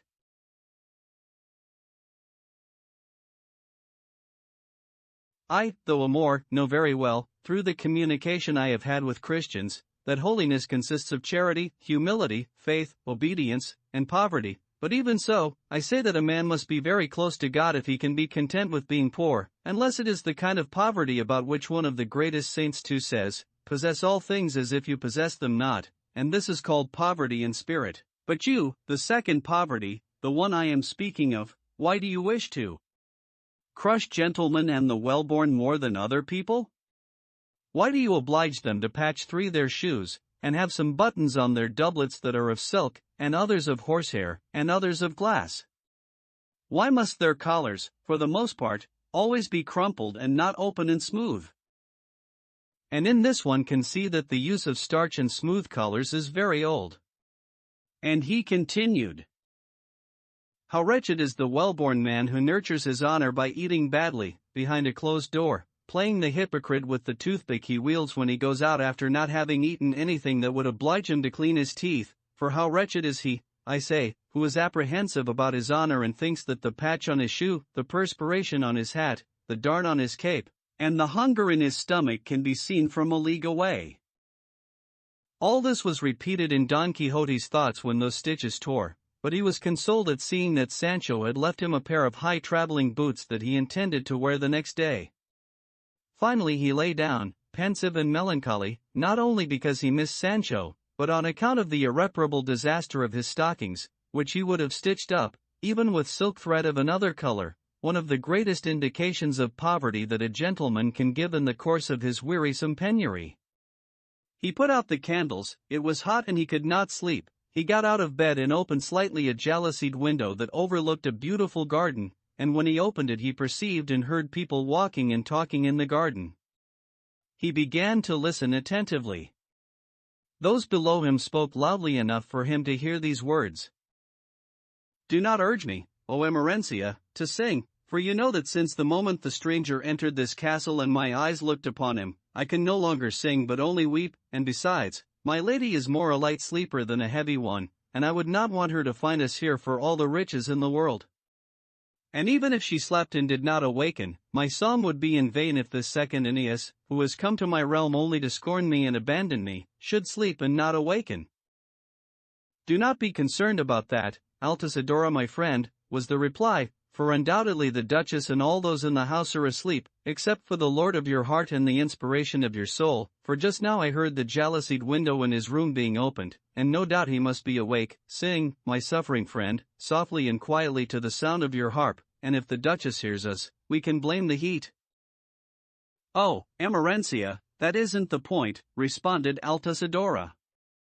It's just that I wouldn't want to reveal my heart in my song or be judged a capricious and frivolous maiden by those who do not know the power and might of love. But come what may, an embarrassed face is better than a wounded heart. And then he heard the sound of a harp played very softly.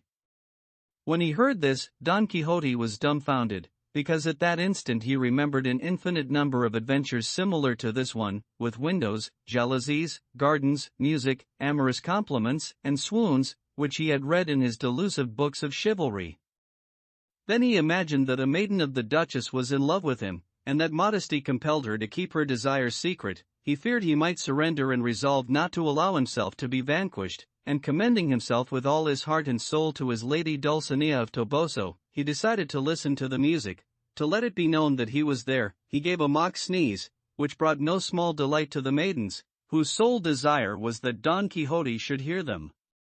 When she had tuned and adjusted the harp, Altisidora began to sing this ballad. O you, who lie in your bed, between sheets of holland linen, soundly and deeply asleep all night long until the morning. O brave knight, the most courageous ever born in great La Mancha, more modest, more chaste, more blessed than the fine gold of Arabia. Hear this melancholy maiden, so well born and so ill fated, in the light of your two suns she feels her soul burst into flames.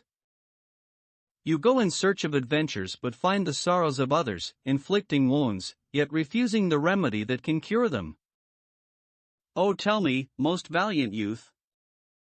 May God make your wishes prosper, if Libyan sands were your home, or the craggy peaks of Jacca, if you suckled a serpent's milk or by chance you had for nurses the harshness of the wild forest and the horrors of the mountains.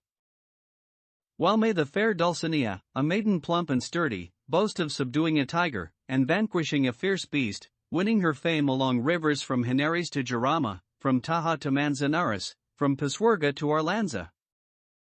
If I could change places with her, I would give my very best, my most gaily colored skirt adorned with trimmings of gold.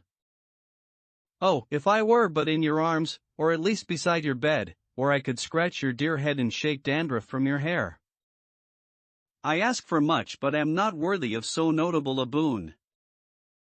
I should like to rub your feet, that's enough for a humble maid.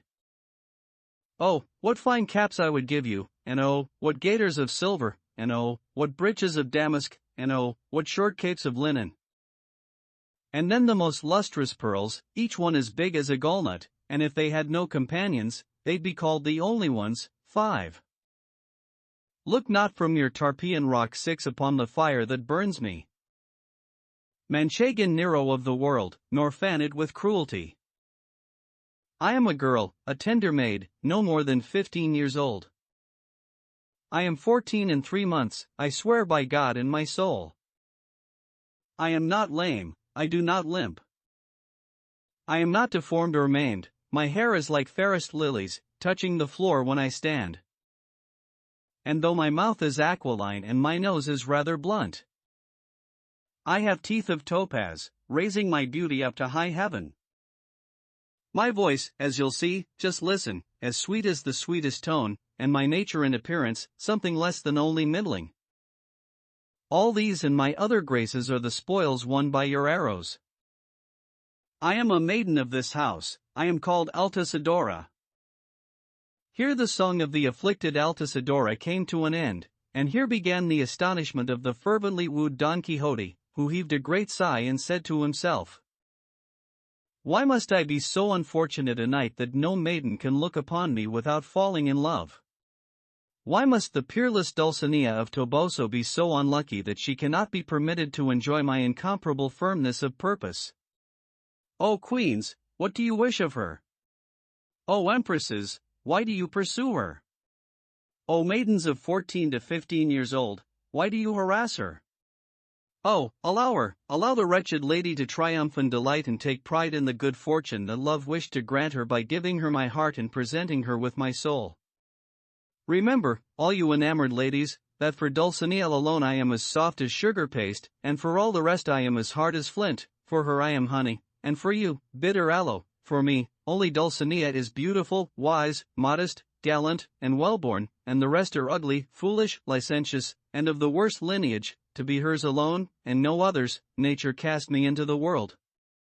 Let Altisidora weep or sing, let the lady despair on whose account I was beaten in the castle of the enchanted Moor, for I must belong to Dulcinea, boiled or roasted, clean, well-born, and chaste, despite all the powers of sorcery in the world."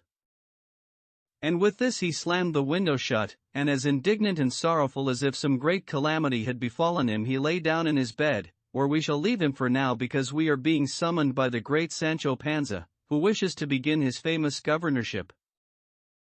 Chapter 45. Regarding how the great Sancho Panza took possession of his insula, and the manner in which he began to govern. O perpetual discloser of the antipodes, torch of the world, eye of heaven, sweet movement of cooling decanters, one here Thymbrius, there Phoebus, here an archer, there a healer.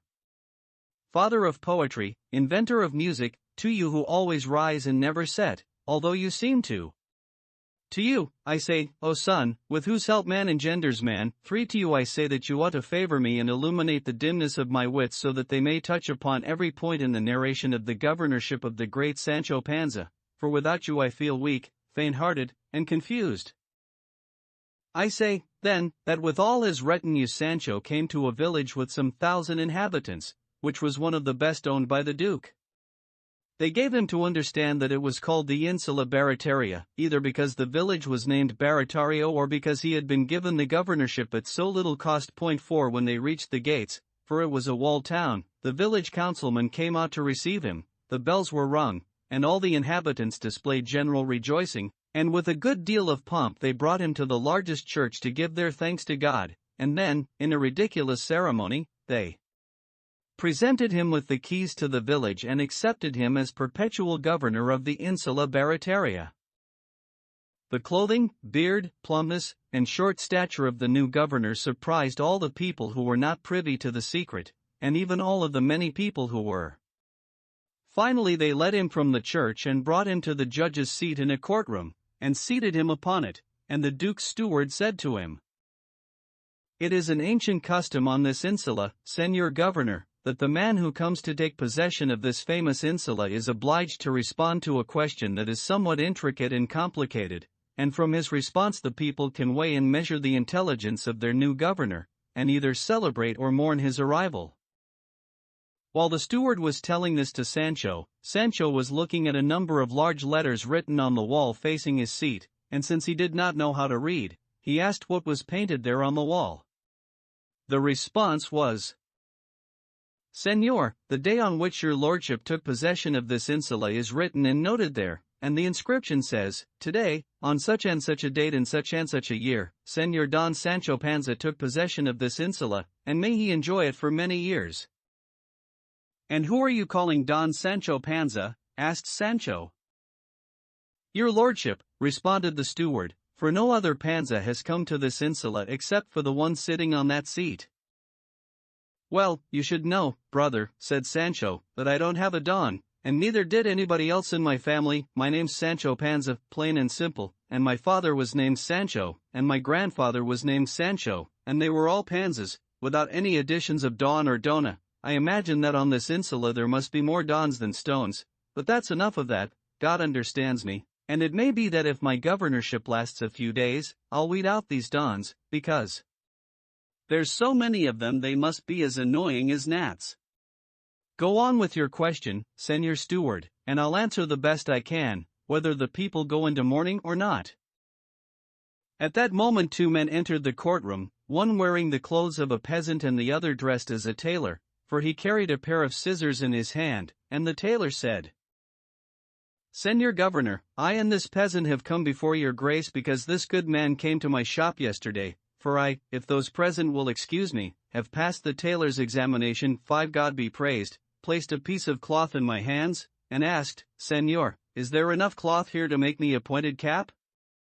I examined the cloth and told him there was. He must have thought, which is what I thought, and thought correctly, that I surely wanted to steal a part of the cloth, basing this on his own wickedness and on the bad reputation of tailors, and he told me to see if there was enough for 2. I guessed at what he was thinking, and I told him yes, and he, still writing his earlier wicked intention, kept adding caps, and I kept adding yeses, until we reached 5 caps, and now he just came for them. And I gave them to him, and he refuses to pay me for my labor but demands that I pay him or return his cloth." "Is all this true, brother?" asked Sancho. "Yes, Señor," responded the peasant, "but your grace should have him show you the 5 caps he made for me." "Gladly," responded the tailor. Then, taking his hand out from under his cloak, he showed 5 caps placed on the 5 fingertips of his hand, and he said, "Here are the 5 caps this good man asked me for, and by God and my conscience, I had no cloth left over, and I'll even show the work to the guild inspectors." Everyone present laughed at the multitude of caps and the unusual nature of the case. Sancho reflected for a while and said, "It seems to me that in this case there's no need for long delays, for it can be judged quickly by the judgment of a sensible man, and so my verdict is that the tailor should lose the cost of his labor, and the peasant his cloth, and the caps should be taken to the prisoners in jail, and that's the end of that." If the subsequent verdict concerning the herder's purse moved the onlookers to amazement, this one provoked their laughter, but in the end, the governor's orders were carried out. The next to come before him were 2 old men, one carried a length of cane as a walking stick, and the one without a walking stick said, "Señor, days ago I lent this good man 10 gold escudos as a kindness and a favor to him, on the condition that he returned them to me whenever I asked for them. A good number of days went by without my asking for anything, so that his repayment would not put him in even greater difficulties than when I lent him the money, but because it seemed to me that he was negligent about his debt, I have asked him for repayment over and over again, and not only does he not return my money, but he denies the debt and says I never lent him 10 escudos, and if I did, he's already returned them to me. There are no witnesses to the loan or to the repayment, because he never repaid me. I would like your grace to take his oath, and if he swears that he's returned the money, I'll forgive the debt here, before God." "What do you say to this, old man with the walking stick?" said Sancho. To which the old man said, "Señor, I confess that he lent me the money, and your grace should lower your staff, 6, and since he leaves it all up to my oath, I'll swear that I have really and truly returned the money and paid the debt." The governor lowered his staff, and at the same time, as if it were very much in his way, the old man with the walking stick gave his walking stick to the other old man for him to hold while he took his oath, and then he placed his hand on the cross of the staff, saying it was true that the 10 escudos had been lent to him but that he had paid them into the hands of the other man, who was forgetful and kept asking him for the money. Seeing which, the great governor asked the creditor to respond to what his adversary had said, and he said that without any doubt his debtor must be telling the truth, because he considered him an honest man and a good Christian, and he must have forgotten how and when he had returned the money, and from now on he would not ask him for anything. The debtor took back his walking stick, bowed his head, and left the courtroom. Sancho, seeing him walk out with no further ado, and seeing too the patience of the claimant, lowered his head to his chest, placed the index finger of his right hand over his eyebrows and nose, sat thoughtfully for a short while, and then raised his head and ordered them to call back the old man with the walking stick, who had already left. They brought him back, and when he saw him, Sancho said, "My good man, give me that walking stick, I need it." "Gladly," responded the old man. "Here it is, señor." And he placed it in his hand. Sancho took it, gave it to the other old man, and said, "Go with God, for you have been repaid." "Aye, señor," responded the old man. "Then is this length of cane worth 10 gold escudos?" "Yes," said the governor, "and if not, then I'm the biggest imbecile in the world. And now we'll see if I have the brains to govern a whole kingdom." And he ordered that there, in front of everyone, the cane should be broken and opened. It was, and in the very center 10 gold escudos were discovered. Everyone was stunned, and they considered their governor to be a second Solomon. They asked him how he had deduced that the 10 escudos were inside the cane. He responded that when he had seen the old man who was taking the oath give the walking stick to his adversary to hold while he swore his oath, and then swear that he had really and truly given him the money, and then, when he had finished his oath, ask for his walking stick back again, it occurred to him that the money he was being asked for was inside the cane. From which one can deduce that those who govern, even if they are fools, are occasionally guided by God in their judgments. Besides, he had heard the priest in his village tell about another case like this one 7, and he had such a good memory that if he didn't forget everything he wanted to remember, there wouldn't be another memory like it in all the insula. Finally, with one old man mortified and the other repaid, they left, and those present were astounded, and the man writing down the words, deeds, and movements of Sancho could not determine if he should record him as a fool or a wise man. Then, when this case was concluded, a woman entered the courtroom clutching at a man dressed in the clothes of a rich herder, and as she came in she cried out, "Justice, Señor Governor, justice, and if I don't find it on earth, I'll go and look for it in heaven. Señor Governor of my soul, this wicked man seized me in the middle of a field, and used my body like a dirty old rag, and, oh woe is me, he took what I had safeguarded for more than 23 years, defending it against Moors and Christians, Spaniards and foreigners, and I, always as hard as an oak, kept myself pure like the salamander in the fire, or wool in the brambles, just so this good man would come along now and put his clean hands all over me. That's something we have to look into, whether or not this fine fellow has clean hands," said Sancho. And turning to the man, he told him to answer and respond to the complaint of this woman. The man, greatly agitated, responded, "Señors, I'm a poor herder of swine, and this morning I left here to sell, you'll forgive my saying so, 4 pigs, and what with taxes and trickery I let them go for a little less than what they were worth. I was returning to my village, I met this good woman on the way, and the devil, who is always cooking up trouble, made us lie down together. I paid her enough, she wasn't satisfied, she caught hold of me and didn't let go until she brought me here. She says I forced her and she lies, by the oath I swear or plan to swear, this is the whole truth, down to the last crumb." Then the governor asked him if he was carrying any silver coins. He said he had about 20 ducados inside his shirt, in a leather purse. The governor ordered him to take it out and give it, just as it was, to the plaintiff. He did so, trembling. The woman took it, making 1,000 obeisances to everyone and praying to God for the life and health of the governor who took such good care of orphans and maidens in need, and with that she left the courtroom, tightly clutching the purse with both hands, although first she looked to see if the coins inside were silver. As soon as she left, Sancho said to the herder, who was already in tears and whose eyes and heart were following after his purse, "My good man, go after that woman and take the purse away from her, even if she doesn't want to give it to you, and bring it back here." And he did not say this to a fool or a deaf man, because the herder ran out like a bolt of lightning to do as he had been ordered. Everyone present was in suspense, waiting to see how the case would end, and in a little while the man and the woman returned holding and clutching each other more tightly than before, she with her skirt tucked up, with the purse thrust inside, and the man struggling to take it away from her, which was not possible because the woman defended it so fiercely, and cried out, saying, "Justice, God's justice, and the world's. Look, your grace, Señor Governor, at how shameless and bold this cruel man is, for in the middle of town and in the middle of the street he has tried to take the purse that your grace ordered him to give to me." "And did he take it from you?" asked the governor. "What do you mean, take?" responded the woman. "I let them take my life before I let them take my purse." "Not this girl. You'd have to send someone else after me, not this miserable weakling.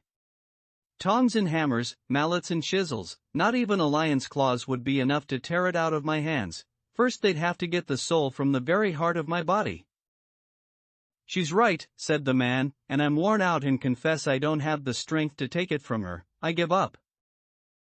Then the governor said to the woman, "Honorable and valiant woman, show me the purse."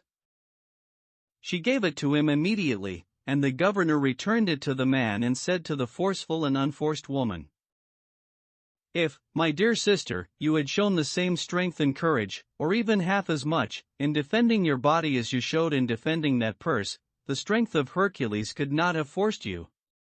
Go with God, and a good amount of bad luck, and don't stop anywhere on this insula or for 6 leagues around it, under penalty of 200 lashes. Leave now, I say, you charlatan and brazen liar." The woman was frightened and left, dejected and discontented, and the governor said to the man, "My good man, go with God to your home with your money, and from now on, if you don't want to lose it, try to hold off your desire to lie with anybody." The man thanked him in the worst way he knew how and left, and the onlookers were again amazed at the judgments and verdicts of their new governor. 8 All of which, noted by his chronicler, was then written down and sent to the Duke, who was eagerly awaiting it.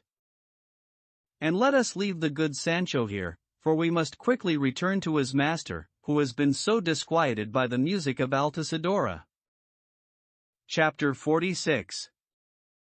Regarding the dreadful bell-line and feline fright received by Don Quixote in the course of his wooing by the enamored Altisidora.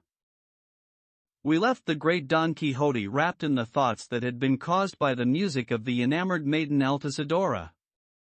He lay down with them, and, as if they were fleas, they would not let him sleep or rest for a moment, and they joined the ones that plagued him with regard to his stockings. But since time is swift and there is no obstacle that can stop it, the hours raced by and morning soon arrived. Seeing which Don Quixote left the soft feather bed, and, by no means slothful, dressed in his chamois outfit and put on the traveling boots in order to hide the misfortune of his stockings, he threw on his scarlet cloak, and on his head he placed a cap of green velvet adorned with silver trimmings. Over his shoulders he hung his sword belt with his good, sharp blade, picked up a large rosary that he always carried with him, and with great solemnity strode into the antechamber, where the Duke and the Duchess were already dressed and apparently waiting for him. And as he passed along a gallery, standing there waiting for him were Altisidora and another maiden, and as soon as Altisidora saw Don Quixote she pretended to faint, and her friend held her in her lap and very quickly began to unfasten her bodice. Don Quixote saw this, and going up to them he said, "I know the reason for these mishaps."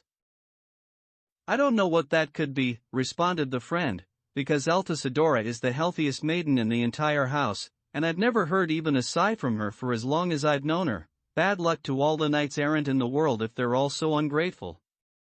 Your grace should leave, Señor Don Quixote, for this poor girl won't regain consciousness as long as your grace is here."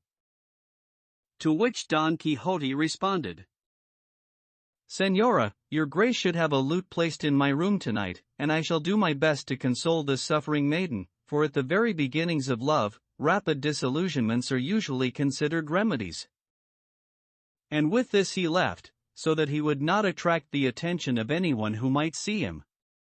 No sooner had he gone away than the swooning Altisidora came to her senses and said to her companion, "A lute will have to be placed in his room. No doubt Don Quixote wants to give us some music, and if it's his, it won't be bad." They went immediately to the Duchess to recount what had happened and to tell her about the lute that Don Quixote had requested, and she, with extraordinary pleasure, arranged with the Duke and her maidens to play a trick more amusing than harmful, and very happily they waited for the night, which came as quickly as the day, which the Duke and Duchess spent in delightful conversation with Don Quixote. And that same day, the Duchess really and truly dispatched a page, the one who had played the enchanted figure of Dulcinea in the forest, to Teresa Panza, with the letter from her husband, Sancho Panza, and the bundle of clothing he had left behind so that it could be sent to her, and she charged him to bring back a good accounting of everything that passed between them. Later, when it was 11 o'clock, Don Quixote found a vihuela in his room. He tested it, opened the jalousied window, and heard people walking in the garden, turning the pegs of the vihuela and tuning it the best he knew how. He spat and cleared his throat, and then, in a voice that was husky but in tune, he sang the following ballad, which he had composed that day. Often the power of love can madden a maiden's soul, using as its means, its instrument, an unthinking leisure in ease. Fine sewing and needlework, constant devotion to labor, can be the cure, the antidote, to the poison of love's disease. For sheltered and modest maidens who aspire to be married, chastity is the best dowry, the best voice to sing their praises. Knights errant who seek adventures and those knights who stay at court, woo the free and easy damsels, they marry the modest maids. Love can arise in the east, and be confirmed between guests, and sink quickly in the west, because departure is its end. Love that is recent and new, that comes today and goes the next, leaves no image, makes no mark that endures deep in the soul. A picture over a picture is not disclosed nor is it shown, and where a first beauty exists, a second won't win the game. Dulcinea of Toboso, she is painted on my soul's tabula rasa, and never can she ever be erased. Firm constancy in lovers is a most precious attribute, for whose sake love works miracles when he raises them on high. Don Quixote had reached this point in his song, to which the Duke and the Duchess, Altisidora, and almost all the people in the castle were listening, when suddenly, from a gallery that was directly above Don Quixote's jalousied window, a cord was lowered with more than 100 cowbells attached to it, and immediately after that a huge sack full of cats, with smaller bells tied to their tails, was emptied out. The clanging of the bells and the yowling of the cats was so loud that even though the Duke and Duchess had contrived the joke, it still startled them, and Don Quixote was struck dumb with fear. As luck would have it, 2 or 3 of the cats came in the window of his room, and as they raced from one side to the other, it seemed as if a legion of devils had been set loose in the chamber. They made the candles that were burning in the room go out as they looked for a means of escape. The raising and lowering of the cord with the large cowbells on it did not stop. Most of the people in the castle, who did not know the truth of what had happened, were amazed and astonished. Don Quixote rose to his feet, took his sword in hand, and began to thrust it through the jalousie, shouting, "Away, evil enchanters! Away, base wizards! For I am Don Quixote of La Mancha, against whom your wicked intentions are powerless and of little use." And turning to the cats that were racing around the room, he directed many thrusts against them. They ran to the window and went out, although one of them, finding himself so hounded by Don Quixote's sword thrusts, leaped at his face and sank his claws and teeth into his nose, and the pain was so great that Don Quixote began to shout as loudly as he could. The Duke and Duchess heard this, and considering what it might be, they quickly hurried to his room, and opening the door with a master key, they saw the poor knight struggling with all his might to remove the cat from his face. They came in with lights and saw the unequal battle. The Duke attempted to separate them, and Don Quixote shouted, "No one is to pull him away. Let me fight hand to hand with this demon, this wizard, this enchanter, for I shall teach him, 1-to-1, who Don Quixote of La Mancha is." But the cat, caring nothing for these threats, snarled and dug in even deeper. At last the Duke uprooted him and tossed him out the window. Don Quixote's face was covered with scratches and his nose was not very healthy, and he was very indignant because he had not been allowed to finish the battle he had begun with that wicked enchanter. Oil of Aparicio I was sent for, and Altisidora herself, with her snow-white hands, put bandages over all his wounds, and as she did, in a low voice she said, "All these misfortunes have occurred, O hard-hearted knight, because of the sin of your harshness and obstinacy. May it please God that Sancho your squire forgets to flog himself so that your dearly beloved Dulcinea never is released from her enchantment, and you never enjoy her, or come to your nuptial bed with her, at least as long as I live, for I adore you." To all of this Don Quixote did not respond except to heave a deep sigh, and then he lay down on his bed, thanking the Duke and Duchess for their kindness, not because he had been afraid of that enchanted feline and beline horde, but because he had realized the good intentions with which they had come to his assistance. The Duke and Duchess allowed him to rest and left, saddened by the unfortunate outcome of their joke, but they did not believe that the adventure would turn out to be so painful and costly for Don Quixote, who had to spend 5 days confined to his bed, or another adventure befell him that was more pleasant than the last one, which his historian does not wish to recount now in order to return to Sancho Panza, who was proceeding very diligently and very comically in his governorship. Chapter 47, in which the account of how Sancho Panza behaved in his governorship continues. The history recounts that Sancho Panza was taken from the courtroom to a sumptuous palace, where, in a large hall, a royal and extremely clean table was set. As soon as Sancho entered the hall, there was a sound of flageolets, and 4 pages came out with water to wash his hands, which Sancho received with great solemnity. The music ceased, and Sancho sat down at the head of the table because that was the only chair and the only place laid on the entire table. A personage, who later proved to be a physician, came to stand at his side, holding a rod of whalebone in his hand. They lifted the fine white cloth that covered the fruit and a wide variety of dishes holding different foods. One man who looked like a student said the blessing, and a page put a bib trimmed in lace on Sancho. Another who was performing the duties of a butler placed a dish of fruit in front of him. He had barely eaten a mouthful when the man with the rod used it to touch the dish, and it was taken away with extraordinary speed. But the butler placed another dish of different food in front of him. Sancho was about to try it, but before he could reach it and taste it, the rod had touched it and a page removed it as quickly as the fruit had been taken away.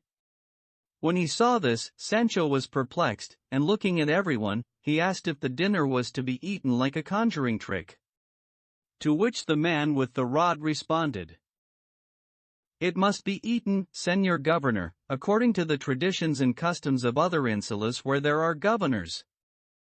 I, Señor, am a physician, and on this insula I am paid to tend to its governors, and I care for their health much more than I do my own, studying day and night, and observing the governor's constitution and temperament in order to successfully cure him if he should fall ill, and the principal thing I do is to be present at his dinners and suppers, and allow him to eat what seems appropriate to me, and to take away what I imagine will do him harm and be injurious to his stomach, and so I ordered the dish of fruit removed because it was too damp, and the other dish as well because it was too hot and had a good number of spices, which increase thirst, and if one drinks too much, one destroys and consumes the radical humor, which is to say, life.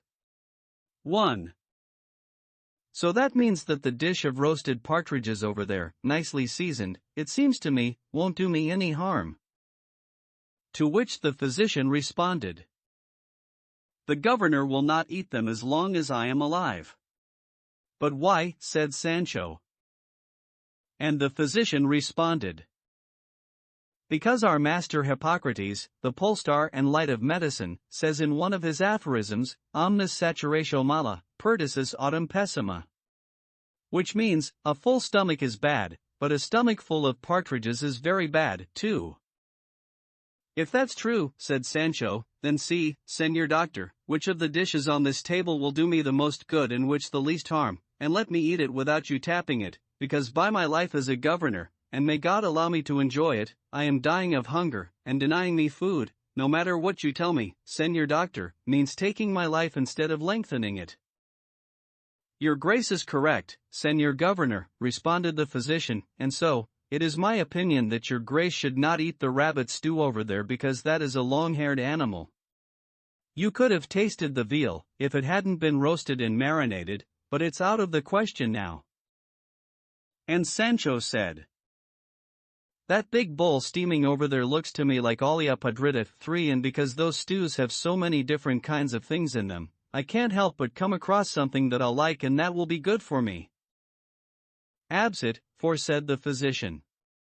May so wicked a thought be far from us, there is nothing in the world less nourishing than an olla podrida. Let ollas podridas be for canons or rectors of colleges or peasant weddings, and keep them away from the tables of governors, where all things exquisite and elegant should be present. The reason is that simple medicines are always more highly esteemed than compound ones, everywhere and by everyone, because there can be no error in simple medicines, but there can be in compound ones, simply by changing the amounts of the things of which they are compounded. But I know that what the governor must eat now in order to preserve and fortify his health is 100 rolled wafers and some very thin slices of quince, which will settle his stomach and help his digestion. Hearing this, Sancho leaned back in his chair and stared fixedly at the physician and in a solemn voice asked him what his name was and where he had studied.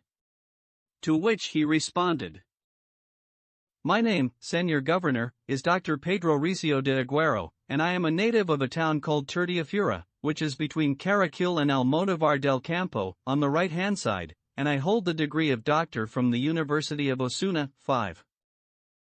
To which Sancho, in a rage, responded, Well, Señor Dr. Pedro Recio de Malaguero, 6, native of Turdiafura, a village that's on the right as we go from Caraquil to Almodóvar del Campo, graduated from Osuna. Get out of my sight, and if you don't, I swear by the sun that I'll take a cudgel, and starting with you, I'll beat all the doctors so hard there won't be a single one left anywhere on the insula, at least the ones I know to be ignorant, because wise, prudent, and intelligent doctors all respect and honor as if they were divine.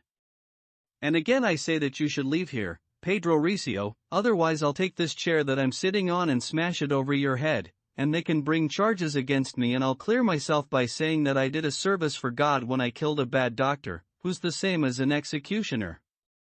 Now, all of you, give me something to eat, otherwise take your governorship back, because an office that doesn't give a man food to eat isn't worth 2 beans.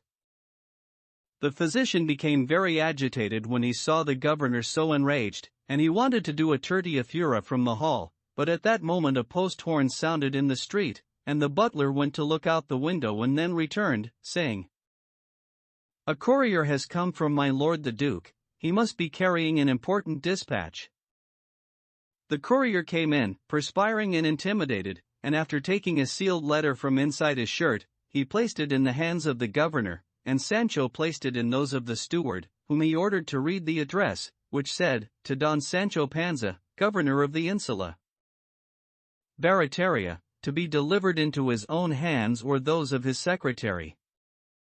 Hearing this, Sancho said, Who here is my secretary? And one of those present responded, I am, Señor, because I know how to read and write, and because I'm Basque. 7. With that little addition, said Sancho, you could be secretary to the emperor himself. Open that letter and see what it says. The newly born secretary did so, and having read what it said, he said it was a matter that required privacy.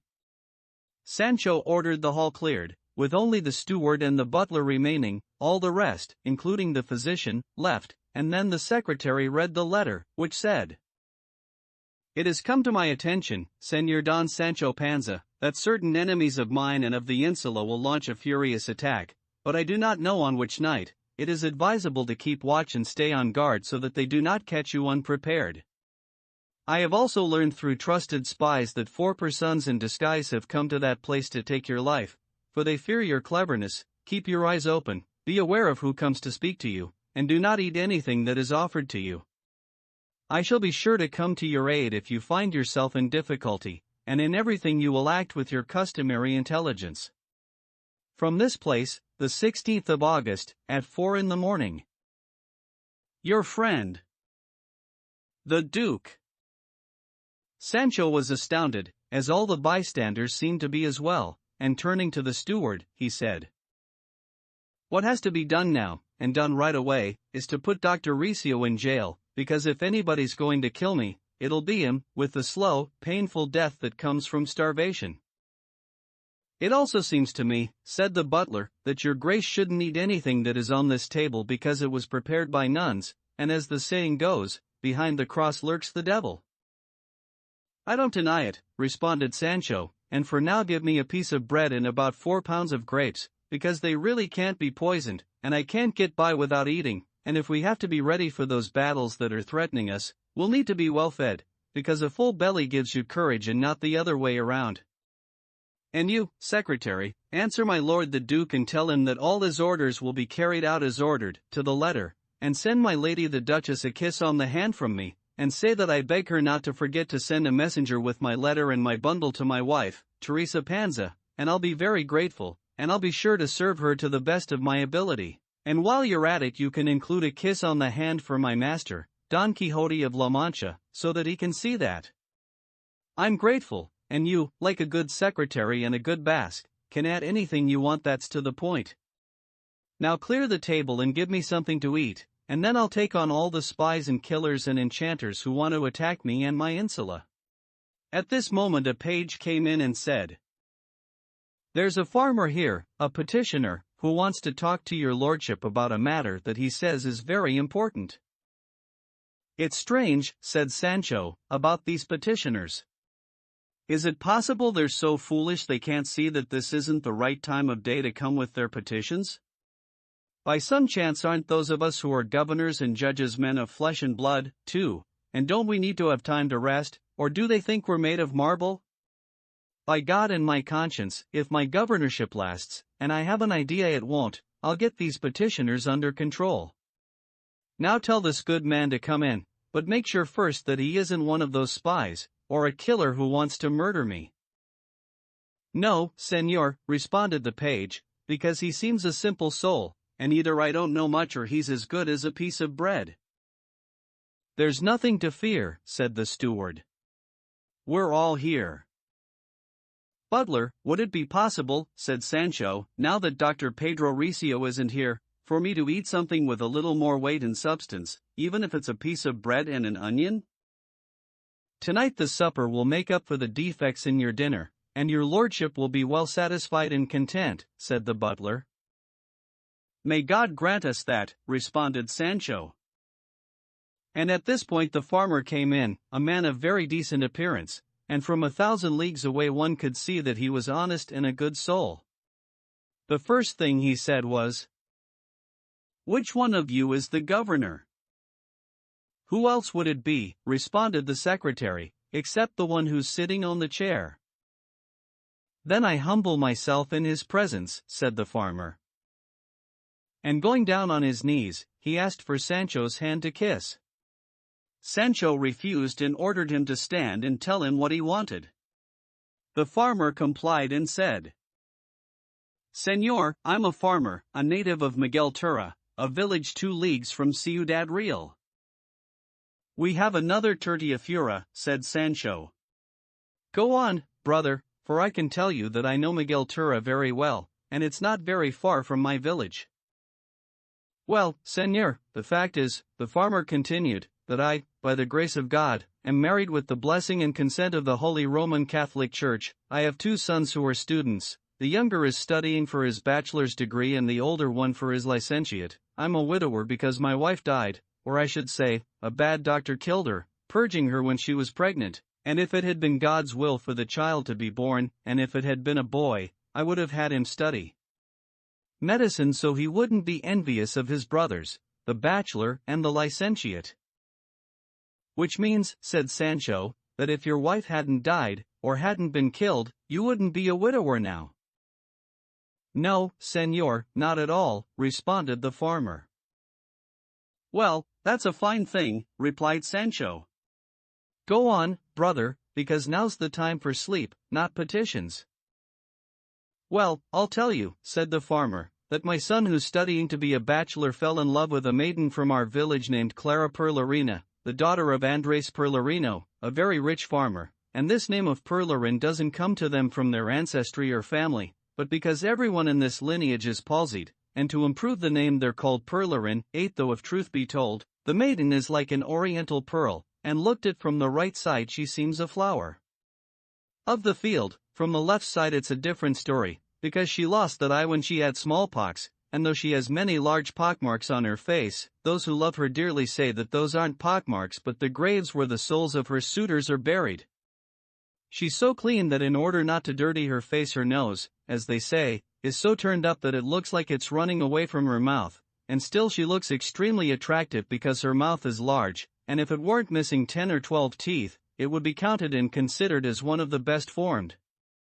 I have nothing to say about her lips, because they're so thin and delicate that if it were usual to win lips, they could be made into a nice skein, but since their color's different from the one commonly found in lips, they seem miraculous, because they're a mottled blue, green, and purple, and, Senor Governor, please forgive me for painting in so much detail the traits of the woman who, in the long run, is going to be my daughter, because I love her dearly and think she's fine. Paint as much as you like, said Sancho, because I'm enjoying the picture, and if I had eaten, there couldn't be a better dessert for me than your portrait. I still have that to serve to you, responded the farmer, but a time will come when we're ready for it, if we aren't now. And I say, Senor, that if I could paint her elegance and the height of her body, it would be something amazing, but that's impossible, because she's stooped and hunched over, and her mouth is down to her knees, and even so, it's clear to see that if she could stand up, her head would touch the ceiling. She would have given her hand in marriage to my bachelor by now, but she can't extend it because it's withered, and with it all, by her long grooved nails, you can see how well made and shapely it is. That's fine, said Sancho. You should realize, brother, that now you've painted her from head to toe. What is it that you want? And get to the point without beating around the bush or going around in circles, or taking anything away or adding anything on. Senor, I would like, responded the farmer, for your grace to be so good as to give me a letter of support for her father, asking him kindly to allow this marriage to take place, for we are not unequal in our fortunes or our natures. To tell you the truth, Senor Governor, my son is possessed, and not a day goes by that evil spirits do not torment him, because he fell once into the fire. His face is as wrinkled as parchment, and his eyes are somewhat teary and runny, but he has the disposition of an angel, and if he didn't beat and punch himself, he would be a saint. Is there anything else you want, my good man? Replied Sancho. I would like something else, said the farmer, except I don't dare to say it, but, well, after all, whether I get it or not, it shouldn't fester inside.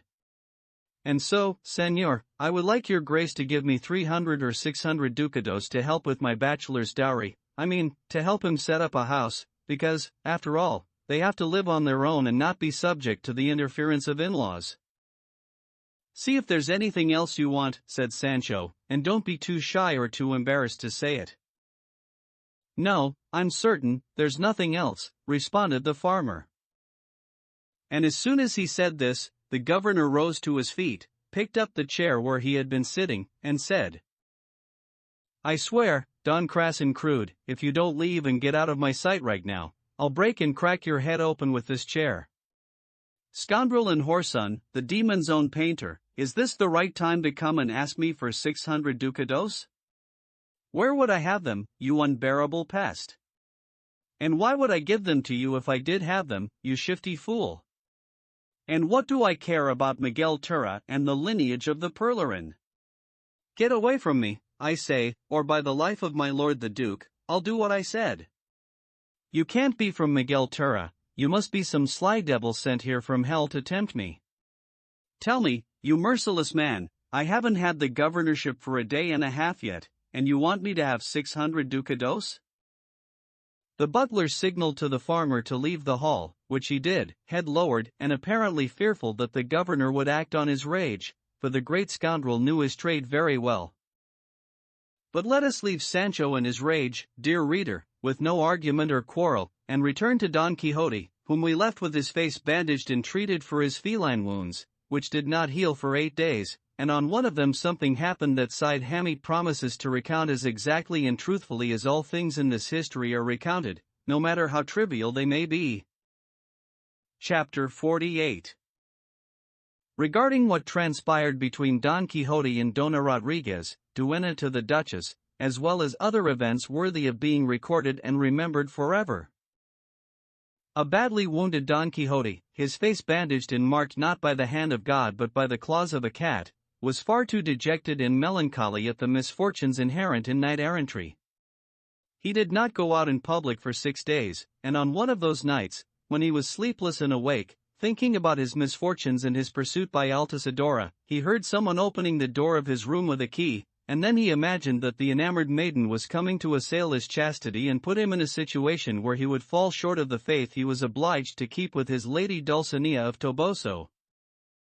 "No," he said in a voice that could be heard, believing what he had just imagined, "the greatest beauty on earth will not influence me to stop adoring the one I have engraved and impressed deep in my heart and at the very center of my being, no matter, my lady, if you were transformed into an uncouth peasant, or a nymph of the golden Taha weaving cloth of gold and silk, or are being held by Merlin or Montesinos wherever they wish, for wherever you may be, you are mine, and wherever I go, I have been and shall be yours."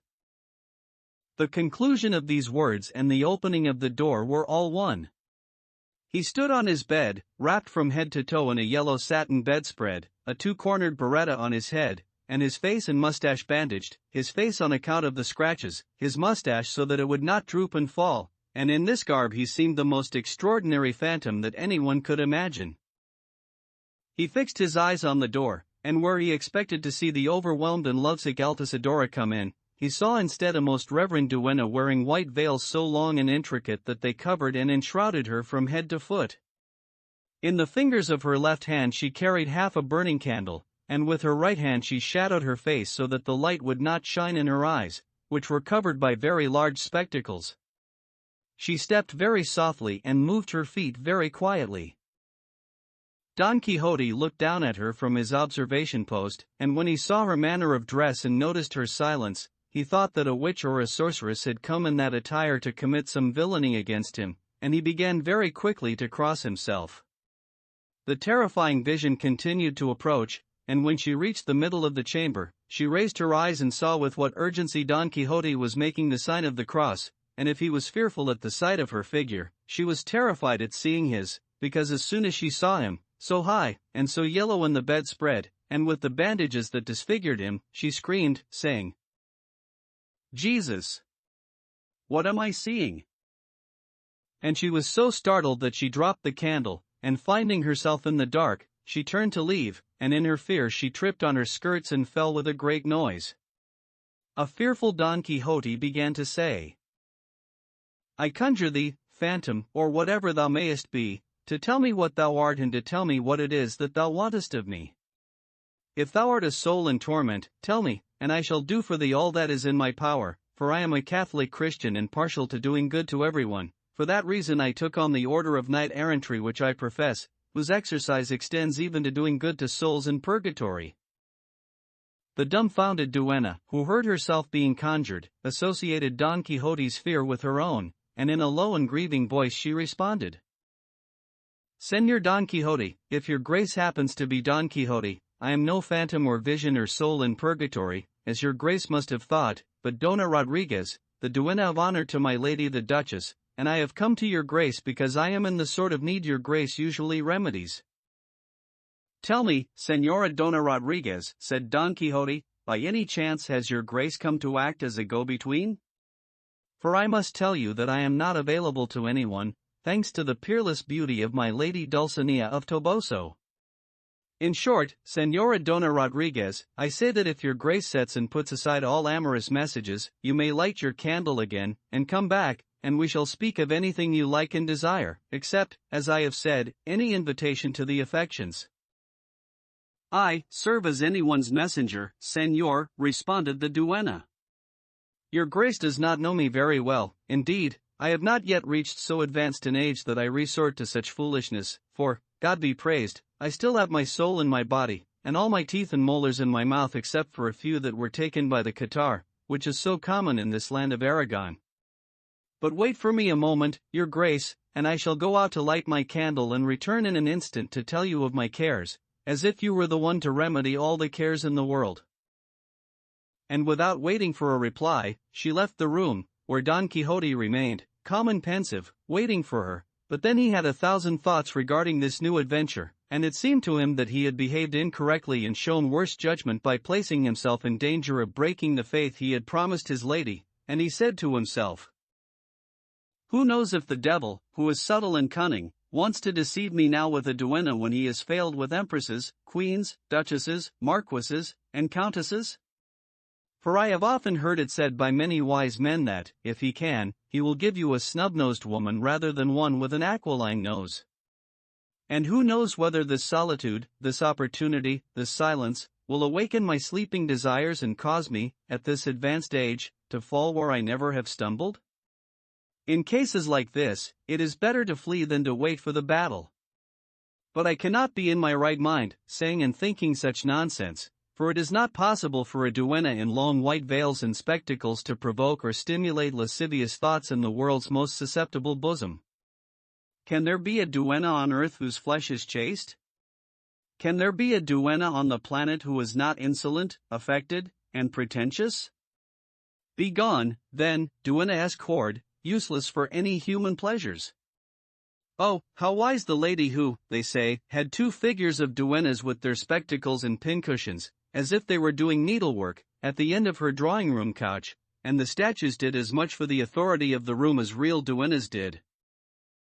And saying this, he leaped out of bed, intending to close the door and not allow Señora Rodriguez to enter, but as he was about to close it, Señora Rodriguez returned, holding a lighted candle of white wax, and when she saw Don Quixote more closely wrapped in the bedspread, with his bandages and his cap or beretta, she became afraid again, took 2 steps backward, and said, "Is my safety assured, Señor Knight?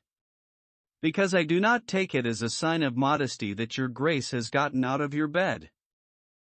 "I could very well ask the same question, Señora," responded Don Quixote, "and so I ask if I shall be safe from assault and violation." "From whom or to whom, Señor Knight, do you ask for that assurance?" responded the duenna. "From you and to you," responded Don Quixote, "for I am not marble and you are not bronze, and it is not now 10 in the morning but midnight, or even a little later, I imagine, and this is a chamber more hidden and secret than the cave where the traitorous and reckless Aeneas enjoyed the beautiful and compassionate Dido. But give me, Señora, your hand, for I wish no greater assurance than that of my own continence and modesty, and that offered by these most reverend veils." And having said this, he kissed her right hand and held it in his own, and she did the same, with the same ceremony. Here Said Hamid offers an aside and says that, by Muhammad, he would give the better cloak of 2 that he owns to see them holding and grasping each other as they walked from the door to the bed. Don Quixote at last got into his bed, and Dona Rodriguez sat in a chair at some distance from the bed, not removing her spectacles or setting down the candle. Don Quixote concealed and hid himself completely, leaving only his face uncovered, and when the 2 had regained their composure, the first to break the silence was Don Quixote, saying, "Now, Señora Dona Rodriguez, your grace can reveal and disclose all that is in your troubled heart and care-ridden soul, for it will be heard by my chaste ears and remedied by my compassionate deeds." "I do believe," responded the duenna, "that from your grace's gallant and pleasing presence one could expect only this Christian response. The fact, then, Señor Don Quixote, is that although your grace sees me sitting in this chair, in the middle of the kingdom of Aragon, and in the dress of an exhausted duenna in decline, I am a native of Asturias de Oviedo, one and my lineage is crossed with many of the best in that province, but my bad luck, and the imprudence of my parents who became impoverished too soon, not knowing how or why, brought me to the court, in Madrid, and for their peace of mind and to avoid greater misfortunes, my parents arranged for me to do needlework in the service of a noblewoman. I want your grace to know that no one has ever outdone me in the hemstitch or needlepoint. My parents left me in service and returned home, and in a few years they left there and must have gone to heaven, because they were very good Catholic Christians. I was an orphan, and dependent on the miserable salary and grudging favors that maids like me receive at court. At this time, without any sort of encouragement from me, a squire of the house fell in love with me, a man somewhat advanced in years, bearded and imposing and, above all, as noble as the king because he was from the mountains. Point 2 Our courtship was not so secret that it did not come to the attention of my lady, who, to avoid gossip and talk, married us with the approval and blessing of our Holy Mother Roman Catholic Church, and from our marriage a daughter was born, putting an end to what good fortune I had, not because I died in childbirth, for I delivered safely and on time, but because not long afterward my husband died of fright, and if I had time now to tell you about it, I know that your grace would be astounded. And at this she began to cry very piteously and said, Señor Don Quixote, your grace must forgive me, but I cannot help it, because every time I remember my poor husband my eyes fill with tears. Lord save me! With what authority did he carry my lady on the hindquarters of a powerful mule, as black as jet itself? For in those days they did not use coaches or saddles, as they do nowadays, and ladies rode behind their squires. This, at least, I must recount, so that you can see the breeding and manners of my good husband. Just as they were entering Calle Santiago in Madrid, which is rather narrow, a court magistrate, with 2 bailiffs riding in front of him, was coming out, and as soon as my good squire saw him, he turned the reins of the mule, indicating that he would turn back and accompany him. Point 3 My lady, who was riding on the hindquarters of the mule, said in a low voice, What are you doing, you miserable wretch? Have you forgotten that I am here? The magistrate, out of courtesy, pulled on the reins of his horse and said, Señor, continue on your way, it is I who should accompany Señora Dona Casilda, for that was the name of my mistress. My husband still persisted, with hat in hand, in trying to accompany the magistrate, seeing which my lady, full of anger and rage, took a thick needle, or it might have been a long hairpin, from its case, and stuck him in the back, so that my husband gave a great shout and twisted his body around, knocking my lady to the ground. 2 of her lackeys hurried to pick her up, as did the magistrate and the bailiffs. The Guadalajara gate, the shiftless people loitering there, was in an uproar. My mistress left on foot, and my husband went to the house of a barber, saying that his innards had been pierced right through. My husband's courtesy became the subject of so much talk that boys ran after him in the streets, and for that reason, and because he was somewhat short-sighted, my lady the Duchess dismissed him, and I have no doubt that his grief over this is what caused his death. I was left a helpless widow, with a daughter to care for, whose beauty was growing like the ocean foam. Finally, since I was known for fine needlework, my lady the Duchess, who had recently married my lord the Duke, offered to bring me, as well as my daughter, to this kingdom of Aragon, where the days passed, and my daughter grew and was endowed with all the graces in the world. She sings like a lark, dances court dances like a lightning flash and country dances like a whirlwind, reads and writes like a schoolmaster, and counts like a miser. I say nothing about her purity. Running water is not purer, and now, if I remember correctly, she must be 16 years, 5 months, and 3 days old, give or take a few. In short, the son of a very rich farmer who lives in a village not very far from here, which belongs to my lord the Duke, fell in love with my girl. The fact is that I don't know how it happened, but they met, and promising to be her husband, he deceived my daughter, and now he refuses to keep his word, even though my lord the Duke knows about it, because I myself have complained to him not once, but many times, and have asked him to order the farmer to marry my daughter. He ignores me and doesn't want to listen to me, and the reason is that since the SC Duce's father is so rich and lends him money, and sometimes stands as his guarantor, when he gets into difficulties, he doesn't want to anger or trouble him in any way. And so, Señor, I would like your grace to take responsibility for righting this wrong, either by persuasion or by arms, for according to what everyone says, your grace was born into this world to redress grievances and right wrongs and come to the aid of those in need. Your grace should keep in mind that my daughter is an orphan, and well-bred, and young, and possessed of all those gifts that I have mentioned to you, for by God and my conscience, of all the maidens that my mistress has, there is none that can even touch the sole of her shoe, and the one they call Altisidora, the one they consider the most elegant and spirited, can't come within 2 leagues of my daughter. Because I want your grace to know, Señor, that all that glitters is not gold, this little Altisidora has more vanity than beauty, and more spirit than modesty, and besides, she's not very healthy, she has breath so foul that you can't bear to be near her even for a moment. And then, my lady the Duchess, but I'd better be quiet, because they say that the walls have ears. By my life, what is wrong with my lady the Duchess, Señora Dona Rodriguez? Asked Don Quixote. With that oath, responded the duenna, I must respond truthfully to what I have been asked. Señor Don Quixote, has your grace seen the beauty of my lady the Duchess, her complexion that resembles a smooth and burnished sword, her 2 cheeks of milk and carmine, the sun blowing on one and the moon on the other, and the elegance with which she treads, even scorns, the ground, so that it looks as if she were scattering health and well-being wherever she goes? Well, your grace should know that for this she can thank God, first of all, and then the 2 issues 5 she has on her legs, which drain the bad humors that the doctors say fill her body. Holy Mary, said Don Quixote. Is it possible that my lady the Duchess has those drains? I would not believe it if discalced friars told me so, but since Señora Rodriguez says it, it must be true. But from such issues in such places there must flow not humors but liquid amber.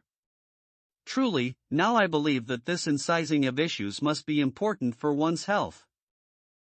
As soon as Don Quixote had finished saying this, the doors of his room banged open, and Dona Rodriguez was so startled that the candle dropped from her hand, and the room was left like the inside of a wolf's mouth, as the saying goes. Then the poor duenna felt her throat grasped so tightly by 2 hands that she could not cry out, and another person, with great speed, and without saying a word, raised her skirts, and with what appeared to be a slipper began to give her so many blows that it was pitiful. Although Don Quixote was near her, he did not move from the bed, and he did not know what it could be, and he remained still and quiet, even fearing that the thrashing and the blows might be turned on him. And his was not an idle fear, for when they had left the duenna bruised and battered, she did not dare even to moan. The silent scourgers turned on Don Quixote and, stripping him of the sheet and bedspread, pinched him so hard and so often that he could not help but defend himself with his fists, all of this in the most remarkable silence. The battle lasted almost half an hour, the phantoms left, Dona Rodriguez picked up her skirts, and, groaning over her misfortune, went out the door without saying a word to Don Quixote, who, sorrowful and pinched, confused and thoughtful, was left alone, where we shall leave him, desiring to know which perverse enchanter had done this to him. But that will be told in due course, for Sancho Panza is calling us, and the harmonious order of the history requires that we respond. Chapter 49. Regarding what befell Sancho Panza as he patrolled his insula. We left the great governor angry and annoyed at the sly painter of a farmer who had been instructed by the steward, and the steward by the duke, to ridicule Sancho, but he stood his ground with all of them even though he was foolish, unpolished, and plump, and he said to those who were with him, and to Dr. Pedro Recio, who had come back into the room once the secret matter of the duke's letter was concluded. Now I can really understand that judges and governors must be, or should be, made of bronze so they won't feel the demands of petitioners, who at all hours and in every season want them to listen and attend only to their petitions, and to take care of them come what may, and if the poor judge doesn't listen to them and take care of them, either because he can't or because it isn't the time set aside for giving audiences, then they curse him and slander him and gnaw at his bones and even have things to say about his family. Foolish, thoughtless petitioner, don't be in a hurry, wait for the right time and occasion to make your petition, don't come when it's time to eat or sleep, for judges are flesh and blood, and they must give to their natures what they naturally demand. Except for me, I don't give mine anything to eat, thanks to our Dr. Pedro Recio Tertiafura, here present, who wants me to die of hunger, and who claims that this kind of death is life. May God grant the same to him and to all those of his kind. I mean bad doctors, the good ones deserve palms and laurels. All who knew Sancho Panza were amazed to hear him speak so elegantly, and they did not know how to account for it except for the fact that serious offices and responsibilities either strengthen the mind or make it torpid. Finally, Dr. Pedro Recio de Aguero de Tertiafura promised to give him supper that night, even if that exceeded all the aphorisms of Hippocrates. This made the governor happy, and he waited very impatiently for night and the supper hour to arrive, and although time, it seemed to him, stood still, not moving from the spot, yet the longed-for moment arrived, and for supper he was served a salpicon one of beef with onion, and some stewed calves' feet that were a little past their prime. He gave himself up to all of it with more pleasure than if they had served him partridges from Milan, pheasants from Rome, veal from Sorrento, quail from Moron, or geese from Lavajos, and during his supper he turned to the doctor and said, "Look, Senor Doctor, from now on don't bother about giving me delicate or exquisite things to eat, because that will drive my stomach out of its mind. It's used to goat, beef, bacon, dried meat, turnips, and onions, and if by some chance it's given palace dishes, it gets finicky, and sometimes even sick. What the butler can do is bring me what are called alas podridas, too, and the more rotten they are, the better they smell, and he can pack them and fill them with anything he likes as long as it's food, and I'll thank him for it and repay him someday, but don't let anybody try to trick me, because we either are or we aren't. Let's all live and eat in peace and good friendship, because when God sends the dawn, it's dawn for everybody. I'll govern this insula without forsaking the law or taking a bribe, and let everybody keep his eyes open and tend to his own affairs, because I want you to know that the devil makes trouble everywhere, and if you give me a chance, you'll see marvels. And if you turn into honey, the flies will eat you." "Certainly, Senor Governor," said the butler, "your grace is correct in everything you have said, and I offer, in the name of all the insulanos of this insula, to serve your grace with all promptness, love, and benevolence, because the gentle form of governing that your grace has shown from the very beginning does not allow us to do or think anything that would redound to your grace's disservice." "I believe that," responded Sancho, "and they would be fools if they did or thought anything else. And I say again that care should be taken with my feeding and the feeding of my donkey, which is what matters and is most important in this business. When it's time we'll go on patrol, for it's my intention to clear this insula of all kinds of filth, as well as people who are vagrants, idlers, and sluggards, because I want you to know, my friends, that shiftless, lazy people are to the nation what drones are to the hive. They eat the honey that the worker bees produce. I intend to favor those who labor, maintain the privileges of the gentry, reward the virtuous, and, above all, respect religion and the honor of the clergy. What do you think of this, my friends? Have I just said something, or am I racking my brains for nothing?" "Your grace has said so much, Senor Governor," said the steward, "that I'm amazed to see a man as unlettered as your grace, who, I believe, has no letters at all, saying so many things full of wisdom and good counsel, far beyond what was expected of your grace's intelligence by those who sent us here and by those who came here with you. Every day we see new things in the world, deceptions become the truth, and deceivers find themselves deceived." Night arrived, and the governor had supper with the permission of Dr. Ricio. They prepared to go on patrol, and the governor went out with the steward, the secretary, the butler, the chronicler who was charged with recording his deeds, and so many bailiffs and scribes they could have formed a medium-sized squadron. Sancho was in the middle of it, holding his staff, and it was a sight to see, and when they had gone down a few streets they heard sounds of a dispute. They hurried to the spot and found only two men fighting. Seeing the law approach, the men stood still, and one of them said, "Here, over here, in the name of God and the king. How can you allow people to be robbed in the middle of town and assaulted in the middle of the street?" "Calm down, my good man," said Sancho, "and tell me the reason for this fighting, for I am the governor." The other man said, "Senor Governor, I'll tell you as briefly as I can.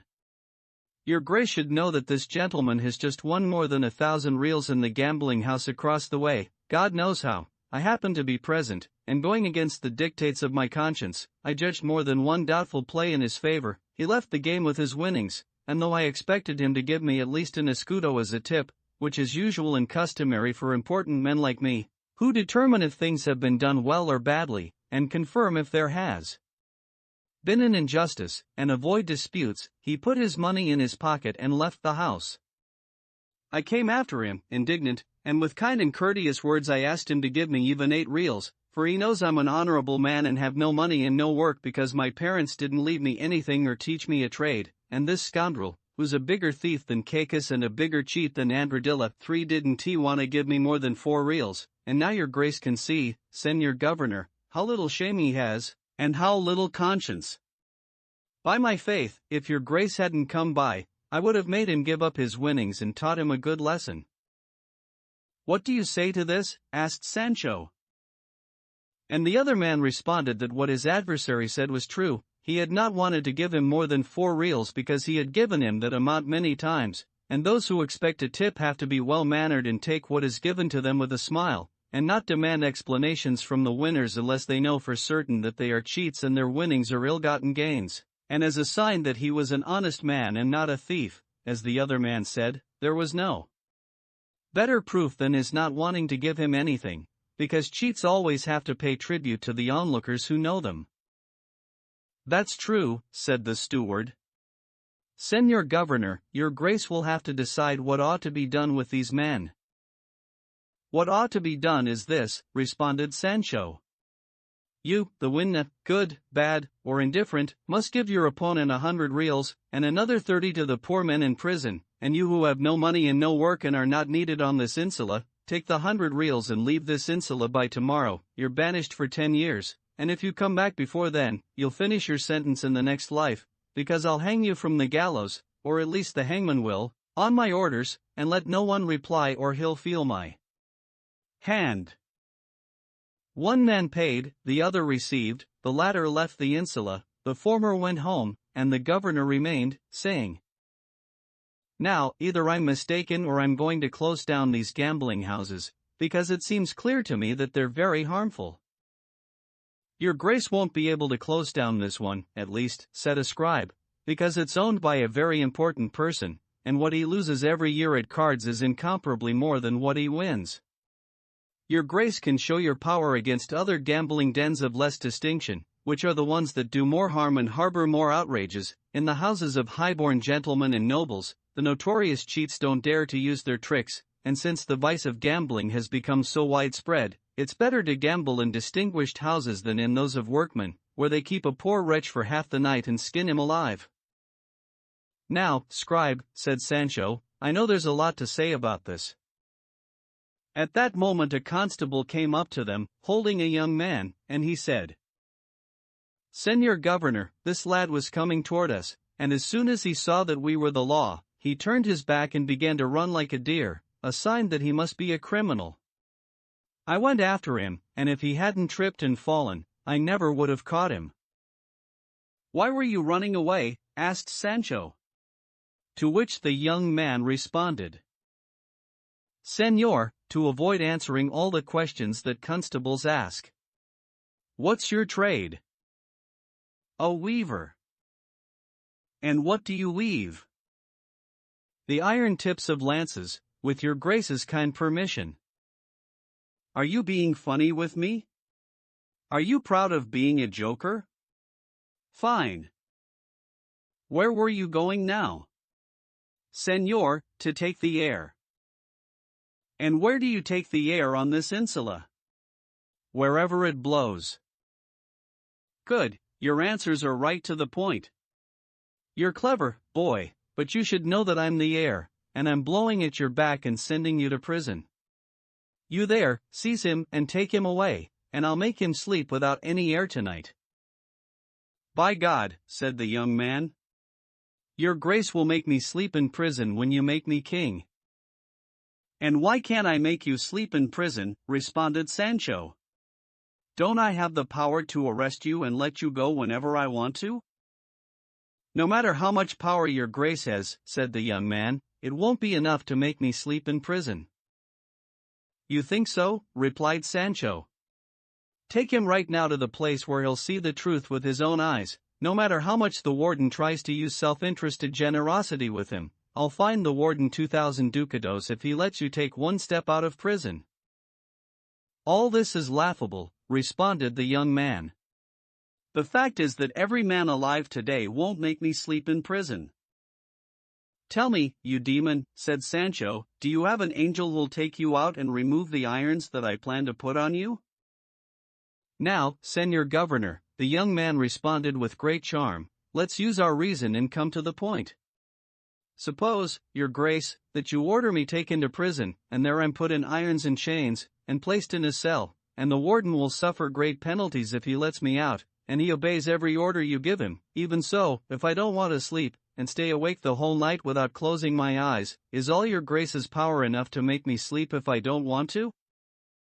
"No, of course not," said the secretary, "and the man has proven his point." "Which means," said Sancho, "that you wouldn't sleep simply because it's your will not to, not because you want to go against mine." "No, señor," said the young man, "I wouldn't dream of that." "Well then," said Sancho, "go with God back to your house to sleep, and may God give you a sound sleep, for I don't want to rob you of that, but I do advise that from now on you don't mock the law because you may come across a constable who'll take the joke out of your hide."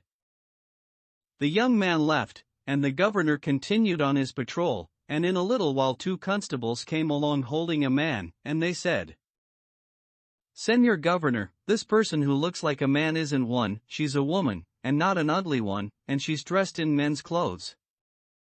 They raised 2 or 3 lanterns up to her eyes, and in their light they saw the face of a woman who seemed to be 16 years old, or perhaps a little older, with her hair caught up in a net of gold and green silk, and as beautiful as 1,000 pearls. They looked at her from head to toe and saw that she was wearing stockings of scarlet silk, with garters of white taffeta edged in gold and seed pearls. Her breeches were green, made of cloth of gold, as was her jacket or loose coat, under which she wore a doublet of a very fine gold and white cloth, and her men's shoes were white. On her belt she did not wear a sword but a richly decorated dagger, and on her fingers there were many precious rings. In short, everyone thought the girl was lovely, and no one recognized her, and the residents of the village said they could not think who she might be, and those who were privy to the tricks that were to be played on Sancho were the ones who were most bewildered, because they had not arranged this incident and discovery, and so they were in doubt, waiting to see how the matter would turn out. Sancho was amazed at the girl's beauty, and he asked her who she was, where she was going, and what had moved her to dress in those clothes. She, her eyes lowered in modesty and shame, responded, "I cannot, señor, say publicly what it has been so important for me to keep secret, but I want one thing understood: I am not a thief or a wicked person, but an unfortunate maiden forced by the power of jealousy to break with the decorum owed to modesty." Hearing this, the steward said to Sancho, "Señor Governor, have these other people move away so the lady can say whatever she wishes with less embarrassment." The governor so ordered, and everyone moved away except the steward, the butler, and the secretary. When they were alone, the maiden continued, saying, "Señors, I am the daughter of Pedro Perez Mazorca, the tax collector for wool in this village, who often comes to my father's house." "This doesn't make sense, señora," said the steward, "because I know Pedro Perez very well, and I know he has no children, male or female, and besides, you say he's your father and then you add that he often comes to your father's house." "I noticed that, too," said Sancho.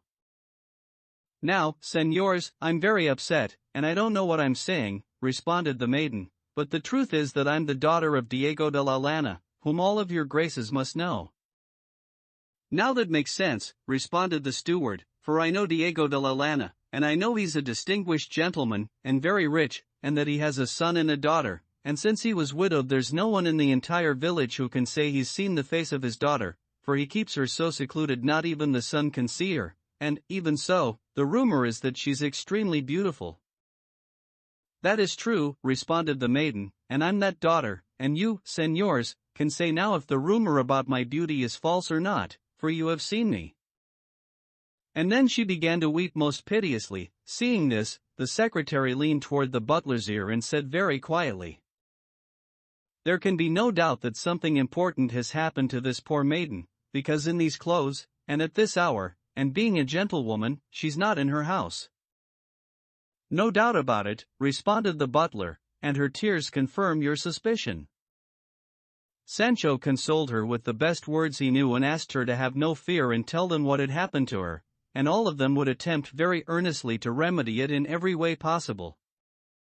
"The fact is, señors," she responded, "that my father has kept me secluded for 10 years, the same amount of time my mother has been in the ground.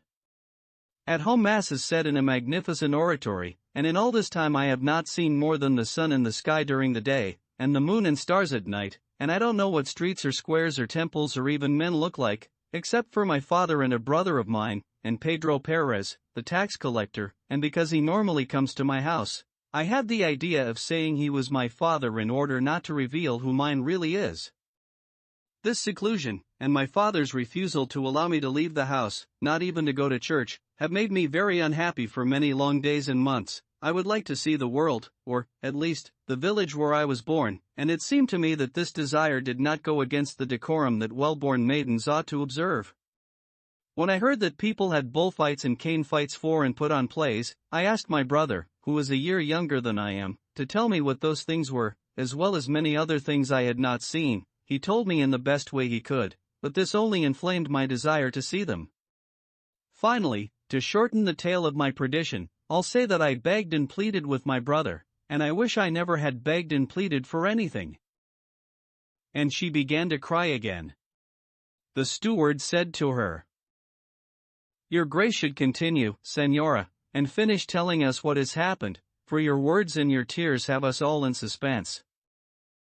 "I have few words left to say," responded the maiden, "but many tears to weep, because badly placed desires cannot bring any reduction, 5 only more of the same."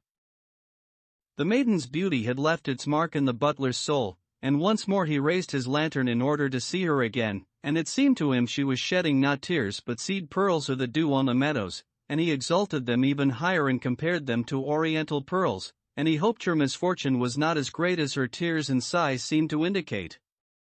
The governor was becoming impatient at the length of time it took the girl to tell her history, and he told her not to keep them in suspense any longer, for it was late and they still had a good part of the town to patrol.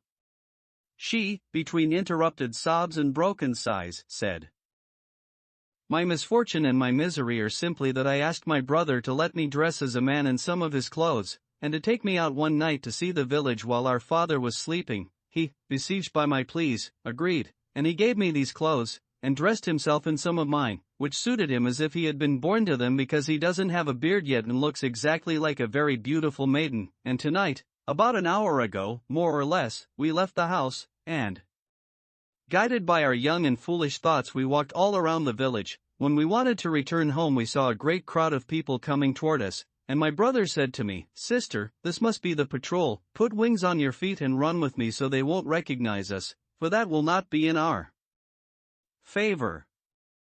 And saying this, he turned, and I won't say he began to run, but to fly. Before I had taken 6 steps I fell, I was so frightened, and then the officer of the law came and brought me before your graces, where, because I am wicked and capricious, I find myself shamed before so many people." "And so, Señora," said Sancho, "no other misfortune has happened to you, not even the jealousy you mentioned at the beginning of your story, to bring you out of your house?" "Nothing has happened to me, and jealousy didn't bring me out, but only my desire to see the world, which didn't go beyond seeing the streets of this town." And the truth of what the maiden had said was confirmed by the arrival of constables holding her brother, whom one of them had overtaken when he ran from his sister. He wore a rich skirt and a shawl of blue damask with fine gold passementerie, and no headdress or any other adornment on his head except for his hair, which was so blonde and curly it looked like rings of gold. The governor, the steward, and the butler moved to one side with him, and not letting his sister hear what they were saying, they asked him why he was wearing those clothes, and he, with no less shame and embarrassment, told the same story that his sister had told, which brought great joy to the enamored butler. But the governor said, "Certainly, señors, this has been a childish prank, and to tell about this foolishness and daring, there was no need for so many long tears and sighs, just saying, we're so and such, and we left our father's house in disguise to enjoy ourselves, just out of curiosity, for no other reason, would have been the end of the story without all that sobbing and weeping and carrying on." "That's true," responded the maiden, "but your graces should know I was so upset I could not be as brief as I should have been." "Nothing's been lost," responded Sancho. "Let's go, and we'll leave your graces at your father's house, maybe he hasn't missed you. And from now on don't be so childish, we're so eager to see the world, an honorable maiden and a broken leg stay in the house, and a woman and a hen are soon lost when they wander, and a woman who wants to see also wants to be seen. That's all I'll say." The boy thanked the governor for his kindness in taking them to their house, and so they set out, for it was not very far.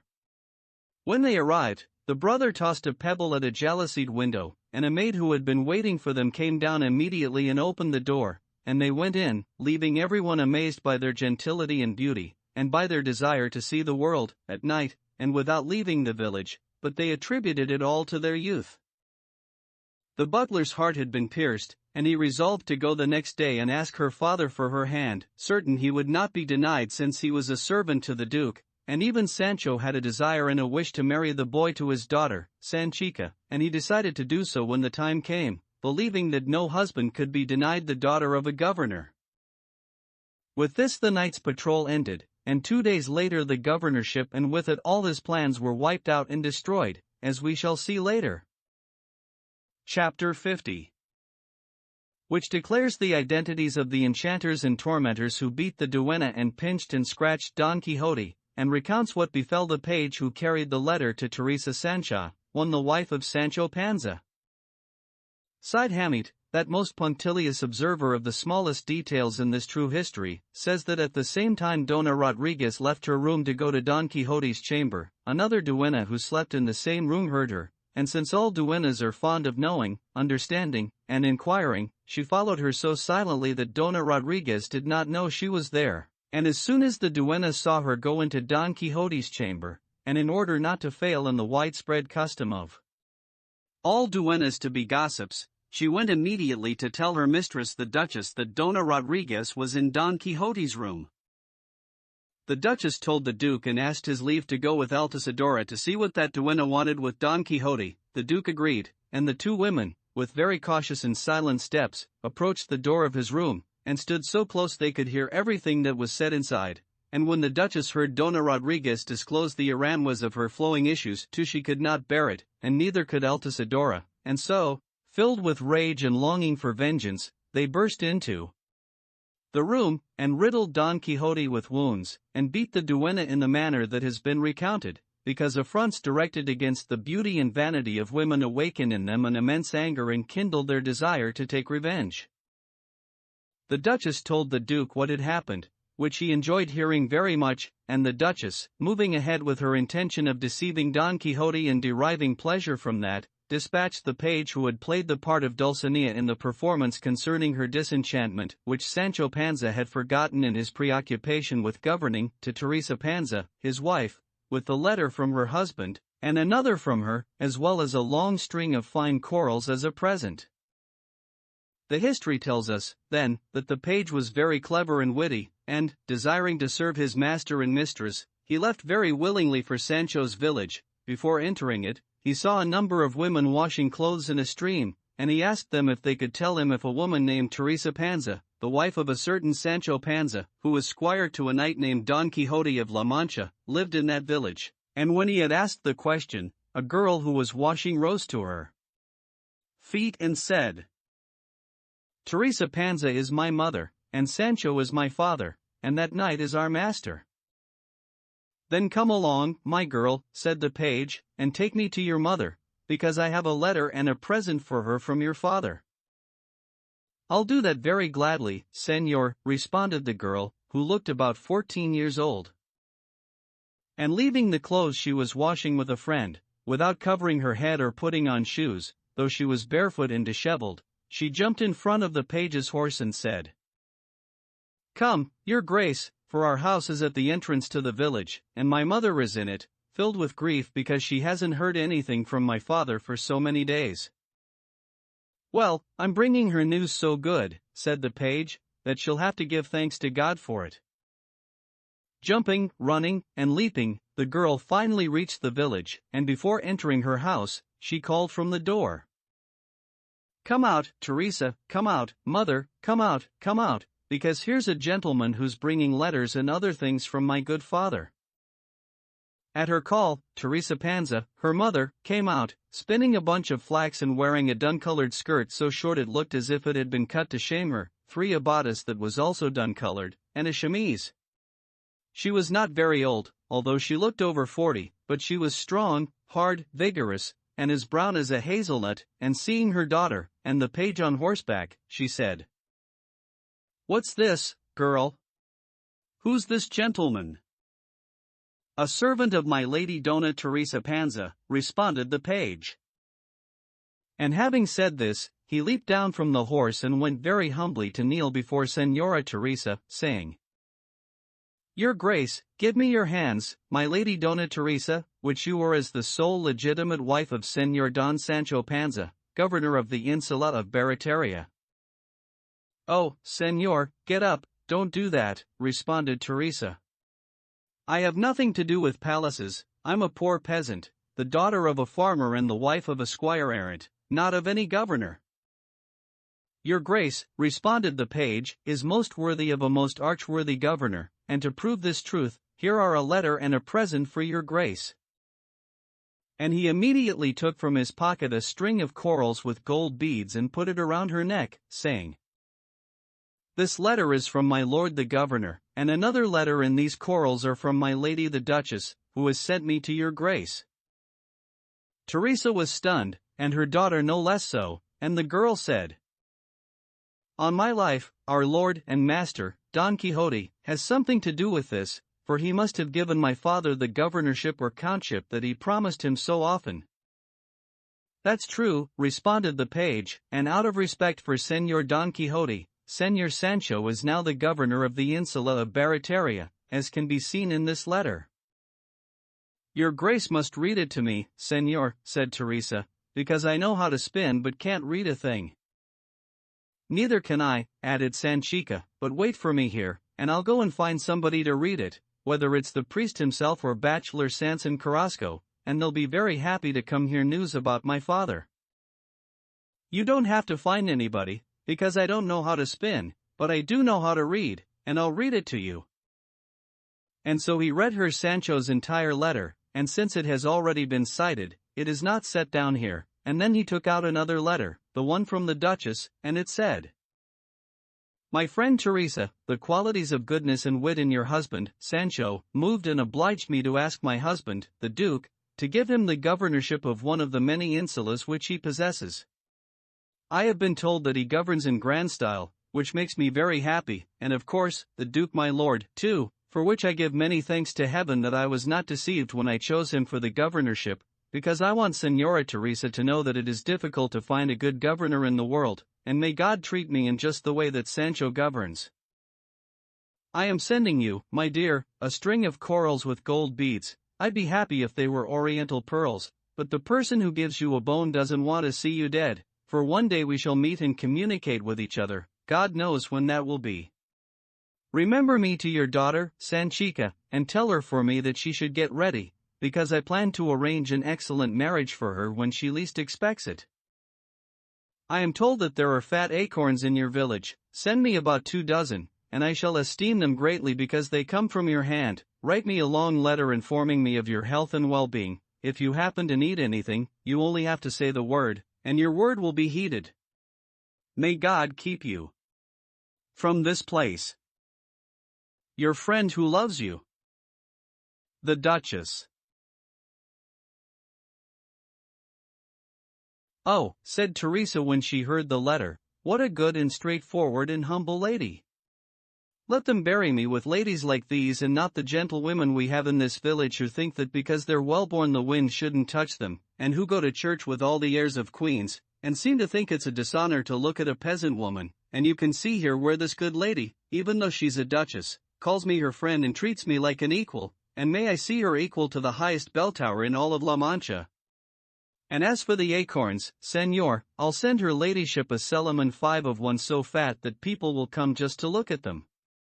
And for now, Sanchica, look after this gentleman, take care of his horse, and get some eggs from the stable, and cut plenty of bacon, and let's feed him like a prince. He deserves it for the good news he's brought us and for that nice face of his. In the meantime, I'll go out and tell the news about our luck to my neighbors and to the Reverend Priest and Master Nicholas, the barber, who are and have been such good friends of your father's.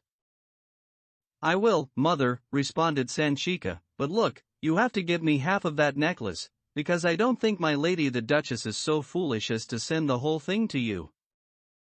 It's all for you, daughter, responded Teresa, but let me wear it around my neck for a few days, because it really seems to bring joy to my heart.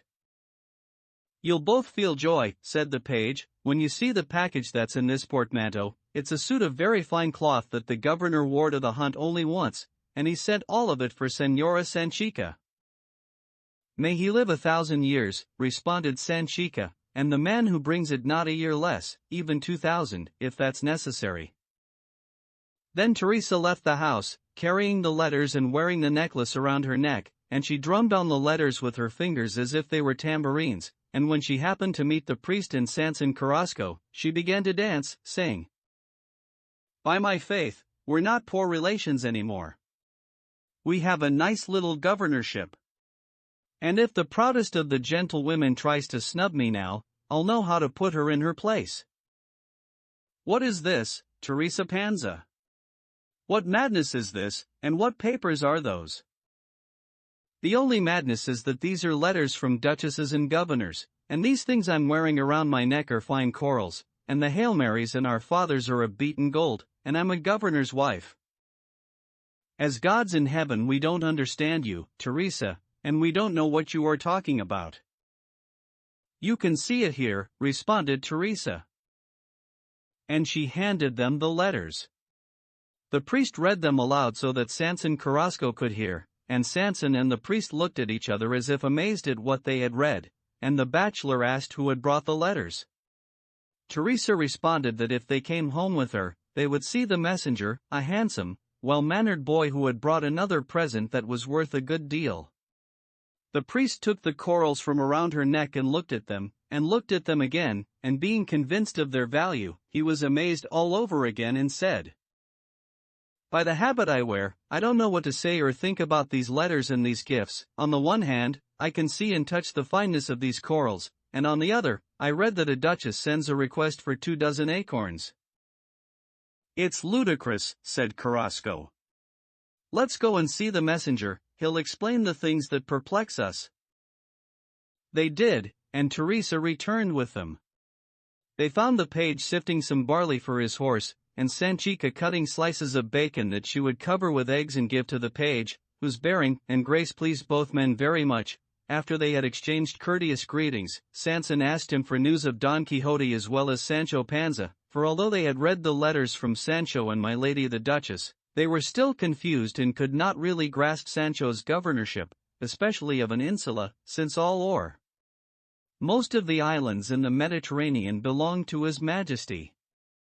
To which the page responded, "Señor Sancho Panza is a governor, of that there can be no doubt. Whether what he governs is an insula or not does not concern me, but it's enough to know that it's a place with more than 1,000 residents. As for the acorns, I can say that my lady the Duchess is so straightforward and humble," he said, "that she not only would send a request to a peasant for some acorns, but has on occasion asked to borrow a comb from a neighbor. Because I want your graces to know that the ladies of Aragon are as highborn but not as punctilious and haughty as Castilian ladies, they are simpler in their dealings with people." While they were engaged in this conversation, Sanchica interrupted, her skirt filled with eggs, and asked the page, "Tell me, Señor, does my father happen to wear full-length breeches since he's been governor?" "I haven't noticed," responded the page, "but he probably does." "Oh, God," replied Sanchica.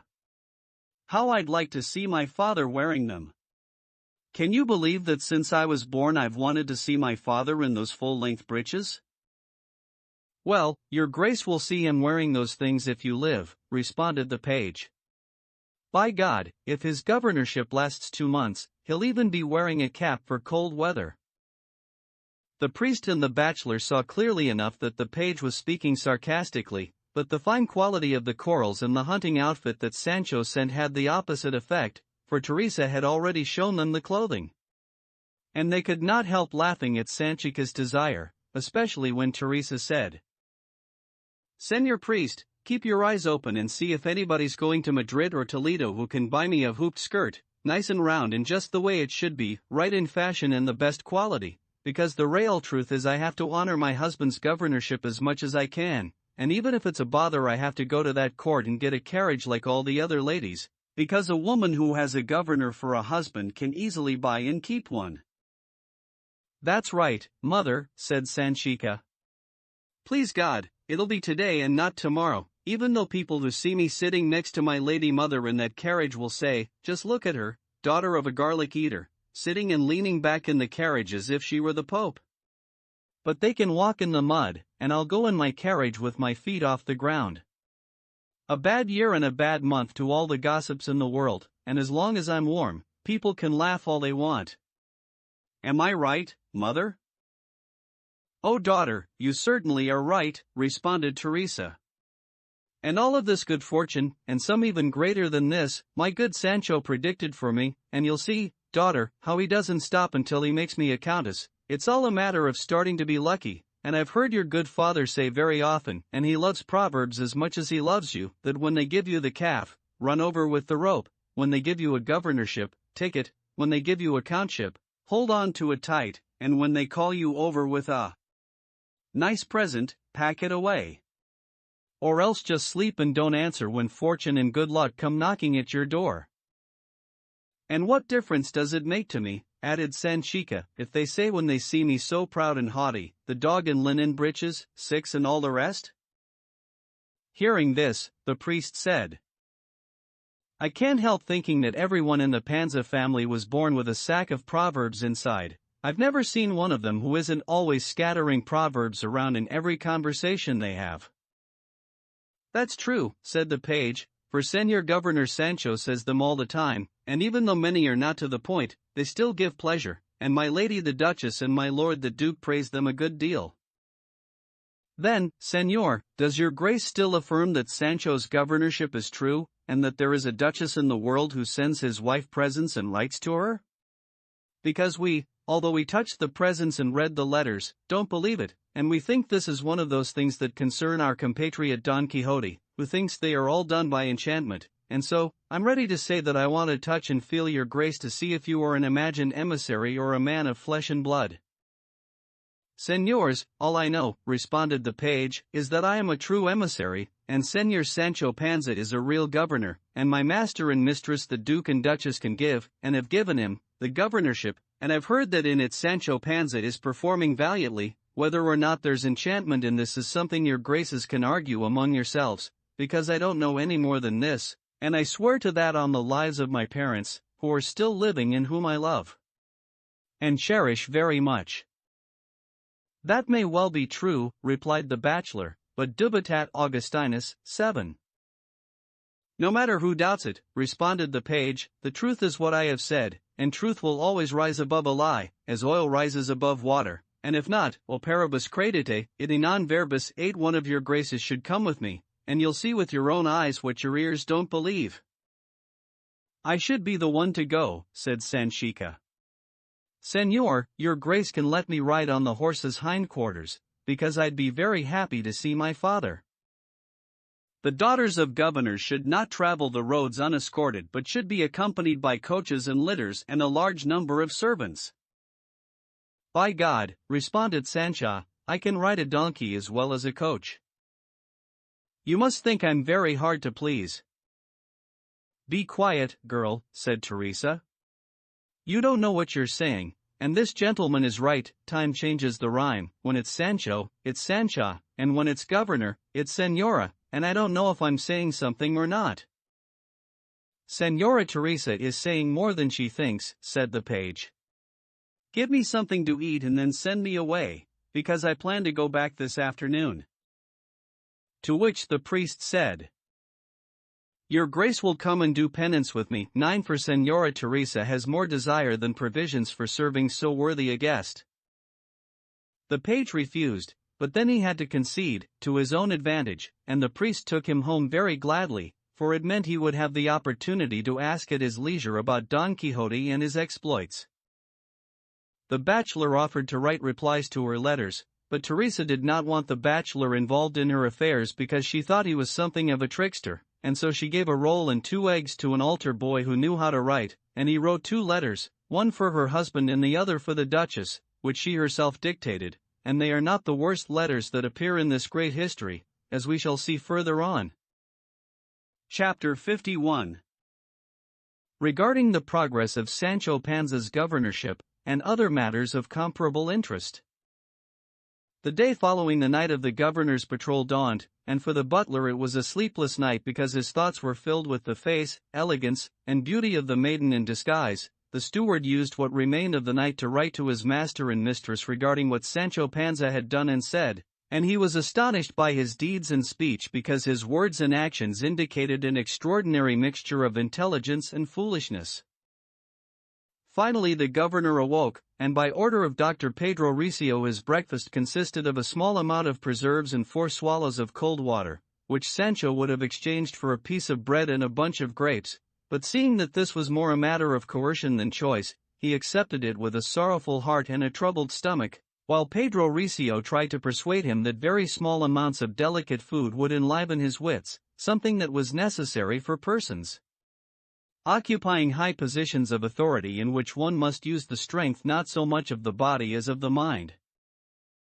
Because of this sophistry, Sancho suffered so much hunger that he secretly cursed the governorship, and even the one who had given it to him, but with his hunger and his preserves he began to judge that day's cases, the steward and the rest of the acolytes being present, and the first was an enigma presented to him by a stranger, who said, "Señor, a very large river divided a lord's lands into 2 parts, and your grace should pay close attention, because the case is important and somewhat complicated.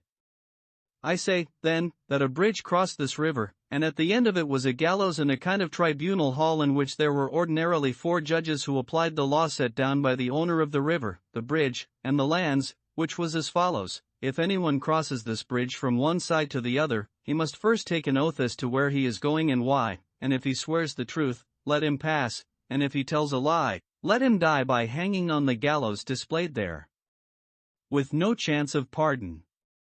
Knowing this law and its rigorous conditions, many people crossed the bridge, and then, when it was clear that what they swore was true, the judges let them pass freely. It so happened, then, that a man once took the oath, and he swore and said that because of the oath he was going to die on the gallows, and he swore to nothing else.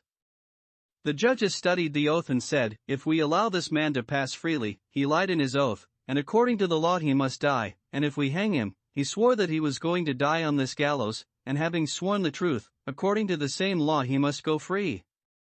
Señor Governor, the question for your grace is what should the judges do with the man, for they are still doubtful and undecided.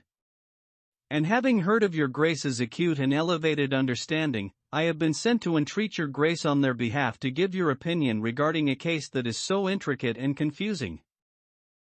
To which Sancho responded, "Certainly those judges who sent you to me could have saved themselves the trouble, because I'm more of a dullard than a shrewd man, but even so, tell me this business again so I understand it, then maybe I'll figure it out." The questioner repeated what he had said earlier, and then Sancho said, "It seems to me I can pass judgment on this case in the blink of an eye, and it's this: the man swears he's going to die on the gallows, and if he dies there, his oath was true and by law he deserves to be free and cross over the bridge, and if they don't hang him, his oath was false, and by the same law he deserves to be hanged." "It is just as your grace says, Señor Governor," said the messenger, "and as for the completeness of your understanding, there can be no question or doubt about that." "Well then, I'll say now," replied Sancho, "that they let the part of the man that swore the truth pass freely, and hang the part that told a lie, and in this way the conditions for passing will be satisfied to the letter." "But, Señor Governor," replied the questioner, "it will be necessary for the man to be divided into 2 parts, the lying part and the truthful, and if he is divided, of necessity he will die, and then nothing that the law demands is fulfilled, and it is an express obligation that it be obeyed." "Come here, my good man," responded Sancho. "This traveler you've described, either I'm a fool or there's as much reason for him to die as to live and cross over the bridge, because just as the truth saves him, the lie condemns him. If this is so, and it is, it's my opinion that you should tell those gentlemen who sent you to me that since the reasons for condemning him or sparing him are balanced perfectly, they should let him pass freely, for doing good is always more praiseworthy than doing evil, and I'd sign this with my own name if I knew how to write, and in this case I haven't said my own idea but a precept that came to mind, one of many that was given to me by my master, Don Quixote, the night before I came to be governor of this insula, and it was that when the law is in doubt, I should favor and embrace mercy. It was God's will." "That I remembered it now," since it fits this case exactly. That's true, responded the steward, and in my opinion Lycurgus himself, who gave laws to the Lacedaemonians, could not have made a better judgment than the one the great Panza has given. And with this let the court close for the morning, and I will give orders for the governor to have food that he likes for dinner. That's all I ask, and no tricks, said Sancho. Give me something to eat, and let cases and doubts rain down on me, and I'll take care of them in midair. The steward kept his word, for it seemed to him a matter of conscience not to starve to death so intelligent a governor. Besides, he intended to be finished with him that night, when he would play the final trick on him that he had been commissioned to perform. So it happened that when the governor, having eaten that day in defiance of all the rules and aphorisms of Dr. Tertiafura, stood up from the table, a courier came in with a letter from Don Quixote. Sancho ordered the secretary to read it to himself and, if there was nothing in it that had to be kept secret, to then read it aloud. The secretary did so, and having first examined it, he said, "It can certainly be read aloud, for what Señor Don Quixote writes to your grace deserves to be inscribed and written in letters of gold, and this is what it says. Letter from Don Quixote of La Mancha to Sancho Panza, governor of the Insula Barataria. When I expected to hear news of your negligence and impertinence, Sancho my friend, I have heard about your intelligence, for which I gave special thanks to heaven, which can raise the poor from the dung heap, and make wise men out of fools. They tell me that you govern as if you were a man, and that you are a man as if you were an animal, so humbly do you behave, and I want you to be aware, Sancho, that many times it is proper and necessary, because of the authority of one's position, to contravene the humility of one's heart, because the admirable qualities in the person who holds high office ought to conform to the demands of the office, not the measures to which his humble state inclines him. Dress well, for a neatly decorated stick does not seem to be a stick at all. I do not say that you should wear jewels and finery, or, being a judge, that you should dress as a soldier, but only that you should wear the clothing your office requires, as long as it is clean and neat. To win the goodwill of the people you govern, you must do two things, among others. One is to be civil to everyone, although this is something I have already told you, and the other is to attempt to provide them with the necessities of life, for there is nothing that troubles the heart of the poor more than hunger and need. Do not issue many edicts, and if you do, try to make them good ones, and, above all, ones that are carried out and obeyed, for edicts that are not carried out are as good as non-existent, and they let it be known that the prince who had the intelligence and authority to issue them did not have the courage to enforce them. Laws that intimidate but are not enforced become like the log that was king of the frogs. At first it frightened them, but in time they came to despise it and climbed up on it. Be a father to virtues and a stepfather to vices. Do not always be severe, or always mild, but choose the middle way between those two extremes. This is the object of wisdom. Visit the prisons, the slaughterhouses, and the market squares, for the presence of the governor in these places is of great importance. It consoles the prisoners, who can hope for a quick release. It frightens the butchers, who then make their weights honest. It terrifies the market women, and for the same reason. Do not show yourself to be, even if you are, which I do not believe, a greedy man, a womanizer, or a glutton, because if the people and those who deal with you learn your specific inclination, that is where they will attack until they throw you down to the depths of perdition. Look at and examine, consider and review the advice and precepts I gave to you in writing before you left here for your governorship, and you will see that you can find in them, if you follow them, something to help you bear the trials and difficulties that governors constantly encounter. Write to your lord and lady and show them that you are grateful, for ingratitude is the daughter of pride and one of the greatest sins we know, while the person who is grateful to those who have granted him benefits indicates that he will also be grateful to God, who has granted and continues to grant him so many. My lady the Duchess dispatched a messenger with your hunting outfit and another present to your wife, Teresa Panza. We expect a reply at any moment. I have been somewhat indisposed by a certain clawing that happened at the expense of my nose, but it was nothing, for if there are enchanters who mistreat me, there are also those who defend me.